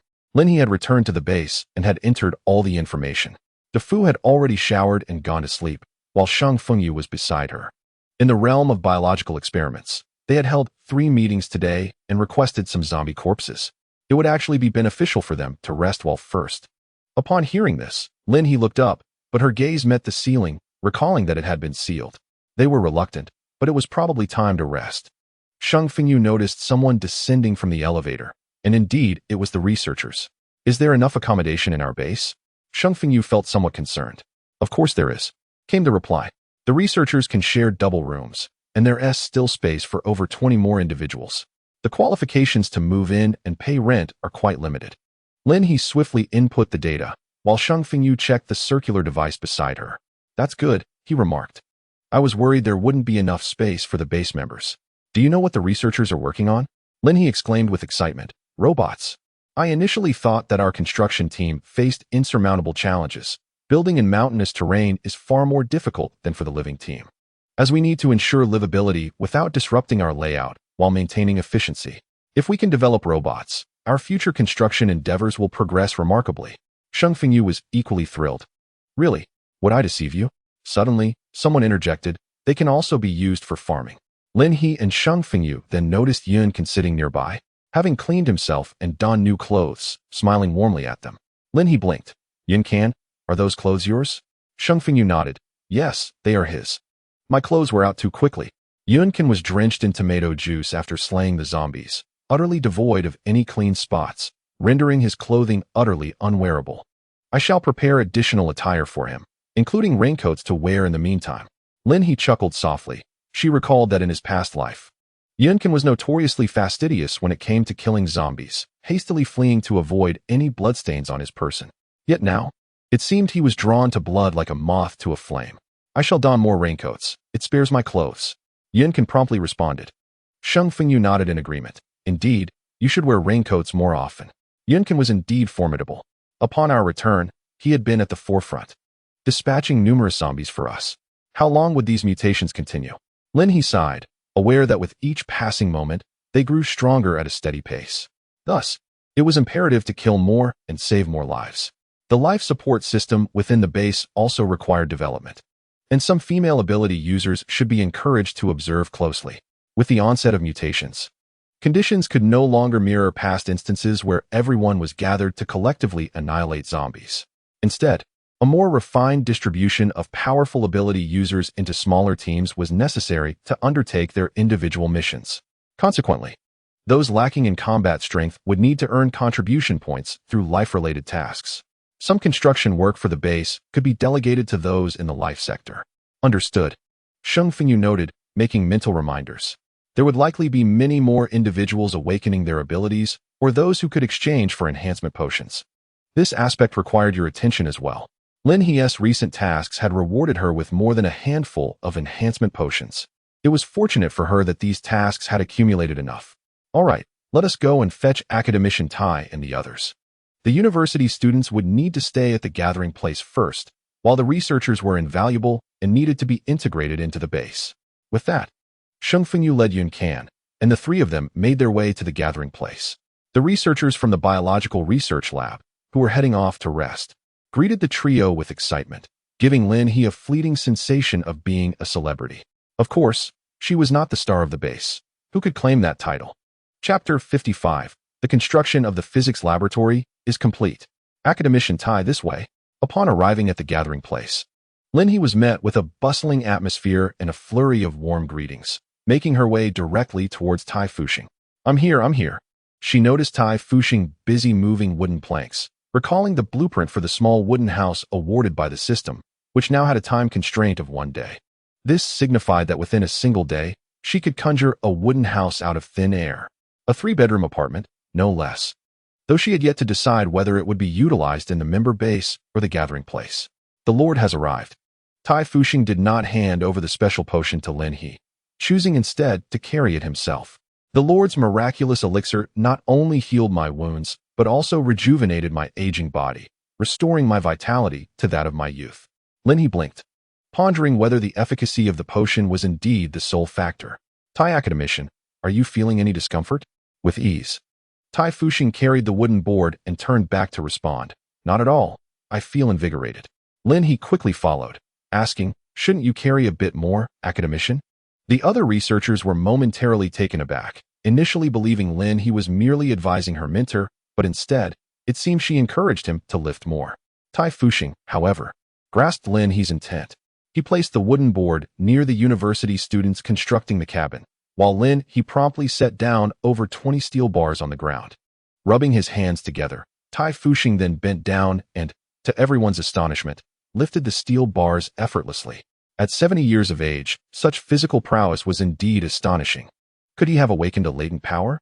Perhaps he had developed strength-based abilities? Lin He couldn't help but smile, exclaiming, "Academician Tai, you truly have awakened." Tai Fuxing responded with delight. What a wonderful development. He set the steel bars down again, and Lin He hurriedly organized them. "Everyone, please follow me inside. The laboratory requires further construction." She placed the experimental equipment within, as the 4-story laboratory would automatically evolve, expanding its space. A physical laboratory and a biological laboratory would be distinctly separated. The researchers departed, and Lin He left behind a considerable amount of materials for constructing the cabin. After encouraging everyone, she finally led the researchers away. Today, her task of expanding the base's membership was complete, though she had yet to see the robotic materials among the rewards. The most valuable item would likely be the automated supermarket blueprint granted by the system. Once she gathered enough materials, she could install the supermarket, allowing base members and residents to shop effortlessly using their wristbands. The establishment of the living sector would prove far simpler than anticipated. Is the power system concealed, my lord? The researchers entered the base, curiously exploring every corner. Their minds abuzz with theoretical inquiries. Lin He cleared her throat. Let's proceed. If you have questions, you may gain clarity upon seeing the laboratory. After all, the system's advanced technology, particularly in upgrading the laboratory, will illuminate the concept of dimensionality reduction for the scientists. As the group ascended in the elevator, they coincidentally encountered personnel from the biological laboratory, all of whom were familiar faces. The 2 elderly researchers from the biological lab greeted them with smiles. Tai Fuxing hurried to join them, and the 3 were moved to see each other alive. Although Tai Fuxing was aware that Lin He had saved many researchers, he was genuinely unaware that these 2 old friends had survived as well. Are we to establish the physical laboratory? Lu Lao chuckled, urging the Lord to demonstrate what it truly means to deliver a fierce blow from your domain. Tai Fuxing was momentarily taken aback, glancing towards the vacant area within. Is this our laboratory? Lin He had already stepped inside, unhurriedly stating, "Let me place my belongings first." Subsequently, she swiftly set down the items she had retrieved from the lab earlier, filling every available space until there was no room left for anything else. Lin He then emerged. And although Tai Fuxing found himself somewhat perplexed, the instant the mosaic effect appeared, the elderly gentleman quickly raised his hand to rub his eyes. Upon reopening them, the mosaic gradually faded, revealing the previously disassembled experimental apparatus being reassembled with remarkable speed, appearing as pristine as if freshly manufactured. Furthermore, it seemed as though the space had expanded. Before the astonished eyes of the onlookers, a physics laboratory unfolded, eliciting gasps of awe that resonated continuously. It is complete, Lin He announced as the grand entrance to the physics lab materialized. Some printed materials were relocated to the second-floor library, while the third floor was designated as our fitness room, encouraging everyone to engage in some exercise when time permits. With a smile, Lin He concluded, and the researchers erupted into excitement. Good heavens! Is this some form of spatial magic? It must be magic. Ha ha ha, magic! Tai Fuxing inhaled deeply, feeling as though he had been revitalized. He focused intently on the laboratory before him, overwhelmed with emotion, exclaiming, "Lord, everyone, this is marvelous. Ha ha. I initially anticipated a sluggish progression in our experiments, but now with the Lord's capabilities, all of us at the Institute of Technology will ensure we do not impede your progress." Lin He, feeling a touch bashful, replied, "This isn't solely my achievement. Let us go inside and take a look." The biological laboratory also joined in the excitement, entering alongside them. Upon entering, they were greeted by 5 meticulously arranged robots, with what appeared to be connections beneath their feet. Tai Fuxing squatted down, questioning, "What is this? It seems to be something other than electricity." He was taken aback, realizing that the materials and core were certainly not from their previous designs. "My lord, what is this?" Lin He, noticing the blue crystal emanating a faint glow from the robot's chest, exclaimed, "What a sci-fi aesthetic system, with technology advancing so abruptly. Are you not concerned about the scientists experiencing indigestion?" "It is merely another form of a crystal core," came the reply. "A crystal core? Wait, you haven't used my crystal core, have you?" One crystal can power 50 units, sustaining a robot for a month, the system assured. Well utilized. Lin He clapped her hands, exclaiming, "This is a remarkable find. It is called an energy crystal, essentially another manifestation of the crystal core. I suggest, my lord, that you visit the nearby Polytechnic University and recruit the team from the materials laboratory. The other researchers are salivating at the prospect, yet their expertise does not align. They can only watch and envy at these novel creations. My lord, we wish to test the performance of this robot." In the eyes of Tai Fuxing, there existed only robots. Compared to the admiration students held for Nanjing, he was far more intrigued by the advancements these evolving machines had achieved over their predecessors. Of course, that appears to be the testing room. Lin He indicated ahead. The physics laboratory was remarkably spacious, leading Lin He to suspect that they may have excavated further into the mountain. Excellent. The two elder pioneers from the biology lab were equally elated. Acknowledging the substantial support the Lord extended to humanity. Let us forego sleep tonight and test the herbs. Lin He, overhearing this, chuckled and turned around. Gentlemen, we still have ample time. Your health remains paramount. The two elders exchanged amused glances, only to suddenly witness Tai Fuxing, who was older than them, effortlessly lift what appeared to be a several hundred-pound robot. He cheerfully encouraged his two old friends. Indeed, go rest. At this, the two elder pioneers were rendered utterly speechless. Chapter 56. The importance of fortress construction. My lord, take a look at our laboratory. Lu Lao and Qin Lao insisted on bringing Lin He to explore, eager for some cutting-edge technology. However, the system would not provide, and she could not fabricate it out of thin air. Quickly, you two should rest well. We can discuss future matters later. She wished to usher the physics lab team downstairs for some relaxation, a bath, and sleep, but with Tai Fuxing testing the robot, everyone was far from sleepy. Lin He had to inform them, when you head downstairs, simply look for an unlocked door on the first floor and bind your wristbands to check in. As for clothing, they could wait for her to inform Sheng Fengyu or someone else downstairs when they arrived. Eventually, Tai Fuxing suggested, just leave the clothes in a standard size here. They can pick them up when they come down.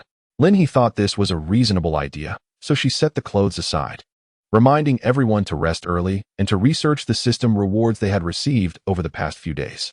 There had been considerable advancements and accumulation of tools across various aspects from life to construction and farming. Hey Jia, I inquired about Chun Mei Fun.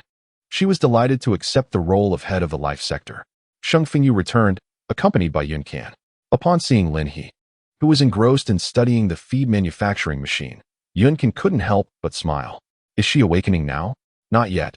Sheng Fengyu replied with a shake of his head. Lin He raised an eyebrow, intrigued. This rare healer had yet to awaken? When had she awakened in her previous life? I'm not certain. By the way, Xiao Riyun asked me to convey a message to you.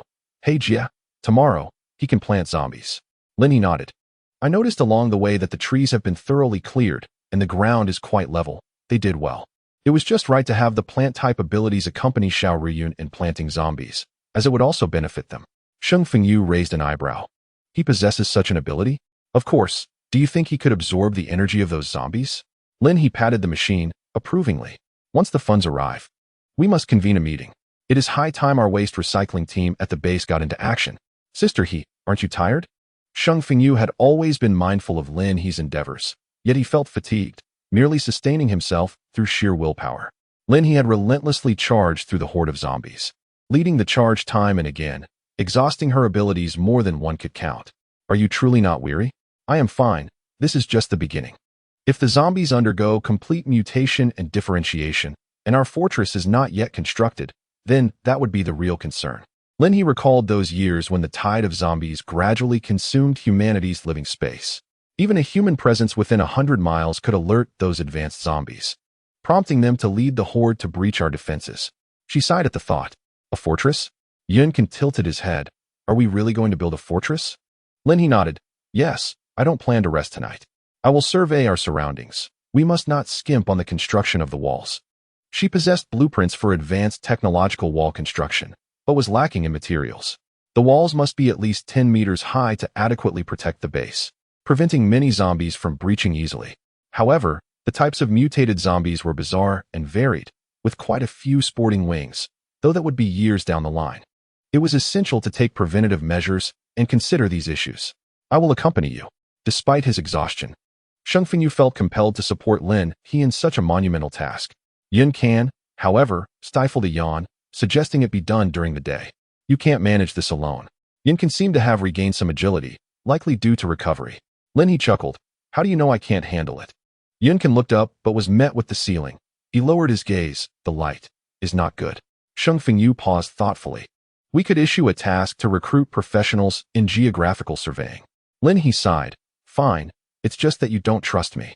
She recalled her struggles in the base, where surveying terrain was a task relegated to the expendable. She had done quite a bit of it. Later, living as a lone wolf, without proper surveying, how would she have found a refuge against the zombies? Nevertheless, it was indeed crucial to cultivate such skills within the base's personnel. Lin He nodded. All right, I will await everyone for the meeting. She instructed Chun Mei to find 4 assistants, each responsible for different areas, from stores, materials, scavenging integration, to community-like abilities for conflict resolution, ensuring the base could operate autonomously. As Lin He spoke, Sheng Fengyu jotted down notes beside her, while Yun Can yawned again. Yun Can, you should go to sleep, Lin He said, gazing at the extraordinarily handsome yet childlike young man with exasperation. Yun Can glanced at Lin He and then at Sheng Fengyu. What about you two? Sister He and I have a meeting to attend. You should conserve your energy. Tomorrow the hunting team will be heading out, and we will need your assistance. Oh. Yun Can stood up and departed. Lin He observed Yun Can's retreating figure, contemplating that once he recovers, our base's combat capability will significantly improve. Sheng Fengyu nodded in agreement. After that, I can step down as the leader of the hunting team and focus on managing the base. Lin He was momentarily taken aback. Ahem. Your combat prowess is not insignificant either. Sheng Fengyu looked at his wristband.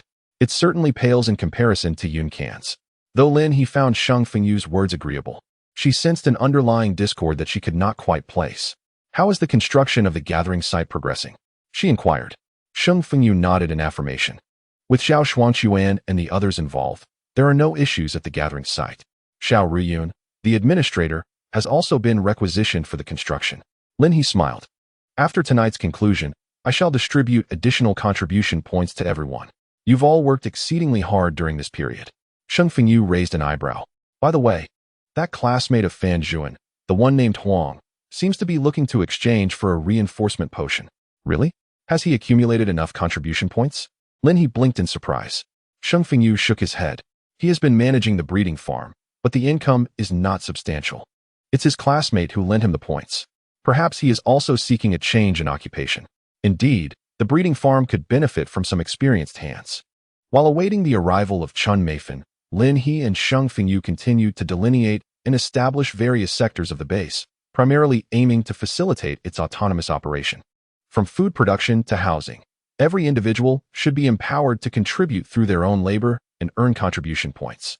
Everyone represents a valuable labor force. As a capitalist, no.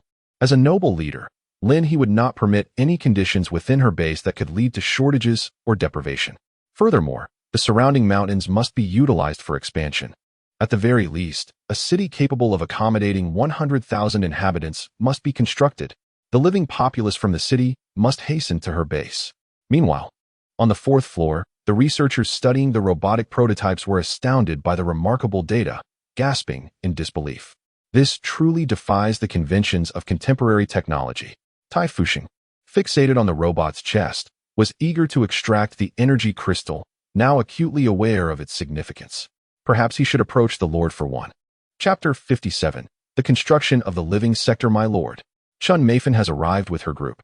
She had selected only girls, including a brave young girl named Qin Lin, who had been rescued by Dafu. It was said that she had witnessed her mother transform into a zombie and had bravely fought alongside Dafu and others. She has already awakened her abilities, which are water-based. Lacking significant offensive capabilities, yet possessing a meticulous nature, everyone took their seats. In the conference room, apart from Chun Mei and her companions, there was also Huang Wenya, a researcher who had chosen not to rest, knowing that the leader was convening a meeting. Sheng Fengyu stifled a yawn, though he was relatively alert. The only other one present was the perpetually yawning Xiao Ruyun, while Feng Dudu accompanied Zhao Xuanquan and did not attend. As part of the pioneering team, he needed to collaborate with the living sector. Let us first examine the current situation of the base. We shall refrain from discussing external matters and focus on internal affairs.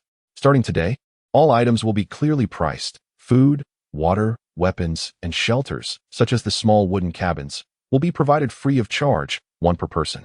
Lin He spoke up, and others nodded in agreement, acknowledging the necessity of this change.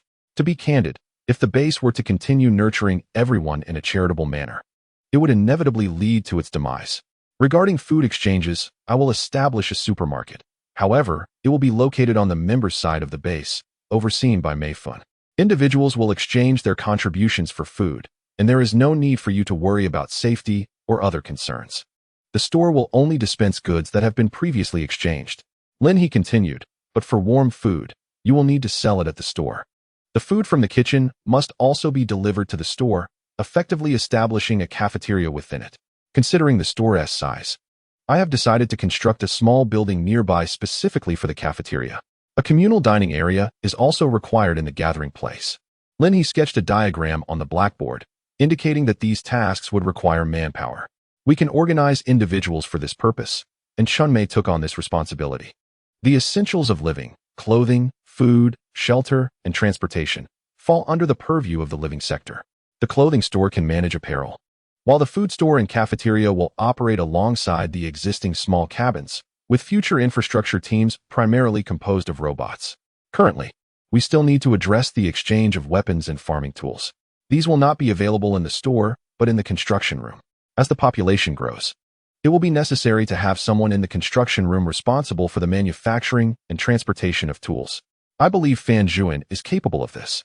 Although Chunmei is not among the first members, she has since taken residence in the members' base, and both Fan Zhuan and Huang Xiaobai are exceptionally enthusiastic individuals.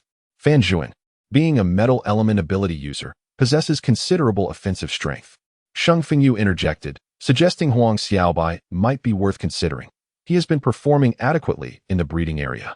Although he has been somewhat clumsy in managing the recent hatchlings, chickens, ducks, and geese, he has not caused significant loss. Is that a compliment? Chunmei asked, bemused. Do we really need to open another store? Huang Wenyan inquired. Lin He nodded, confirming that a store for the exchange of weapons and equipment, as well as the usage rights of the equipment for your pioneering team, would be necessary. Xiao Ruiyun suddenly perked up, asking, wait, leader, do you mean we will need to purchase those tools from the store in the future? Alternatively, you may acquire it right now. Lin He smiled at him. But Xiao Ruiyun felt as though his wallet might be empty. How much contribution value would that entail? Lin He pondered the prices from the pre-apocalyptic era and compared them with the current contribution values for food before finally stating, not too much. Just 3,000 contribution points for a mechanical device. But the awakening potion is only 2,000 contribution points. Xiao Ruiyun felt a surge of frustration, while others stifled their laughter. My lord, this is rather exorbitant. What about the maintenance of this equipment and the oil? Some do not require oil, Lin He replied. Tears welled in Xiao Ruiyun's eyes, but he lamented the high cost. He still needed to exchange for his zombie corpses. You can also earn contribution points, Lin He suggested, resting his chin on his hand. How about I purchase the food produced from your abilities at 5 contribution points per pound? Xiao Ruiyun's hands trembled. My lord, in the scavenging team's tasks, food starts at 10 contribution points. Lin He chuckled. However, you are quite capable, as long as you have enough zombies and seeds. You merely need someone to dig the holes, and you can reap a bountiful harvest. Xiao Ruiyun's hands shook, while Huang Wenya began to calculate. Considering the current price of seeds, our lord is selling them quite reasonably. 10 contribution points for a seedling and 5 for a single seed. Utilizing 1 zombie corpse for a crop costs 5 contribution points, plus your labor. If digging a hole costs 1 contribution point, the total would be around 11 contribution points. Yet, each plant can yield quite a few crops, and as long as it exceeds 3 pounds, it's a profit. What crop yields 3 pounds per plant? I could truly weep. Xiao Ruiyun continued to lament, while Sheng Fengyu quietly interjected, I have seen your crops. Each plant can yield at least 4 or 5 fruits. And they are significantly larger, about twice the size of ordinary crops. The output should stabilize around 3 pounds. What are they calculating? Xiao Ruiyun couldn't help but cough violently. I can't even comprehend this, he conceded. All right, that works. Although he understood he had caught the Lord's attention. With so many zombie corpses available for planting, and considering the manpower at his disposal, what choice did he have but to endure? Fine. I will raise the price to 7 contribution points per pound.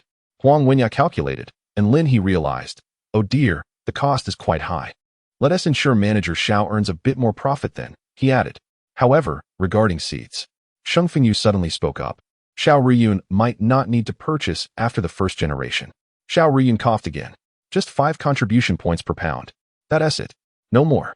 Please allow my brother some profit. Haha, that's true. This way, cost can be lowered further. The pioneering team could cultivate some seeds themselves. I fancy watermelons. Lin He suddenly declared, choosing his dish. Food growing from the corpses of zombies. Could it truly be of no concern? Observing the jovial discussions among those present, the young Qin Lin could not help but voice her thoughts. It must be said that this inquiry had been posed to Xiao Riyun numerous times in his previous life. His base had seldom faced starvation. He even came to suspect that he had overfed the inhabitants. Subsequently, after awakening a new ability, he made remarkable strides in food production, which ultimately led to the downfall of his base, paving the way for his arrival in Long City, where he became a significant figure. We won't starve. I consumed it daily without issue. Xiao Riyun and Lin He spoke in unison. In the next moment, Xiao Riyun looked at Lin He with gratitude, exclaiming, "My lord, you are truly kind." Lin He, with memories from his past life, was certain of the safety of Xiao Riyun's food, and expressing this certainty undoubtedly brought joy to him. Ahem, well then, we must carefully plan the breeding area. Our numbers will continue to grow, so the reproduction of livestock is of utmost importance. Suddenly, Lin He recalled an individual, not merely a person, but a unique ability. This ability could significantly enhance the reproductive capacity of animals and even dictate their evolutionary trajectory. Chapter 58. The store has settled such talent. When will we be able to welcome them to our base? Lin He lamented the distance that made it impossible to recruit this remarkably suitable ability user. My lord, we have plenty of talent. Xiao Riyun chuckled. Our unique awakening potion is precisely what attracts visitors from all directions. Sheng Fengyu raised his head, acknowledging the allure, but cautioned, however, our base remains unstable. Revealing this too soon might invite those seeking their demise.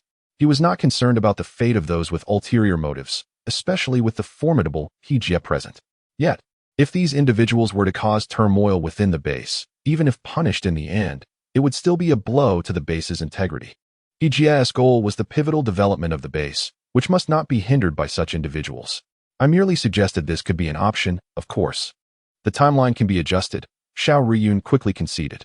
Huang Wenyue remarked, perhaps once we have developed something, it could also serve as a selling point. That is not permissible. Lin He interjected, turning to Huang Wenyue. Your research must remain entirely confidential. Huang Wenyue was taken aback. Why? The zombies are continuously mutating and growing stronger, Lin He replied, pursing her lips. One day, they may possess intelligence surpassing that of most humans. Huang Wenyue was left speechless. My lord, are you suggesting that in the future, zombies might become aware of our research on the antidote and actively attempt to thwart us? Lin He nodded. When Long City conducted its research years ago, the zombies went into a frenzy. Ultimately, what good did it do? They had yet to discover a method for mass production, and the outside world was quickly eradicated. That is truly terrifying. Everyone was momentarily stunned by the news, as they had never considered the possibility that zombies could possess intelligence. However, the brains of these creatures were akin to a mere puddle of muck, a sight that those present had witnessed while attempting to eradicate them. How could such an entity evolve? This is the terrifying aspect of zombies. Their evolution is remarkably targeted. Lin He sighed. Recognizing this as a calamity aimed at the extinction of humanity, was it not? Sheng Fengyu paused for a moment, asserting, we shall prevail. Xiao Riyun nodded in agreement. Certainly. We will intensify our research. Observing the somber atmosphere in the conference room, Lin He reassured them, there is still ample time. By the time they develop their brains, we may have already transcended. Let us focus on our infrastructure. I have several points to address. Firstly, I possess the ability to materialize objects directly, whether it be a small cabin, machinery, or walls, but this requires sufficient materials, steel, plastic, wood, and more. Everything you can think of is needed.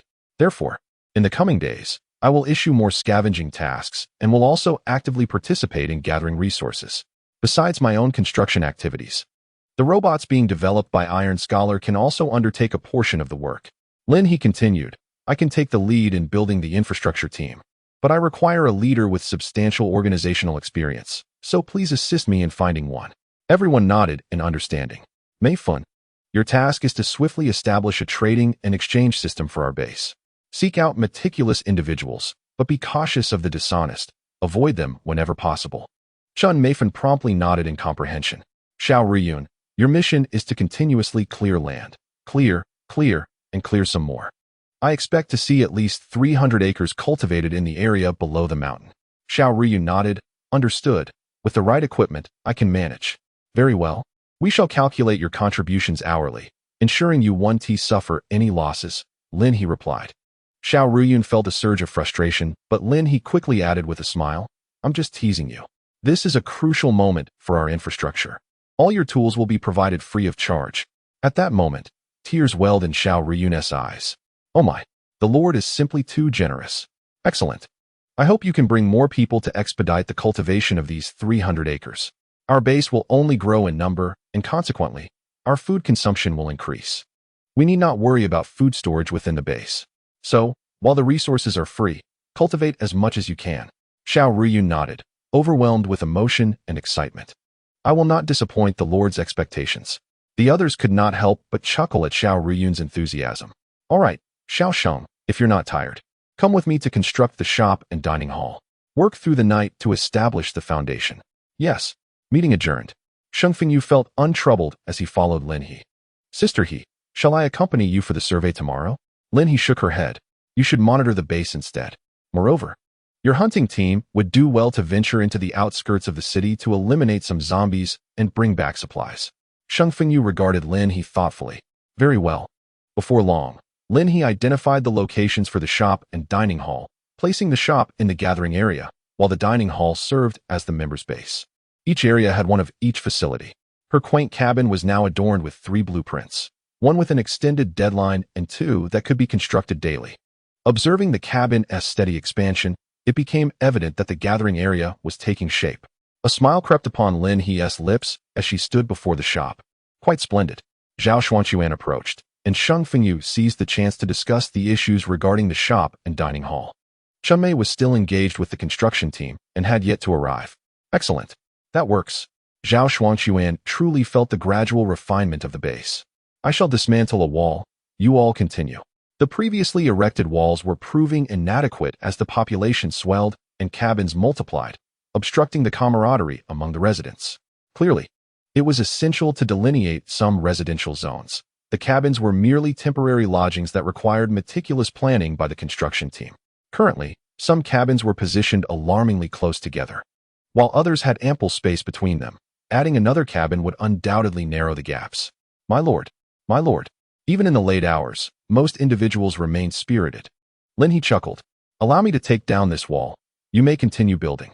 With that, she placed her hand against the wall, and in an instant, it vanished. These walls, constructed primarily from alloys, could be reclaimed by Lin He simply by standing in one place. If she wished to cease, she only needed to withdraw her hand. Such intelligence. This capability saved Lin He considerable time for future wall constructions, allowing her to rectify any unsuitable areas with ease. She was quite pleased. At the shop, the first brave soul had exchanged contribution points for a large watermelon. In these tense times of limited provisions, who could afford fruit? Yet some could. Once the walls had been dismantled, Lin He turned to witness the lively scene of individuals with wristbands rushing into the shop to make purchases.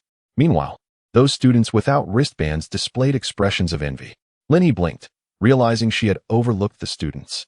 Nevertheless, some had not been forgotten, such as Jin Yu and In Xiao, the capable ones who had already secured their own cabins within the members' base. However, the majority of the students remained behind. Chapter 59. The Printer Construction Robot. Once everyone had completed their tasks, they could take a well-deserved rest. Lin He observed Zhao Xuanquan and the others bustling about. It was impossible for them not to feel fatigued, as there simply weren't enough hands. Feng Dudu, carrying supplies, passed by. My lord, we shouldn't expect many more newcomers. Should we? Lin He observed the rather hastily styled Feng Dudu, pondering what could have kept this child so occupied today. He indeed. Feng Dudu let out a sob, expressing his reluctance to continue working, exclaiming that he could no longer bear it. This was even more exhausting than his grueling 996 work schedule. However, the coming days should prove less taxing, as our base was running out of space. Upon hearing this, Feng Feng Dudu felt a wave of gratitude wash over him. All right, all right. Sheng Fengyu returned, yawning, clearly on the verge of exhaustion. Lin He chuckled softly, suggesting they head back to rest.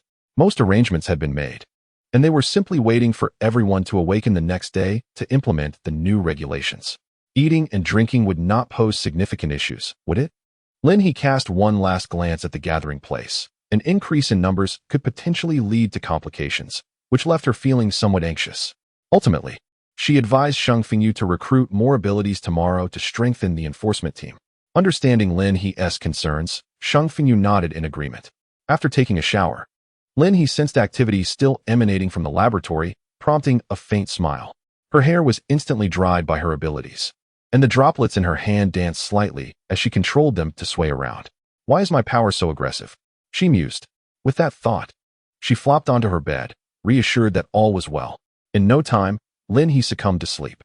She had hardly rested over the past 3 days, seizing time, resources, and even people. The foundation of the base was finally taking shape, and it was time for rapid development. With more people, there would undoubtedly be more talents. Sheng Fengyu dealt with a few matters before finally showering and retiring for the night. He suddenly comprehended why Lin He had been so driven before the apocalypse. Who wouldn't he strive in the face of impending doom? Yet, he was also curious about how Lin He had foreseen the arrival of the apocalypse. However, despite his curiosity, he refrained from prying into her secrets. Everyone had their own mysteries, after all, and probing into another's affairs was the height of rudeness. The night swiftly passed. At 6 o'clock, Lin He abruptly opened her eyes, her well-trained biological clock waking her after only about 3 hours of sleep, yet she felt invigorated. After freshening up, she made her way to the cooking area, where Chun Meifan had already gathered a team to prepare breakfast. Her wristband displayed the 20,000 contribution points Lin He had provided, specifically for purchasing meals. Lord, Chun Meifan greeted Lin He with a smile, to which Lin He replied, "Have you not rested at all last night?" Chun Meifan shook her head, admitting she had only napped briefly, but was eager to ensure breakfast was ready at this hour. Her eyes radiated warmth and kindness, as she wished for everyone to enjoy their meals sooner. Lin He paused, reminding her to take care of herself and rest well. In the living quarters, all meals and accommodations were complimentary for the staff, who bore a multitude of responsibilities. It would be rather excessive for them to spend their own money on such necessities. Yes. Lin He prepared a meal, observing the remaining food. Given the current population of over 300 at the base, it was evident that their supplies could last for quite some time. However, the sight of dwindling reserves filled her with unease. Having endured prolonged hunger during the apocalypse, she was reluctant to see her people, and herself, suffer again. With the zombies yet to mature, it was imperative for them to diligently accumulate food and resources. The Lord. Gradually, everyone began to rise. Those engaged in experiments continued their work, while others had tasks to attend to. Lin He learned that the esteemed scholar Tai had just fallen asleep. Shall we invite the Lord to visit us shortly? The teacher has nearly grasped the research, someone suggested. They had also integrated numerous architectural system programs into the robots. And what was most astonishing was that the researchers, though somewhat excited, coughed lightly and whispered, "They can even refine building materials from various substances. Anything at all. Akin to a printer." The other researchers' eyes were red from fatigue, evidence of a sleepless night. Lin He's eyes widened. This meant that they merely needed to set the program and provide the materials for the robots to construct buildings autonomously. Yes, indeed, they exclaimed.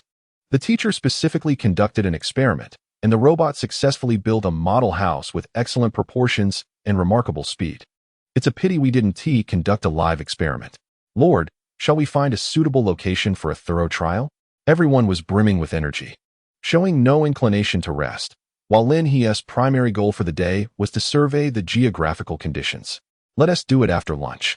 You all can rest once you finish eating. I have matters to attend to this morning. The researchers felt a twinge of impatience, but as the Lord had spoken, they continued to eat, albeit with their minds elsewhere. Sheng Fengyu and DeFu also awakened and approached, only to find Lin He surrounded by a throng of individuals, making it impossible for them to join her. They felt a flicker of displeasure. However, the researchers quickly made way upon seeing them, allowing some space. The robots in the physics laboratory might be even more efficient than they had anticipated. The construction team truly had a promising future. Lin He's eyes sparkled, and DeFu, munching on a bun, inquired, "How many are there in total?" With so many people at our base, how many houses can we build? Lin He paused. 5. 5 in total. She gasped in realization, that's far too few. System. Is there a possibility to quickly convert robots, given that the laboratory cannot yet produce this type? She hastily queried the system.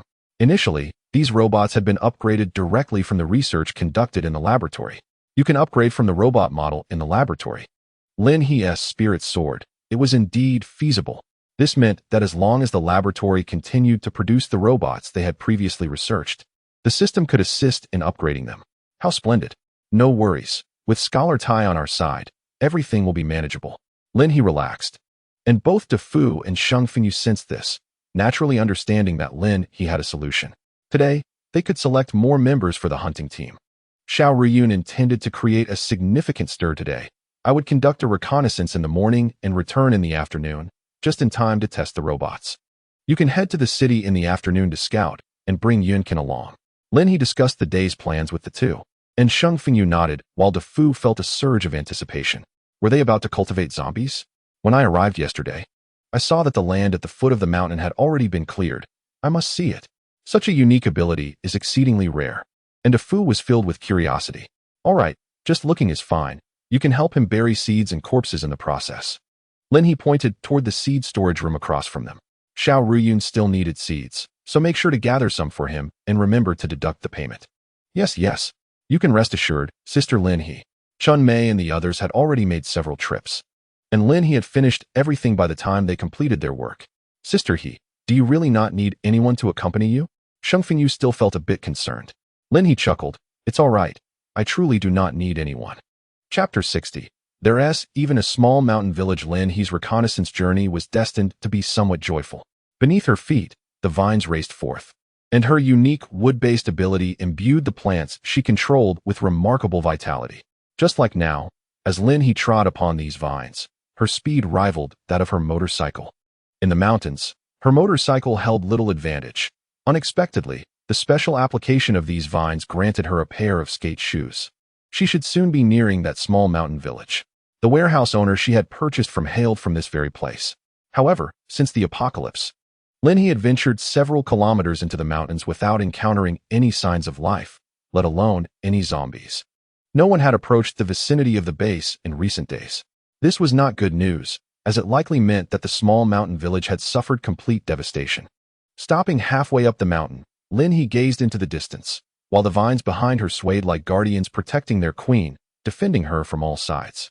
She spotted farmland, and the towering cornfields, where each stalk of corn was almost the size of a small tree. Lin He raised an eyebrow. Had the plants mutated? A smile curled at her lips as she commanded the vines to surge forward, their massive forms coiling through the air, propelling Lin He to the front of the cornfield. However, the sound of her landing was rather loud. With a tremendous crash, the corn before her seemed to come alive, and Lin He raised her hand.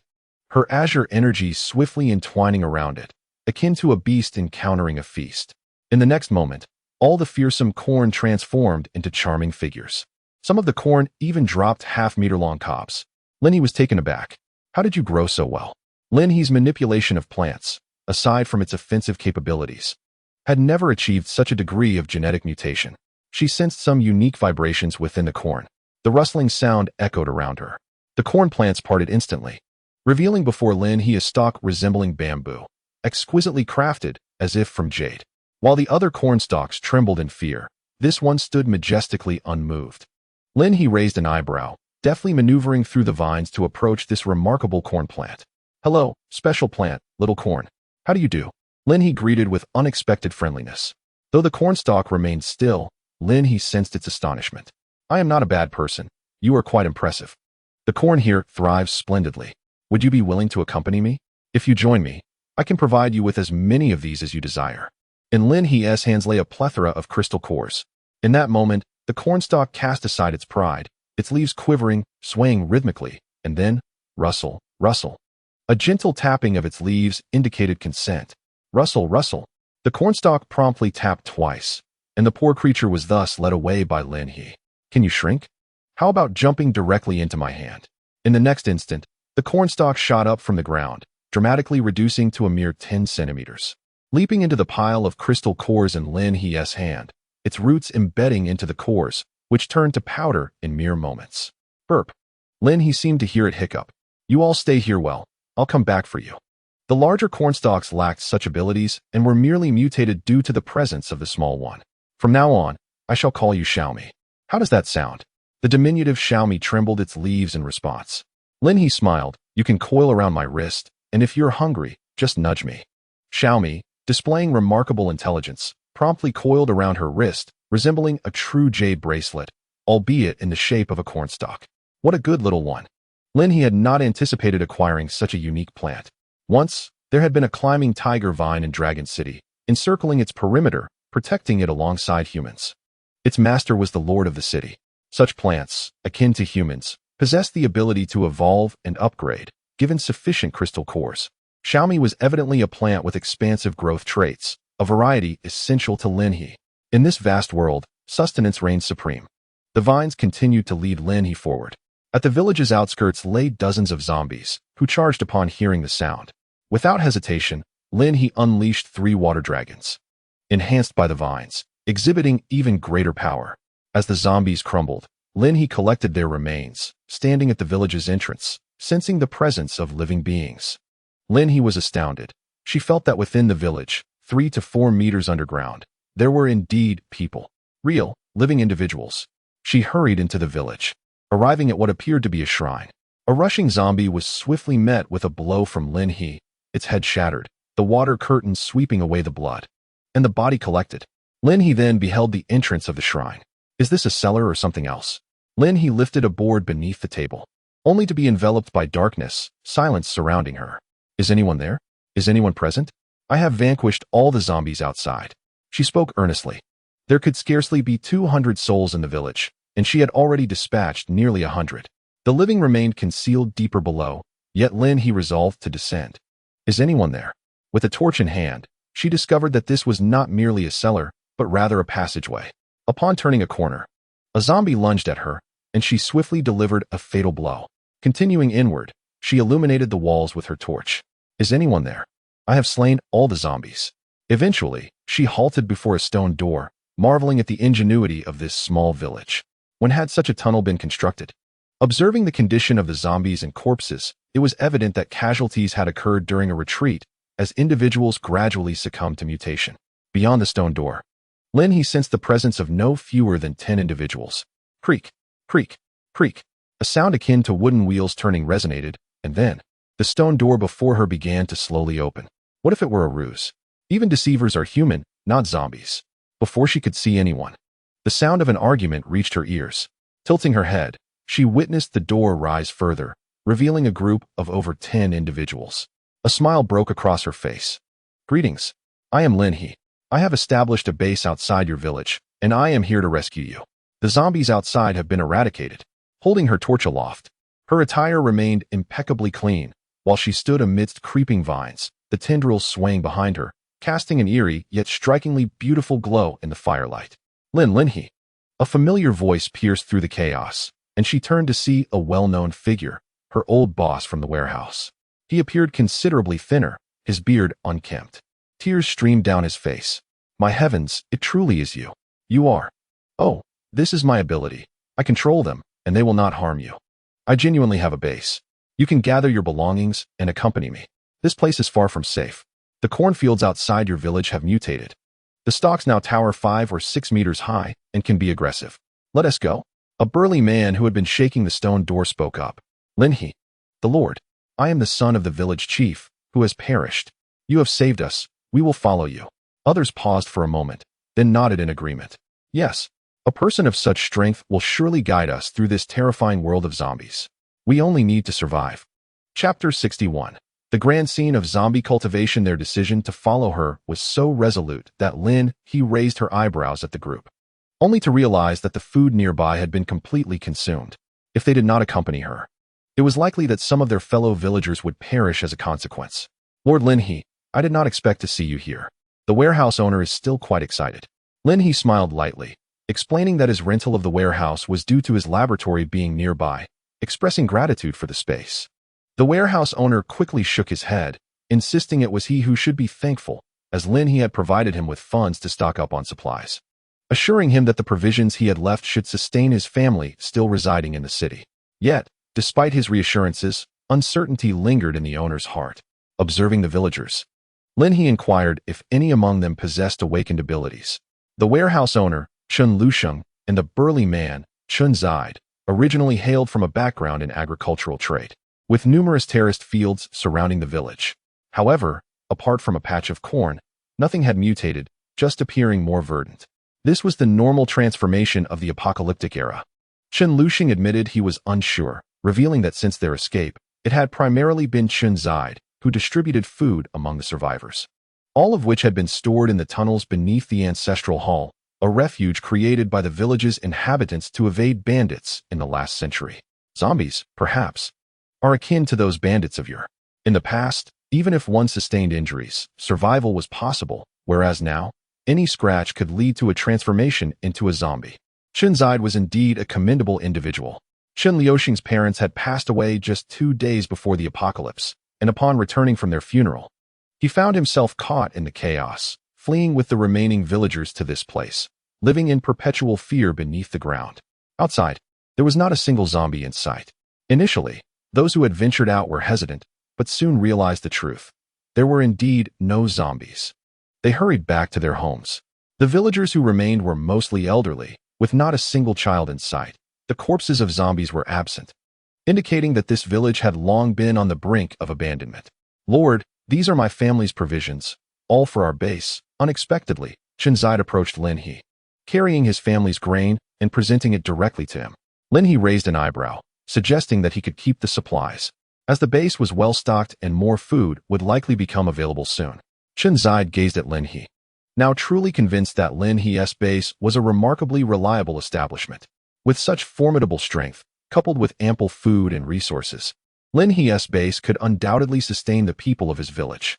"Lord, were you about to inquire about abilities?" Suddenly, a stone axe materialized in Chun Zide's hand, prompting Lin He to raise an eyebrow, questioning if it was a spatial ability. Chun Zide nodded, affirming that it should be referred to as such, though he had yet to discover any offensive capabilities. "Oh, who needs offensive power? Soon, others will come seeking to recruit and protect you." Lin He couldn't help but smile, her eyes sparkling with unexpected delight. Now the base has 2 spatial ability users. With them, transporting goods back and forth is no longer a concern. There are also 2 other individuals, one possessing metal abilities and the other earth abilities, whose skills I have yet to reveal. Chun Zide pointed out the individuals to Lin He, who nodded in approval, pondering why they had so many people without abilities. "Once they are ready, I will escort you there. Do any of you have knowledge of the surroundings?"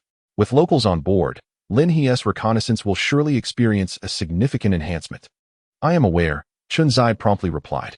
Lin He looked at him with satisfaction, stating that she needed to be familiar with the nearby terrain, as the base would eventually expand into the mountains, perhaps reaching the vicinity of your village one day. Chun Zide understood her intention. She aimed to enlarge the base. He cast a final glance at the village, when suddenly he felt something spring up from beneath his feet. Looking down, he saw green vines wrapping around his feet and legs, lifting him off the ground. "Are we all set?" Initially, it was Lin He gliding on the skateboard alone. But now it was a group. "Ready?" Everyone was filled with curiosity. Though a hint of anxiety lingered, they all grasped the vines, eagerly anticipating their lord's ascent. "Let us go?" No sooner had Lin He spoken than the vines surged forward. The mountain path beneath the village was relatively easy to navigate, though some areas required detours due to the terrain. With the guidance of the locals, Lin He expertly led the group through the mountains. Wow! The younger ones were exhilarated by the speed and thrill, shouting with delight, while the elders closed their eyes, gripping the vines tightly, fearful of falling. For the first time, Lin He appreciated the utility of her wood abilities. The vines were simply delightful. At the foot of the mountain at the base, newly cleared land was being prepared, with holes being filled with earth. Inside were countless zombie corpses, along with some seeds. A total of 1,000 zombie bodies were being buried. Xiao Riyun was at the forefront, covering the graves, and upon turning back, he saw a multitude of people helping him, filling him with a sense of pride. "Look at this.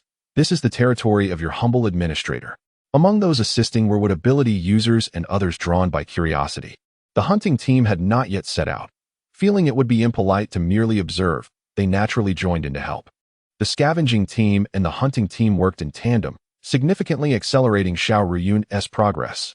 In just over an hour, they were nearing completion. Administrator, we are ready on our end. From afar, individuals began to leave the site, reporting their completion.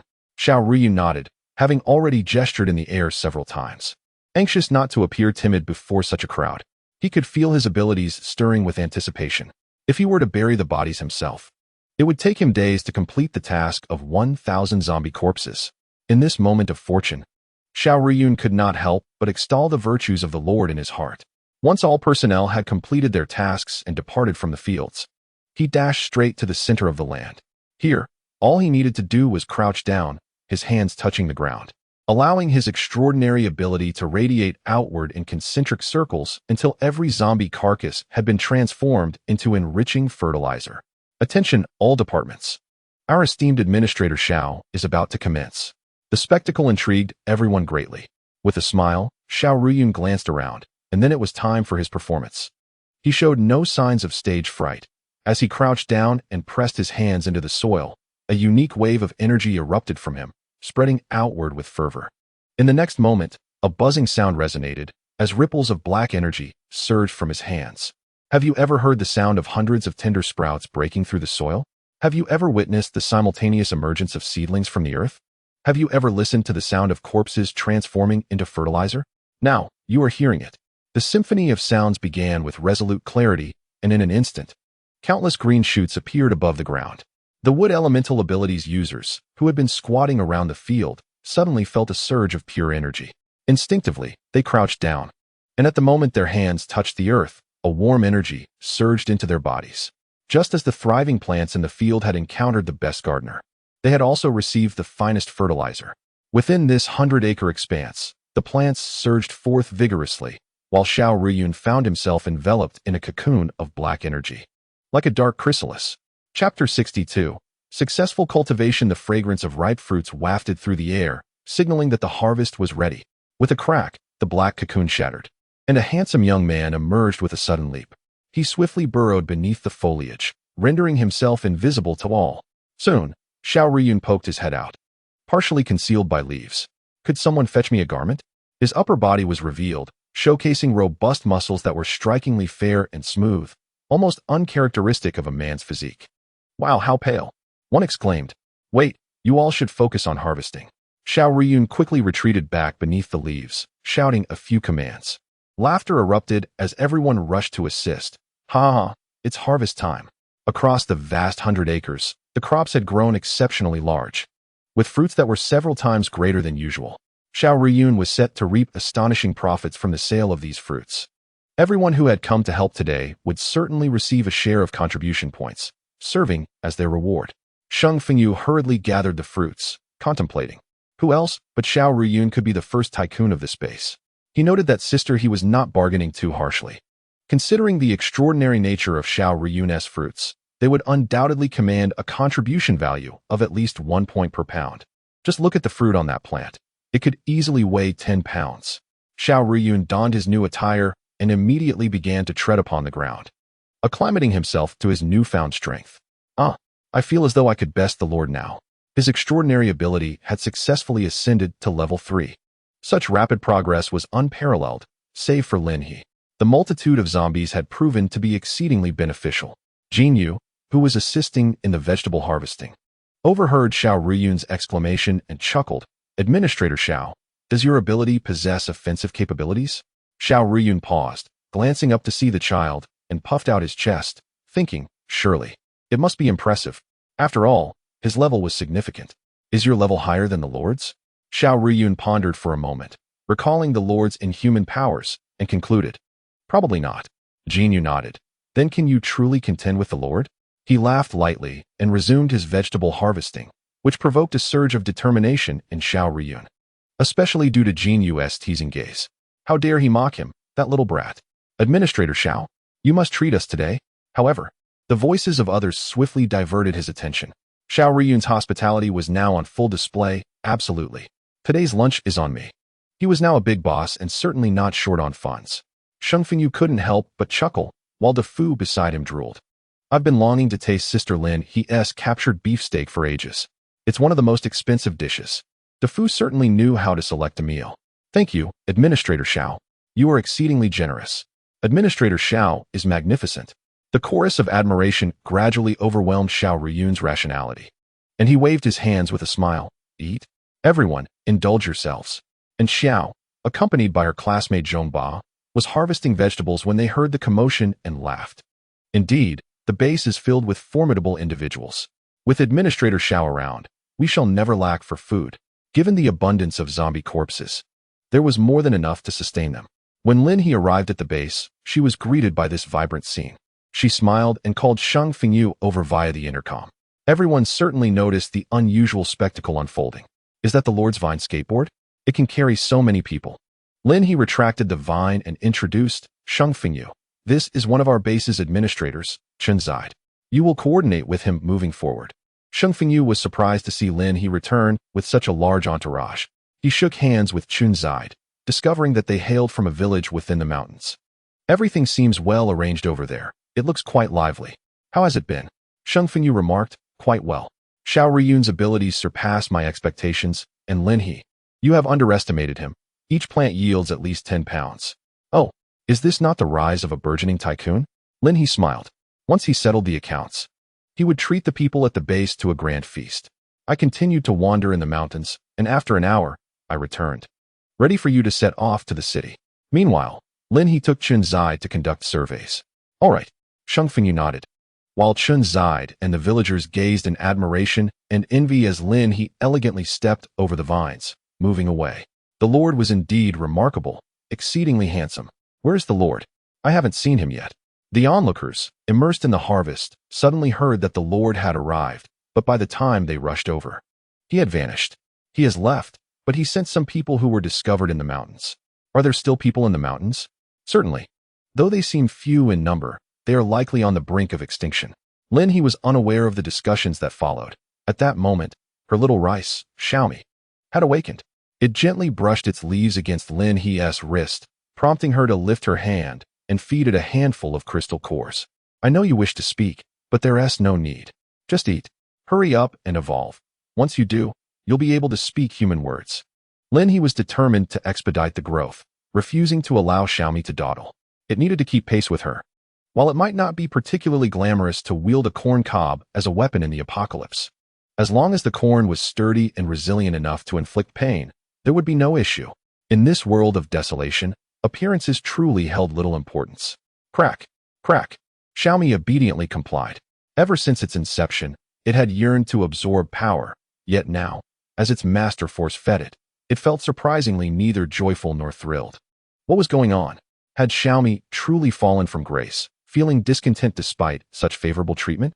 Soon enough, Xiaomi ceased its brooding, devouring several more crystal cores from Lin He, and fell into a deep slumber. Lin He sensed this and couldn't help but smile. The pace was satisfactory, and evolution had begun. She lowered her sleeves and gazed at the expansive mountains, instinctively knowing that such a vast area would surely harbor more surprises. Before long, she stumbled upon a nest of mutated wild boars, the very kind she favored, those of a larger size. The massive boar stood over 3 meters tall, crashing into trees in search of fruit. Accompanying it were several smaller ones, presumably its offspring. Lin He couldn't help but grin. It seemed there would be wild boar meat to enjoy. In the next moment, vines surged forth like a tempest, and with a series of piercing sounds, the wild boar's anguished cries echoed throughout the valley.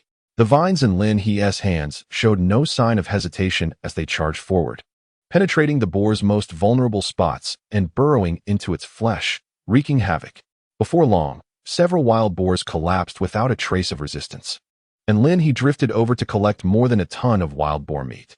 Ah, the enticing aroma of food. Lin He gazed up at the majestic tree, cherished by the wild boars, and spotted the verdant fruits adorning its branches. A smile graced her face. Truly, a remarkable find. Chapter 63, Continuous Development. The fruits upon this tree emitted a faint luminescence, reminiscent of scattered starlight. They were mutated fruits, the most delectable and beneficial variety, referred to as star fruits by the denizens of the apocalypse. These fruits could enhance one's abilities, and as the tide of increasingly formidable zombies surged forth, the price of crystal nuclei had surpassed even that of the star fruits.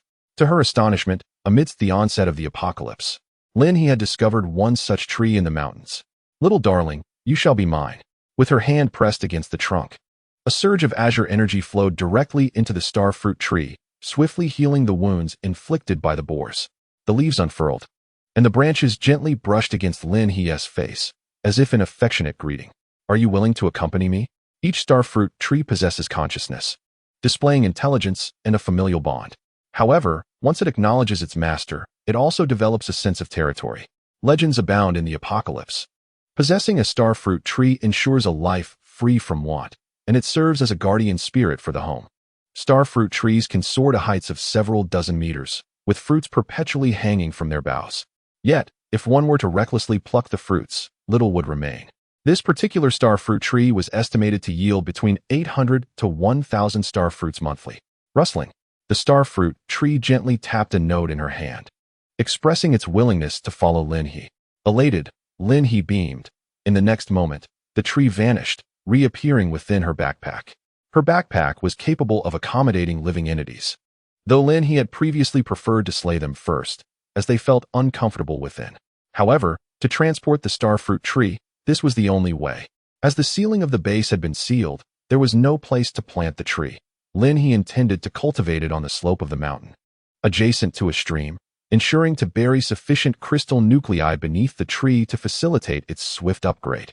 Lin He also gathered the soil surrounding the star fruit tree, glancing around to confirm the absence of other star fruit trees. Checking the time on her wristband, she turned and began her return, nibbling on a star fruit. An hour had passed. She needed to return and bring Chunzide for reconnaissance, as well as to draft a map and plan the city wall's boundaries. The hunting and scavenging teams had already set out. Upon learning that Chunzide belonged to the spatial ability category, Shang Fengyu felt a pang of yearning. Yet he understood that Chunzide had to accompany Lin He to survey the terrain, which was indeed a pity. The hunting squad had departed. The inhabitants of the base watched enviously as the convoy roared away. Some were engaged in land reclamation, others in transporting timber, while still others were smashing stones.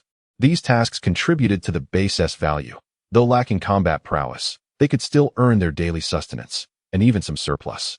Naturally, many who had not awakened their abilities yearned to purchase awakening potions. Currently, 5 individuals in the base had acquired such potions, and by afternoon, the results should become clear.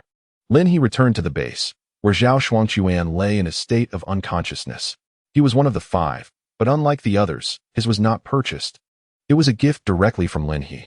Feng Dudu had accompanied the scavenging team. During the past couple of days, he had been busy absorbing crystal nuclei, successfully leveling up to the 2nd tier, which expanded his spatial capabilities tenfold.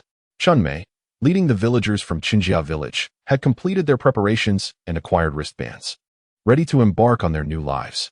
Lord, Lin He first planted the star fruit tree, laying beneath it a generous layer of crystal nuclei, numbering in the thousands. This would provide ample nourishment for the tree for an entire year. Subsequently, she sought out Chunzide and observed the bustling activity around the members' base. Although most were part of hunting or scavenging teams, many others from different sectors were also present, all diligently working towards the construction of the base. Academician Tai, Administrator Huang. As Lin He approached those engaged in experiments, she was greeted by a well-constructed foundation. 5 robots were efficiently collaborating, hauling materials to rapidly print concrete and steel-reinforced walls. The speed was astonishing. Within just a few minutes of her arrival, the robots had erected 5 centimeters of wall for a 3-bedroom apartment. Indeed, it was estimated that such a structure would require no more than 5 hours for completion. The blueprints presented by Tai Fuxing revealed a 3-story villa. How ambitious! Lin He was no longer merely impressed. Her eyes sparkled with excitement. With the robots working tirelessly around the clock, at least 4 villas could be constructed each day. She wiped the corner of her mouth, exclaiming, "Excellent. This means we can soon dismantle the wooden cabins in the gathering area and erect concrete residential buildings down the hill, creating a community in no time. Everyone will eventually move into warm homes, shielding themselves from the harsh weather to come." Lin He also requested that Academician Tai and the team produce more robot models, thereby increasing their construction capacity, though she did not state it outright. The intelligence of those present grasped the underlying implications. Tai Fuxing rubbed his hands together, pondering the prospect of creating more robots for further research. Seeing his enthusiasm, Lin He nodded in agreement, expressing her eagerness for their success. Mastering this technology would elevate civilization, which she believed was the ultimate goal of the system. Eventually, the system's advanced technology would truly become humanity's own innovation. Please continue your work. I have other matters to attend to. Do remember to take breaks and eat. Do not overexert yourselves, she advised these hopeful individuals of humanity's future, displaying her thoughtfulness. Afterward, she found Chen Zide, who was in the gathering hall submitting tasks alongside others. Upon closer inspection, Lin He discovered that Chen Zide and Xiao Riyun's team had reached an agreement, utilizing their spatial abilities to assist in transporting goods, while conveniently earning a share from the profits. Just look how quickly they recognized the significance of financial gain upon arriving at the base. Once they completed their mission, Lin He beckoned to Chen Zide. Seeing Lin He, Chen Zide promptly turned to his collaborators, informing them, "The Lord is seeking me. If you have similar tasks in the future, do not hesitate to reach out." His partners gazed at him with wide-eyed admiration, urging, "Go on, brother. The Lord is calling for you." However, Chen Zide sought a promise in return, and his companion gently nudged him, "You possess spatial abilities. In the base, you are a rare commodity. Opportunities will abound. Besides, just look at the Lord. With her, your future is bound to be prosperous." Chen Zide seemed to grasp the implication, nodding as he hurried towards Lin He. "Lord," he exclaimed. Lin He smiled. "Are you so eager to earn money because you worry for the villagers?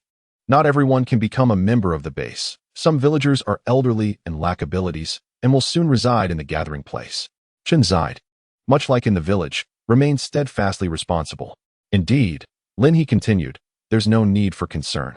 As long as there are individuals capable of movement, the base will always have work. If necessary, I will create opportunities for everyone. Moreover, as a spatial ability user, there will be ample demand for your skills. Even if you choose not to seek work, the base will ensure you and your villagers are well taken care of." Lin He patted Chen Zide's shoulder. "Come. Upon your return from this reconnaissance, you shall receive a reward of 2,000 contribution points." Chen Zide's eyes widened in astonishment, having just explored the base. He understood the significance of 2,000 contribution points. In that moment, he realized that the Lord before him was indeed the greatest benefactor, offering the most lucrative opportunities. Chapter 64. Could this be a fraudulent base? Chen Zide smiled broadly as he resolved to diligently follow the Lord, certain that the villagers would never go hungry.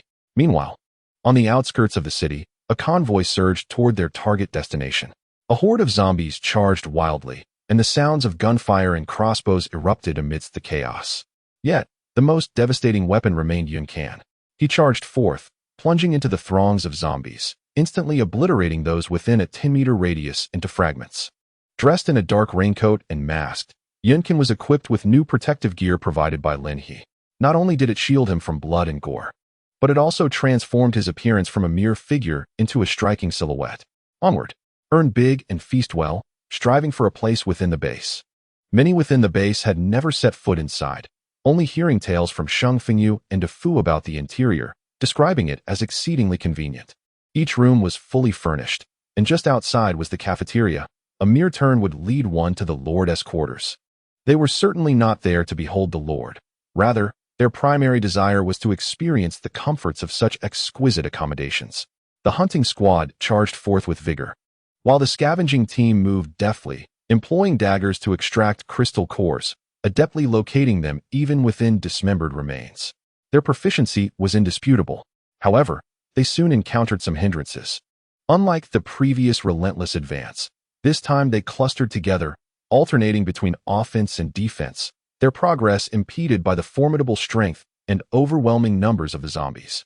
Yunkin could only inch forward when the bodies amassed, and his scavenging team struggled to reach him, as his position was exceedingly forward.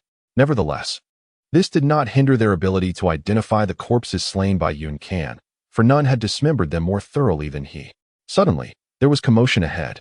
Approximately 2 streets away, 3 vehicles had come to a halt, their occupants wielding firearms. These vehicles, either rugged SUVs or pickups, housed over 20 individuals, predominantly men, each appearing formidable in their own right. It seemed a confrontation had erupted between some individuals and the horde of zombies. This presented a splendid opportunity for us. If we could circumvent them, we might escape. A youth clutching a baseball bat atop the foremost vehicle couldn't help but feel a surge of excitement. However, the blockage spanned 2 streets, and detouring might lead to encounters with even more zombies. I propose we send someone to assess the situation. If those individuals are not overly weak, we could leverage their strength to break free from the zombie throng. The woman seated in the passenger seat possessed strikingly fierce features. They had managed to escape the zombies and assemble a convoy, indicating they were no ordinary folk. Qing Jie's suggestion bore merit. Let us send Dazue to scout ahead, for his formidable defense would surely serve him well. Soon, a robust man clad in leather shorts and a fitted shirt emerged from the second vehicle, towering nearly 2 meters with sinewy muscles, followed by a slender man. No, Dazue should go alone. Despite my speed, I am genuinely terrified, protested the lean man, clutching his weapon, hoping to elicit sympathy from those within the vehicle. Dazue swiftly grabbed the slender man, exclaiming, "Xiao Ming, cease your struggles. Lead the way. We are leaving." His voice resonated deeply, immediately placing Xiao Ming ahead of him, shielding him from any further discussion with those inside the vehicle. Fong Ming sighed in resignation. "Dazue, why must you betray me every time?" Dazue replied earnestly, "But Xiao Ming, your speed ability is the fastest, while my heavy mountain ability offers the best defense. Should we not complement each other on this reconnaissance?" Fong Ming's lips twitched indeed. These zombies cannot outrun me, but they are frightfully grotesque. I am truly afraid. Dazue promptly lifted him, declaring, "Then I shall protect you." Fong Ming found himself hoisted onto Dazue's shoulder, and in that instant, the world around him seemed to fade to darkness. Meanwhile, the hunting squad had transformed the horde into mere piles of corpses, while the scavenging team swept through like a tempest, discarding bodies after extracting the crystal cores and directing their companions to load them onto the truck. Having witnessed the formidable abilities of Xiao Ruyun today, everyone understood that selling a corpse to Xiao Ruyun for 5 contribution points was indeed a mutually beneficial arrangement. Thus, they had specially brought a truck designated for transporting the bodies. Feng Dudu was among them. His mild obsession with cleanliness led him to refuse any dismembered remains, opting instead for relatively intact corpses, calculating as he worked, 3 contribution points, 3 contribution points. After deducting the share for the hunting team, he would receive 60% of the corpse's worth, which was quite satisfactory. Feng Dudu needed to pay rent for himself and his brother Zhao Xuanquan. Thus, accompanying the hunting team was a means to earn money. Yunkin had already begun to maneuver in circles while dispatching the undead, his supply of crystal cores rapidly depleting. The pockets beneath his raincoat were brimming with cores, but he had already utilized more than half of them. With a hum, the zombies within a 50-meter radius of Yunkin erupted violently. At that moment, and Xiao, who was at the edge of the blast zone, executed a swift turn, retracting his knife with a pained expression as he gazed at the gashes on its blade. "My goodness, Brother Yun, have you leveled up?" Yunkin paused briefly, raising his hand slightly, and a series of distinct silver gashes manifested around him. In the next instant, he charged towards a greater horde of zombies, with body parts exploding around everyone. In that moment, all present were overwhelmed by despair. What had once been a rhythmical and opportunistic slaughter became chaotic after Yunkin leveled up. He could now unleash blasts of varying shapes rather than mere circles, extending his range and precisely targeting his explosions. "Isn't this just stealing kills, brother?" Yunkin quickly came to a halt. Chung Fengyu looked at him. "Yunkin? What's wrong?" The zombies surrounding Chung Fengyu remained motionless, while the other members of the hunting team continued to slash away. He noted something was amiss with Yunkin. After a moment of contemplation, Yunkin responded, "Administrator Chung, I require more crystal cores." Chung Fengyu's eyes widened in astonishment. "Yunkin, you're back to normal." Yunkin nodded. "Yes, I returned to normal after leveling up. Thank you for your care." Chung Fengyu could not suppress his joy and promptly removed his pouch of crystal cores. Tossing it to Yunkin, "Use them to your heart's content." The Fu also took off his pouch. "Brother Yun, here is mine too." The man beneath the raincoat extended his hand, and in an instant, he appeared to teleport, catching both bags mid-air as if in a game. Everyone watched in awe. What a teleportation skill! In the distance, De Chue and Fong Ming gasped in disbelief. My goodness, these individuals are incredibly powerful. Furthermore, it seemed they had come organized to hunt zombies, while they were merely trying to escape. Fong Ming swallowed hard. "Chue, it seems we've encountered some formidable opponents." De Chue observed closely. "Their truck appears to bear some markings." Fong Ming leaned in for a better look. "Lin Lin Habase, welcome you?" De Chue blinked and suddenly retrieved a small flyer from his pocket. "Xiao Ming, It appears we have stumbled upon the lair of the swindlers mentioned by the boss. How could this possibly be a den of deceit? Look at these individuals. I assure you, the Linha base is entirely trustworthy. Fong Ming grasped the large hammer, urging, quickly, let the boss and the others come over. We should join in and lend a hand. We need not seek out any city bases. The Linha base is indeed dependable. Chapter 65, Join. We must join. Thunderous roars erupted as the hunting team, aided by Yun Can's exceptional skills, rushed to collect the remnants of the fallen zombies. Suddenly, the sound of motorcycles thundered from the street ahead, and in the next moment, 3 vehicles boldly charged into the scene. Brothers over there, we have come to assist you. Everyone paused in astonishment. Yun Can abruptly halted, turning to see the chaotic charge from the opposing side, a slight frown creasing his brow. However, clad in his current attire, none could discern his expression. No need. No need. Dafu waved his hand dismissively, feeling as though they were not slaying zombies, but rather depleting his contribution points, his wealth.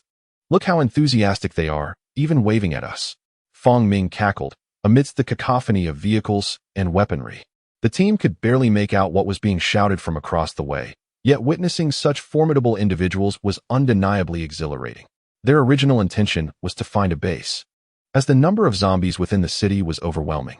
Sooner or later, they would be unable to stay, especially given the scarcity of food and resources that could easily trap them in this place. Thus, those with capability and foresight, upon observing the escalating threat of zombies, decisively chose to seek refuge in a base. The advertisements disseminated by Linha over the past few days had indeed spread widely with the wind. Yet who was Linha? No one truly knew. Just because she claimed the base was good, did that make it so? Those with abilities looked down upon it, while those without means could not approach. This created a rather awkward situation. Consequently, the hunting teams of the base had to venture out daily to hunt, lest the base's growth stagnate. Brothers, please refrain from engaging. As the two sides drew nearer, the team members disembarked from their vehicles. Dazue showcased his strength immediately, seizing a zombie and tearing it apart with his bare hands.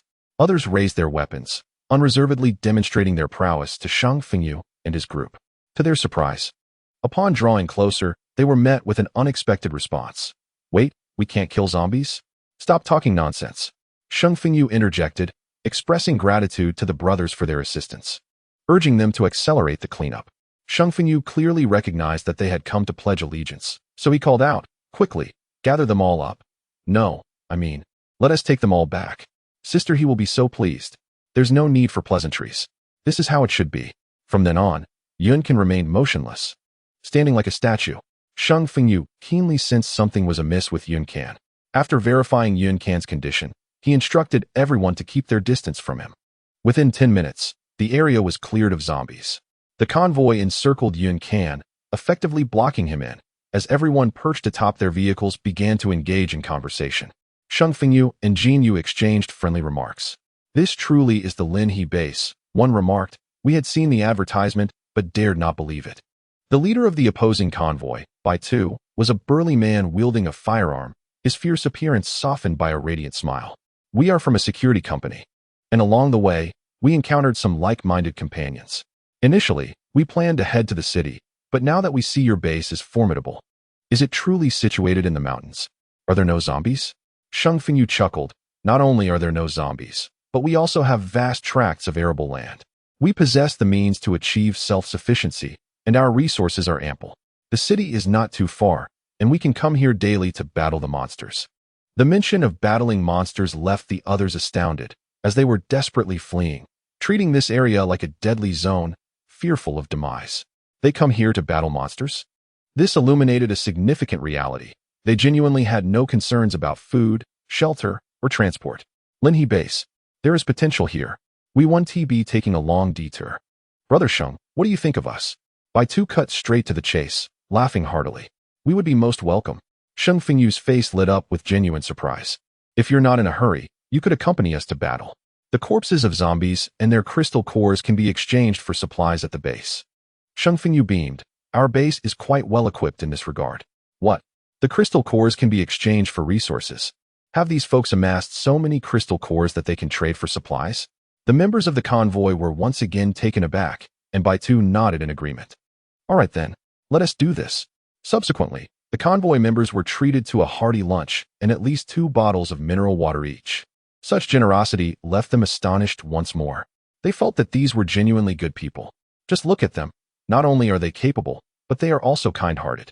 When Yunkin finally stirred, Shang Fengyu promptly approached him. How are you feeling? Yunkin raised his hand and forcefully removed the mask from his face. I'm well now.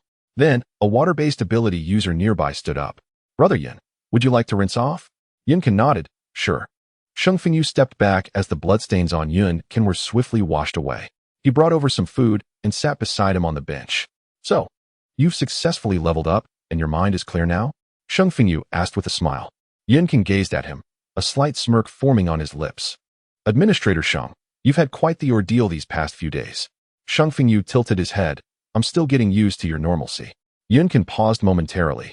The apocalypse has been quite a blow to me, compounded by the overwhelming power I gained during my ability awakening. I've just begun to feel a sense of relief. Yunkin took a bite of his meal. Do you want to take those people back?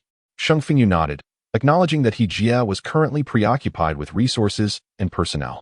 If he failed to retrieve these individuals, Jia would undoubtedly admonish him. Yunkin laughed heartily, his eyes softened. He was a remarkable person, possessing a noble heart and being a formidable leader. Yunkin felt a sense of relief, grateful that prior to his mental lapse, he had chosen to venture to He's base, following the advertisement that had piqued his interest. Shang Fengyu raised an eyebrow, realizing that they had indeed noticed the advertisement, affirming its significant utility. The discussions within the convoy grew increasingly fervent. The one in the raincoat, you didn't see him, did you? His supernatural ability must be related to space. My goodness, he could slice through those zombies effortlessly. Just look at the remains scattered on the ground. He is essentially a weapon of mass destruction. Fang Ming spoke animatedly. Beside him, De Chue nodded vigorously in agreement, exclaiming, indeed. The members of the convoy felt a tinge of apprehension, yet accompanying such powerful beings to vanquish zombies and amass crystal stones seemed advantageous. Before long, they had completed their preparations, and a few zombies inadvertently wandered into their vicinity, meeting their demise on the spot. They intended to delve deeper into the area, aiming to ensure it was thoroughly cleansed before their return. Shang Fengyu outlined a specific region on the map, invigorating everyone with enthusiasm. Excellent. Bai Tu felt a profound sense of shock, but as a newcomer, he could not afford to show any signs of weakness. For those less adept in combat, they may accompany our scavenging team to collect crystal cores and tidy up the battlefield, Shang Fengyu suggested to Bai Tu, who nodded in understanding. I comprehend.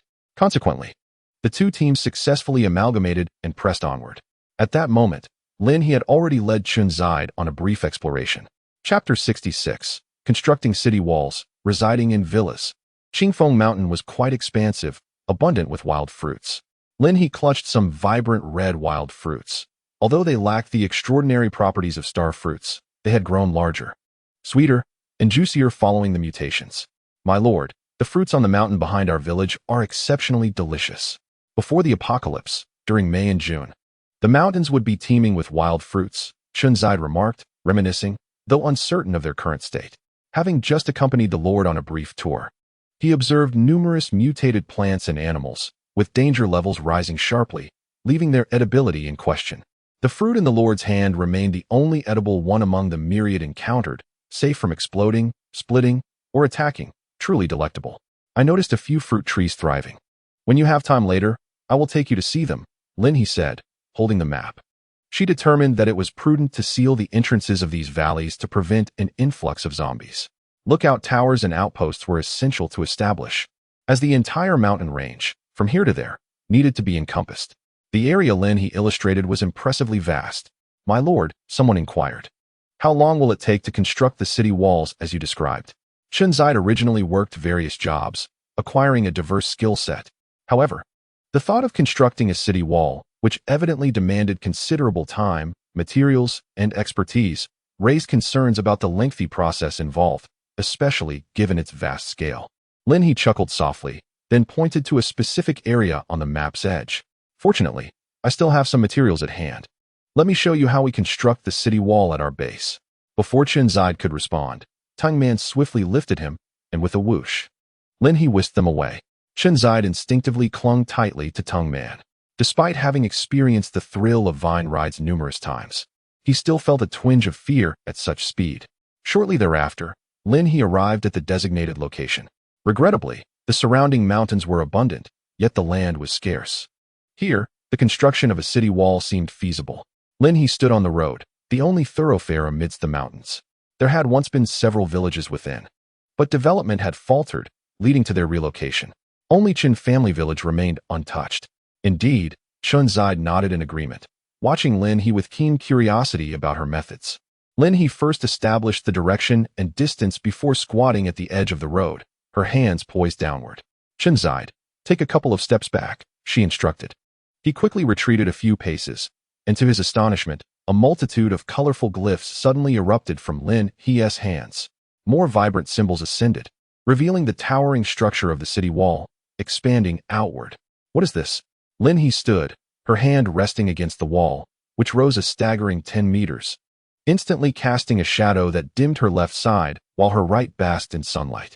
This colossal wall not only soared high, but also spanned 3 meters in width, extending wildly into the mountains. Chun Zide stood in awe. Lin He's extraordinary powers were truly remarkable. The materials of the wall appeared distinctly unique. They shimmered with an enchanting brilliance, exuding a sense of advanced technology. Once the wall reached Lin He's intended destination, she withdrew her hand. She crossed the road and continued her construction on the opposite side. Seizing the opportunity, Chun Zide stealthily approached the left side of the wall, touching its surface, which felt refreshingly cool, an alloy. Not just any alloy, but something extraordinary. Curiously, he knocked on it. The sound was not crisp but rather muffled, and astonishingly, the echo rapidly traveled sideways. The metallic clang resonated, reverberating over considerable distances. In that moment, Chun Zide realized that with such a wall, any disturbance would alert nearby guards, even those stationed thousands of meters away, to the presence of unwelcome guests. If such materials had to be purchased before the apocalypse, they would have been exorbitantly expensive. Yet now, they lay in the Lord's hands, casually utilized for wall construction. All right, Lin He declared, halting her work and surveying the imposing walls flanking the road. The city gate must be constructed soon. If this area is blocked off, it is certainly inadequate for the base to have only one exit. In case of unforeseen circumstances, it is essential for everyone to have multiple points of entry and exit. The main gate must match the fortitude of the city walls, which, given the current technological and construction capabilities of the base, poses quite a challenge. Sealing off this entire area leaves us with just a single opening. And for the time being, its absence does not pose a significant issue. Lin He smiled at Chun Zide and inquired about his thoughts. Chun Zide immediately gave a thumbs up, exclaiming, "My lord, this is remarkable." His eyes sparkled with admiration. Lin He chuckled, noting that it would be ideal to extend the construction from here and build some walls. Later that evening, she would venture into the city to procure materials. Chun Zide had no objections, contentedly seated on the vine-covered bench, watching his lord erect the walls with astonishing speed. The area delineated on the map was quite extensive, and by nightfall, Lin He had exhausted all the materials in her possession, having completed approximately a quarter of the walls depicted on the map. Upon returning to the base, she discovered that the hunting teams had yet to arrive. However, there was good news. 3 villas had been constructed today, all of commendable quality. The researchers in the physical laboratory were filled with a sense of accomplishment, and the base members applauded in admiration. Furthermore, it seemed that people could actually reside in these villas. Each villa consisted of 3 stories, with 3 rooms on the first floor, accommodating up to 9 individuals. Members with contribution points began to contemplate pooling their resources for rent, eager to experience living in a villa, something unthinkable before the apocalypse, but now an exciting possibility. As Lin He enjoyed her meal, she reflected on the situation. She was comfortably seated in one of the villas, where utilities were fully functional. Aside from the absence of a gas stove, cooking was not feasible, yet it posed no problem for accommodating 9 residents. Notably, the materials consumed for this construction were significantly less than what is typically required for building villas. There was absolutely no waste. Every bit was utilized in the construction. Meanwhile, the robots continued their tasks on the mountain. Zhao Xuanquan had awakened his latent abilities, manifesting Earth-related powers, which, while not overtly extraordinary, were certainly not weak. My lord, at this pace, once the construction is regulated, those small wooden cabins on the mountain will soon be due for an upgrade, Zhao Xuanquan remarked, elated. He was witnessing the gradual enhancement of the base, a sense of accomplishment that surpassed any project he had undertaken before the apocalypse. I am now eager to rent these out and recoup some initial investment, he thought. The researchers required nothing, as everything was provided free of charge, eliminating labor costs. The robots, tireless and requiring no remuneration, rendered this venture highly profitable for Lin He, akin to selling products with minimal material expenditure. This is excellent, Chumei exclaimed, her eyes lighting up. Many members of the base shared this sentiment. My lord, I wholeheartedly endorse this initiative. Of course, the spring administrator would still reside at the base, while the villas would be allocated to others. The rental contribution value at the base is somewhat higher, while this side can afford to be lower. Let us set it at 500 contribution points for a month, accommodating 9 individuals. It would be most prudent to rent in a team format. Some rooms here are quite spacious, allowing for 2 occupants without issue. After a brief discussion, everyone unanimously agreed that this arrangement was exceedingly favorable. Chapter 67, Learning from the Lord. Once the discussion concluded, they awaited the return of those who had ventured out. After finishing her meal, Lin He made her way to the starfruit tree, plucking the fruits and storing them in the system's shop, listing them at a price of 50 contribution points each. Currently, each starfruit is roughly equivalent to the energy of 4 crystal cores, and notably, it is purer than the cores themselves. Before long, individuals began to notice the starfruit. While the price was not particularly low, it was deemed expensive for those who were neither hunting teams nor scavenging squads. Yet, there were those with a generous spirit. Xiao Ruyun, eyeing the fruit that could enhance supernatural abilities, immediately purchased 100 pieces. Whether he would consume them himself or allow his subordinates to have a taste first was of little concern. His pioneering team had expanded to 50 members. That morning, they had cultivated land, and by afternoon, they had opened up several hundred acres.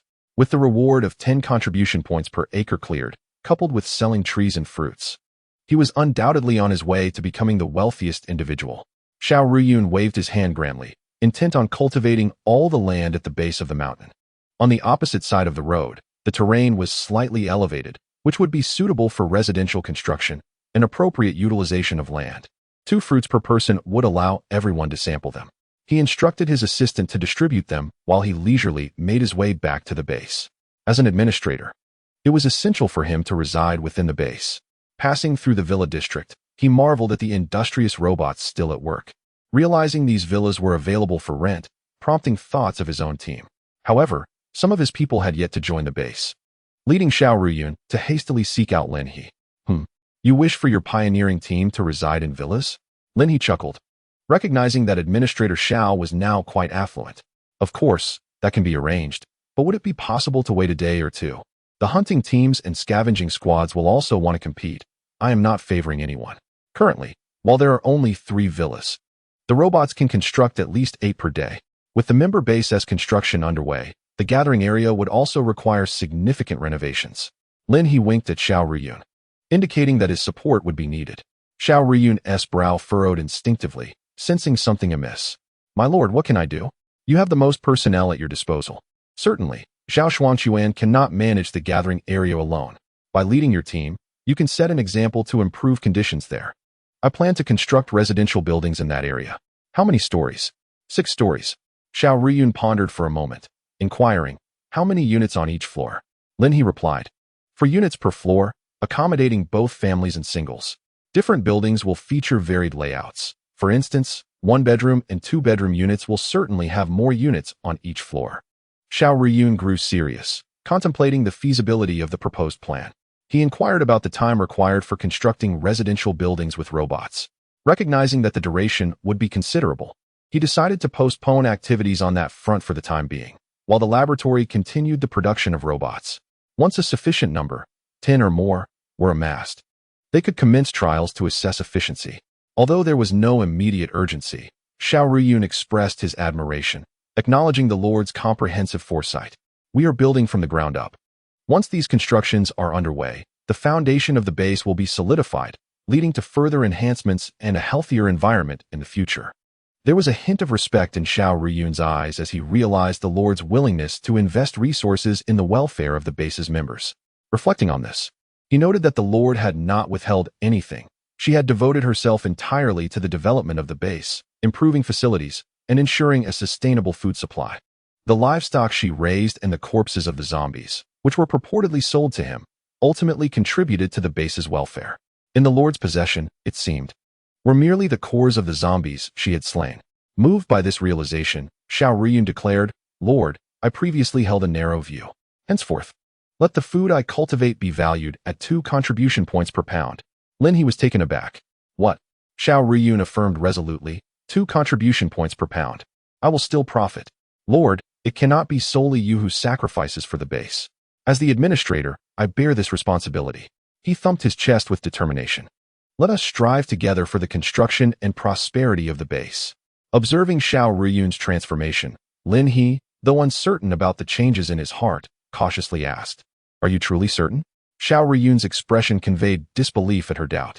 "Indeed, I am certain." Lin He was touched, grasping Xiao Riyun's hand. "Administrator Xiao, you are truly an exemplary youth of the base. This matter must be publicized." Xiao Riyun quickly waved his hand. "Lord, compared to you, this is nothing." The next day, he resolved to continue cultivating vegetables and grains for the base, assuring that no one would go hungry under his watch. Lin He stood momentarily speechless, watching Xiao Riyun depart with fervor. She inhaled deeply and glanced around, pondering whether there was some unseen influence in the control room that had transformed him into such a considerate individual. Regardless, it was undoubtedly a positive development for the base. With lower procurement costs, they could also afford to reduce selling prices. At 8 o'clock, the hunting team returned, and Lin He prepared to venture into the wilderness. She had already brought 30 individuals back to the base, but to her surprise, Sheng Fengyu and his group returned with a convoy of over 20 capable individuals. Lin He greeted each one with a radiant smile. "Lord Lin, we finally meet." Bai Tu exclaimed as he approached, shaking Lin He's hand vigorously, his eyes brimming with excitement. Lin He chuckled, pleasantly surprised by the unexpected delight of the day. "Welcome, welcome." Most of the individuals at the base had concluded their busy day and were now gathered around with small stools, enjoying the lively atmosphere. The recently constructed wooden cabins in the gathering area still had plenty of space available, more than sufficient for accommodating these people. Lin He needed to assess them further and instructed Sheng Fengyu to create some rings for the group. "I will make a trip to the city to gather some materials. You may consult Chun Zide regarding today's wall arrangement. I fear I may not return tonight," Lin He advised Sheng Fengyu, ensuring the team was well organized, as they were all capable individuals. "Be cautious," she added. Sheng Fengyu was taken aback that Lin He was leaving so soon after returning. Yet he understood the urgency of the wall construction. Without materials, progress would be severely hindered. "All right, after dinner, make sure you rest early," Lin He remarked, engaging in conversation with the team. The news that she intended to venture into the city alone at night astonished them. Although they had heard tales of their leader's formidable strength, the idea of her embarking on a solitary nighttime expedition was indeed astonishing. At 8:40, Lin He mounted her motorcycle and departed from the base, heading toward the city. Her primary objective was to complete her daily task of exterminating zombies, followed by collecting any materials she could salvage. For instance, those uninhabited buildings were destined for abandonment. It would be more prudent to dismantle them for resources. The system's blueprints were remarkably intelligent. As long as the necessary components were present, the specific shapes did not matter. Thus, Lin He could effortlessly uproot the buildings and gather them without issue. This method of collection was undeniably forceful. Chapter 68. What are you shy about? In the suburban area? As Lin He entered the city, she observed zombies emerging from several nearby buildings, a slight smile forming on her lips. Each day, she was required to eliminate numerous zombies as part of her routine tasks. Regardless of the circumstances, failing to slay a few left her feeling quite unsettled. Suddenly, a water dragon surged forth, seemingly accompanied by some green vines. Lin He's wrist device, Xiaomi, unfurled its leaves slightly as she continued to manipulate the water dragon while feeding the child some crystal cores. "No rush. You are still young and cannot fight zombies yet. Focus on consuming crystal cores for proper growth."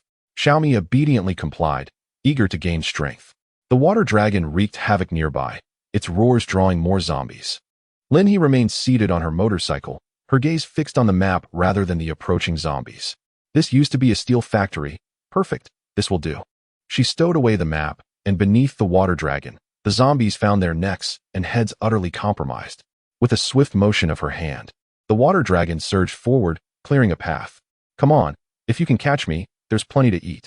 Lin He swiftly rode out on her motorcycle, with torrents of water raging beside her, knocking down zombies one after another, yet more continued to surge from the distance. Lin He refrained from excessive killing. To do so on the way would be a waste of zombie corpses and crystal cores, and her time was of utmost importance. Thus, she chose to lead the zombies towards the steel factory, intending to deal with them en masse there. While Lin He was on her way, Sheng Fengyu held discussions with Bai Tu and others at the base regarding the activities for the following day. Indeed, they could form a hunting team or engage in other endeavors, though each hunting squad was limited to 10 members. Bai Tu nodded, affirming their capability, noting that some companions were not adept at combat, and engaging in other tasks at the base would be quite beneficial. They could also join the scavenging team. Sheng Fengyu spoke again, and Bai Tu smiled, expressing their understanding and gratitude. Observing Bai Tu and his companions gradually assimilating into the gathering place, Sheng Fengyu turned to head back to the base. Recently, Yunkin had gone to the cafeteria. He was back to his normal self. Yet Sheng Fengyu was perplexed as to why he was avoiding Hejia. Lin He did not see Yun Can and was unaware of his recovery, so she proceeded directly to the city. Now, Sheng Fengyu could grab a meal and inquire about Yun Can. At the base, De Fu was also with Yun Can. The two had bathed and were enjoying a meal in clean, fresh attire, alongside some researchers in the cafeteria. "Brother," De Fu exclaimed upon noticing Sheng Fengyu, waving his hand excitedly. Yun Can looked up and smiled at Sheng Fengyu, who served him some food. "Yun Can, why aren't you speaking with Hejia?" Yun Can paused, his ears slightly reddening. "I haven't figured out what to say yet. I'll wait until the Lord returns tomorrow." Sheng Fengyu raised an eyebrow, questioning what could possibly be difficult to say. De Fu chuckled. "Yun Can is shy. He was a bit silly in front of Sister Lin He before, wasn't he? Now that he is back to normal, he must feel bashful." Sheng Fengyu hesitated, contemplating whether Yun Can was becoming self-conscious about his image in front of Lin He. It seemed unnecessary. Hejia was an open-hearted person. If she were to learn of his recovery, she would undoubtedly be overjoyed and would not dwell on his past condition. After all, she had taken good care of him during that time, hadn't she? Yun Can nodded. "Yes, I understand." A smile crept onto his lips. "The Lord is a wonderful person." Sheng Fengyu pursed his lips. However, he found himself somewhat disliking the expression and gaze of Yun Can. "Let us eat," he urged. De Fu, keenly sensing the shift in atmosphere yet unable to articulate the reason, took a few bites and found a topic to discuss. "By the way, a researcher from the physics lab mentioned earlier that academician Tai and his team will be working late tonight to complete a robot model. Brother, have you seen the villa over at the member base? That was constructed by the robots, and it seems they can build quite a few in a day." Sheng Fengyu raised an eyebrow. "I saw it. I even chatted with Sister Chun about it. They intend to let the hunting team reside there first." De Fu's eyes brightened with excitement. This could work. Everyone in the team would surely appreciate it. Ideally, the whole squad could stay together. Our small team could essentially move into the base. Yun Can remarked that the villa could be offered to other teams. Sheng Fengyu nodded in agreement, expressing that he shared the same sentiment. The villa conveniently has 9 rooms, which would accommodate a team of 10, allowing for some to squeeze together or utilize the living room as necessary. In fact, one of the larger rooms could be partitioned into 2. Yun Can suggested using foam boards or wooden panels, which would suffice. De Fu concurred, exclaiming, "I think that's a splendid idea." Sheng Fengyu pondered for a moment, stating that he would discuss this with Sister Chun, as Lu Zhao's team had recently expressed interest as well. The rent for the villa was quite reasonable, and having an entire team reside together would undoubtedly strengthen their bonds and enhance convenience. "I'm in," Yun Can replied, curiosity piqued. De Fu promptly raised his hand, insisting, "I can't miss out on this." Just as Sheng Fengyu intended to suggest that De Fu should take a break, De Fu interjected, "I haven't even met Qin Lin today." Sheng Fengyu paused, conceding, "All right then." Yun Can couldn't help but chuckle. "De Fu, I'm not opposed to your early romantic pursuits, but you two are quite young and it's rather unstable, you know?" Sheng Fengyu nodded in agreement, affirming that Yun Can had articulated his thoughts perfectly. De Fu's face flushed crimson. "No, that is not it. Brother, Yun Can, you're misconstruing things. Qin Lin and I are just friends." His cheeks still aglow, he hurriedly resumed eating, declaring, "Forget it. I'll go by myself." He decided not to bring his 2 older brothers along. Sheng Fengyu raised an eyebrow, watching as De Fu hurried away. "Hey," he getting bolder. Yun Can laughed, remarking, "It's only natural. Youth is often naive yet romantic." Many aren't as fortunate or daring as DeFu, which is quite admirable. In this apocalyptic world, while others grappled with life and death, they could still witness their younger brother pursuing someone he fancied. Wasn't that a stroke of luck? The two men exchanged knowing glances before raising their glasses in a toast, celebrating DeFu's recovery and wishing for he Jia and the base to prosper further. Yun clinked his glass, expressing gratitude. Thank you, and I share your hopes for continued improvement. In the four-story laboratory, Tai Fuxing was welding joints with urgency. Quickly. Keep the data in sync. Teacher, we're on track, came the response. Tai Fuxing scrutinized the work, satisfied with the precise installation of the sensors. Take down number 7 and retrieve the next component. Everyone in the physics lab was exceptionally busy, particularly Tai Fuxing, who understood that once they created the model, the lab could automatically upgrade to construct the robots for building villas. Regardless of the circumstances, he was unwilling to rest. He recognized the Lord's urgent construction needs and felt a deep desire to repay the Lord's trust.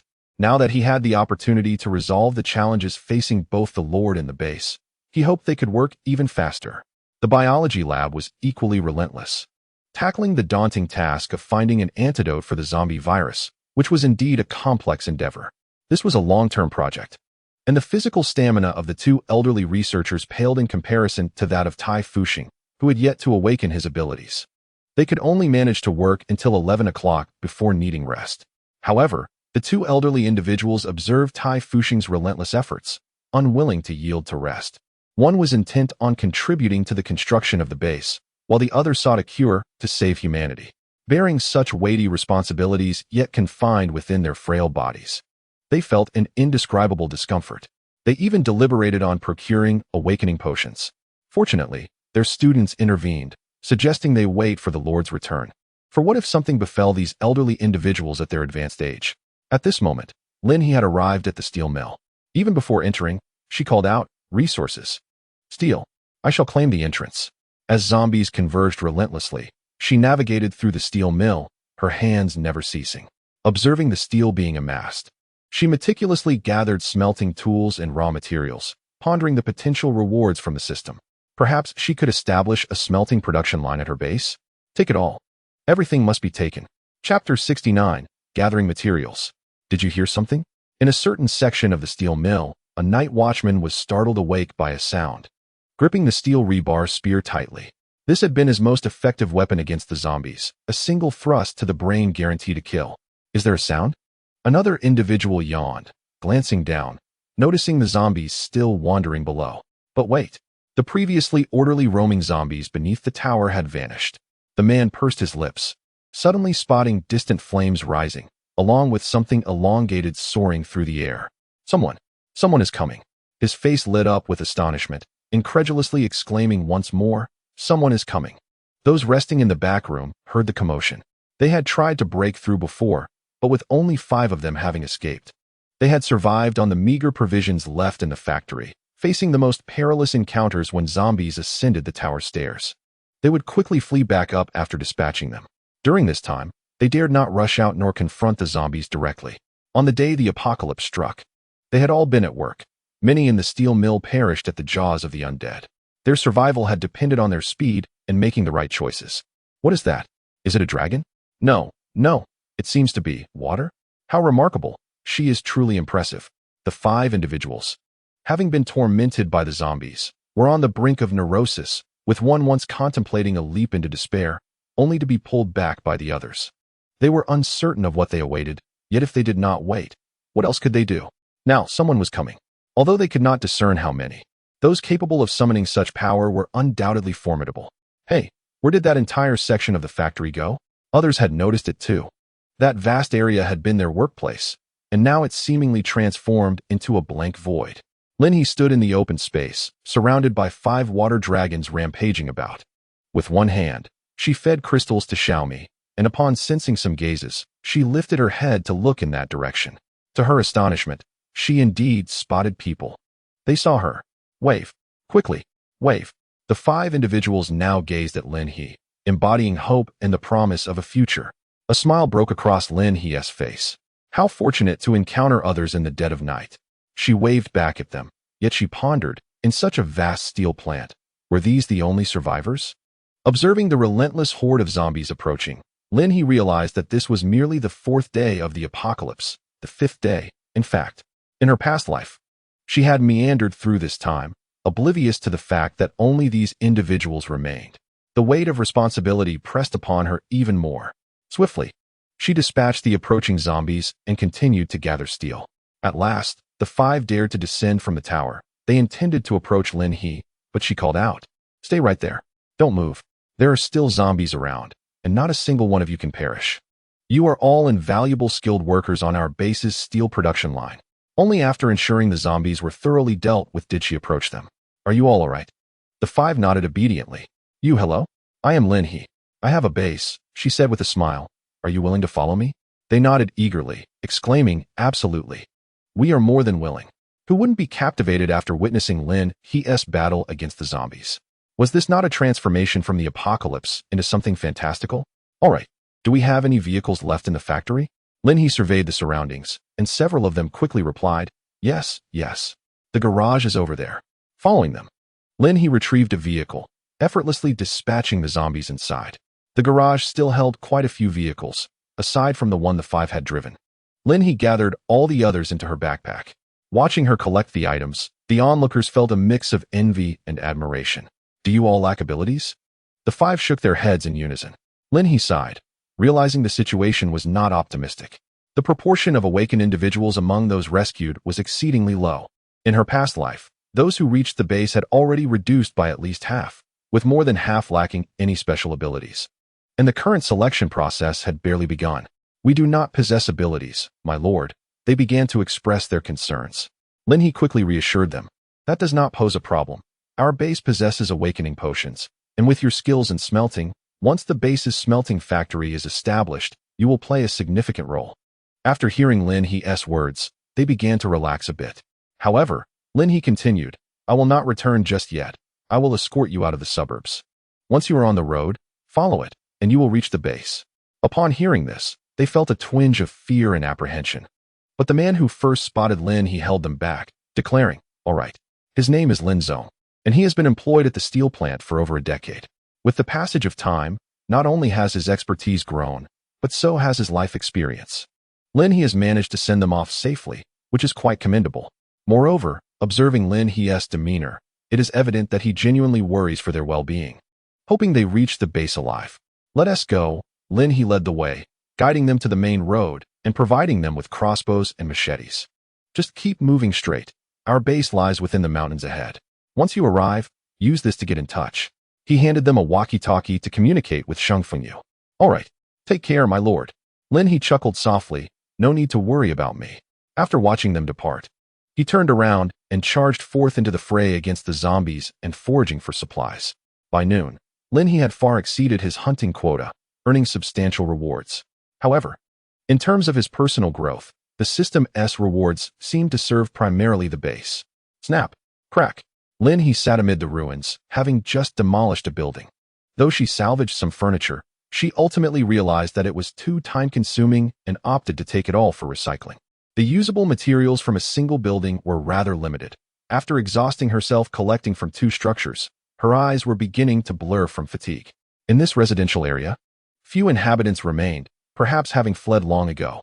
She recalled that in her previous life at this time, she had already accompanied that family out of the city. Alas, there were so many matters concerning the base that she had completely forgotten about them. She hadn't even avenged them yet. Lin He swallowed a starfruit in one bite. This time, without her, and without Qin Yu, if Lin Chong and his family were to follow the same path, they would likely encounter those lecherous individuals. Lin He pursed her lips, hoping she hadn't truly lost track of that family. The routes to the city and the base were limited, seeking vengeance for the base.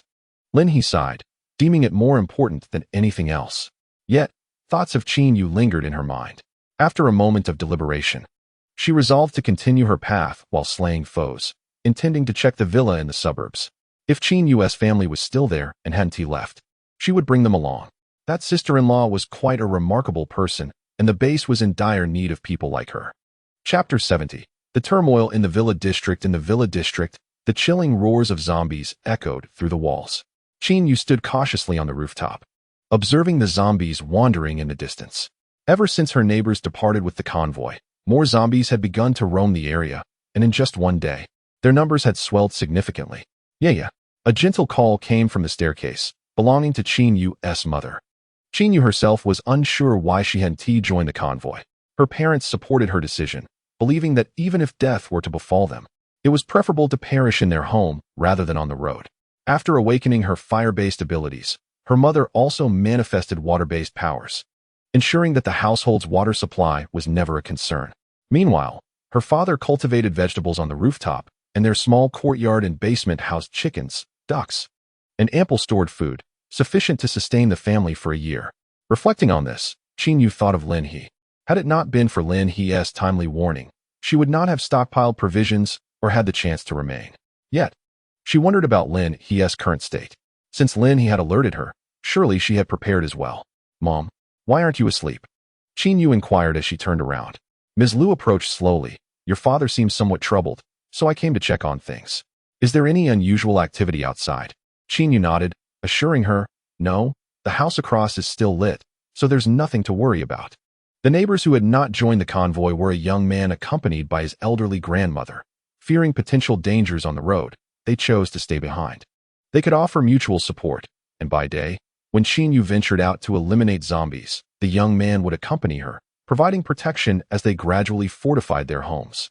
Perhaps they could indeed rebuild their lives here. Alas, the zombies have grown increasingly formidable. Our hen, Xiaohong, and her chicks can only seek refuge in the basement. Even the slightest rustle in the yard sends them crashing against the door. Xiaohong, the family hen, had grown significantly during the apocalypse, laying eggs the size of an adult man's fist daily. Thus, Ms. Liu treasured her. In contrast, Xiaohong's mate, Xiao Hui, had fared less well. Were it not for his potential to hatch chicks, he might have already been consumed. Yes, the zombies are evolving, Qin Yu mused. "Mom, you should go rest. I'll keep watch. If anything happens, I'll ring the bell." She had a slender thread connected to her parents' bedroom, where a bell was situated. Should any danger arise, she would tug the thread to alert them. "Be cautious," Ms. Liu replied, sitting for a moment longer before descending. Watching the lights across the way still aglow, Qin Yu felt a modicum of peace, but this tranquility was abruptly shattered by a distant, thunderous sound. Boom. It was deafening. Qin Yu furrowed her brow and peered into the distance, her eyes widening in shock. It was a vehicle, a car careening through a horde of zombies. And the vehicle looked oddly familiar. As it approached rapidly, Qin Yu leapt to her feet. Lin Chong. This off-road vehicle was the very one gifted to her during her engagement to Lin Chong, just days before the apocalypse struck. Reluctantly, she had refused it, wanting to sever ties with that family, yet here it was now. No, something was amiss. Gritting her teeth, Qin Yu swiftly tugged the thread and raised a white flag towards the young man across the way. He noticed immediately, casting a cold glance at the vehicle, lifting his crossbow in readiness. He had been honing his skills with self-crafted weapons for days, successfully dispatching zombies with remarkable accuracy.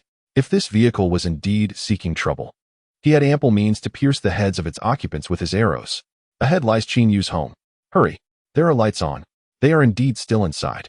The vehicle was filled to the brim with occupants, Lin Chong's parents and a few young men, their eyes gleaming with avarice.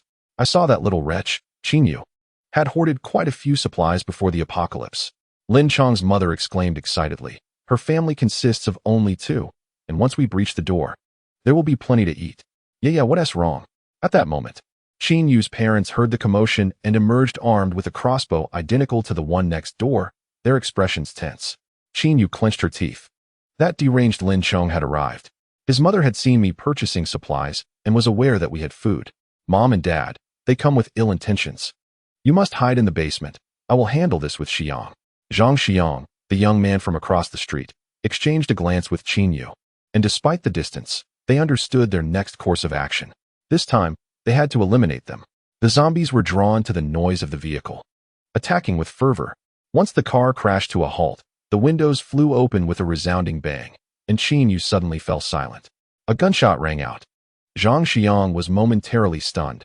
He squinted and descended from the balcony, disappearing from the sight of those below. Kill them. Quickly. Among those disembarking from the vehicle, 3 wielded firearms while the others brandished knives, their strength formidable. A power-type ability. Lin Chong naturally spotted Qin Yu and couldn't help but chuckle. Qin Yu, be a good girl and open the door. Since you followed me before, I won't kill you. Just come with us, and we can ensure you have food. Qin Yu sneered, confirming that her parents had retreated to the basement. Lin Chong, you are as shameless as ever. Lin Chong did not become enraged. He merely smiled. Qin Yu, if you still think of yourself as some kind of noble lady, you are sorely mistaken. While the youth beside him battled zombies, he remained utterly still, clearly holding a position of dominance among them. It seems there are others next door? Several other youths remarked. Lin Chong glanced at them. Eliminate them all. As they prepared to breach the opposite door, Qin Yu suddenly called out, Lin Chong, where are you headed next? Lin Chong regarded her expression. Of course. We're heading to the city's base. What? Have you made up your mind? Qin Yu hesitated. I'll come down. We can discuss this. Realizing she could not overpower them, she understood that she must rely on her wits. However, upon her descent, the front door was instantly shattered by gunfire. And with a loud crash, Lin Chong kicked the door open, a sinister grin spreading across his face as he lunged towards Qin Yu, seizing her by the throat. Qin Yu, you wretched woman. You dare to betray me. The crossbow in Qin Yu's hands was knocked away by Lin Chong with great force. His strength was immense. He too had awakened a power-type ability. Qin Yu understood that her chances were slim, yet she extended her hand, exclaiming, I was wrong, Lin Chong. Please. Considering I was once your girlfriend, spare my life. I will serve you like a loyal beast. Before she could finish her plea, her hand pressed against Lin Chong's neck. And in the next moment, flames erupted fiercely. Lin Chong cried out in pain, violently throwing Qin Yu away. Qin Yu, are you seeking death? Lin Chong retaliated by drawing a handgun from behind his waist, aiming it squarely at her. Yeah. No. Qin Yu's parents rushed in, desperate to halt Lin Chong. But they were no match for the speed of a bullet. Swoosh. Zhang Xiang on the opposite side shot an arrow, shouting, Qin Yu, you must not die. Lin Chong clutched his neck and squeezed the trigger, cursing, vile woman, die. Before he could finish his words, a figure suddenly appeared, and a torrent of water surged forth, propelling the bullet back toward Lin Chong's head, colliding with the arrow. A thunderous explosion resonated as Lin Chong's head burst apart, his lifeless body crashing against the wall, while the water vortex soared into the sky, sweeping outwards. Standing before Qin Yu was none other than Lin He. Chapter 71. The Lord. Son. Lin Chong's parents had been outside, reveling in the spectacle, especially Lin Chong's mother, who eagerly anticipated her son vanquishing Qin Yu. In this apocalyptic world, her son was achieving great things. Women were expendable. However, no one could have foreseen the sudden appearance of a person who would slam her son against the wall. She screamed as she rushed in, only to find her son's corpse, his head obliterated. Son. Yu. Lin He extended his hand towards Qin Yu. Qin Yu. It's been a while. Qin Yu looked at Lin He, her heart racing not from fear, but from exhilaration. Lin He, you came to save me? She reached out, and Lin He grasped her hand, pulling her up. I'm here to take you to indulge in the finest delicacies, he replied with a smile. It's you. Lin He, you shall die. Lin Chong's mother had gone mad, picking up the gun from the ground and crazily aiming it at Lin He. You will die? Qin Yu's eyes widened. Lin He, be careful. Boom. A torrent of water surged forth, instantly ensnaring the frantic woman. Then Lin Chong's father and uncle rushed in, shocked. Lin He cast a glance, and the water vortex swiftly engulfed them both. Bang, bang, bang. Gunshots suddenly echoed from outside, and Qin Yu clutched Lin He's hand, pleading, Lin He, save them. Lin He understood she was referring to those outside. At that moment, the group had finished slaying nearby zombies and were breaking through the door. All right. In a flash, Lin He unleashed 4 torrents of water, obliterating the heads of zombies and humans alike. Not a single one shall survive. Power system? What use is a power system? Help. Help is futile if one follows Lin Chong to the grave. Who will perish? Lin He, what are you doing? The indignant aunt spoke up, still regarding herself as an elder. Do you dare to kill us? The torrent of water surged past, and Lin He tapped the small device on her wrist, her expression darkening. If I choose not to kill you now, it is solely for the purpose of allowing you to witness the demise of these individuals. With a faint smile, she addressed her uncle and aunt. It has been quite some time. Her smile radiated a chilling intensity, causing Lin Chong's father to tremble. Stop. Please. Just stop. What are you afraid of? Your son is dead. He perished at the hands of this wretched girl. Kill me. Just kill me. The sudden escalation of Lin He's resolve was unnecessary. With a swift motion, she turned her hand, and the water dragon pivoted instantly, clamping down on the couple's heads with a sickening crunch. The corpses collapsed, merging with Lin Chong, before being whisked away by the water dragon, a twisted family reunion, delivering them to the zombies as sustenance. At this moment, Qin Yu gazed at Lin He, her eyes sparkling with excitement rather than fear. Zhang Xiang peeked into the living room, having been momentarily stunned. The bandits, who had been on the verge of breaking in, were now reduced to lifeless bodies. Additionally, it was worth noting that those with abilities also possessed crystal cores. Hence, Lin He made no waste of these lives, planning to collect their cores later. Lin He, thank you. You are incredible. Qin Yu's parents hurried over, and upon hearing her voice, Lin He smiled back at her. I have a base. Would you like to come with me? Qin Yu's eyes lit up. Absolutely. Compared to other groups, now that Lin He had arrived, it was clear that wherever she led, Qin Yu would follow, along with her parents, driven by trust and the formidable power of Lin He's water dragon. Qin Yu was astute. Lin He's arrival felt like a celestial savior, a true redemption. Do you listen to them? Lin He asked as she looked at Qin Yu, who nodded in affirmation. We are together, Zhang Xiang. Come out and meet our future leader. Qin Yu seamlessly stepped into her role, while Lin He exchanged greetings with her parents. Having previously met during the engagement ceremony, the two elders, now teary-eyed, expressed their gratitude and reflections. The sounds of zombies echoed around them. Lin He turned to the individual across from her. You can start gathering your belongings. I will deal with the zombies here in return. By the way, are there any others left? Qin Yu shook her head. Everyone left yesterday. Lin He understood. All right, wait for my return. In an instant, a motorcycle materialized beside her. She mounted it and flashed a smile at Qin Yu. Do not worry about taking everything. I have space. Qin Yu's eyes widened in awe, sparkling with admiration. Water system? Space system? This level is far superior to my meager fire abilities. Lin He circled the villa area, which was spacious and adjacent to a lake. After eliminating the zombies, she skillfully manipulated the lake's waters, effortlessly gathering all the fish within. She is preparing to construct a large fish pond at the foot of the mountain, aiming to expand and strengthen the aquaculture sector significantly. After returning, she plans to make arrangements, and by evening, she will visit the aquaculture farm in the city. If there are any other animals, it would be even better. Confirming that there were not a single fish left in the lake, Lin He withdrew her hand, causing the water to cascade down and create high splashes. The sound momentarily stunned Qin Yu and her parents, prompting Ms. Liu to exclaim in wonder at Lin He's impressive prowess. Call her Lord, Ms. Liu. Qin Yu reminded from the side, eliciting a chuckle from her mother. Indeed, our Lord. Qin Yu's father waved his hands in the air, exclaiming, absolutely. With the Lord's control over water, no number of zombies could withstand her. The sound had originated from the lake. Perhaps the Lord had her sights set on the fish within. Previously, Zhang Xiang and I had intended to venture there, but the fish were formidable, compelling us to retreat. With the Lord's presence, Qin Yu exclaimed, Mom and Dad, we have truly latched onto a great ally. Xiao Yu. Zhang Xiang called from the doorway. Qin Yu peeked out. We're here. I have plenty of bags here. Will you be able to carry them? Zhang Xiang was well aware of the volume of items in Qin Yu's home. She shook her head. No need. We can manage with the bed sheets. Zhang Xiang nodded, then glanced toward the lake as his grandmother approached. Xiang, have Xiao Yu and the others finished packing? Zhang Xiang's grandmother, over 70, had been his sole companion since his parents' tragic passing 3 years prior. After toiling for more than 3 years, his company was finally flourishing, only to face a cataclysmic turn of events. Yet, with his grandmother by his side, he felt reassured. We're almost done, Grandma. Please wait at home. But Grandma shook her head. I wish to meet the Lord. She is our savior. Does the Lord need assistance? Xiang. Why not check? Grandma's thoughts were entirely consumed by Lin He, who had just returned on her motorcycle.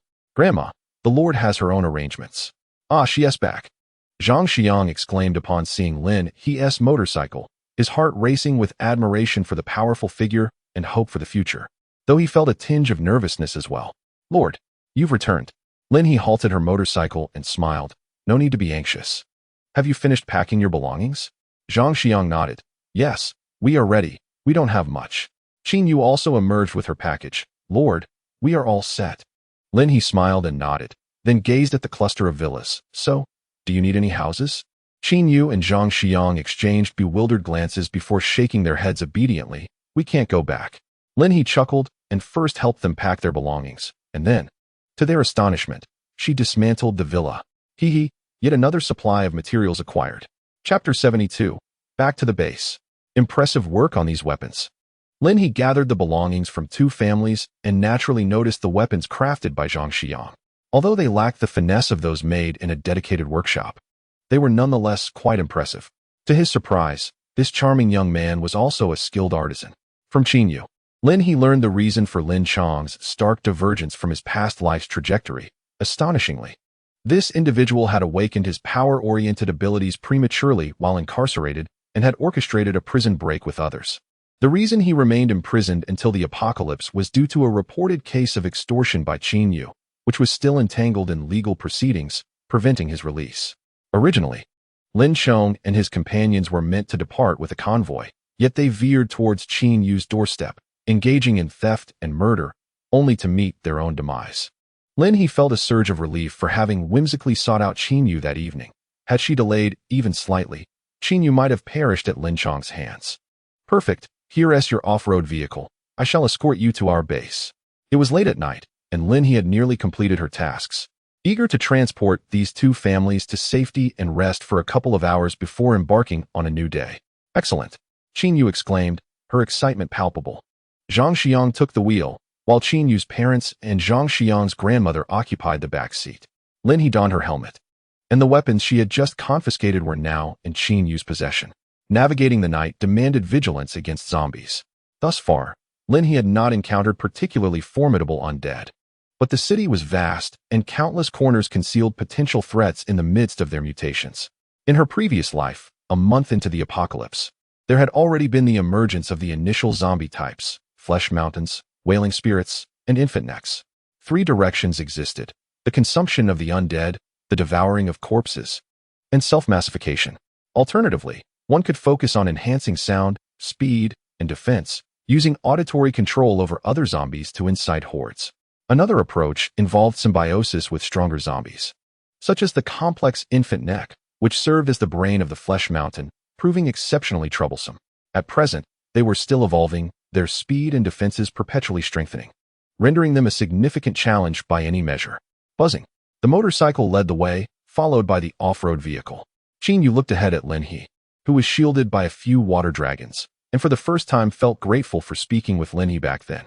Had she missed that opportunity, she would now be facing death at Lin Chong's hands. Clutching her weapon tightly, she gazed at the blood-red moon, determined that, come what may, she would keep her parents alive in this apocalypse. Meanwhile, within the base, Shang Fengyu had settled the 5 individuals from the steel factory. Zhao Xuanquan was still awake, observing Shang Fengyu, who seemed exceedingly formidable.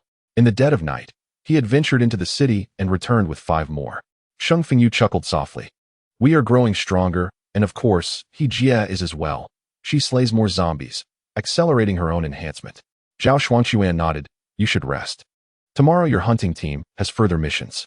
Shang Fengyu did feel somewhat fatigued, but replied, I can assist you with the tasks at hand. Despite possessing wristbands, due to the multitude of gathering places and the absence of a base, the feedback regarding Zhao Xuanquan's information remains rather untimely, encompassing various aspects of household registration. He is reluctant to encounter issues over trivial matters, often burning the midnight oil to organize information. Feng Dudu, exhausted from the day's labor, promptly retires to bed. Zhao Xuanquan has a room within the base, yet he continues to reside in the gathering place for the convenience of those seeking him for assistance. It's just a little matter, he remarks.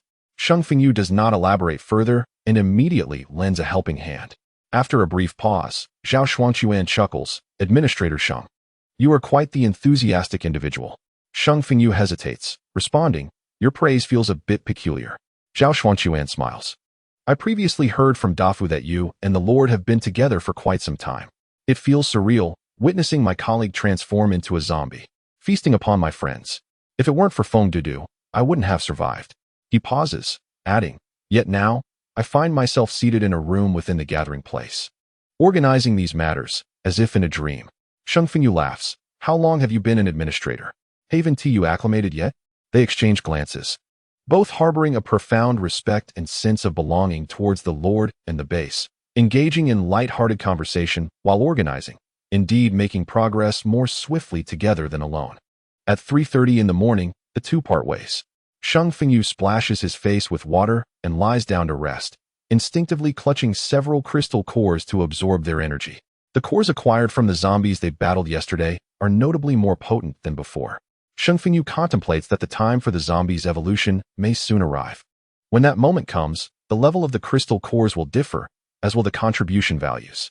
Stronger individuals will hunt more formidable zombies, yielding greater rewards.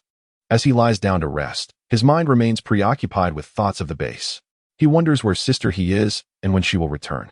He continues to admire her vigor. Before the apocalypse, she could endure 3 days without sleep, and now she stays up even longer. Even now, as a level 2, he lacks such stamina. As Sheng Fengyu gradually drifts into slumber, Lin He, accompanied by Qin Yu and others, arrives at the foot of the mountain. Wait for me.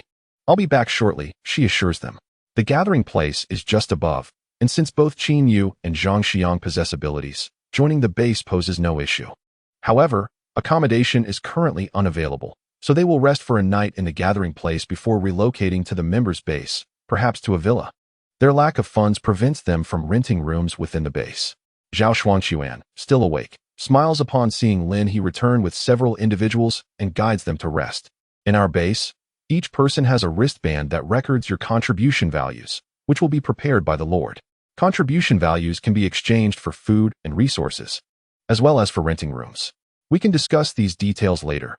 For now, select a wooden cabin to rest in. Qin Yu had originally thought that the base was not nearly as expansive or populated as it truly was. However, upon witnessing it firsthand, her admiration for Lin He deepened. In such a brief span of time during the apocalypse, Lin He had built something remarkable from scratch, truly impressive. Well, we are all aware now. Thank you, Administrator Zhao. Qin Yu and Zhang Xiang settled their elders, and shortly thereafter, Lin He approached with a device, distributing one to each individual. You have officially joined the base. Tonight, take some time to rest. Tomorrow, I will guide you to the members section, where you may join either the hunting squad or the scavenging team, or take on other tasks. Despite their familiarity with Lin He, Qin Yu and the others listened attentively, eagerly anticipating what their new home would be like. Rest assured, Lord, we will not bring you any shame. Qin Yu grasped Lin He's hand, expressing her gratitude. Thank you. Once again, she uttered her thanks. Lin He looked at her and replied, the base greatly needs your contributions. Keep up the good work. Uncle and Aunt, Grandma Zhang, please rest, I must take my leave. Lin He departed alongside Zhao Xuanquan, who curiously inquired, Lord, are they your friends? Lin He nodded affirmatively. Yes, they are wonderful individuals. They will gain valuable experience with the hunting squad. Make sure to rest well. She produced a few star fruits, offering them. These are good for you. Zhao Xuanquan smiled. Thank you, Lord. Chapter 73. Continued arrangements before Lin He retired for the night. She checked on the star fruit trees, which were flourishing splendidly, utilizing her wood-based abilities. She accelerated their growth. The trees were on the brink of a significant upgrade. Perhaps by morning, the quantity of star fruits hanging from the trees would have doubled. After a refreshing shower, Lin He flopped onto her bed, rolling over and instantly falling asleep, unaware that a group of night owls in the physics laboratory remained wide awake. At last, Tai Fuxing observed the rapidly evolving robot, urging, hurry, let us conduct another experiment. This time, the prototype had been refined based on previous outcomes. Perhaps this enhancement would empower the robot's construction capabilities even further? The laboratory was filled with individuals who were neither tired nor weary, all buzzing with excitement. While those in the biology lab had retired early, Huang Wenyao arose at 6 o'clock, startled to hear noises emanating from the adjacent physics lab. Curious, she stepped inside and was astonished to find a team experimenting with robots while another continued construction. Everyone, shouldn't you take a break? She feared the researchers in the physics lab might exhaust themselves, which would be a tremendous loss for the base. Oh, Administrator Huang, we're almost finished. Tai Fuxing, the eldest among them, was the most spirited at that moment. Huang Wenyao shook her head. I have yet to go down. They should have returned by now. Academician Tai, please take care of your health. Tai Fuxing smiled. The base's development cannot afford any delays. I have awakened my abilities. It is a different world now. Huang Weini paused momentarily, yet few of the other researchers had awakened. Tai Fuxing was taken aback, suddenly realizing that his students were merely ordinary individuals. They likely could not withstand the strain of staying up late. You all stop it. Go down to eat and rest. The students looked up, since Tai Fuxing remained. They felt compelled to stay. At this point, Huang Weini hastily urged them as well, successfully persuading Tai Fuxing and all the researchers to depart. However, Tai Fuxing wanted to show Lin He the newly developed robot. Lin He happened to be in the cafeteria when Tai Fuxing approached her, exclaiming, "My lord, the robots we have just created can be built at a much faster pace, requiring far fewer materials." Lin He was pleasantly surprised, realizing that this meant academician Tai and his team had synchronized updates for the robot model, allowing for superior performance compared to previous data. Precisely, Tai Fuxing replied with enthusiasm. This way, we can continuously approach the upgraded construction robots. My lord, I am confident we can crack the code within half a month. Excellent. That's wonderful. Lin He smiled, inviting Tai Fuxing to sit down for a meal. She was also aware that despite his advanced age, he had been burning the midnight oil. Academician Tai, your health is the foundation of all endeavors. If you do not guide the researchers toward proper routines, there will be ample need for you all in the future. Lin He planned to wait until more tasks were completed and accumulated awakening agents were available, so she could administer a dose to all researchers in the lab, thus alleviating the need for late nights. Endure. We must endure. Such opportunities to seize time are rare. All right, my lord, rest assured, we will take a break shortly. Tai Fuxing replied, after which Huang Weini sighed in relief, knowing that her two elder colleagues would not feel compelled to stay up late due to Tai Fuxing's spirited demeanor. When Sheng Fengyu and the others rose, Lin He had already finished her meal. Sister He, what time did you return yesterday? Seizing the moment, Sheng Fengyu quickly engaged Lin He in conversation, aware that this might be their last chance to meet for the day. Around 3 or 4, the harvest was quite fruitful. Noticing Lin He's smile, Sheng Fengyu understood that she must have indeed had a successful outing. That's good to hear. You could expand the hunting team after your meal. As more individuals awaken, perhaps our base can truly achieve self-sufficiency once the number of hunting teams exceeds 10. Food was no longer a concern, thanks to the presence of Xiao Riyun. But Lin He knew that the base required materials, resources, crystal cores, and zombie corpses. Most importantly, they needed people. Talent is the foundation of everything, and bringing back more individuals today could lead to opportunities in more populous areas. Many were heading to other bases.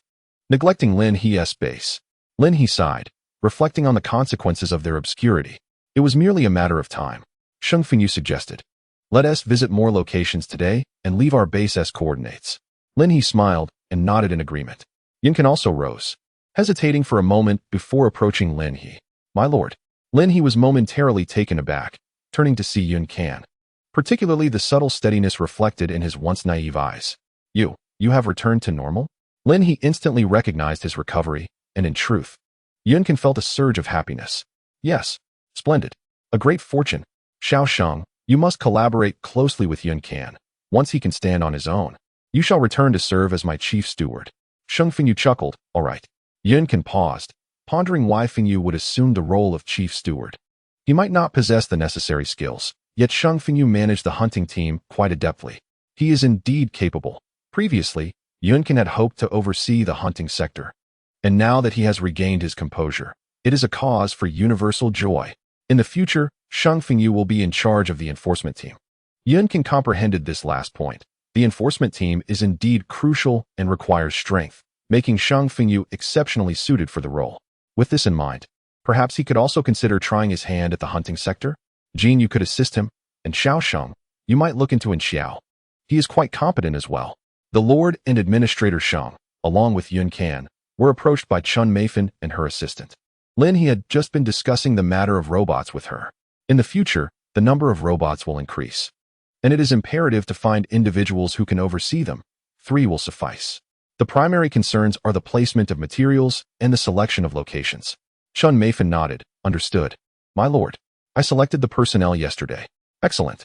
With so many proactive administrators, what is there to worry about?" Lin He continued, "By the way, Chen Zide can collaborate with Feng Dudu in the scavenging sector." At this point, Zhao Xuanquan and Feng Dudu had not yet arrived for breakfast. While Chun Meifan and her team were busy transporting breakfast, Lin He decided to check on Zhao Xuanquan and then visit Qin Yu and her group. "The Lord is quite busy," remarked the researchers in the laboratory, watching Lin He's retreating figure. Indeed, the Lord must oversee such a vast base. Sheng Fengyu quickly finished his meal, urging Yun Can, "Hurry up. We need to form several more hunting teams. Yinkin nodded. All right. When DeFu finally awoke comfortably, the dining hall was nearly empty. He hurriedly fetched his meal, realizing that Shang Fengyu and the others had gone to the member base, and rushed over, blaming himself for sleeping too soundly. In truth, it was only 7 o'clock.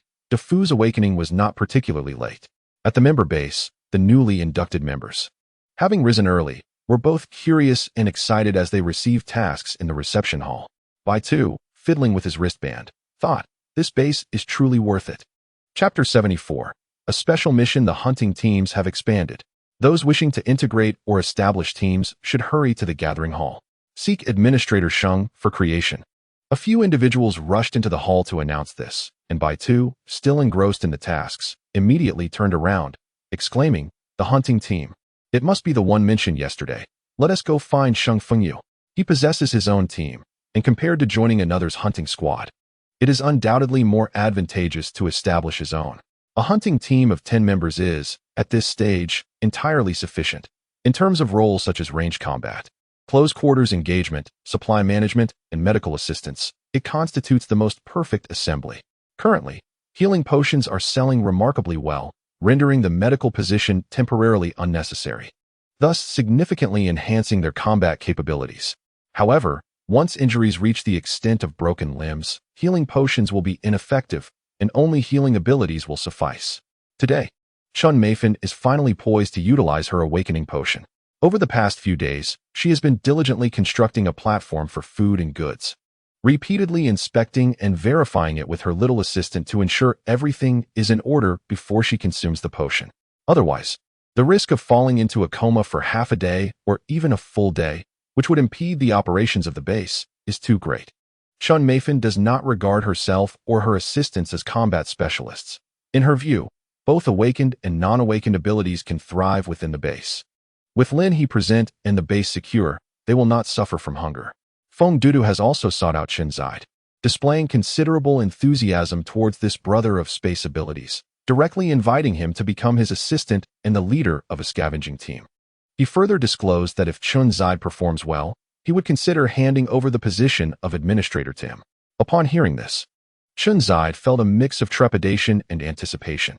He was apprehensive about how easily this young man spoke of granting the administrator's position, for such arrangements are rarely so straightforward. Yet, he also yearned for the possibility that if he were truly to become the administrator of this sector, he could secure a brighter future for his fellow villagers. Zhao Xuanquan continued to mobilize personnel for Xiao Ruyun, as the system's tasks had already been dispatched. Now, he instructed Feng Dudu and Chun Zide to begin transporting corpses at 9 o'clock, correct? As the foremost grain producer of the base, everything concerning Xiao Ruyun is of utmost importance. Despite suffering from severe sleep deprivation, Zhao Xuanquan's vitality remains undiminished, his spirit as vibrant as ever. This is the remarkable influence of supernatural powers. He now believes that as long as he can secure 3 to 4 hours of sleep per day, he can achieve an optimal state, dedicating the remaining hours to administrative duties. It must be said that within the entire base, no one exhibits the same level of dedication and commitment as Zhao Xuanquan. While Sheng Fengyu and others are indeed diligent, what they gain from their accomplishments extends beyond mere contribution points. They also experience enhancements in strength and the accumulation of crystal cores, whereas Zhao Xuanquan receives only contribution points. Therefore, Lin He discreetly raised Zhao Xuanquan's salary, and not just his, but other administrators received a modest increase as well. This place is truly remarkable. Thank you, my lord. After breakfast, Qin Yu spotted Lin He approaching and hurried over to greet her. Zhang Xiang went to the hall to request joining the hunting squad from Administrator Sheng. Lin He brought some fruit to Qin Yu, her parents, and Zhang Xiang's grandmother. Your abilities are truly impressive, and with your talents, you can undertake various tasks. There are several types of work available, such as heavy lifting and replenishing water sources. One notable task Lin He posted involves excavating a fish pond at the foot of the mountain.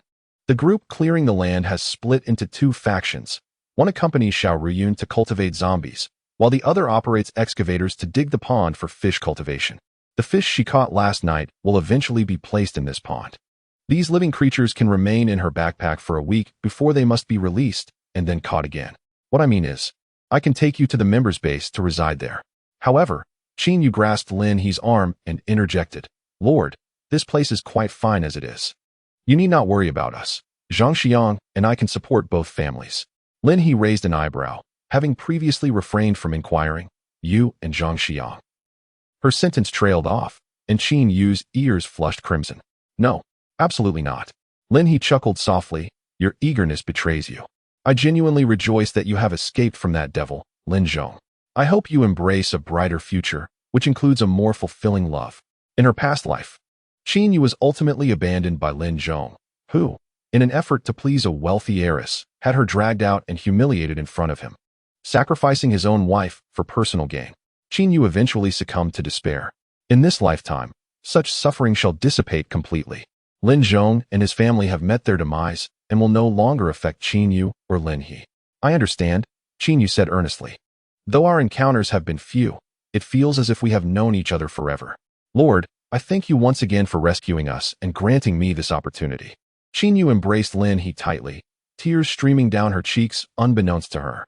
Lin He smiled and gently patted her back. No need for thanks. Yet, she continued. That being said, if you choose not to move to the members' base, you might consider saving up for a villa in the future. Qin Yu blinked in surprise. Are there villas here? Lin He nodded. Of course, just wait a few days. All right. The Lord is truly remarkable. Qin Yu replied enthusiastically, flattered by the compliment. Lin He felt a sense of elation. There will be much more to astonish you in the future. I shall not intrude further. Uncle, aunt, and Grandma Zhang can also check out the tasks. Lin He then visited the villagers of Qinjiao village and noticed many had already taken on tasks and begun working. Nodding in approval, the survivors of this village clearly understood how to persevere. Subsequently, she checked on the steelworkers she had rescued the previous night and discovered they had been integrated into the land-clearing team, with Xiao Ruyun already leading them to cultivate the fields. What does this mean? She brought them back to refine steel, and now Xiao Ruyun has taken them to farm? However, recalling the steel factory equipment in her backpack, she began to consult the system once more. System? Do you mean a production line that extracts steel and metals directly from minerals, categorizing and refining them, which can then be used to manufacture vehicles and machinery, including modifications for hard installations? Is there such a thing? System? It seems like a wish pool where one can make any request. How much is this? Special task. Save the city from the zombie tide. To be activated. Countdown 25 days, 15 hours, 25 minutes, 33 seconds. Requirement. Number of survivors greater than 5,000.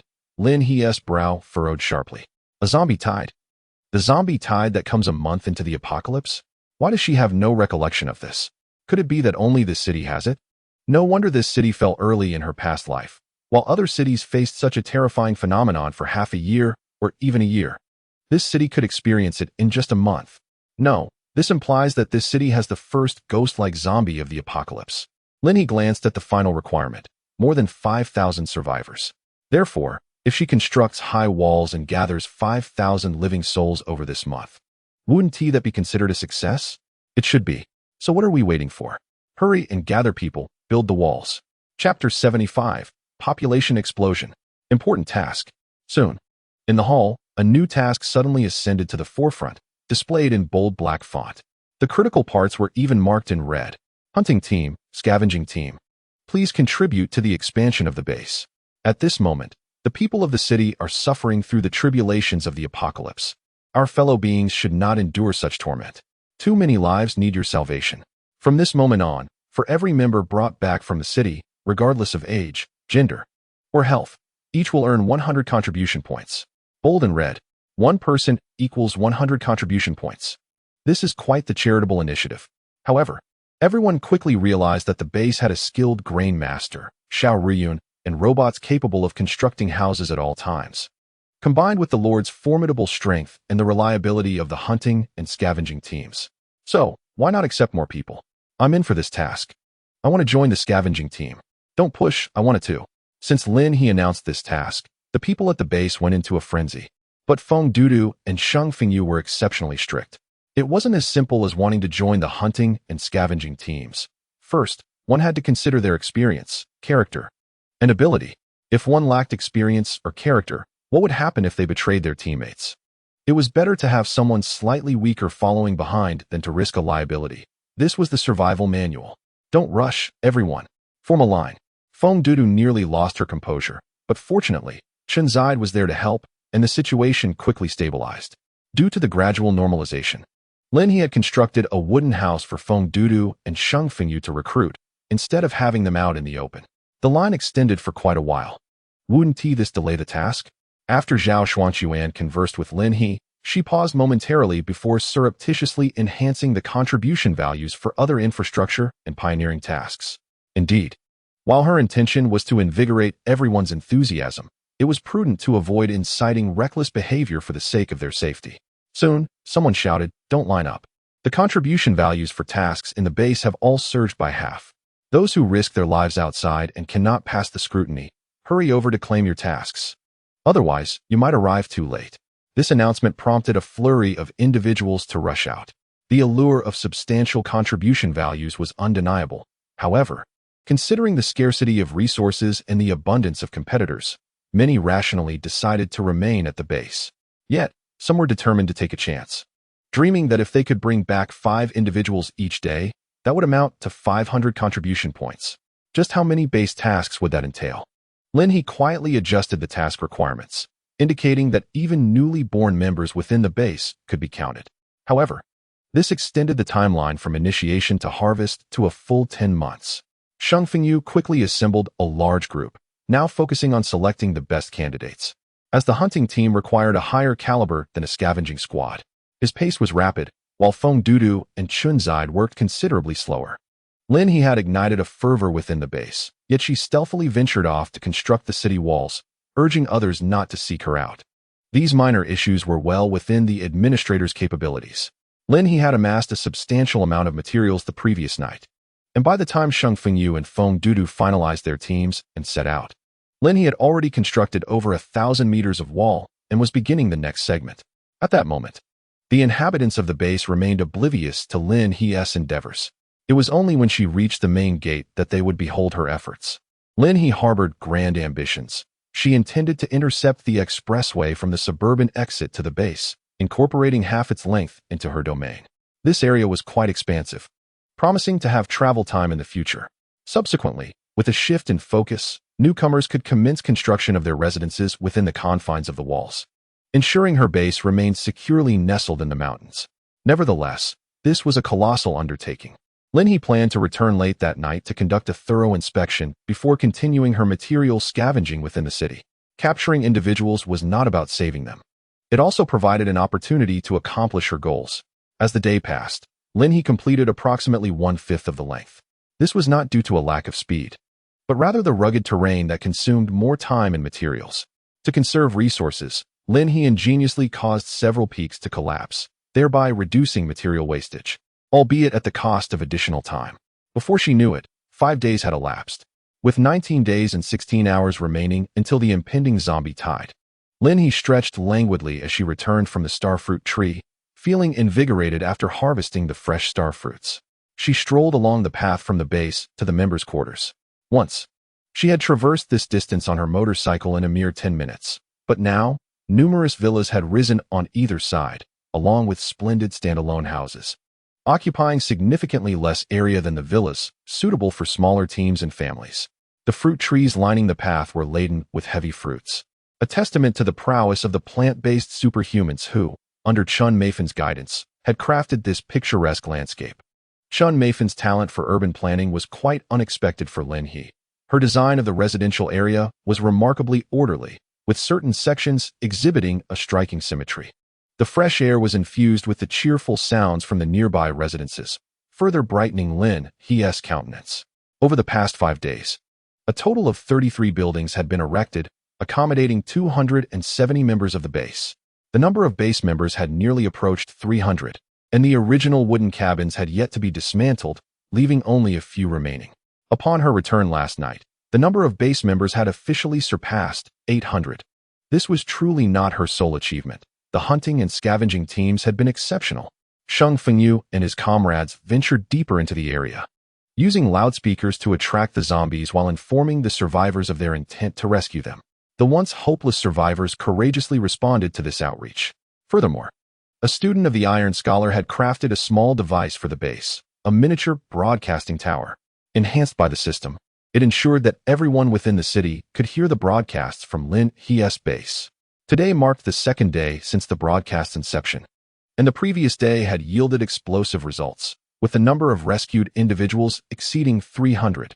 In addition to a substantial increase in population, Lin He was also rewarded generously by the system. Perhaps aware of the base's inadequate infrastructure, the rewards included 10 construction robots.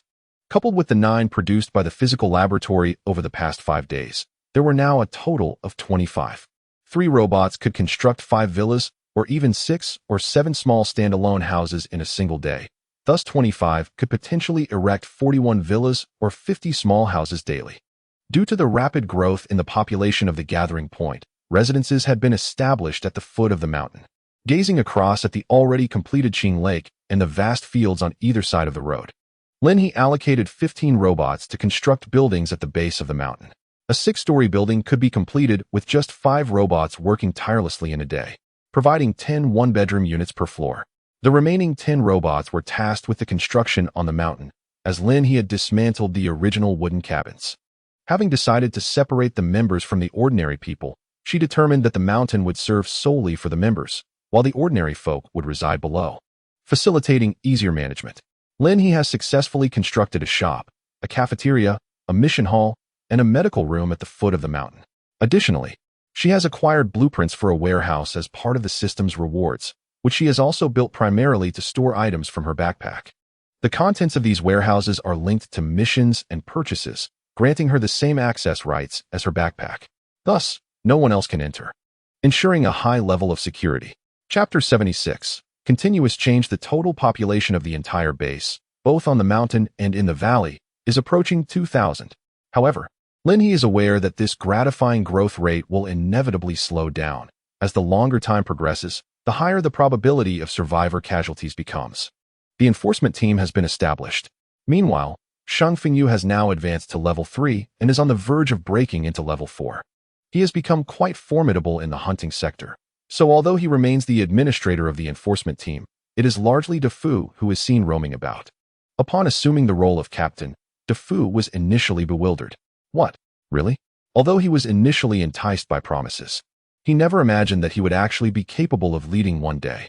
Despite being in his position for only a day, Shang Fengyu had already set him up with a solid foundation, including Huang Xiaobai, who was among the first members to join. After diligent effort, he ultimately earned an awakening potion through camaraderie. Remarkably, he awakened a weapon of considerable offensive capability, akin to the gold-based materialization weapons of Xiao and Jinyu. As for Lin He, she is now completing the final touches on the city walls, including the main and rear gates. Over the past few days, she has gradually received system rewards granting her the authority to upgrade the steel mill. The steel mill has been reinstated, located not far from the city walls, alongside several villas that were not constructed by robots, but rather derived from system-awarded blueprints. The villa complex is impressively organized, and among the rescued individuals, there are those with experience in steel smelting who are currently interviewing Lin Zong, one of the 5 individuals Lin He saved that day. Lin Zong is now the head of the steel section in infrastructure and earns a salary equivalent to that of an administrative assistant. Originally, he had accumulated significant contribution points while working in the pioneering sector. Unfortunately, Xiao Ruyun is exceedingly generous. He now cultivates seeds without expenditure, needing only to purchase zombie corpses and hire labor. As his level continues to rise, he stands as the sole level 4 ability user in the base apart from Lin He. Other wood-based ability users who are allied with Xiao Ruyun are also experiencing a boost in their powers, as they do not possess abilities as formidable as his. However, the positive aspect is that Xiao Ruyun primarily cultivates fruits and vegetables, without monopolizing grain production. If the plant-based ability users wish to engage in cultivation as well, they can certainly do so, growing staples such as rice, wheat, and sorghum. The biological laboratory is gradually making headway in its research on the zombie virus, though it has yet to produce results comparable to those of the physical laboratory. However, simultaneously, a type of lettuce with effects akin to that of the star fruit has been discovered. Lin He is currently savoring it. It indeed possesses energy. This is a novel variety that Lin He has never encountered in her previous life. We are researching the possibility that if our food can incorporate energy in the future, perhaps the crystal core can level up solely through sustenance. Huang Wenya remarked with a smile, noting that this lettuce was an unexpected find. And it grows naturally in approximately 20 days. Although it cannot compare to the star fruit, it is certainly worth considering for inclusion on our tables. Lin He nodded in agreement. Indeed, it is a feasible option, a path previously unimagined. In her past life, resources were exceedingly scarce, leading to countless deaths from starvation. Who would have thought that by mere chance, we have discovered an energy-laden lettuce comparable to the star fruit? If this technology can be mastered, it may lead to a gradual elevation of ranks for more non-combatants, and even combatants alike. Administrator Huang, you are remarkable. Huang Wenya smiled, yet inwardly she sighed in relief. Feeling a tinge of happiness, her own pressures had been immense. The physical laboratory is now sending out one robot after another, contributing significantly to infrastructure development. While our biological laboratory, despite having the most personnel, has yet to produce any results. Lin He naturally noticed their sentiments. Administrator Huang, you need not worry about others. The physical laboratory's progress is comparatively smooth due to certain special circumstances. However, we are still feeling our way through uncharted waters, lacking experience and guidance, and unable to advance. Yet, should you succeed, the impact on humanity's fate would be monumental. Lin He patted Huang Wenya's hand, urging her not to rush and to proceed at their own pace. Very well. Huang Wenya nodded, contemplating the profound implications for humanity if a series of energy-rich crops and grains could indeed be cultivated. Lin He then descended the mountain to observe the residential area. The gathering place has been renamed the residential district, a decision made collectively during a meeting, as some members reside there for convenience and work. Lord, good morning, my lord. Have you eaten yet? With the increasing population, wristbands are now distributed by dedicated personnel, and private markets have emerged. Some individuals feel that the contribution values provided by the system are inadequate, prompting them to set up stalls outside to sell their wares. The number of family-oriented survivors is on the rise, naturally leading to the formation of such avenues. However, it has yet to develop into a substantial marketplace. Lin He does not intend to hinder the emergence of such markets. Both official and private entities are essential, and providing people with choices is of utmost importance. Occasionally, she peruses the stalls to see what is on offer, which generally includes not food but rather small trinkets, delicate plates, radios, speakers, and other household items. While these items are also available in stores, the variety of types creates differing demands. Observing the flourishing residential area, Lin He could not help but feel a sense of wonder. This is indeed a remarkable achievement. Only 20 days remain. She mused that perhaps today she could achieve a breakthrough to level 5. Such speed was unattainable in her previous life, yet in this life, she felt as if she were propelled by a rocket. Opposite the residential area lay vast tracts of cultivated land, with the mountains gradually yielding to more farming. Xiao Ruyun spotted Lin He and greeted her with a smile. My lord, would you care for some strawberries? The newcomers had brought strawberry seeds, of the mutated variety. No less. One of the strawberries beside Xiao Ruyun was nearly the size of his head, not only large, but also delicious. He had just tasted it, and it was indeed delightful. It's quite tasty. Lin He nodded in agreement. Not bad at all. There's even some energy within. These could fetch a higher price. Xiao Ruyun chuckled. It's all good, my lord. I feel that with another 20,000 zombie corpses, I should be able to level up. After all this time, Xiao Ruyun had consumed nearly 20,000 corpses, and the requirement only increased as time went on. I have about 10,000 corpses on hand. I'll just sell them to you in bulk. You can collect the rest from the hunting team later. Lin He nibbled on a strawberry. During her recent excursions, she had always returned with 2,000 zombie corpses, both to fulfill her daily tasks and to supply Xiao Ruyun. Due to the ongoing efforts to gather survivors, Lin He had traversed much of the city, resulting in an even greater collection of corpses. All right. I knew you would have plenty, my lord. Xiao Ruyun was already brimming with excitement. Level 5. Who knows? He might even become the strongest combatant in the base. Oh, my lord, given the vast expanse of our base, should we consider expanding the breeding grounds? After Xiao Ruyun spoke, Lin He nodded in agreement. Yes, but the construction robots are currently overwhelmed and cannot spare the manpower. Moreover, many of the livestock in the city have mutated, and those that survived have been largely consumed. The numbers are insufficient. Chapter 77. Steel Construction. In truth, it was neither particularly difficult nor easy, my lord. Have you ever contemplated the domestication of mutated animals? Xiao Ruyun inquired. Lin He raised an eyebrow. Mutated animals possess intelligence, They won't simply allow themselves to be raised for food. Xiao Riyun blinked. What I mean is, they could serve as assistants, managing their own kind. Lin He paused. You're being quite ruthless, aren't you? You want animals to manage animals. To be raised for human consumption? While it was true that, in the aftermath of the apocalypse, zombies and mutated flora and fauna were at odds, compared to humans, these mutated beings were less capable of resistance. They preferred to hide in the depths rather than confront zombies. However, Xiao Riyun's suggestion did inspire her. Perhaps he was right. Mutated animals could indeed serve as helpers.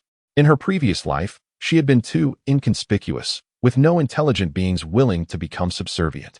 Yet now, in comparison to humans, especially given her current abilities, domesticating or controlling these mutated beings, or perhaps forming partnerships akin to those in novels or anime, was not entirely out of the question.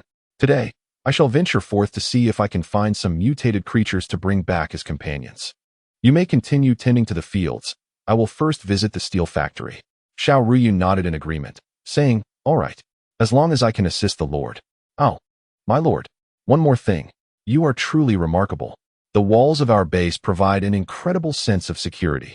Those towering 10-meter walls are visible from afar, safeguarding our base and protecting many others. Though Xiao Riyun had not ventured outside since arriving at the base. When Lin He had constructed visible areas a couple of days prior, the hunting and scavenging teams returned excitedly to share the news.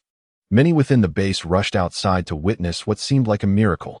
Due to the overwhelming praise Lin He received, she privately resolved to build a wall 100 meters high when more materials became available. In her previous life, the walls of Dragon City were built in 3 layers, rising to 80 meters at the highest point, yet never reaching the 100-meter mark. However, in her own base, she aspired to claim the title of the tallest. Lin He hopped onto her motorcycle and swiftly made her way to the steel factory, spotting a cluster of single-story buildings with tall chimneys in the distance, not far from a residential area. My lord, you're here. A little girl rushed out to greet her, her eyes a striking and rare golden hue. This child possessed a psychic ability, though it was more straightforward than Shang Fengyu's illusionary powers. Her gaze could control both you and the zombies. In comparison, her ability was far more lethal. As an orphan brought back later, Lin He immediately promoted her to assistant at the steel factory. Ah, Zai Zai, good morning. I came to check on the interview situation. How is your uncle Lin Zong doing? Lin He genuinely cherished this child, who exhibited remarkable strength. After she had rescued the girl from a high building, Zai Zai clung tightly to Lin He's hand, drenched in blood. Zai Zai was a forsaken child, nearly on the brink of death when Lin He embraced her. Lin He remarked on her beautiful eyes, and to her surprise, the child awakened her powers after regaining consciousness. A third of the interview process had been completed, though few candidates remained. Holding Zai Zai's hand, Lin He reassured her, it's all right. There will be plenty of people at the base. We cannot relax our standards, can we? Yet Zai Zai pouted, wishing that Uncle Shang would bring back more individuals today. Having been here for 3 days, Zai Zai adapted swiftly, endearing herself to the administrators, who appreciated her charm and eloquence. Who wouldn't desire a daughter like her? Don't worry, if he cannot bring anyone back, I will. Zai Zai looked up, asking, are you going out, my lord? Lin He nodded yes. The walls only lack a gate now. I will search for resources and perhaps find some new companions to bring back. Most importantly, there are still many areas that have yet to hear of our Lin He base. In a previous life, it was the military that restored the communication system, subsequently uniting the bases through broadcasts and establishing an alliance among them. They ranked and coordinated the subsequent bases. However, this occurred merely a month into the apocalypse, rendering Lin He unable to inform others of her base's existence through such means. Her channel could not align with the official one, and she could not currently find a way to contact the authorities. The residents of the city were aware of their base due to a brief restoration of broadcasts that disseminated information about several regional bases across the city. The nearest base to the city was indeed that of the city itself, but after that, the broadcasts failed again. The Lord, Lin Zong, noticed Lin He's arrival and mentioned that he had just received the approved list. He had already instructed the others to gather their belongings and relocate there, aiming to commence operations at the factory by this afternoon. Given that Lin He's steel mill largely employed advanced technology, it required significantly fewer personnel compared to previous steel mills. A single individual could operate an entire production line. The most challenging aspect remained the construction of the gates, particularly the 10-meter-high ones. Hence, Lin He and Lin Zong discussed building a 5-meter-high gate instead, with the higher sections to be supplemented by walls. However, the gate's width spanned several meters to facilitate easy access, necessitating additional smaller doors alongside the main gate. Lin He had already provided them with the blueprints and hoped they could be installed that very morning. All is well. I merely came to take a look and will continue on to the city, Lin He remarked with a smile, expressing her gratitude for their hard work. Lin Zong quickly waved his hand, insisting that their survival was due to the Lord's leadership and they would handle the rest. Lin He nodded, affectionately ruffling Zai Zai's hair. Stay here with Uncle Lin Zong. I shall be off now. Zai Zai nodded eagerly. All right, I'll wait for your return, my lord. The villa was conveniently located beside the wall, offering the quickest view of the outside. Very well, Lin Zong intended to rise. But Lin He gestured for him to remain seated, satisfied with their progress. There were still numerous tasks to tackle and many lives to save. The current population of the city was even fewer than before. One reason was the decreased number of survivors, while another was that more living individuals had flocked to the city base in hopes of a glimmer of survival. With 5,000 people, Lin He was uncertain whether she could gather enough in the time ahead. If necessary, she would resort to recruiting from the neighboring district. However, it likely would not come to such dire straits. Given a month's time, Lin He could confidently proclaim that she could eradicate a significant portion of the city's zombies. After all, their combat prowess was formidable. Each day, she could slay thousands. And combined with her allies, they could boast of eliminating 10,000. That would amount to 300,000 zombies in a month, though upon further reflection, it seemed an insurmountable task given that the city's previous resident population was around 2 million. To eliminate them all would indeed require at least 7 to 8 months. No more boasting. The zombies were coming. Chapter 78. For the piggy. Meanwhile, in the city, Shang Fengyu led a convoy while biting into half of a peach. Why is the fruit that Xiao Ruyun recently cultivated a bit sour? Yinkin couldn't help but chuckle. Have you truly not witnessed how he tends to his trees? Fruit trees, being perennial, demand significantly more time and energy. But who is Xiao Ruyun? After much contemplation, he resolved to forego the tree's shape. A modest plant yielding a dozen fruits is entirely feasible. This little peach, having been born into the world to serve, how could it possibly be sweet? Here, take it. It's a waste of my contribution points. Shang Fengyu handed the peach to Yuncan. He had purchased several to support Xiao Ruyun's endeavor. Yuncan accepted it eagerly. I relish sour flavors. Do remember to seek me out next time. Shang Fengyu, with a hint of exasperation, turned his gaze to the street ahead. Noting the dwindling number of people, while the horde of zombies showed little sign of abating. It seems endless, he remarked. Yuncan, munching on the peach, replied. You've repeated that for 2 days now. If zombies were so easily dispatched, would so many risk their lives to escape the city? The mall we seized today is quite decent. Although devoid of people, it holds considerable supplies. I wonder how Wu Yong and the others are faring with the repair of the broadcast. Their abilities were advancing rapidly, and luring zombies in large numbers had become their primary method of hunting. They were not apprehensive about the influx of zombies. Rather, they feared insufficient numbers. Yuncan was on the verge of an upgrade, prompting Shang Fengyu to plan a broadcast to attract zombies within a 100-mile radius while searching for others. The Lord had previously mentioned the direction of mutated zombies, and the two they dispatched yesterday exhibited distinctly different reactions to the outside world. Yuncan paused, foreseeing many arduous battles ahead. As long as we upgrade swiftly enough, nothing else matters. Besides, I am here.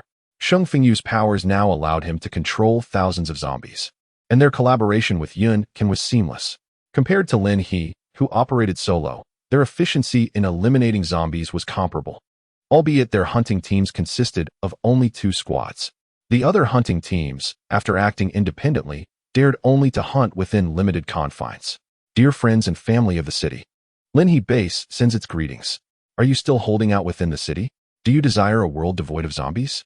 Please prepare yourselves and await our rescue. We are Lin He Base. We possess ample resources and food, and boast formidable supernatural abilities. Trust in our capabilities and await rescue from a safe location. The broadcast is truly repaired, Shang Fengyu exclaimed with a smile. Each time he heard the broadcast, it brought him joy. Bai Tu and the others were indeed talented. Having finished his peach, Yuncan conceded, I must admire their efforts. Let us get ready, as I sense my upgrade is imminent. Shang Fengyu nodded in agreement. All right. They were positioned in the north of the city, while Lin He was in the east. Her motorcycle speed had increased significantly, resulting in fewer zombie carcasses collected. Yet her efficiency in gathering materials had risen remarkably. However, today her objective was simply to eliminate zombies. After all, she had no concerns regarding her daily tasks. At the base, numerous individuals applied each day to become official members, consistently exceeding their assigned missions.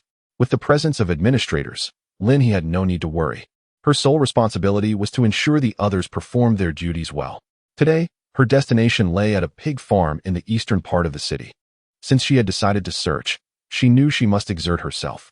Xiaomi, do you sense the presence of any companions? Xiaomi had now grown considerably.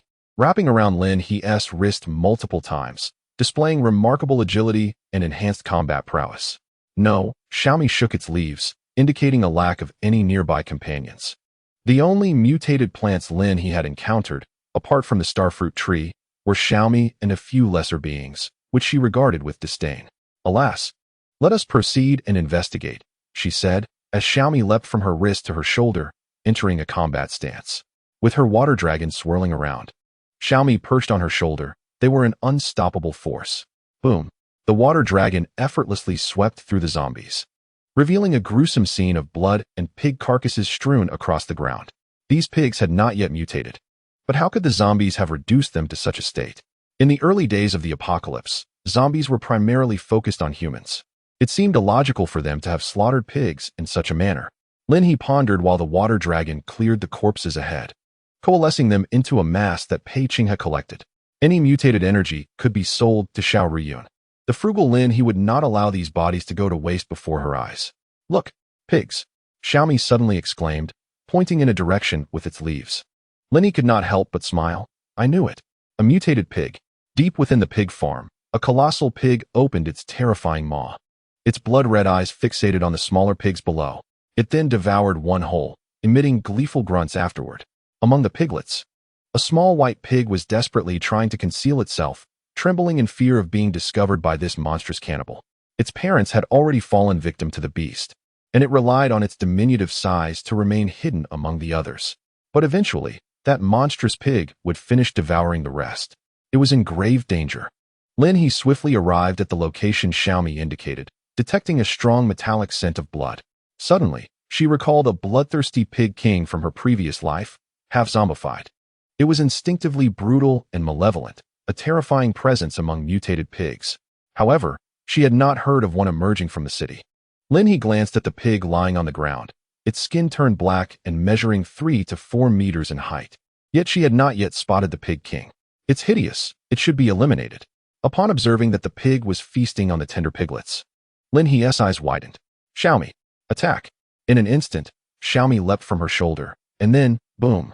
With a sudden roar, its body instantaneously expanded several fold, reaching an impressive height of 7 or 8 meters. The enormous millet leaves began to thrash violently, conjuring a tempest that swept away the roof of the nearby pigsty. The enraged, mutated pig snorted in fury, its tail lashing angrily, and upon standing, it appeared no less formidable than the millet itself. Lin couldn't help but feel a pang of regret. If only it hadn't succumbed to zombification, how much meat could have been harvested? Her heart ached at the thought. The giant mutated pig, with its blood-red eyes fixed on the millet, let out a deafening roar and charged forward, shaking the very ground beneath it. It was evident just how many of its kin it had devoured in recent days. Overwhelmed by sympathy, Lin slipped into the building, where she spotted the little pigs scattering in all directions, prompting her to chuckle gleefully. With a swift motion, she unleashed a torrent of water, ensnaring the pigs and pulling them toward her. However, she soon noticed a particularly swift white pig dashing away. In that moment, she sensed a surge of energy. A mutated little white pig. She couldn't contain her joy. Had she truly found it just as she had hoped? Chapter 79. The Little White Pig. Huff, huff, huff. The little white pig fled in a frenzy, exhilarated by the commotion outside. It desperately sought escape, only to find the roof gone and a human intruder appearing suddenly. While its kin were all captured, in a state of panic, the little white pig realized water was beneath its feet. Lin suddenly materialized beside it, swiftly seizing the little white pig by its waist. Wow, you're so white. The little white pig let out a piercing scream, trembling uncontrollably. Help! Help! I'm going to die. I'm going to be consumed by this terrifying human. From the moment it was born, its parents had instructed it to eat well, sleep soundly, and grow plump, so it could reincarnate sooner. Yet it couldn't comprehend why it shouldn't resist. Must pigs be destined for human consumption? It hadn't grown sufficiently, and now, amidst the apocalypse, the most wretched pig had transformed into a monstrous beast that devoured its own kind. And now, it found itself in this predicament. Calm down, Lin, he reassured, revealing a handful of crystal cores. The moment the little white pig saw them, it froze, entranced by their alluring scent. Would you like to eat? For the first time, the little white pig yearned for sustenance. Since gaining consciousness, it had desperately tried to avoid its grim fate, consuming only a morsel each day to sustain itself, resolutely refusing to gain weight. Although food was tempting, it had never desired to indulge, skillfully suppressing its appetite. But now, it found itself unable to resist. I want to eat. I want to eat. Lin, he teased. If you want to eat, then follow me. If you refuse, how about I slaughter you for meat instead? The little white pig trembled even more at her words, and Lin, he laughed heartily, extending her hand. Just kidding. There's plenty of this stuff to go around. A special little pig like you shall not be consumed. Unable to resist, the little white pig lowered its head and nibbled at the crystal core in Lin He's hand. As Lin He gazed at the entirely white little pig, its surface felt as smooth and cool as jade. Little white pig, aside from your impressive speed, what else can you do? She inquired. To her surprise, she found that the little pig had already devoured the crystal core from her hand. It looked at her with its small, gleaming black eyes filled with joy and anticipation. Humph, it had many more talents. In the next moment, the little white pig in Lin He's hand suddenly vanished. Stunned, Lin He exerted a slight pressure, feeling its presence still, yet the pig was gone. The little white pig emitted a few grunts and reappeared before Lin He, its eyes sparkling with pride. Lin He maintained a stern expression. Is that all you can do? Watch my little rice shoot. It can effortlessly engage in combat with that wild boar. What about you? The little white pig began to tremble in fear. It has more. Please don't harm me. It quickly lifted its hooves and pointed in a certain direction. Lin He raised an eyebrow and, with the little white pig, instantly teleported to the location. After delivering a powerful punch to the wall, she discovered a small grass emitting a blue glow. Blue transforming grass, an advanced version of starfruit.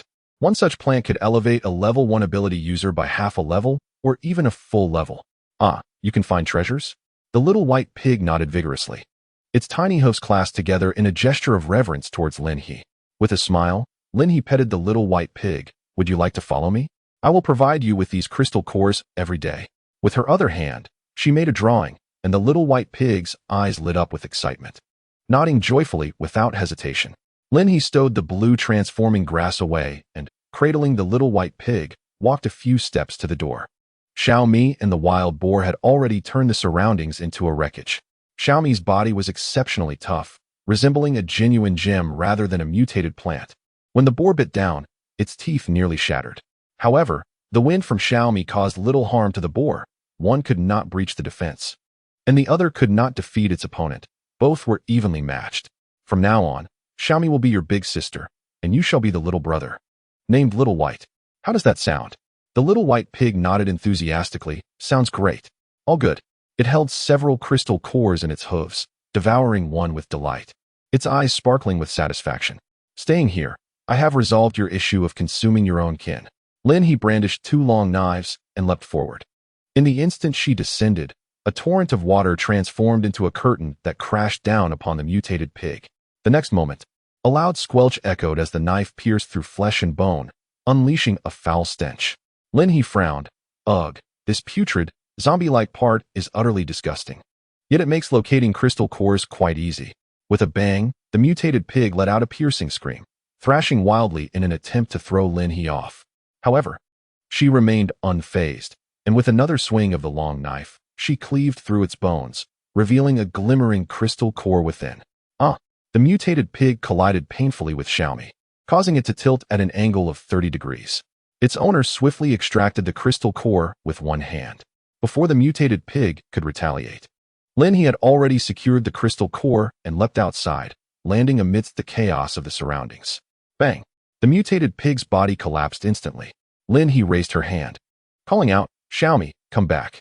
The enormous Xiaomi rapidly diminished in size, flying to Lin He's wrist and swiftly coiling around it. Good. Lin He gently patted Xiaomi and produced another crystal core, which Xiaomi eagerly absorbed. Xiaobai dashed out, and upon seeing the massive carcass, was momentarily moved. It's dead. The monstrous creature is no more. My master is so formidable. Xiaobai transitioned between states with remarkable ease, while Lin He collected the body, pondering whether it might yield superior crops for Xiao Riyun. Uncertain, she decided to let him experiment upon her return. Ah, Xiaobai is coming. Xiaobai approached willingly, its petite frame utterly charming, as its pig ears flapped adorably against its face, becoming increasingly endearing with each glance. Lin He embraced Xiaobai, remarking, "You're such a good one." Holding it close, she scanned the vicinity for any treasures. Xiaobai looked up, its hooves twitching in a gesture to descend.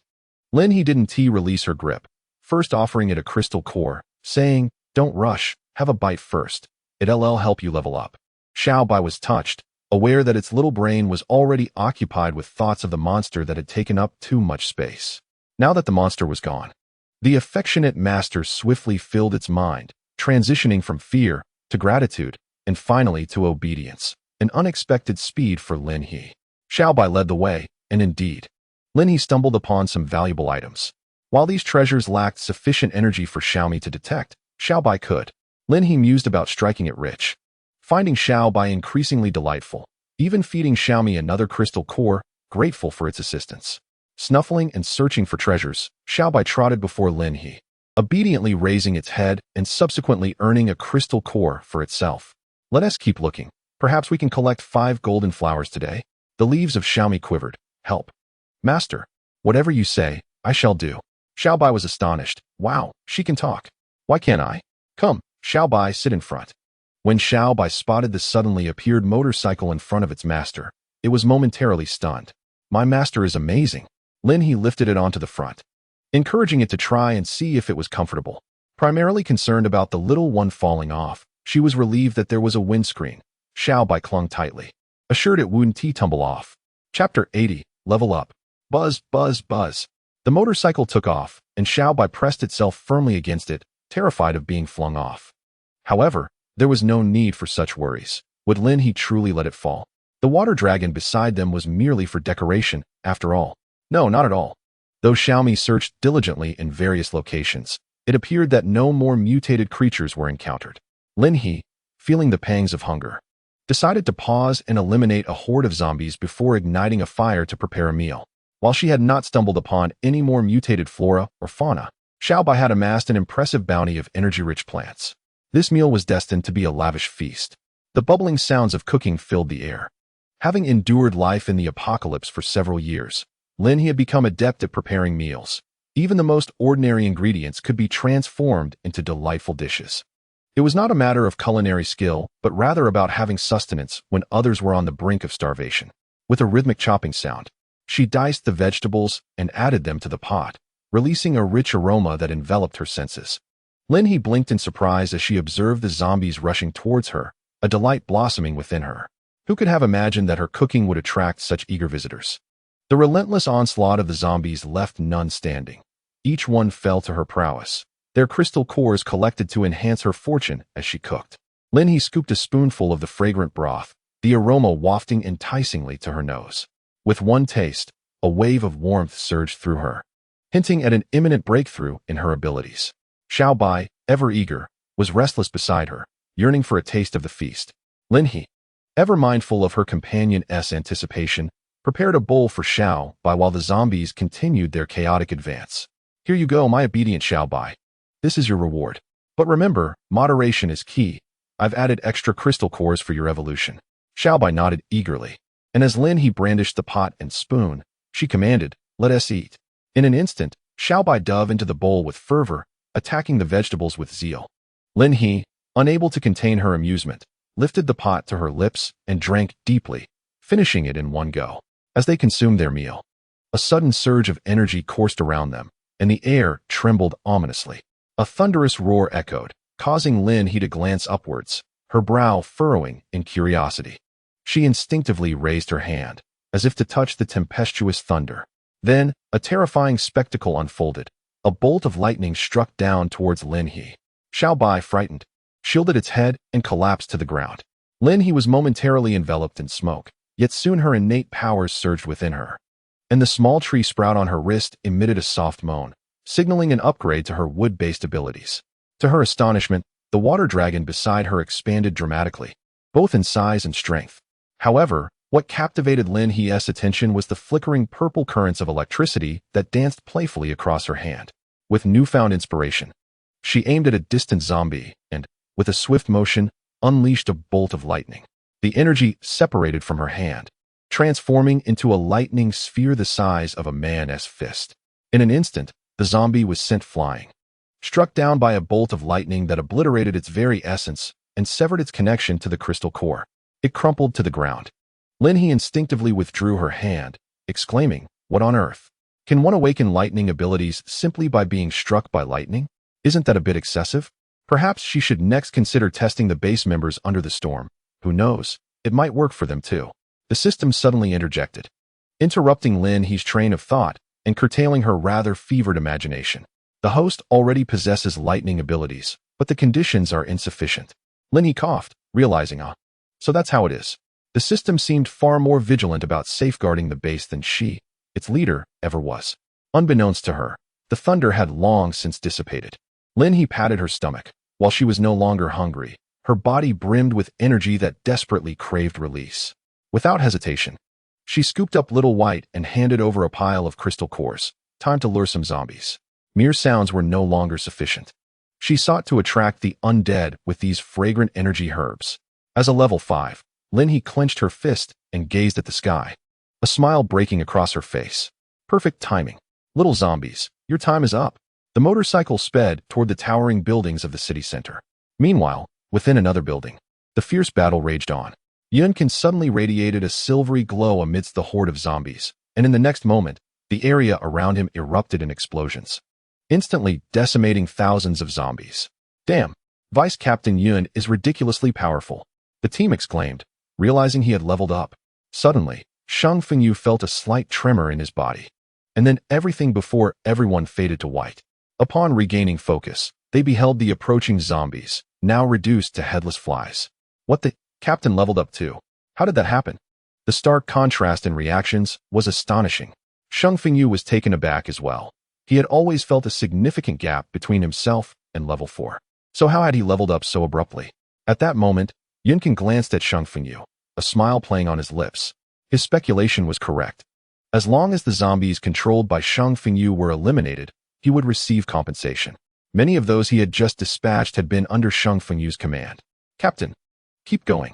This time, they were luring a relentless stream of zombies, having already taken down 7,000 or 8,000.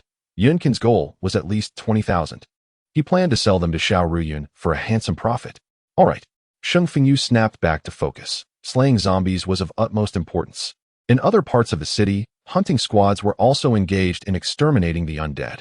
Though the zombies had become somewhat stronger, their transformations could not keep pace with the abilities of these extraordinary beings. The presence of Lin He, Yun Can, and Shang Fengyu afforded them considerable advantages and benefits, particularly in terms of crystal cores. In the midst of the apocalyptic struggle, a week had passed without surpassing the achievements of the previous day. Even now, despite their separation, they had all attained a level 2 ability. For individuals from other regions, this progress was remarkably swift. Yet Lin He, who could reach level 5 within just 10 days of the apocalypse, was truly an anomaly. Who could possibly keep pace with such a prodigy? Yun Can and Shang Fengyu had only just reached level 4, while Xiao Ruyun, with his extraordinary power, had numerous companions to assist in leveling up, still far from attaining level 5. In the heart of the city, Lin He took a deep breath, wincing at the overwhelming stench of zombies. At that moment, Xiao Bai was on the verge of slumber, having consumed an abundance of crystal nuclei and nearing an upgrade. Lin He chose not to disturb it, placing it in a secure location within the house. As for Xiaomi, she was set free to engage in combat. Xiaomi transformed, growing to a height of 2 meters, her leaves elongating, exclaiming, "Master, awesome." Lin He, wielding 2 long blades, smiled and replied, "Indeed, my dear, you are the best." Zombies surged in frenzied waves, drawn to the enticing aroma of the delicious meal simmering beside Lin He. Lin He licked her lips, excitement coursing through her veins. Come forth. Chapter 81. Sisterly bonds. The zombies roared in madness, charging outside. A girl, momentarily stunned as she braced against the door, peered outside to discover that the zombies who had been lured in were now departing. She blinked in surprise. Xiao Miao, Xiao Miao. From the second floor, a figure suddenly pushed through the onlookers and hurried down the stairs. Qing Miao turned to see her sister sprinting towards her. Though the wound from being pushed down a moment ago throbbed painfully, the sight of her sister brought tears to her eyes. Sister. Qing Li embraced Qing Miao tightly, relieved. Thank goodness you're safe. Thank goodness you're safe. Suddenly, someone on the second floor spoke up. Since Qing Li insists on accompanying the murderer, let her be. It is not that we have abandoned her. She has chosen her own demise. Indeed, shameless sisters, what a fitting pair. Don't come back up. This was a school. And both Qing Miao and Qing Li were seniors.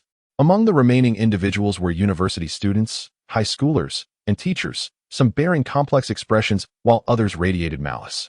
Yet, Qing Li covered Qing Miao's ears, reassuring her, do not fear, Miao. We will surely survive. Qing Li was a repeat student at this training institution.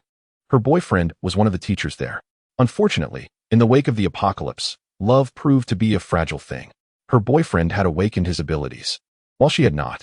Qing Miao, with her stubborn temper, recognized the various personalities within the institution, which had already sparked numerous conflicts. Her ex-boyfriend was now surrounded by other women. What had once been a utopia constructed after the onset of the apocalypse had, in merely 10 days, devolved into a hellish nightmare. Upon confirming the man's decision, she decisively rushed down, grateful that her precious Miao was still safe. Sister, the zombies have departed. Shall we venture out? Qing Miao, with reddened eyes, implored, trust me, I possess Alan, and I can safeguard you. Having awakened her wood-based abilities, Qing Miao had nurtured an orchid prior to the apocalypse. Following the cataclysm, the orchid underwent a remarkable transformation, endowing Alan with formidable offensive power. While Qing Miao granted it the capacity to thrive beyond the earth, Qing Li tenderly wiped her sister's face, her own eyes glistening with emotion. All right, I shall heed your words. We shall leave this place and never return. Aware of her sister's feelings for that man, Qing Miao clenched her hand tightly, her eyes shimmering with determination as she gazed at the expressions of those around them. One day, without a doubt, my sister and I shall be your future. With that, she grasped her sister's hand and boldly opened the door to step outside. At the stairwell of the third floor, a young man was fixated on the scene below. Beside him, a lovely girl sidled up. Huagu, what are you still watching for? With me and the sisters here, why trouble yourself over those two ungrateful siblings? Due to Qing Li's resistance to his polygamous inclinations, she had chosen to leave. The man, agitated, retorted, even in this apocalypse. I've made it clear that Qing Li would be the primary wife. Why is she still causing a fuss? Rest assured, Huagu, the outside is teeming with zombies. Those two will inevitably return. A blonde high school student nearby licked his lips, acknowledging that both Qing Li and Qing Miao were exceptionally beautiful. However, the younger sister was quite the firebrand, while the elder sister remained the man's partner. Yet when they returned, the dynamics would surely shift. At that moment, everyone would desire to pursue them. Xionggu, isn't my presence sufficient for you? Several attractive women had gathered, and soon, the third floor was filled with unspeakable sounds. Qing Miao steadfastly held on to her sister, the radiant orchid in her other hand entwining around her arm, its leaves remarkably sharp. Sister, do you believe in me? Qing Miao looked at Qing Li, her eyes brimming with fervor. I do. Qing Li replied with a smile, gripping her sister's hand tightly. Miao Miao, I shall always believe in you. Gritting her teeth, Qing Miao declared, then let us seek our opportunity. She sensed that the entity drawing the zombies was undoubtedly powerful. Why pursue the feeble-minded who merely indulged in comfort within their sheltered abodes, depriving the lower classes of their rights?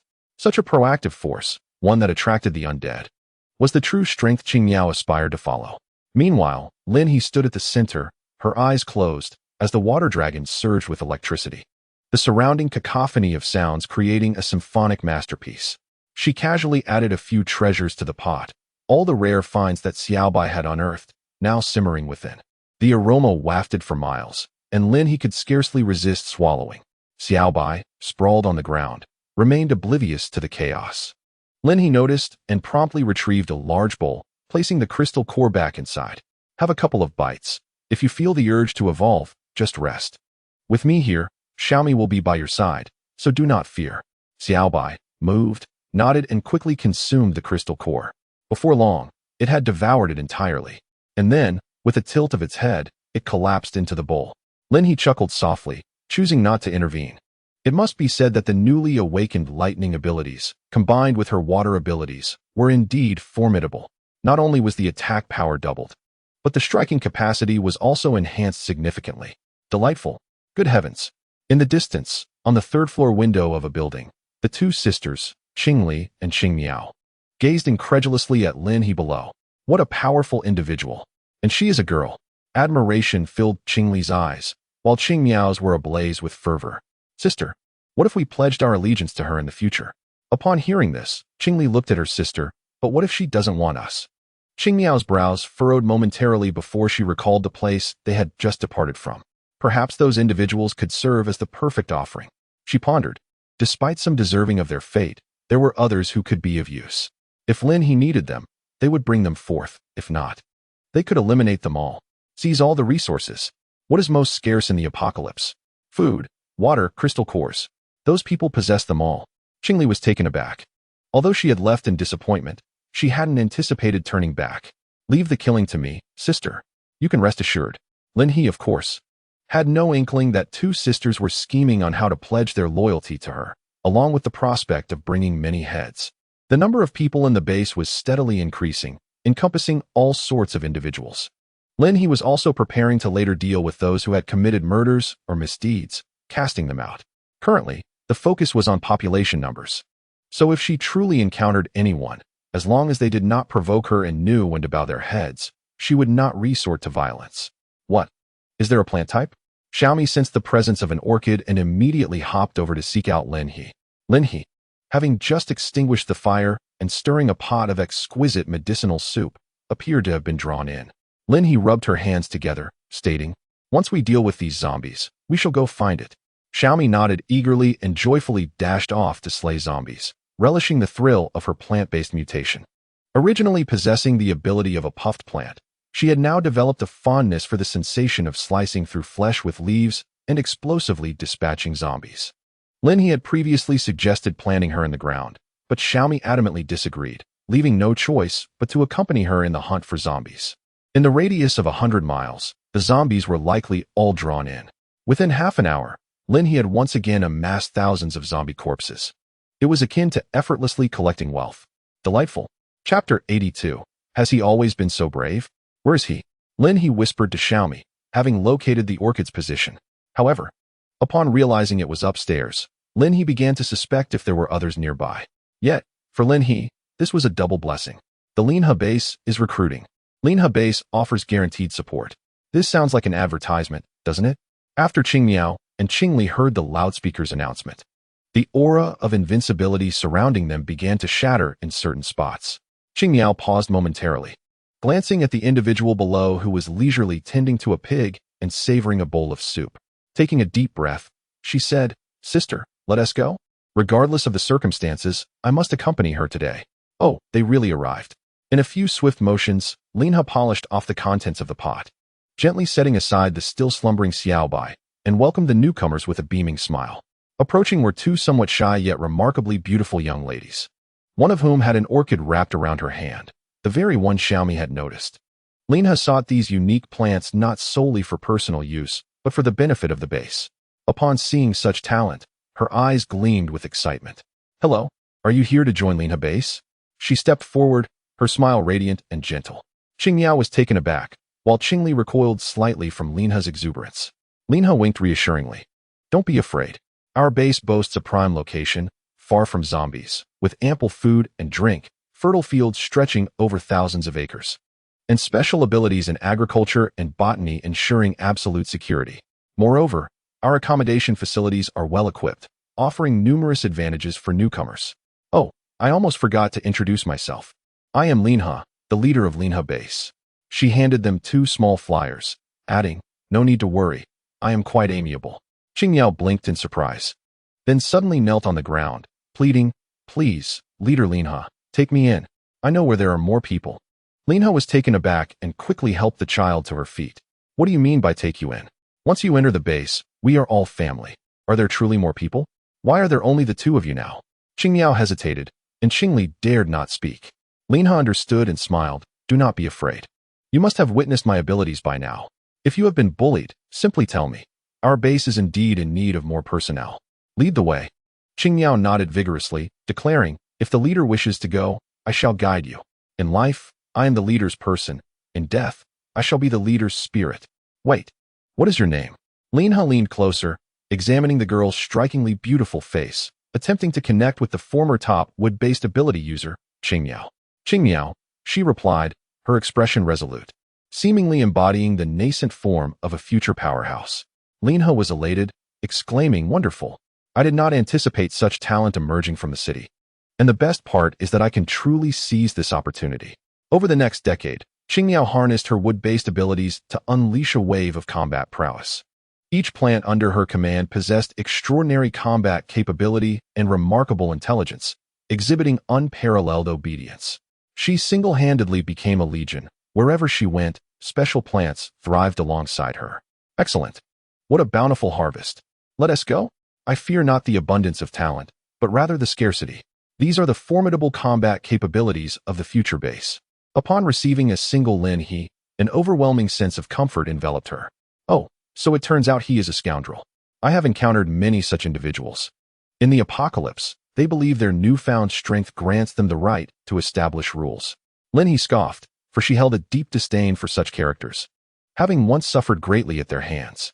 He, too, had been blinded by the allure of power. Qingli paused for a moment, realizing that the powerful lord before her was, like them, merely human, which alleviated her fears. Has he taken lives? Lin He inquired, striking at the crux of the matter. Qingmiao pursed her lips, responding, yes, those who once resisted them have been disposed of, cast out to feed the zombies. Initially, this place thrived due to the underground supermarket below, brimming with food to sustain a large population for an extended period. However, it was not long before those in power were infiltrated by others who exploited their bodies, flattery, and various other means, leading to the swift decay of the organization. Rest assured, our base will not follow that path. We have a professional contribution system in place. Although I am the Lord, I will not interfere with your daily lives. You have ample tasks to earn a living, and should physical limitations arise, the base offers assistance. You can also seek help from various departments within the base. At the very least, your basic needs for food and shelter will be met. Lin He's introduction filled Qingmiao and Qingli with aspirations. And soon the group arrived at their destination. At that moment, the nearby zombies had been drawn away, allowing many to dare to peek out. Ah, the Qing sisters have returned. Someone exclaimed upon spotting Qingmiao and Qingli. Many faces immediately contorted into expressions of disdain. Their earlier proclamations of righteousness, as if they would never return, seemed hollow now that they were back. If only they had done so sooner. What were they waiting for? Wait, they haven't returned. They brought me here. Lin He smiled and introduced herself. I am Lin He, the lord of this base, and I extend a sincere invitation to all of you. If you wish, you may join our Lin He base at once. Who are these fools, still here spouting nonsense? Before Lin He could finish her sentence, mockery erupted from some individuals. Frowning, she directed a narrowed gaze at the one who had spoken. I am genuinely inviting you. Of course, you are free to decline. What kind of riffraff dares to encroach upon us? Just then, a figure descended from the sky, crashing down with a thunderous sound that shattered the ground. This individual was none other than Qing Li's former boyfriend, now the leader of the organization. Lin He glanced at this pretentious man, recognizing him immediately.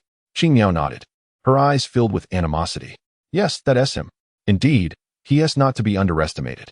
In an instant, a colossal water dragon manifested beside Lin He, swirling behind her as she grinned. I cannot abide those who are more pretentious than I. The man was momentarily taken aback, realizing that Lin He, along with the water dragon behind her, was not to be trifled with. Yet, having already spoken his words, retreating now would jeopardize his authority. It was a reckless choice, and in an instant, he made his decision, charging straight at Lin He. Lin He raised an eyebrow and tilted her head, asking Qingmiao if he had always been this courageous. Qingmiao scoffed, replying that he had always been this foolish. In the next moment, the man, in his reckless charge, was abruptly met with the furious onslaught of the water dragon, resulting in a resounding crash as he was reduced to mere fragments. His blood staining the water dragon, which then soared high above, coming to a halt behind Lin He. Lin He couldn't help but chuckle, questioning if there were still others as brave as him. With a gentle tone, she remarked, a full dragon service, and the remains can even be used for farming. Everyone was left in shock, especially the one who had just spoken against Lin He, who promptly fell to his knees. Those who had intended to come down from above to confront her now stood frozen in disbelief. Those who had previously plotted against Qing Miao and Qing Li were utterly stunned, and upon comprehending the situation, they turned and fled, terrified of meeting their demise at Lin He's hands. Chapter 83. Perhaps we should call you the Lord. Thinking of escaping? There would be no opportunity for that. The water dragon summoned by Lin He roared forth, blocking anyone attempting to flee. Meanwhile, Xiaomi leaped from her wrist, suddenly growing to several times her size, ascending to the third floor and beginning to drive people away layer by layer. At that moment, Xiao Lanhua trembled slightly on Qing Miao's arm. Feeling diminutive in comparison to Xiaomi, who had grown strong from consuming crystal cores since childhood, while she remained in a notably weak phase. Lin He smiled mischievously as she watched the crowd being continually driven down. Don't be afraid, she reassured them. She absent-mindedly patted the still sleeping Xiao Bai, who, it seemed, would not awaken any time soon, but his presence was indeed comforting. Qing Miao surged forward, actively capturing individuals. Qing Li merely swallowed hard, standing beside Lin He without making a move. She had yet to awaken any abilities, and compared to Qing Miao as fighting prowess, she felt utterly inadequate. She feared she might hinder her sister. Lin He smiled at Qing Li, stowing away Xiao Bai, and inquired, "What can you do, Qing Li?" Taken aback, Qing Li hesitated before responding, "I can cook." "We don't need cooking. The base has dedicated staff for that. Is there anything else?"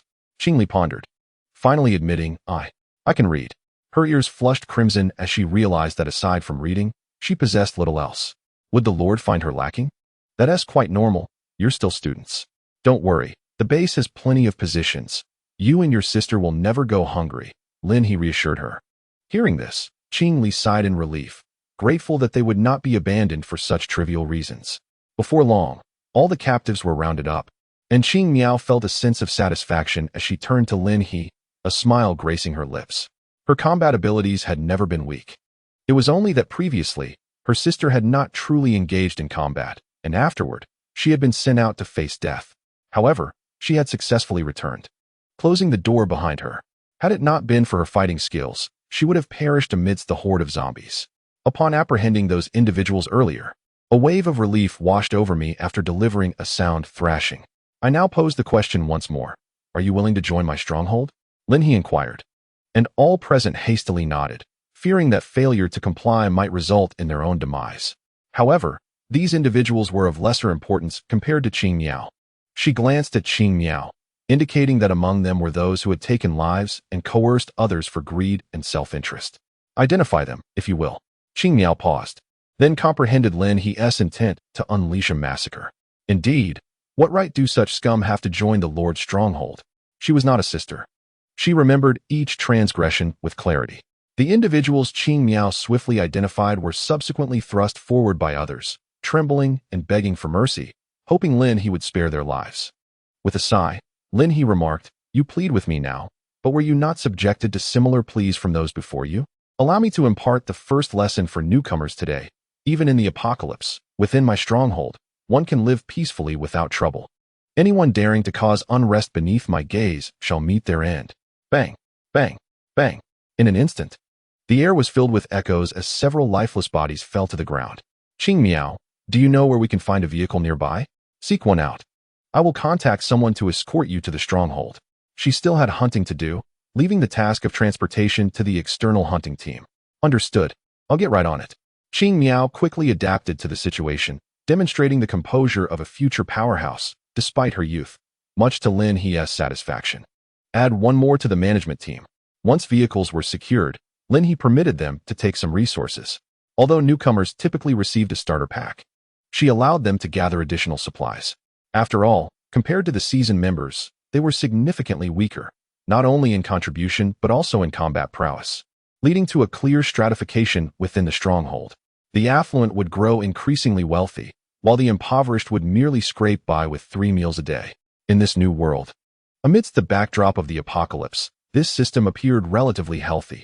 Yet, compared to the past, it was decidedly unhealthy and misaligned with future values. Lin He, wholeheartedly devoted to the development of the stronghold, knew she had to address the disparities in wealth among the management to ensure they were not too pronounced. Lord, we have organized everything. Qing Miao, now leading the team, had everyone following her command. Regrettably, there were few formidable fighters among them. Most of the strong had already been eliminated. Those with potential who refused to join the others had been cast aside to feed the zombies. Such individuals would never form the backbone of Qing Miao's future endeavors. Within the stronghold, it would be in her best interest to align with powerful hunting teams rather than attempt to salvage these weaker individuals. Of course, Lin He had faith that Qing Miao understood this. Let us proceed. I will guide you to find allies. This area had been effectively cleared of zombies. And Lin He had also encountered 2 mutated plants and animals during her hunting expedition, which was quite a delightful surprise. The communication among the hunting teams relies solely on distance. Within a span of 20 miles, the walkie-talkies respond effectively. Recently, Sheng Fengyu and his companions rescued several personnel skilled in mobile technology and communications, as well as repair experts.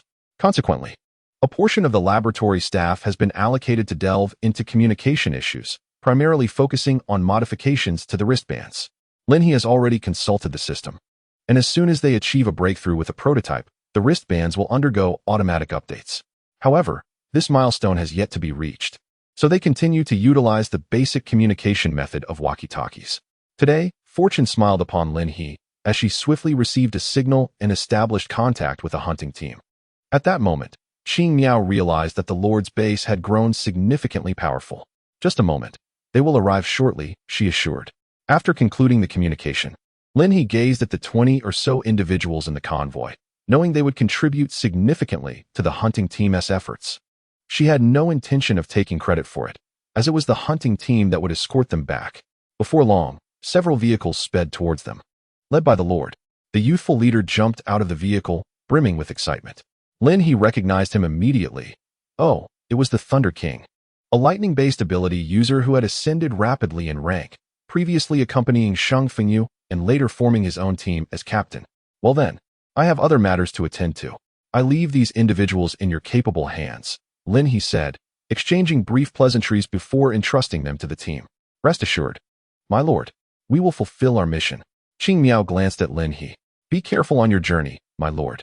Lin He smiled in response. You too. As the hunting team had not yet completed their mission, they had only dispatched 2 vehicles for escort, leaving the remainder to continue their quest to eradicate zombies. Lin He quickly mounted her motorcycle, feeling invigorated and eager to seek out more targets. Today was exceptionally promising, with an abundance of individuals and mutated flora and fauna awaiting her. In the afternoon, after finishing their meal amidst the battlefield's devastation, Sheng Fengyu and his team reflected on their situation. Lacking space-based ability users, their most effective method of dealing with the corpses was to salvage what they could carry back, loading several trucks to transport as much as possible. However, at times, even that barely covered fuel costs. Yet, it was all for the sake of the base. If only the Lord could come by and collect these remains, he mused. They had already filled their vehicles, yet countless more zombie bodies remained. Yunkin also felt the loss keenly, and Sheng Fengyu raised an eyebrow. Indeed, he did give me a firework. It truly is a pity. I should send her a signal. If it were merely a few thousand, it might be manageable. But the commotion they stirred in the city center had attracted over 10,000 zombies. The corpses on the ground had long surpassed 10,000. The more they contemplated the situation, the more they felt the sting of their losses. Chapter 84. Another encounter with Xiao Shui. Lin He swiftly made her way towards the city center, her attention captured by a distant flare shooting into the sky, prompting a slight furrow of her brow. What is this? There appears to be a situation brewing. She hastily rode her motorcycle forward, navigating past a multitude of zombie corpses strewn along the road, her urgency driving her onward. Approximately an hour later, Lin He stood astonished amidst the myriad of fallen zombies. Did you do all of this? Sheng Fengyu and Yunkin exchanged knowing smiles, affirming that indeed, they had been unable to carry them away, and it was a substantial effort for the Lord. Lin He extended her hand, exclaiming, how fortuitous. These can be utilized by Xiao Riyun. Our 5,000 strong will scarcely need to worry about provisions for an entire year. Perhaps this will allow Xiao Riyun to break through, enabling him to access his second ability. By the way, I have awakened a lightning-based power. Where do you plan to go next? Lin He felt a surge of excitement, eager to attract thousands more zombies today for a thorough extermination. Sheng Fengyu raised an eyebrow. Jia, you have awakened again. Yes, I am keen for us to eliminate as many zombies as possible together. Shall we summon the nearby teams to assist? Let us hasten our efforts against the zombies. Yunkin raised both hands in agreement, his enthusiasm for slaying zombies palpable. In light of Lin He's rapid advancement, he too wished to keep pace, despite having just made his own breakthrough. Absolutely. Lin He suddenly had an idea. I possess a method to lure the zombies. But my little treasure-seeking companion is currently leveling up. She produced Xiao Bai, whose tender, white form immediately captivated everyone's attention. My goodness! Someone in the group exclaimed. How adorable! Lin He smiled, introducing Xiao Bai as a mutated pig capable of treasure hunting, and suggested they rest until it completed its upgrade before embarking on their zombie hunt. The city center was nearly cleared, yet numerous areas remained unexamined. Within this grand metropolis, there were still at least 1 million zombies awaiting their pursuit, eager to engage rather than retreat. The sentiment was palpable, though perhaps the phrase devour was a tad exaggerated. All right. Lin He returned Xiao Bai to her possession and decided to scout the surroundings, hoping to find any living survivors or isolated zombies to eliminate, while also seeking out mutated flora and fauna with Xiaomi's assistance. In this part of the city, there were indeed few anomalies. The steel and concrete surroundings yielded little treasure or mutated species. As Lin He entered a small park, Xiaomi finally reacted. There it is, Lin He exclaimed with excitement, moving towards the direction indicated by Xiaomi. However, before reaching her destination, she was struck by a strong metallic scent of blood. Her brow furrowed.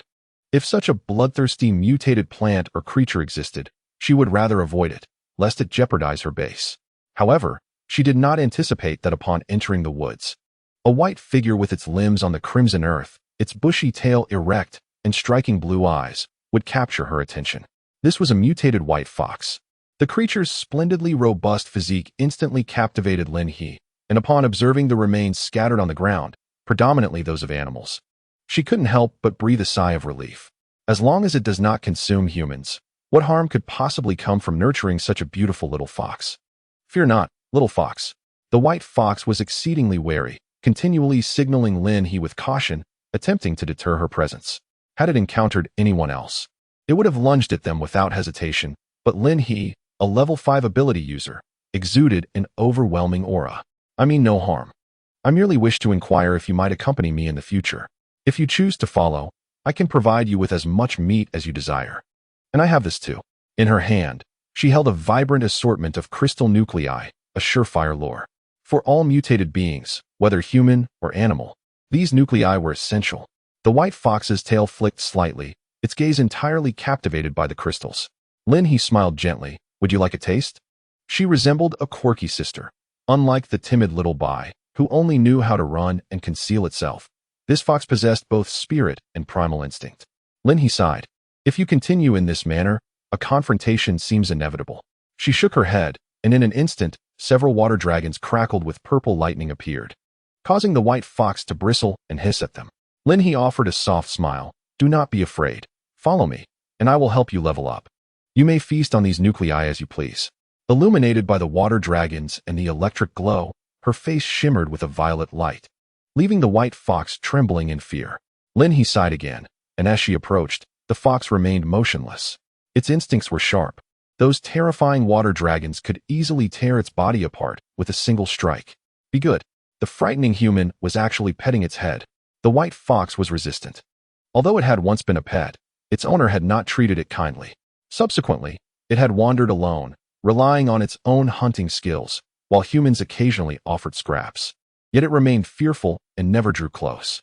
When the apocalypse struck, it unexpectedly grew formidable, overpowering an eagle with ease, and from that moment, it realized it was indeed different.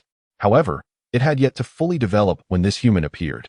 Ultimately, the white fox surrendered. It began to purr under Lin He's touch, prompting her to chuckle as she offered the crystal nuclei to the fox. The fox hesitated, but ultimately succumbed to temptation, its tongue flicking out to devour the crystals entirely. Power surged within it. In that instant, it comprehended why it had incessantly hunted and consumed flesh, yet remained perpetually hungry. It should have been feasting on these nuclei instead. From now on, you shall be known as the third one. How does the name Little Snow sound to you? The name-giving dilemma has returned, and the white fox wishes to protest, only to be met with a handful of crystal cores. It immediately nods. After all, what could be more significant than the crystal cores? The white fox, now quite large, stands nearly at the same height as Lin He. As a level 2 mutated creature, its remarkable talent is evident. Lin He joyfully caresses its fluffy fur, which is delightfully soft. Let us proceed. Have you ever killed a zombie before? The crystal cores are extracted from the heads of those creatures. Just as two small zombies pass by outside, Lin He unleashes a torrent of water, swiftly turning the zombies into headless corpses, with the crystal cores being drawn to them. Little Snow, munching on a crystal core, momentarily pauses in astonishment. Its instincts were indeed correct. The water dragon is formidable. Humans are not masters. She is powerful. Lin He happily acquires another beautiful treasure in high spirits. Little Snow, can your body shrink? Little Snow hesitates, then nods, transforming into a size more akin to a regular pet white fox in an instant.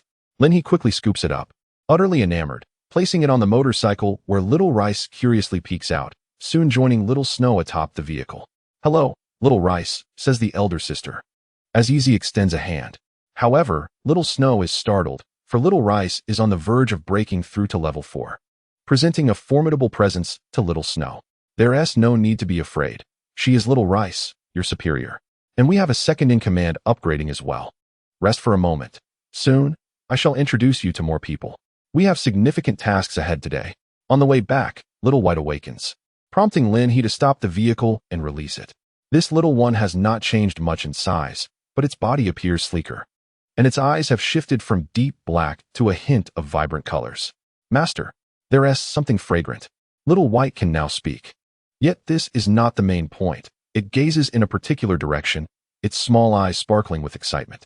Lin He cannot help but feel pleased. All right, let us go and gather the fragrant herbs. Chapter 85. The Countdown to the Siege. Where has the Lord gone? As the clock nears 4, Yunkin tilts his head to ask Sheng Fengyu, who is currently polishing 2 blades. I mentioned I needed to find something. Just wait a bit. We're not in a hurry to return tonight. We haven't brought anyone back today. Does that affect us? Yunkin reclines in the vehicle, gazing up at the sky. I truly understand now why our Lord is so dedicated to building this base. Sheng Fengyu looks up. Oh, so that's why you've been so talkative lately. Yunkin raises an eyebrow and then turns to Sheng Fengyu. I mean, the Lord is entirely focused on the base and the people. Don't you feel any sadness? Sheng Fengyu pauses, turning back to Yunkin with a look of curiosity. What do I have to be sad about? From the moment I arrived at the base, I recognized that He Jie is not easily swayed by emotions. Besides, in this current world, such sentiments are merely a lack of ambition. Don't heed my gossip in the future. Rumors about him and Lin He circulate frequently within the base, yet the daily hustle leaves him little time to clarify anything. He never anticipated that Yunkin would become so inquisitive. I have discerned that some of the rumors hold a kernel of truth. On Yunkin's exquisitely handsome face, a glimmer of yearning appeared.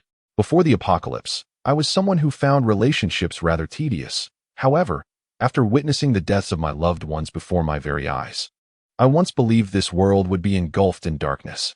Little did I know that I would encounter a group of saviors like you. Oh, I now find myself unexpectedly filled with hope for the future, for the base, and everyone here truly are remarkable. Sheng Fengyu glanced at him and suddenly chuckled. When I first laid eyes on you, I could never have imagined that you would be lying here now, sharing such sentimental thoughts with me. Yunkin, feeling a sense of resignation, replied, although I remain indifferent towards zombies, I still care deeply for my own. He huffed, sitting up as a spark of realization illuminated his face. The Lord has returned. Lin He rode in on her motorcycle, a beautiful, petite white fox perched on her shoulder, while a charming little white pig sat at the front of the bike. The jade corn bracelet on her right wrist shimmered with a vibrant hue. After this outing, I've practically become the director of a zoo, she remarked. Are you all prepared? As Lin He halted her motorcycle, the assembled teams hurriedly approached, their eyes sparkling with delight at the sight of the 2 adorable creatures. Xiao Xue and Xiao Bai had amiable temperaments, largely due to Lin He's prior instructions that these individuals were allies and must not be harmed. Curious, Sheng Fengyu reached out to pet Xiao Bai, the recently discovered white fox, which was quite endearing. Although it wouldn't engage in combat alongside them, the items it had unearthed were invaluable. Have you selected a location? Lin He's backpack was now overflowing with treasures, prompting her to decide on bringing out a large pot to cook. Otherwise, it would be impossible to prepare the meal. I must warn you, the dishes I will be preparing are highly attractive to zombies, so you all need to be ready from the outset. Upon hearing Lin He's words, both Sheng Fengyu and Yun Can nodded in agreement. All right, no problem. The spot we chose is relatively open, with a straightforward terrain that facilitates our encirclement strategy. Good, hand me the map. I'll head out first, and you can follow behind. Lin He, feeling a surge of excitement for the upcoming operation, was thrilled, for this marked their first significant undertaking since the world had changed. Though it may not be grand in scale, the number of zombies to come will undoubtedly be substantial. Let us move. Lin He took the map and departed, with Sheng Fengyu and Yun Can immediately trailing behind. It appeared that the hunting teams would not return until nightfall, yet this would hardly affect the base. Even in their absence, the base continued to operate normally, unaffected by their absence. Xiaobai, you will stay close to me. Xiaomi and Xiaoxue can venture out to hunt a bit, but safety is paramount. As Lin He charged ahead, torrents of water surged on either side, sweeping away all obstacles in their path. She blazed the trail, ensuring that even large trucks could navigate smoothly behind her. The vehicle trailing them broadcasted messages, drawing the attention of more zombies and alerting anyone who could hear along the route. Upon arrival at their destination, Lin He commanded her electrified dragon to swiftly clear a designated area. She collected the fallen bodies, ignited a fire, and set up a pot. Meanwhile, the other members of the squad began to lure the zombies, aiming to draw in as many as possible from the surrounding vicinity. The more, the better. After all, their leader was personally overseeing the operation. It would only be a matter of time before they amassed a larger horde. At that very moment, within a towering building, the zombies assaulting a grand door suddenly detected the commotion below and frantically surged downwards. A young man in police attire, stationed at the entrance, coughed up blood, prompting his companions to swiftly replace him. Xiao Wang, take your medicine. The young man, coughing, glanced at the elderly figure within, who was meant to be escorted to safety but had instead fallen into a trap, surrounded by the undead. Dr. Lin, he wheezed, I don't need it. The experimental drugs were the result of the elder's research, confidential documents from a secret laboratory. On the 10th day of the apocalypse, they finally received a response from the organization. A helicopter was on its way to a designated location, yet unbeknownst to them, betrayal had already infiltrated their ranks. Stop refusing me. The elder's tears streamed down as he spoke, his eyes reddened. You are all good children, truly good children. The disbandment of the city's armed forces occurred with alarming swiftness, and the spread of the zombies was more terrifying than anyone had anticipated. While peace reigned at Lin He's base, the city was a veritable hell on earth. Some fortunate souls discovered a means of escape, while others found themselves trapped amidst the zombie tide, struggling to move even a few meters. Reluctantly, the young man consumed the experimental drug.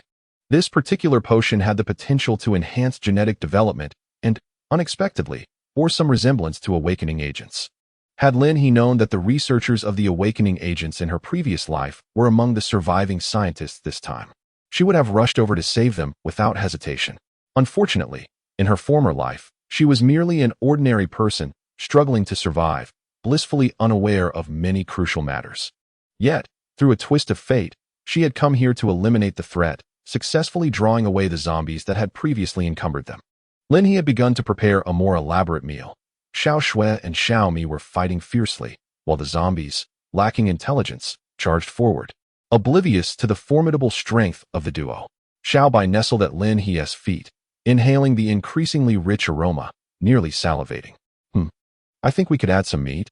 In the previous pot, there were only vegetables, but Lin He spotted the ingredients in her backpack and felt a surge of excitement. After dispatching the zombies, they could all share a hearty dinner. Add it. Right now? Beef, large chunks. Her beef was remarkably fresh and would become increasingly fragrant the longer it simmered, with just a sprinkling of star anise and cinnamon. The existing aroma from the vegetables would suffice, allowing for a minimal addition of spices. Bubbles began to rise in the pot, while the zombies ran amok. Xiaoxue gradually began to tire, prompting Lin He to unleash her water-electric dragon for an offensive, calling Xiaoxue back. Xiaoxue immediately turned around, stating that she would return. Chapter 86. What on earth happened? My goodness, these zombies have truly gone mad. The hunting team that was originally luring the zombies suddenly noticed that the creatures trailing their vehicle had inexplicably lost their composure, rushing towards the Lord's direction, even leaping over their vehicle. As a result, several unfortunate souls were crushed on the spot. However, a greater number of fortunate ones surged forward, their speed escalating. What on earth has the Lord concocted? Soon, they could no longer drive, as the horde of zombies completely obstructed their path. At this moment, Yunkin emerged from the vehicle, a bloodthirsty grin curling at the corners of her mouth beneath her raincoat, her eyes gleaming with exhilaration. Captain Yun is on it. All right, let us get to work. The zombies became congested, and the convoy quickly formed a circle. As all the zombies ignored their presence, they decisively opened fire. The gunshots ringing out, yet the zombies remained unfazed, not glancing back. Lin He wore a sinister smile. Xiaomi was gleefully engaged in the slaughter. Xiaoxua munched on crystal cores with delight, and Xiaobai had a large bowl of crystal cores. Lin He commanded 5 water dragons, encircling the zombies while she deftly collected their corpses, clearing a path for the oncoming horde. Delightful. Exhilarating. Where in her past life had she experienced such joy in hunting low-level zombies? Most of these zombies were level 2, with a few at level 3. Utterly incapable of resisting her water dragons combined with lightning. Ding ding. The sound of crystal cores clashing together. Regrettably, they were indeed of a lower level. Each time Lin He had to absorb a large quantity to replenish her abilities, yet the joy was indescribable, and the lower-level crystal cores felt more tangible. Yun Can and Sheng Fengyu worked in tandem, carving their way through the mass of zombies. Their firearms had been replenished during this period, and the rest of the hunting team was equally frenzied. Those who had previously hunted with Lin He during the apocalypse had finally rediscovered that familiar sensation. It was a feeling of comfort, exhilaration. The small zombies they had to tread carefully around this morning and noon were now being recklessly dispatched. Meanwhile, the team at the top floor looked down, observing that all the zombies were heading in that direction. It seemed their building was devoid of them. The young leader furrowed his brow, his attire specially designed to effectively fend off attacks and prevent viral infection during the battles. Indeed, something unusual was occurring over there. Yet for them, it presented an opportunity. However, the young leader glanced at his room filled with the elderly, the weak, and the ill, pursing his lips. Let us wait a bit longer. The city's helicopter has been seized by that group of lunatics. If we go down now, we would only seek a vehicle or other means to escape the city. He sighed, stating, I'll go down to find medicine. We need to recuperate properly. There was a pharmacy beneath this building, and due to the heavy presence of zombies, few ventured there to retrieve supplies. The young leader was confident of returning with ample resources. Captain, I'll accompany you. The other team members with less severe injuries were to follow, but the young man shook his head and turned to the elder. Old Lin, we entrust them to you. The elder nodded reassuringly. Rest assured. I will not let them venture outside. The massive iron door bore multiple dents, remnants of the zombies that had previously battered against it. Cautiously, the young man opened the door, and indeed, there were no zombies outside. The building was eerily quiet, save for the distant roars echoing from outside. Gripping his firearm tightly, he opted not to take the elevator, which was long out of service, and instead descended the stairs from the top floor. Unexpectedly, he encountered an unfortunate zombie trapped in a crevice on the stairs. He decisively shot it in the head and suddenly wondered if zombies were truly that difficult to kill. Among them were individuals who had awakened special abilities, yet due to the scarcity of crystal cores, the highest level they could achieve was merely level 3. Without a solid foundation, it would be impossible to extract Old Lin from a horde of zombies. Soon, the young man reached the first floor and cautiously peered outside. The building's entrance was already cracked open and could not be secured. Outside, a scattered group of zombies roared excitedly, rushing toward the distance. As he stepped outside, he accidentally stepped on something, producing a noise that sent his heart racing. To his astonishment, the zombies seemed completely indifferent to the sound, continuing their frantic rush away from him. Raising an eyebrow, the young man realized this was indeed an opportunity, despite not fully understanding the situation. He dashed into a pharmacy, quickly gathering the medications he required, and then sprinted back upstairs. It's me, he exclaimed as he opened the door, swiftly placing the medicines down along with some food he had grabbed. It was peculiar how the zombies showed no awareness of them, fixated instead on a singular direction. Pausing momentarily, the young man spoke, I want to check that direction. The others present were undoubtedly opposed, especially Old Lin, who could not allow these young individuals to sacrifice themselves any further. I have a premonition that may be our path to survival. The young man gazed at his team. Before the apocalypse, military orders were absolute, but now, discerning human intentions had become a challenge. He could not let them leave again. Let us ascend to the rooftop. Eventually, one member of the team spoke up. Captain, if we can ascertain the situation from above and determine it is safe, we may proceed. The young man smiled. All right. You all tend to your wounds. Tiger, come with me. Before long, the two climbed to the rooftop and cast their eyes in the direction of the commotion. Both struck with astonishment. There were countless zombies climbing over one another, nearly filling the streets, each one frantically surging forward, pressing against the others. Wait, Captain. Do you smell something? Tiger remarked, his nose twitching as his stomach growled. The young man inhaled deeply. Indeed, there was a scent. Are you suggesting that this aroma is the reason for the zombies' frenzy? Huzi swallowed hard. Even from such a distance, the aroma was unmistakably enticing. A scent that even the zombies could detect. And the gunfire, did you hear it? The youth, a wielder of extraordinary abilities, possessed remarkable physical prowess. Is it possible that these noises are the work of humans? Huzi questioned, only to promptly dismiss the thought with a shake of his head. It was implausible. Anyone who entertained such a notion would surely be courting death. The youth furrowed his brow, his view obstructed by the towering edifice ahead. Huzi, shall we investigate over there? The two buildings were not interconnected, necessitating a descent to the ground before ascending again. However, upon witnessing the captain's resolve, Huzi paused momentarily and replied, All right, I will follow you, Captain. At that moment, the hunting team was on the verge of exhaustion. They hurriedly urged Yunkan and Shengfengyu to clear a path to search for Linhe. The sheer volume of zombie corpses had taken its toll, leaving them fatigued. Fortunately, they had been pushing inward from the outset, and upon regrouping, many were utterly spent. Linhe continued to collect the corpses with a smile, transmuting the crystal cores in his hands into fine ash at an astonishing rate. Meanwhile, Xiaoxue had succumbed to slumber, preparing for an upgrade. Xiaomi too took a break. After consuming several thousand crystal cores, it radiated brilliance, while Xiaobai, having overeaten, sprawled on the ground, curiously observing the humans. Onward. Upon regrouping, Yunkin was invigorated. With Linhe gathering corpses, he felt liberated to hunt zombies freely, while Shengfengyu focused on devising ways to utilize his psychic abilities and extraordinary powers for a decisive strike against the undead. After all, his abilities were primarily supportive in nature. With Linhe present, the others were able to rest briefly before re-energizing. There was no need for artillery. They would rely on their own powers, with a leader among them. The crystal cores were plentiful. Chapter 87. 5 hours of siege, success. Huzi. At last, the youth and Huzi ascended to the rooftop of another building, gazing across in astonishment. How many zombies were there? That individual, due to the distance, only Yunkan, darting about, came into the view of the youth and Huzi. Yet, his formidable cutting abilities left them in awe. He was incredibly powerful. The youth felt as though he had glimpsed a beacon of hope. With such a strong ally safeguarding the team, what could they possibly fear? But where were all these zombies headed? They still could not discern what was drawing the undead deeper within. Ultimately, the youth decided to stay behind while Huzi returned. He was determined to uncover the truth of the matter. Was there truly a chance for survival?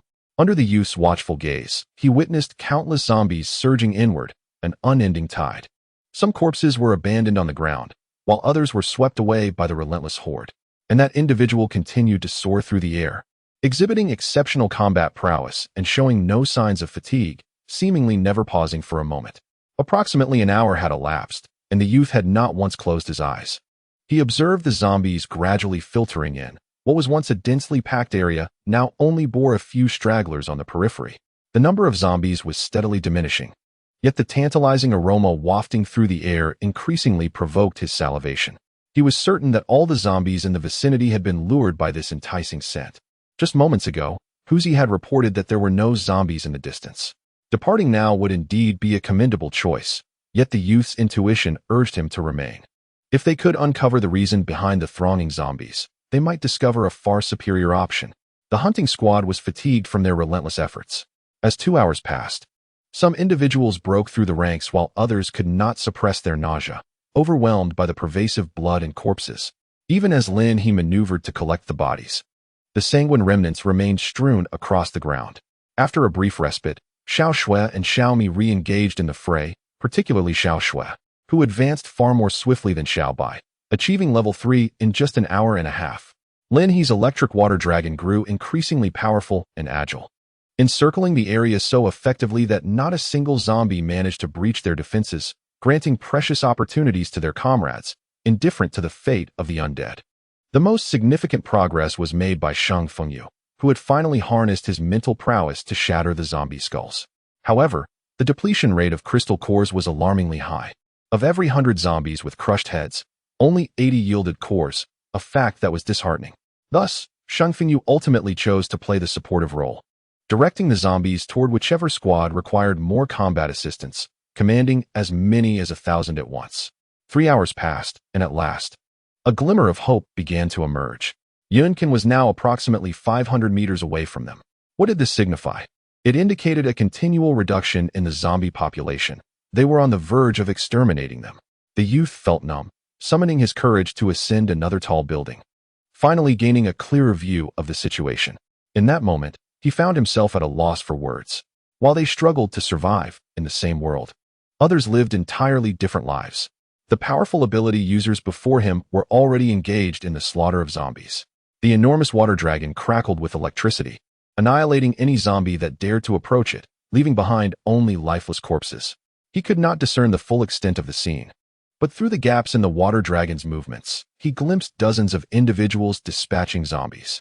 The source of the delectable aroma emanated from a large pot within. It smelled divine. He understood that whatever was contained within that pot held immense value, and the strength of those capable of acquiring such treasures was astonishingly formidable. After much contemplation, the youth resolved to observe the unfolding events. Were he alone, he would have already ascended to pledge his allegiance. However, he had many companions relying on him. Lin Lao and the organization have spent many years in research, yet they cannot withstand even the slightest of problems. He wishes to ascertain whether he can truly trust these individuals, especially after the apocalypse, when all ethical and moral standards have nearly crumbled. Lin He remains unaware of the gaze lingering upon her. She continuously absorbs the crystal cores, feeling the surge of her newly awakened abilities swell within her. With the absorption of just 10,000 more, she fears she may ascend to a new level. Over the span of 3 hours, she averages 200 cores per minute, swiftly depleting her grasp. She can hold a dozen at a time, making the absorption a mere moment's task. In these 3 hours, she has absorbed at least 36,000 cores, a figure that is undeniably formidable. Had this been her previous life, she would have already leveled up with such an amount. Yet this time, despite the increase in her powers, the absorption does not seem to lead to an upgrade. Other ability users are advancing rapidly, with many already surpassing level 3 and striving towards level 4. Even the most ordinary of creatures can achieve great heights under such circumstances. Those previously at level 3 are now nearing level 4. Shang Fengyu and Yun Can, both at level 4, are steadily progressing towards level 5. Lin He estimates the number of zombies they must vanquish to reach this milestone, and she dares to guess it may approach 6 figures. Those lacking in crystal cores must remember to replenish. Do not let the thrill of the hunt cloud their judgment. As Lin He meanders, she reminds the others of this necessity. Naturally, they are well aware. Lin He has placed a large box filled with crystal cores in the center of their circle, and as they take from it, she continues to replenish their supply. Under the cover of night, flames flicker nearby, illuminating the sky with the fire conjured by the fire-type ability users. Of course, Lin He's electric water dragon shines brilliantly, as its lightning not only possesses formidable offensive power but also radiates an impressive luminosity, akin to a high-wattage bulb. As the 5th hour commences, only a thin layer of zombies remains. Lin He has already settled before a large pot, preparing to serve the meal. The beef has simmered for so long that it is practically mush. There is an abundance of rice, enough to satisfy all. The electric water dragon retrieves the zombie corpses from afar, while the nearby zombies are left to the capable hands of Xiaomi, Xiao Shui, and the hunting team. As only a few thousand remain, prompting Lin He to refrain from engaging further. After all, defeating zombies also enhances one's abilities, akin to gaining experience points in a game. Lin He takes a taste of the dish, feeling utterly satisfied. It is already past 9 o'clock, although everyone has made breakthroughs. Crystal cores do little to quell hunger, and bellies are grumbling. Yunkin approaches, and Lin He gestures for him to clean his raincoat, then gives the child a cold water rinse. Once Yunkin is clean, he inspects his hands. Almost there, he muses, as the last remnants of zombies dwindle.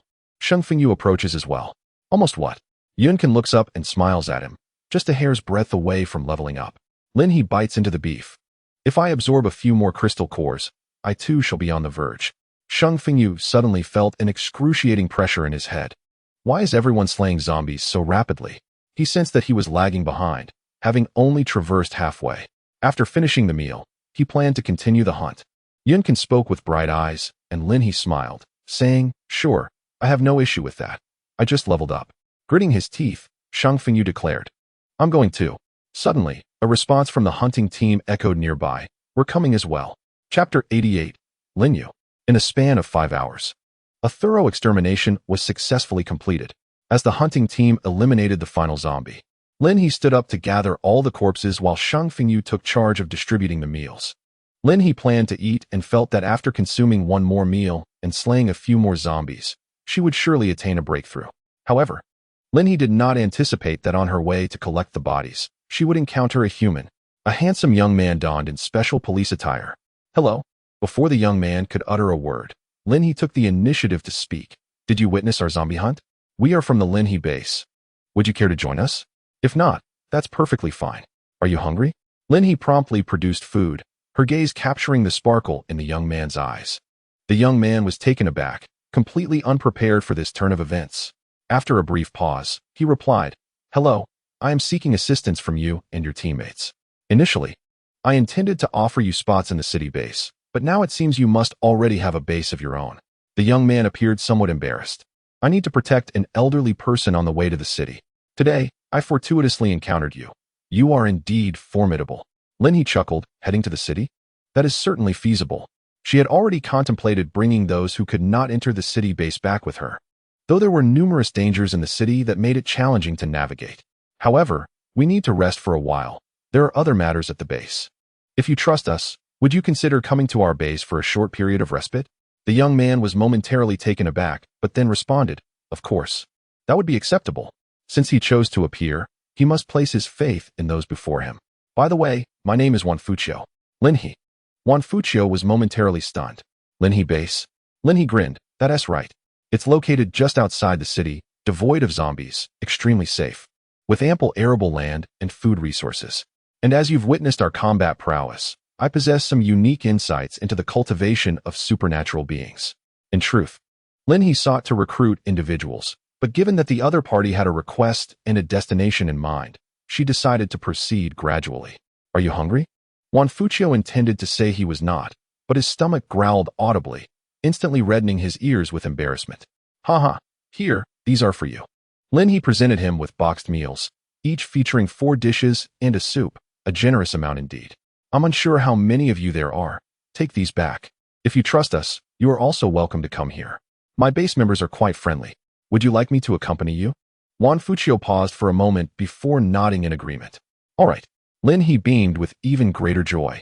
She informed Shang Fengyu that she would carry the food herself and stow it in her backpack, assuring him that she would deliver it to them directly later, alleviating the burden of carrying it. Wan Fuqiu couldn't help but envy Lin He's spatial abilities. After all, he had been toting numerous items back and forth for days, which was quite cumbersome.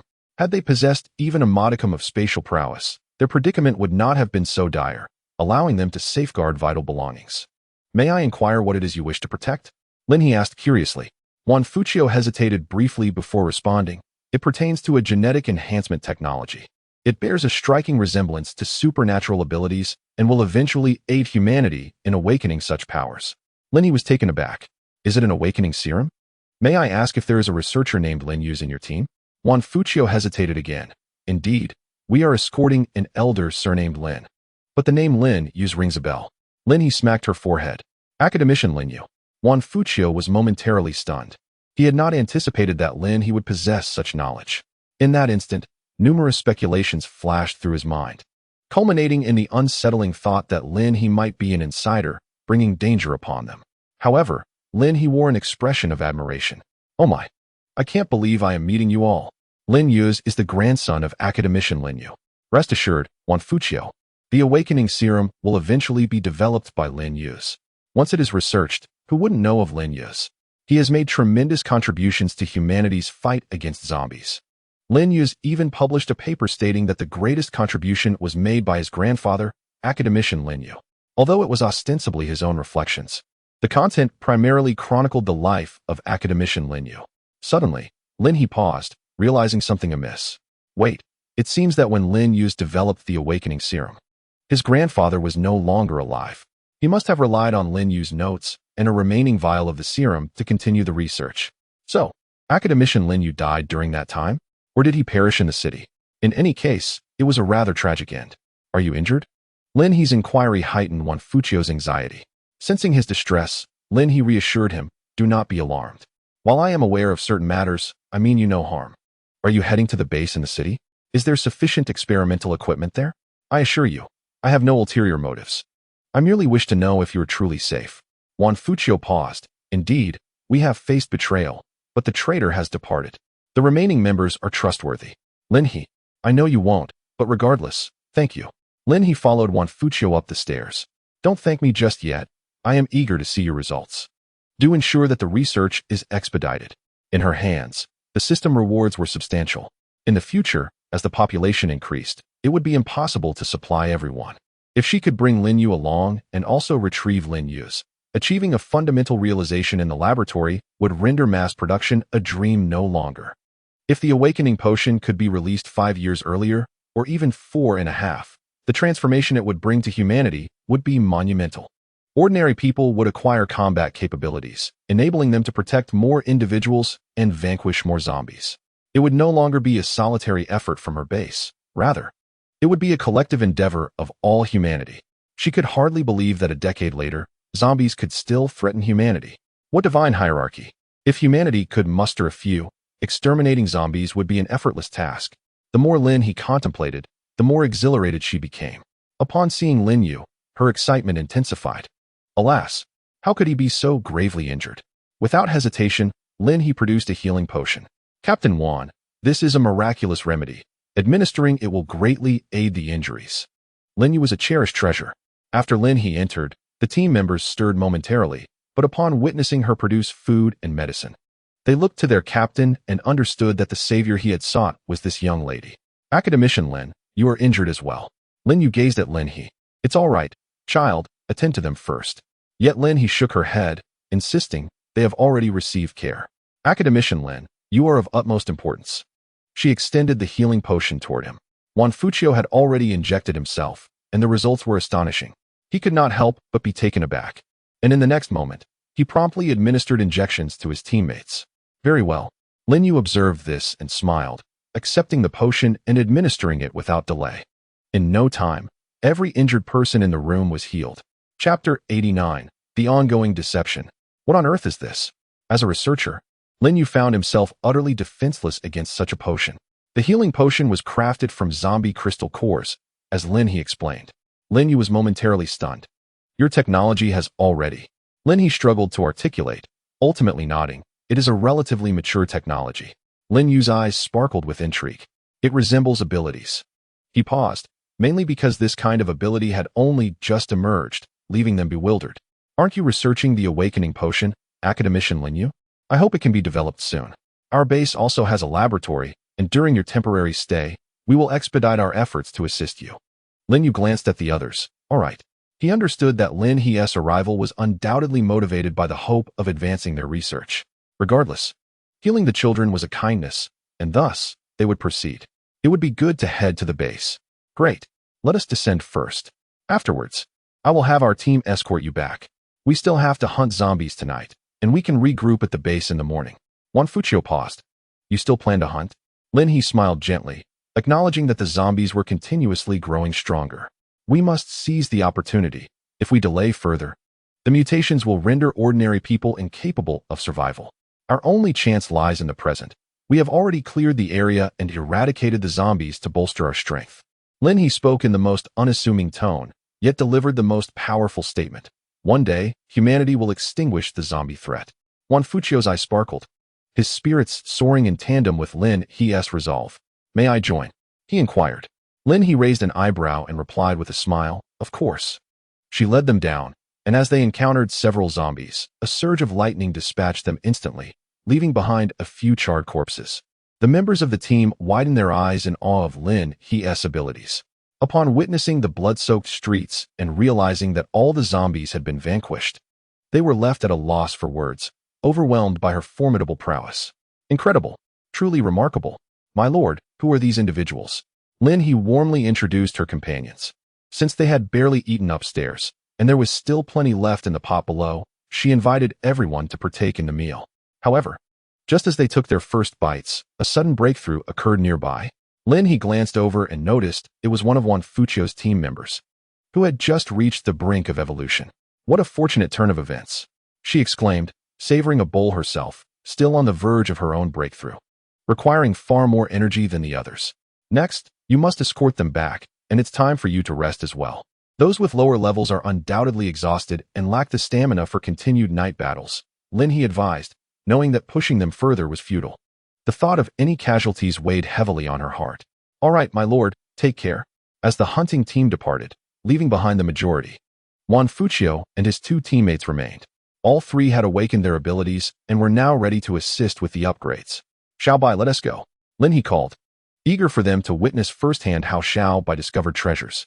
Beautiful energy-laden plants were unearthed one by one. After a lengthy search, they had gathered a sufficient amount, while Sheng Fengyu and the others had already selected a suitable location. Wan Fuchio suddenly felt a surge of anxiety. He had never encountered such a scene before and, to be honest, was frightened. After all, the zombies that had once been easily dispatched with a few blows now loomed as a daunting horde. It was only Lin He and her extraordinary companions who perceived the zombies as mere resources. The rest trembled in fear, and the sheer number could easily drive someone to despair.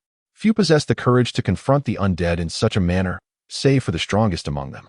This location is quite suitable, Lin He remarked, favoring the open space. Once again, she brought out her pot. As the blood moon hung in the sky and the fire was ignited, the anguished roars of the undead echoed from afar, drawing ever closer with frenzied intensity. Yunkan donned his raincoat, while Sheng Fengyu prepared himself, unleashing 5 lightning dragons that surged forth in a whirlwind of chaos. The battle commenced. 3 hours later, Lin Yu finally discerned a distant mountain peak amidst the boundless fields. Please hold on a moment, Academician Lin. The hunting team communicated with Dafu, as they needed to input information to grant Lin Yu and his team access to the base. Understood. Dafu soon arrived with a lively demeanor. He had intended to retire for the night, but the intercom on his desk had beckoned him to welcome new acquaintances. Are you inside?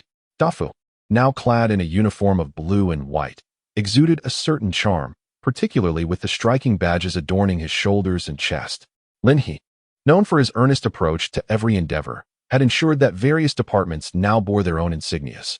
The emblem of the law enforcement team featured a gun, its symbolism succinct and clear. Greetings, I am Dafu from the base's law enforcement team. I require some of your hair. The request from the youthful individual outside temporarily stunned the group, yet they complied, relinquishing strands of hair which were then placed into a bag. With a smile, Dafu added, Please bear with me for a moment. Nearby we have our shop and complimentary food. Feel free to sample or rest a while. Upon entering, they were overwhelmed by the scale of the base. Initially aware only of its rural location, they were astonished to discover its immense size and towering walls. After a considerable drive, they encountered steel factories, sprawling fields, several residential buildings, and even robots under construction. These sights profoundly challenged their imagination. As they disembarked and glanced into the adjacent shop, they noticed many patrons adorned with wristbands, utilizing them for transactions. The complimentary offerings included sliced fruits and water, truly free of charge, and were continually replenished. Although the small cups were modest in size, such resources in a post-apocalyptic world seemed almost surreal. The shop was replete with an array of goods, yet transactions were exclusively conducted via wristbands. They were not particularly hungry, having partaken of the free water and fruit, and marveled at the illuminated streetlights and the glowing windows of the residential buildings. This sense of comfort appeared utterly inconceivable in a world beset by despair. Yet here it was, manifesting before their very eyes. The astonishment lingered as they recorded their information and ascended the mountain to the villa district, robots, and the base itself.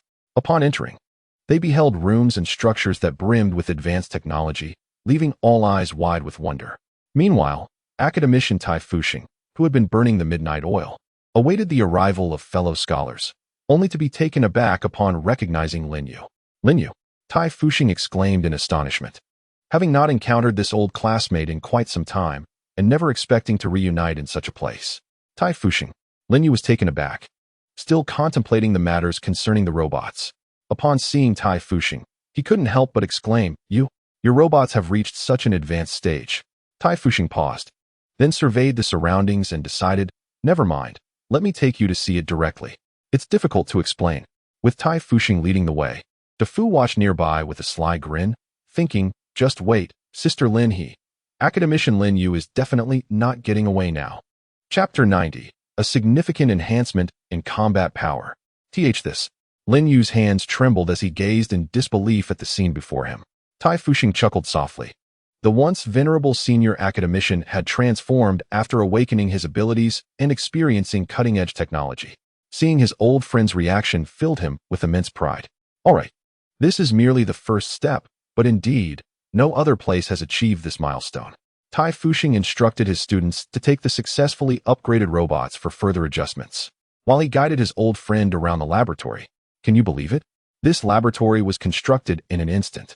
Our Lord possesses capabilities far beyond your imagination, old Lin. Here, I have witnessed the hope of the future. As Tai Fuxing spoke, genuine emotion welled up within him. Without this place, his robots might have remained stagnant for years. But now, they were iterating their technology nearly every week, continuously approaching the capabilities of these self-upgrading robots. There was a glimmer of hope in Tai Fuxing's eyes. Someday, they too would create such robots. Lin Yu's hands trembled slightly as he inhaled deeply. Tai Fuxing, let me ask you, is it possible for my potions to upgrade as well? His hands weren't the only thing shaking. His entire body was quivering with anticipation. If it were truly possible, then what about his potions? What direction are your potions heading? Tai Fuxing hesitated, as potions and physics were not the same. So he couldn't guarantee anything until Lin Yu articulated the future direction. Tai Fuxing paused, then raised an eyebrow. Are you referring to the awakening potion? He hesitated, uncertain whether to reveal the information that might discourage his old friend, especially since his robots could still produce some for observation and learning. In fact, they had some at the base as well. Lin Yu was momentarily stunned, then gasped, tightening his grip. Is there really one? Yes, it belongs to the Lord. But she likely only possesses one finished product and lacks the technical know-how. Do you have it? Do you possess the potion? Contrary to his expectation, Lin Yu began trembling with excitement instead of feeling disheartened. Tai Fuxing was taken aback but then smiled, saying, if you want it, I can help you exchange for it. By the way, where's your wristband? Lin Yu shook his head. I don't have one. Let's head downstairs. That rascal DeFu probably hasn't given it to you yet. Perfect timing. If you want to research, there's equipment in the adjacent biological laboratory, and there are still students awake. We can borrow it directly. When Lin Yu arrived, he naturally noticed the nearby biological laboratory, filled with curiosity about its purpose. What was it researching? The zombie virus and its antidote. With a single statement from Tai Fuxing, Lin Yu felt a profound respect and nodded in agreement. This was indeed humanity's beacon of hope. Suddenly, he realized that the Lin He base was the true future, far surpassing any city base. With a few swift movements, Tai Fuxing effortlessly commanded Lin Yu's loyalty. Wan Fuqiu remained unaware of academician Lin's transformation at this moment. He was overwhelmed by the surge of his newfound abilities, tears brimming in his eyes. If only he had possessed such power earlier, perhaps his comrades would have survived. Brothers, let's close the net. Lin He had successfully broken through. On the 11th day of the apocalypse, amidst the slaughter of hundreds of thousands of zombies, she ascended to level 6 of her abilities. A true pinnacle. Yunkin also achieved a breakthrough to level 5. At this moment, apart from teleportation and flight, he discovered that his cutting ability could now be thrown. Chung Fengyu was on the verge of level 5, but had yet to make the leap. Yunkin encouraged him not to be disheartened, assuring him that after a few more days of hunting, he would undoubtedly break through. Wasn't he that obvious? After reaching level 6, Lin He felt an overwhelming surge of power within her. Realizing that her water dragon had mutated, it had become denser. Her water abilities had transformed, evolving towards heavy water, significantly increasing her attack power, although her conductivity had weakened. Thus, her future attacks would combine aspects of both water and electric dragons. Moreover, she suddenly recognized that she was far stronger than her previous self at level 6, capable of effortlessly defeating 100 of her former selves. What was this? A reward for being the first to break through? Yet, Having reached level 6, Lin He began to crave the life transition that awaited at level 10. It was a height she had toiled for years in her past life without achieving. This time, she was determined to try. "My lord, the area has been cleared." Xiao Shui and Xiao Mi accompanied the remaining hunting team in eliminating the zombies, allowing Lin He to joyfully collect the bodies. Xiao Shui soon nestled on the ground, emanating a gentle glow. After about half an hour, her aura surged as she emerged as a newly transformed level 4 mutant beast. Xiaomi had already broken through to level 4 and was swiftly approaching level 5.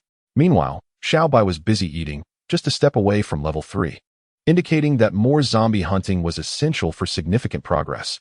The overall strength of the hunting team had increased by an average of 2 levels. This was an astonishing result.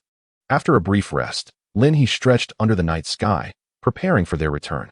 "My lord, there is actually a car factory nearby." Upon hearing this from a returning member of the hunting team, Lin He's eyes widened with excitement. "Let us go now." It wasn't he that she lacked vehicles. It was the base that needed them. More importantly, it required a production line. A steel factory adjacent to a car factory was simply perfect. Juan Fuccio felt a touch of fatigue. However, at that moment, everyone around him was brimming with enthusiasm, and he quickly regained his spirits and joined them in their endeavors. It was only when he observed Lin He and her group removing everything, leaving the ground stripped bare, that he fell into a momentary stupor. What exactly was Lin He lacking in her base? No, what purpose did she have in taking so many items? The structures within the base were predominantly designed to ensure the provision of basic necessities.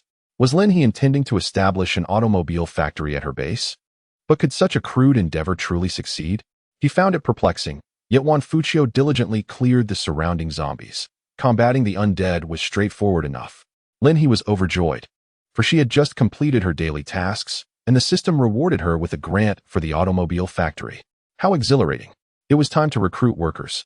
She planned to seek out those who had previously worked in automobile factories, particularly individuals for managerial positions, to assemble a capable team. Sheng Fengyu nodded in agreement. Juan Fuccio perked up, realizing they were about to form a leadership team. In his understanding, constructing a factory would typically require at least 10 days. However, he refrained from voicing his thoughts. Lin He's base surely operated under its own unique system, and he chose to remain silent. The opportunity Lin He provided him to hunt zombies and break through his limitations was a kindness that could not be repaid in a day. Juan Fuccio even contemplated that once this task was completed, he might just align himself with Lin He.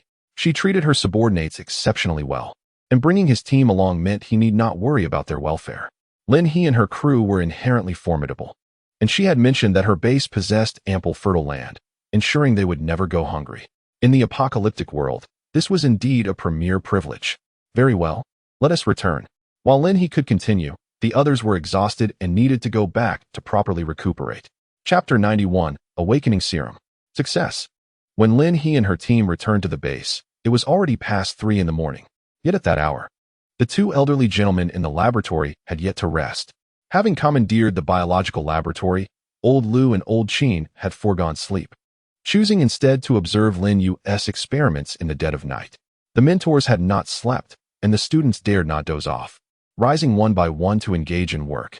The healthy routine they had agreed upon days prior had completely vanished. After more than 2 hours, Lin Yu's hands began to tremble. "Fuxing, I'm feeling a bit apprehensive." Tai Fuxing, uncertain about the potential for upgrading, observed his anxious friend and reassured him. "What are you worried about? You've analyzed the base S awakening serum, which bears some resemblance to yours. Although some components remain unidentified, the proportions are quite similar. Even if you do not upgrade, this signifies progress, does it not?" Armed with the preliminary awakening serum, Lin Yu felt as though he were taking an open-book examination. Rather than feeling disheartened, he was filled with elation. Throughout the apocalypse, he had witnessed his charges succumb to death or injury from a once thriving group of hundreds. Only a few dozen remained. To claim that he felt no sorrow would be a lie. If the awakening potion can be mass-produced, what a future lies ahead. Lin Yu could hardly fathom the number of formidable supernatural beings humanity would possess. Perhaps there would no longer exist individuals like him, who were sheltered behind the scenes, helplessly witnessing the sacrifices made by the younger generations on their behalf. In his previous life, Lin Yu, along with Juan Fuccio and others, had struggled to escape the city. Communication had been severed, and the promised support never arrived. Ultimately, Only Juan Fuccio survived to reach safety. Lin Yu had bestowed his chance of survival upon Juan Fuccio. But by the time the latter realized, the old man had perished in an explosion. Juan Fuccio was left gravely injured, fading into obscurity, while only Lin Yu's grandson, Lin Yu's, resolutely upheld his grandfather's research, truly carrying it forward. Success. The reagent had indeed been successfully formulated, though Tai Fuxing paused, observing the seemingly unchanged potion. Was this a triumph or a failure?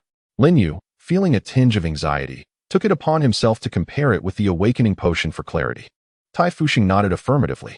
Meanwhile, Old Lu and Old Qin were present, diligently jotting down notes. Their curiosity piqued, though they refrained from interrupting, lamenting their lack of any work to reference. Upon returning to the base, Lin he heard the jubilant cheers emanating from the upper levels.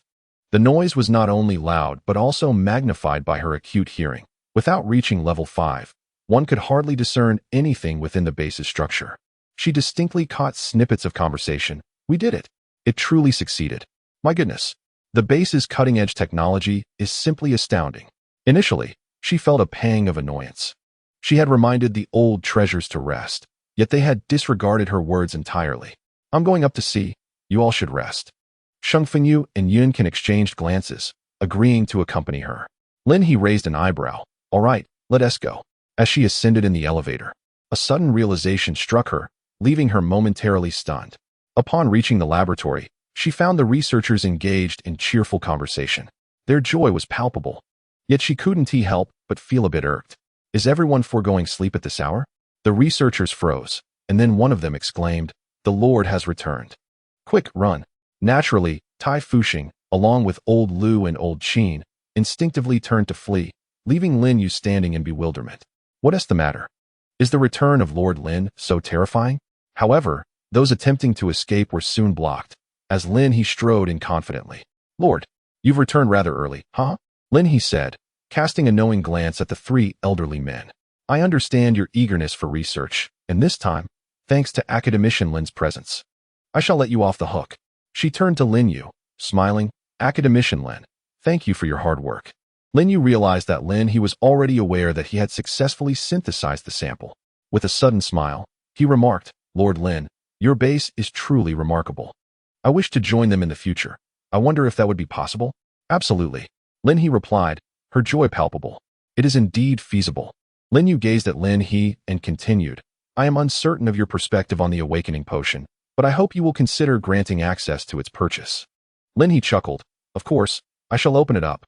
She winked, adding, not only will I make it available, but if any small bases relocate here, I shall also gift them some. This is a mass-produced awakening potion. Currently, a significant portion of the population lacks abilities. As long as it is a small base, I am confident that the awakening potion will draw them in. However, that is not the paramount concern. The most crucial aspect is that the people within my base can achieve full capability. Although I will not reduce the price of the awakening potion with sufficient quantity, I can offer rewards in other avenues, such as hosting events and competitions, with contributions as prizes for distinguished ranks. In addition to these, I shall reward those who engage in good deeds and exhibit enthusiasm for the base. The more positive energy they display, the greater the reward. When resources are abundant, I can afford to be indulgent. Thus, even without a price reduction, I can ensure that many will be able to acquire the awakening potion. However, I am quite curious. What did you use to create the sample? Lin Yu smiled. Here, my lord, please take a look. He brought not only his own sample, but also the necessary materials. Some of the flora in the base conveniently met the requirements, and after collaborating with the laboratory staff for exchange, they swiftly gathered samples and concocted the potion at an impressive speed.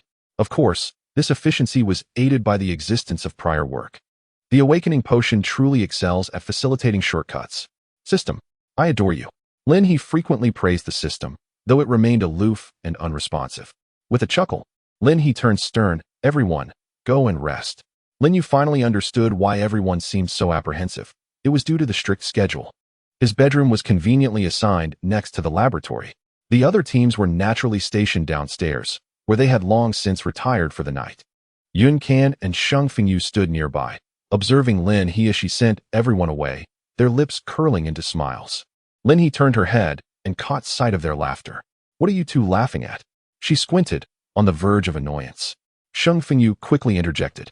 The base will only grow stronger from here on, my lord. Yun Can eagerly nodded in agreement. Yes, it is for the future. Lin He couldn't help but smile in return. Indeed, our Lin He base is destined to soar. Taking a deep breath, she declared, Come, let us go down and grab something to eat. You all should rest. Yun Can raised his hand. I am fine. I could go a month without rest. Although Sheng Fengyu did not possess the same peculiarities as the others, he nodded in agreement. About half a month, he replied. Lin He blinked her eyes, puzzled. What do you mean? Are you going to busy yourself alongside me? The car factory had not yet been established, and Lin He was not inclined to rest. Indeed, she affirmed. Well then, at least I won't be alone in this endeavor. Let us go and have a late-night snack. Xiao Xue and Xiao Bai had already been assigned to their rooms to rest. Xiaomi remained on her wrist. Chapter 92, The War Machine Factory. 3 battle pets, 3 distinct nurturing methods. After Lin He and her companions enjoyed their late-night meal, she first ventured outside to inspect the starfruit tree. The starfruit tree was now flourishing, having recently undergone an upgrade. It was laden with fruit, yielding over 10,000 pieces, more than sufficient to supply the current base. The daily task of harvesting fell upon Lin He, as she could conveniently gather the fruits with a single touch. Moreover, the starfruit tree recognized only her. Anyone else attempting to approach might face consequences.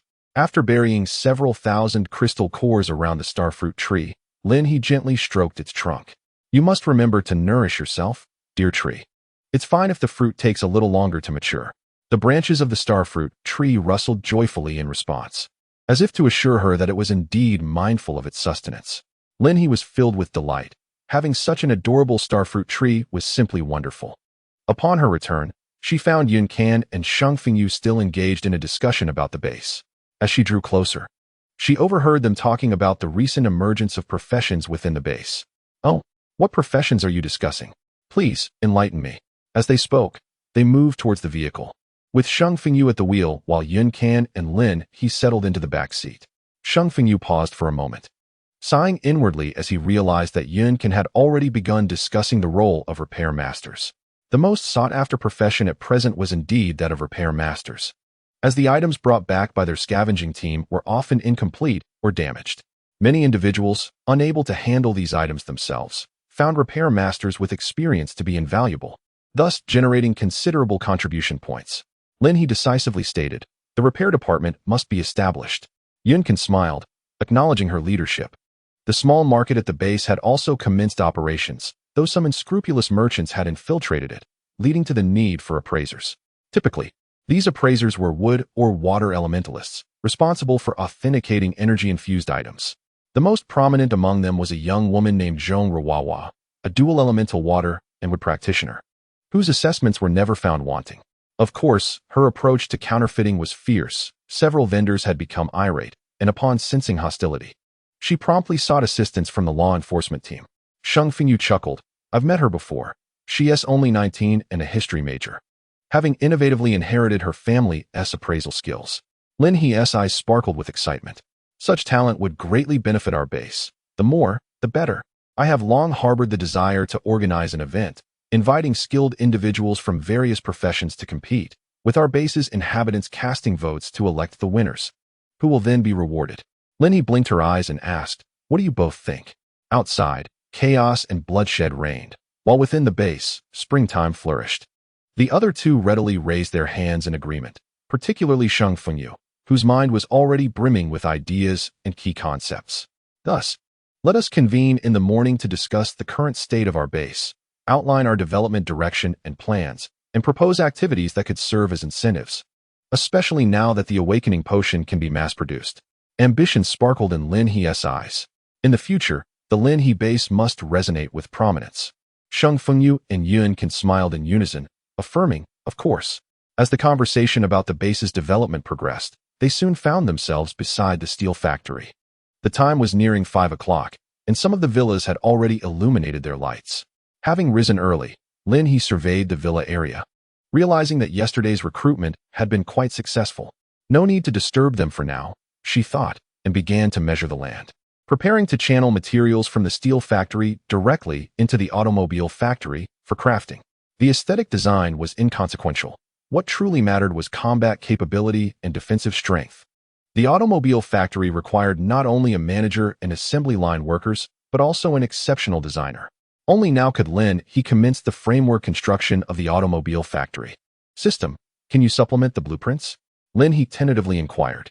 Upon constructing the automobile factory, a battle vehicle blueprint and an assembly line will be granted. Lin He erupted into joyous exhilaration. The system had always been centered around the base. Now that the base had grown in population and housing, the issue of vehicles persisted. They had been searching for cars externally, yet many second-hand vehicles bore defects. And those that accompanied the team in their frantic chases against zombies were often severely damaged. If there could be an automobile factory, no, it should now be called a battle vehicle factory. With this assembly line in place, what need was there to fear a lack of battle vehicles? Lin He confirmed the location, ensuring to identify several nearby structures, employee dormitories, shops, and the contribution hall. All of these required construction. It would not do for our workers to trek long distances down the mountain daily. You may step back, Lin He instructed Sheng Fengyu and Yun Can, who promptly retreated. Halting on the road. In an instant, a vast factory building, rivaling the steel factory in size, materialized, and with the overlay of mosaics. A new industrial park was swiftly upgraded. The steel factory bore no sign, and neither did this site. Naming or signage would have to wait until after the construction was completed. Yet, the high-tech industrial park, adorned with steel and glass, was visually striking in its simplicity and beauty. It was not only impressive in appearance, but also grand in scale. Lin He promptly set down the store and hall in other locations, nodding in satisfaction. In the future, it would be splendid to construct some new factories here to produce weapons and such. The blueprint was already etched in Lin He's mind, and she suddenly discerned an unfamiliar, yet crucial element. Crystal oil? The armored vehicles do not run on gasoline. What is this crystal oil? Combustible material produced from crystal cores. The system promptly elucidated and issued a task. Special task: acquire 50 tons of gasoline, time limited to 48 hours. The reward would undoubtedly be a crystal oil generator, but 50 tons? Lin He glanced at the inventory from the past few days, and it amounted to merely around 10 tons. This implies that she must seize all the remaining gasoline in the city. The city had already endured severe exploitation. The gasoline that had previously been evacuated was taken barrel by barrel. Lin He had not made any significant efforts to collect gasoline. To her, having enough was sufficient. All right, there was work to be done. Lin He turned around and beckoned to Yun Can and Sheng Fengyu. Come back. Let's head back. The two had unknowingly dashed outside the armored vehicle factory, but the gate was locked. Although they possessed tools now, without resolving the fuel issue, they were of no use. Lin He decided against opening the gate for the time being. My lord, you truly are remarkable. Yunkin could not help but give a thumbs up, no matter how many times he witnessed such prowess. After all, it was undeniably impressive. He even questioned whether the Lord had seized an entire civilization. Whatever was needed could be summoned at will. Upgrades were instantaneous. In the future, this factory would produce armored vehicles. Lin He smiled, envisioning vehicles that could charge through hordes of zombies with resilience. Yun Can's eyes brightened. While he personally did not require them, his teammates certainly did. However, we have tasks to accomplish now. I need 50 tons of gasoline. Lin He spread her hands, indicating that rest would be out of the question for today. After the meeting, she would rally her team and continue the charge.